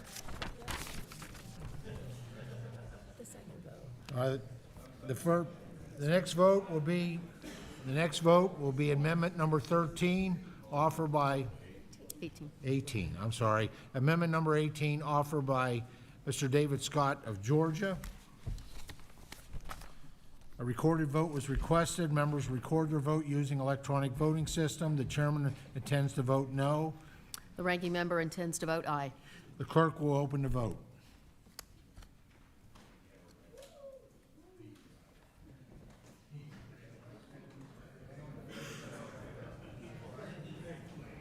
Good. Have all members been recorded who wish to be recorded? Do any members wish to change their vote? Hearing none, the clerk please close the vote and announce the tally.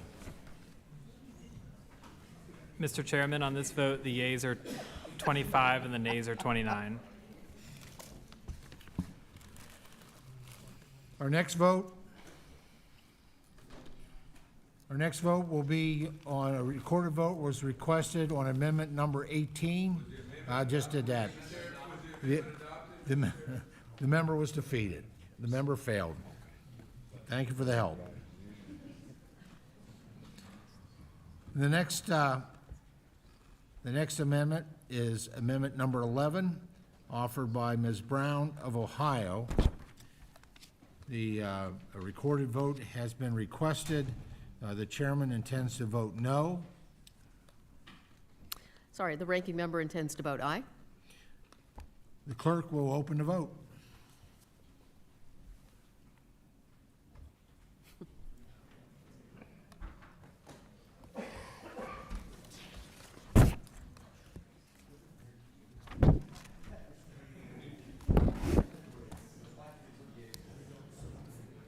Have all members been recorded who wish to be recorded?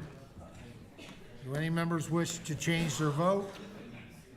Hearing none, will the clerk please close the vote and announce the tally?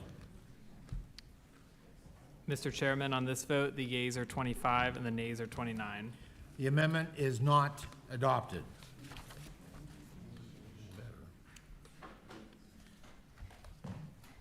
Next amendment is amendment number 16, offered by the gentleman, Mr. Jackson from Illinois, who requested a recorded vote. The chairman intends to vote no. The ranking member intends to vote aye. The clerk will open the vote.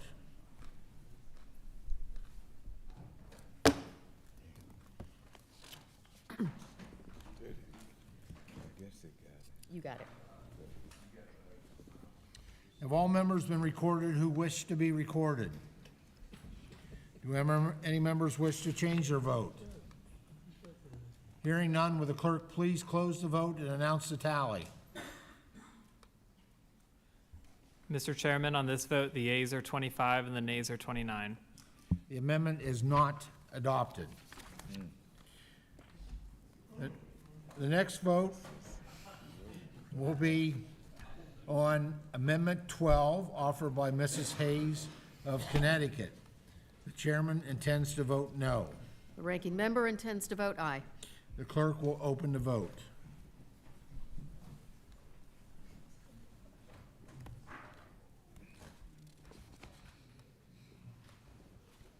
Have all members been recorded who wish to be recorded? Do any members wish to change their vote? Hearing none, will the clerk please close the vote and announce the tally? Mr. Chairman, on this vote, the yeas are 25 and the nays are 29. The amendment is not adopted. The next vote will be on Amendment 21, offered by Mr. Tander of Michigan. The electronic voting members will record their votes using electronic voting system. The chairman intends to vote no. The ranking member intends to vote aye. The clerk will, hearing none, will the clerk please, I'm sorry, wrong script. The clerk will open the vote.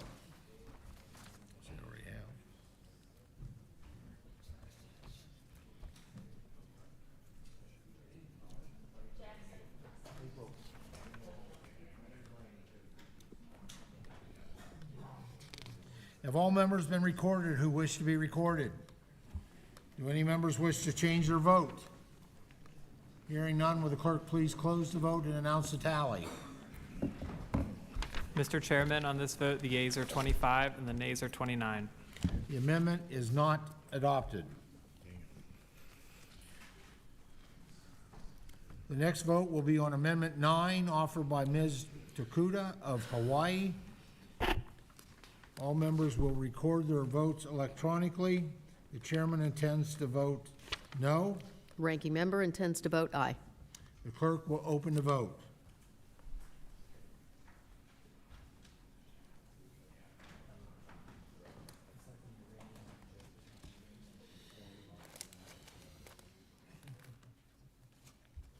Have all members been recorded who wish to be recorded? Do any members wish to change their votes? Hearing none, will the clerk please close the vote and announce the tally?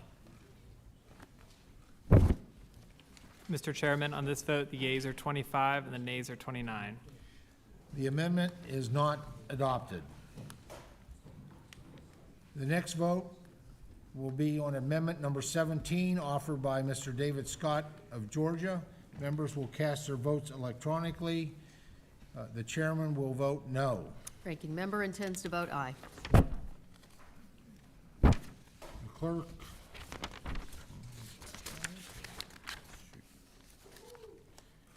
The clerk will open the vote.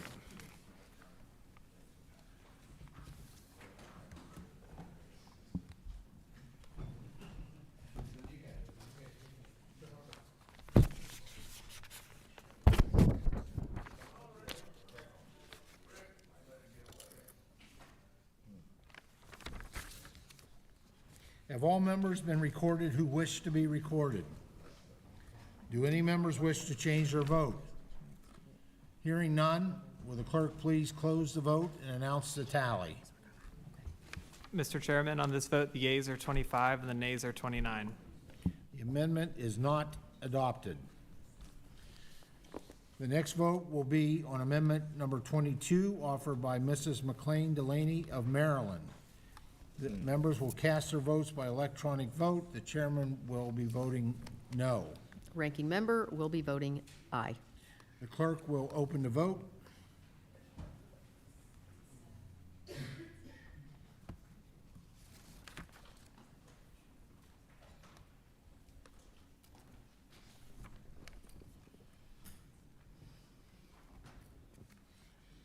Have all members been recorded who wish to be recorded? Do any members wish to change their vote? Hearing none, will the clerk please close the vote and announce the tally? Mr. Chairman, on this vote, the yeas are 25 and the nays are 29. The amendment is not adopted. The next vote will be on amendment number 7, offered by Ms. Pengree of Maine. Members will vote electronically, and the chairman intends to vote no. Ranking member intends to vote aye. Will the clerk please, the clerk will open the vote.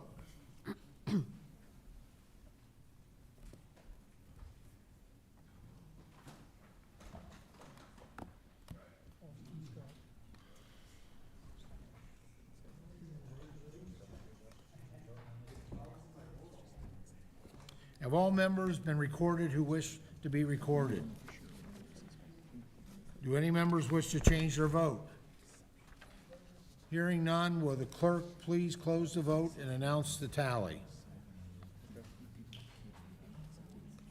Mr. Chairman, on this vote, the yeas are 25 and the nays are 29. The amendment is not adopted. The next vote will be on amendment number 8, offered by Mr. Figures. This will be an electronic vote. The chairman intends to vote no on this amendment. Ranking member intends to vote aye.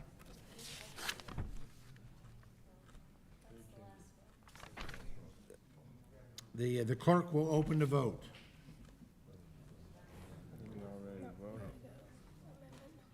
Oh, I'm sorry. Mr. Chairman, there is some confusion.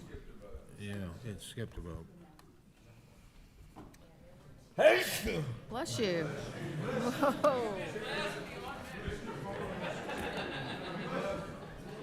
Yeah, this is the one that should have been there.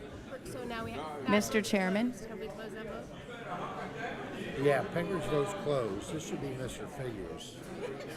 So we're on, we're. Mr. on Chairman? Ms. Pingree now, I believe. I believe there were two McLean I'm Delaney sorry, votes. there were two McLean Delaney, so we will, if the clerk would clear this one. It should be amendment number 23.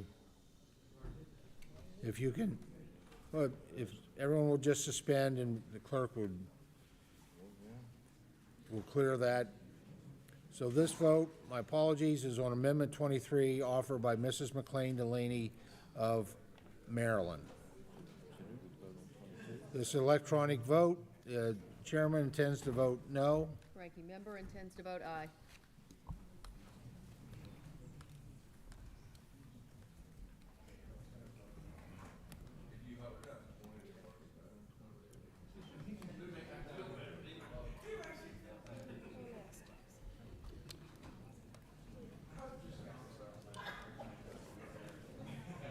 Have all members been recorded who wish to be recorded? Do any members wish to change their vote? Hearing none, will the clerk please close the vote and announce the tally? Mr. Chairman, on this vote, the yeas are 25 and the nays are 29. The amendment is not adopted. So to relieve any confusion, we will, once again, we will vote on amendment number 7 offered by Ms. Pingree of Maine. This will be an electronic vote, and the chairman intends to vote no. Ranking member intends to vote aye. The clerk will open the electronic vote.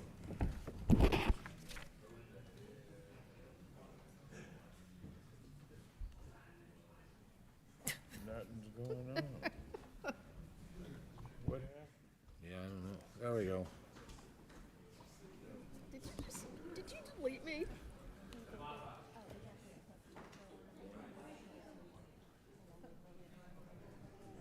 Have all members voted? Have all members been recorded who wish to be recorded? Do any members wish to change their vote? Hearing none, will the clerk please close the vote and announce the tally? Mr. Chairman, on this vote, the yeas are 25 and the nays are 29. The amendment is not adopted. Next vote will be on Amendment 8, offered by Mr. Figures of Alabama. This will be an electronic vote. The chairman intends to vote no on this amendment. The ranking member intends to vote aye. The clerk will open the vote.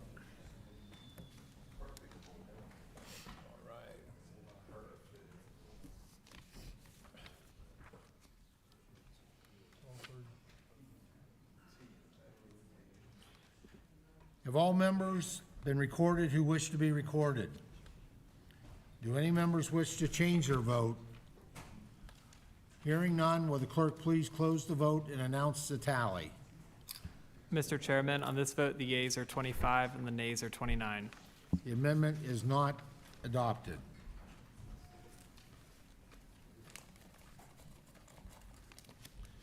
The next vote will be amendment number 15, offered by Ms. McDonald Rivet of Michigan. This will be an electronic vote. The chairman intends to vote no on this amendment. Ranking member intends to vote aye. The clerk will open the vote.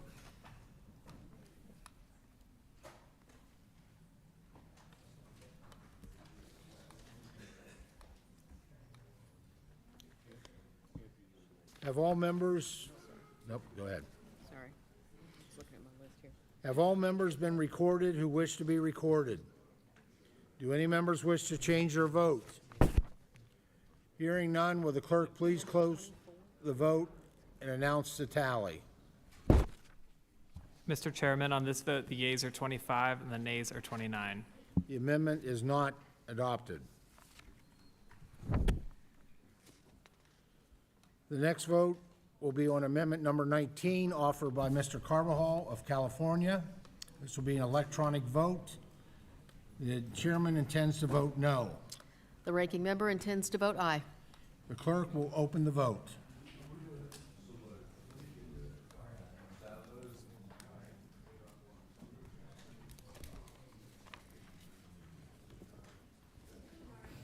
Have all members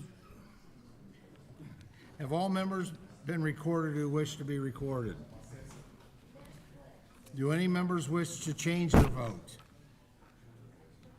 Hearing none, will the clerk please close the vote and announce the tally? Mr. Chairman, on this vote, the yeas are 25 and the nays are 29. The amendment is not adopted.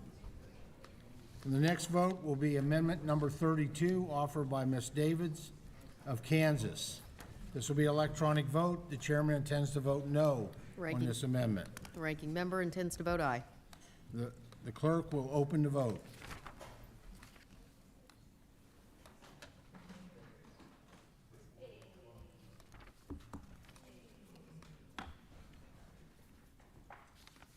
Have all members been recorded who wish to be recorded? Do any members wish to change their vote? Hearing none, will the clerk please close the vote and announce the tally? Mr. Chairman, on this vote, the yeas are 25 and the nays are 29. The amendment is not adopted. The next vote will be on Amendment 37, offered by Ms. Salinas of Oregon. This will be an electronic vote. The chairman intends to vote no on this amendment. The ranking member intends to vote aye. The clerk will open the vote.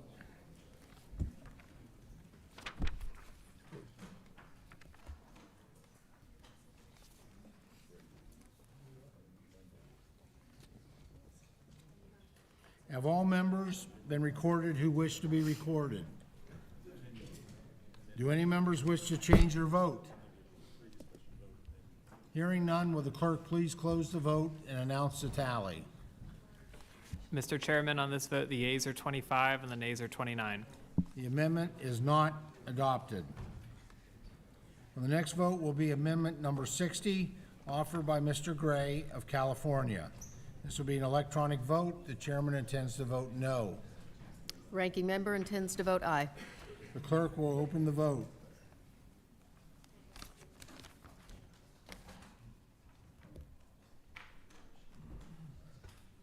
So goofy.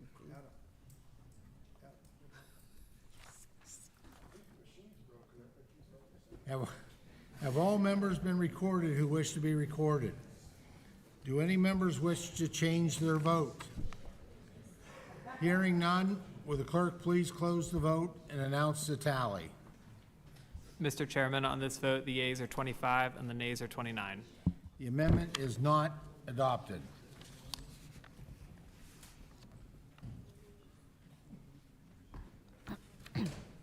The next vote will be on amendment number 63, offered by Mr. Gray of California. This will be an electronic vote. The chairman intends to vote no on this amendment. The ranking member intends to vote aye. The clerk will open the vote.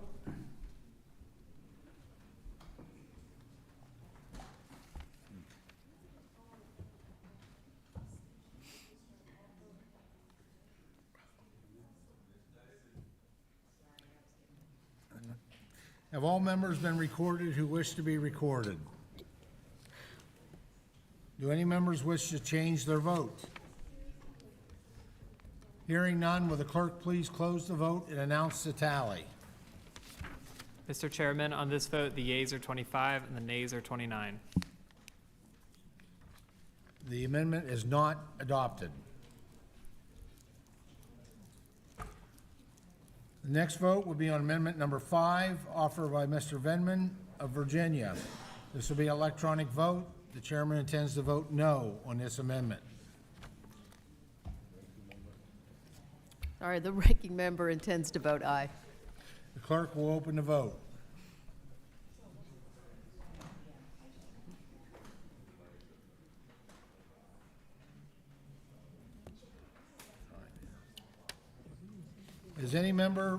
Have all members been recorded who wish to be recorded?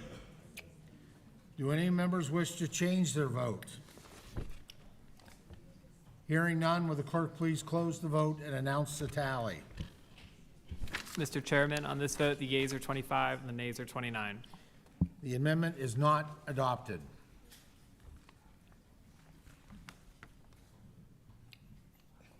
This next vote will be amendment number 53, offered by Mr. Vasquez of New Mexico. This will be an electronic vote. The chairman intends to vote no on this amendment. The ranking member intends to vote aye. The clerk will open the vote.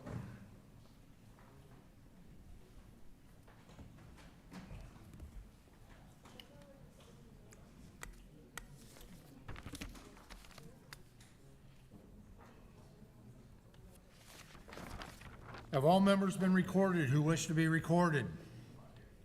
Do any members wish to change their vote? Hearing none, would the clerk please close the vote and announce the tally?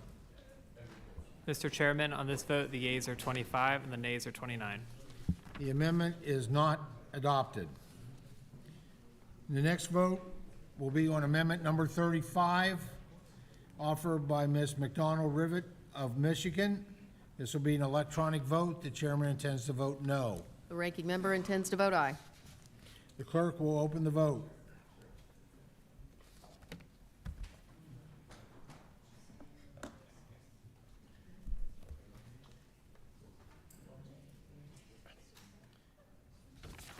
Have all members been recorded who wish to be recorded?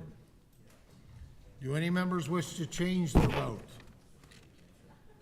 Hearing none, will the clerk please close the vote and announce the tally? Mr. Chairman, on this vote, the yeas are 25 and the nays are 29. The amendment is not adopted.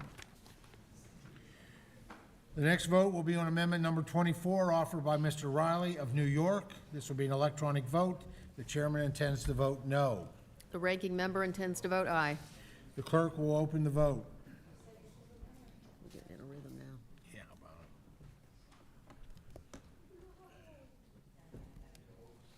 it.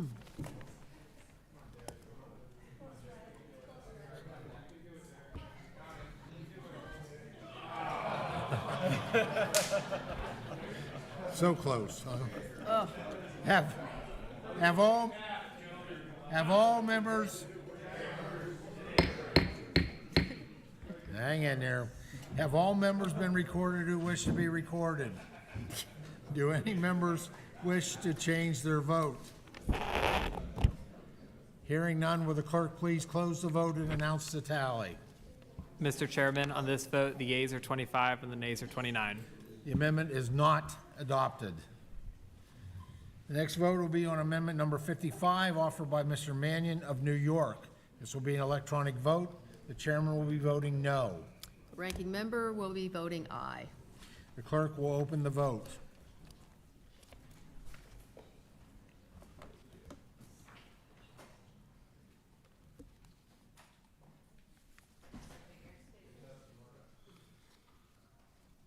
Have all members been recorded who wish to be recorded? Do any members wish to change their vote? Hearing none, will the clerk please close the vote and announce the tally? Mr. Chairman, on this vote, the yeas are 25 and the nays are 29. The amendment is not adopted. The next vote will be amendment number 36, offered by Ms. Salinas of Oregon. This will be electronic vote. The chairman will be voting no. The ranking member will be voting aye. Clerk should open the vote.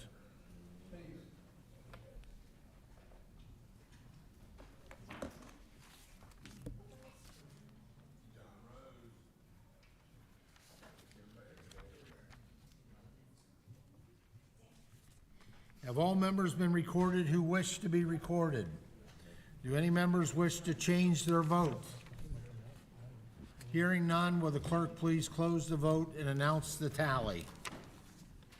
Mr. Chairman, on this vote, the yeas are 25 and the nays are 29. The amendment is not adopted. The next vote will be on amendment number 45, offered by Ms. Budzinski of Illinois. This is an electronic vote. The chairman will be voting no on this amendment. The ranking member will be voting aye. The clerk should open the vote.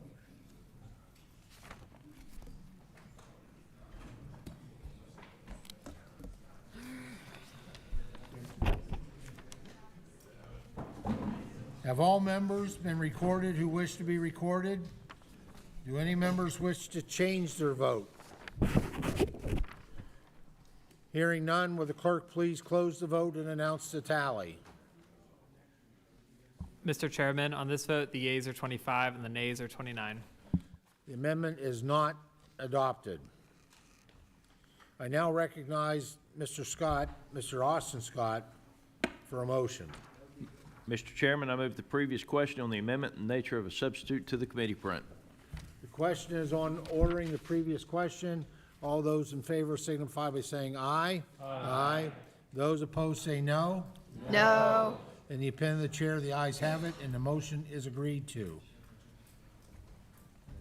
Mr. Chairman, I'd like a recorded vote. A recorded vote has been requested. Members will vote by a recorded vote. The chairman will be voting aye. The ranking member intends to vote no. The clerk should open the vote. We need a new screen. They need to roll that. I think we blew it up.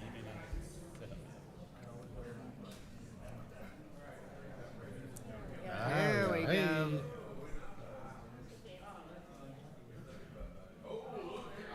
No. Thank you, Jonathan. You're my hero.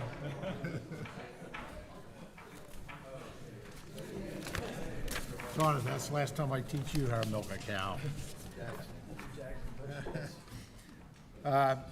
Do any members, have all members been recorded who wish to be recorded? Do any members wish to change their vote? Hearing none, will the clerk please close the vote and announce the tally? Mr. Chairman, on this vote, the yeas are 29 and the nays are 25. The previous question is adopted. Okay. So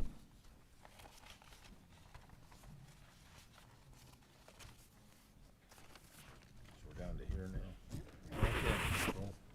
The committee will now vote on adoption of the amendment in the nature of a substitute, and then we'll consider the underlying measure. All those in favor of the amendment signify by saying aye. Aye. Those opposed by saying nay. Nay. In the opinion of the chair, the ayes have it, and the amendment in the nature of the substitute is adopted. Mr. Chairman, I'd like a recorded vote. A recorded vote was requested. Members will record their votes using electronic voting system. The chairman intends to vote aye. Ranking member intends to vote no. The clerk will open the vote.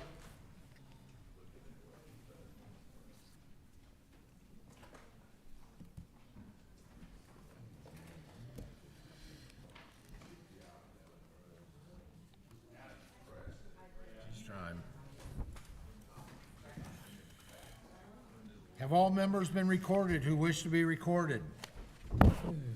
Do any members wish to change their vote? Hearing none, will the clerk please close the vote and announce the tally? Mr. Chairman, on this vote, the yeas are 29 and the nays are 25. The majority having voted in favor, the motion is agreed to. The amendment in the nature of a substitute is adopted. I will now, Mr. Scott, is that who you want to recognize? I will now recognize the gentleman from South Dakota, Mr. Johnson, for a motion. Mr. Chairman, I move that the committee do now transmit the recommendations of this committee and all appropriate accompanying material, including minority, additional, supplemental, or dissenting views, to the House Committee on the Budget in order to comply with the reconciliation directive included in Section 2001 of the concurrent resolution on the budget for fiscal year 2025, H-Con Res 14, and consistent with Section 310 of the Congressional Budget and Impoundment Control Act of 1974. The question is on the motion offered by the gentleman from South Dakota, Mr. Johnson. All in favor signify by saying aye. Aye. All opposed by saying nay. Nay. In the opinion of the chair, the ayes have it, and the motion is agreed to. Mr. Chairman, I'd like a recorded vote. A recorded vote was requested. Members will record their votes using the electronic voting system. The chairman intends to vote aye. The ranking member intends to vote no. The clerk will open the vote.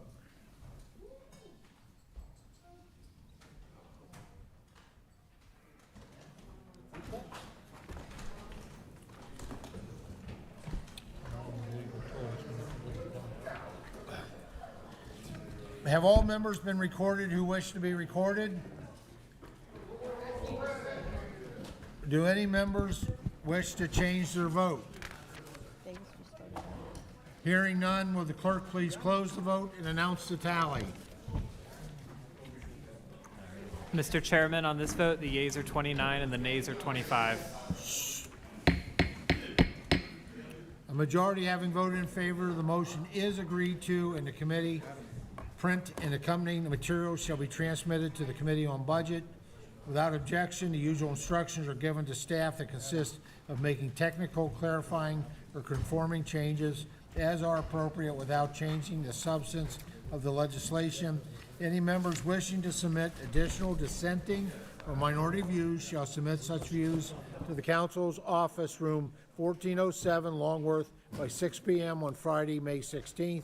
This concludes today's business meeting, and I thank all the members, and this meeting is adjourned.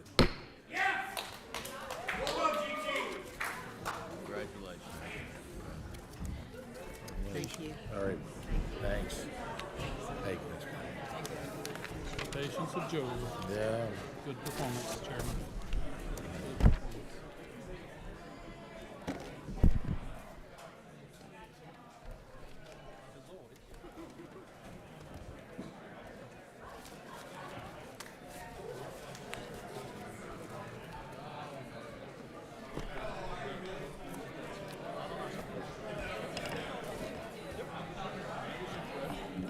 I gotta tell you, that's a cool little voting machine.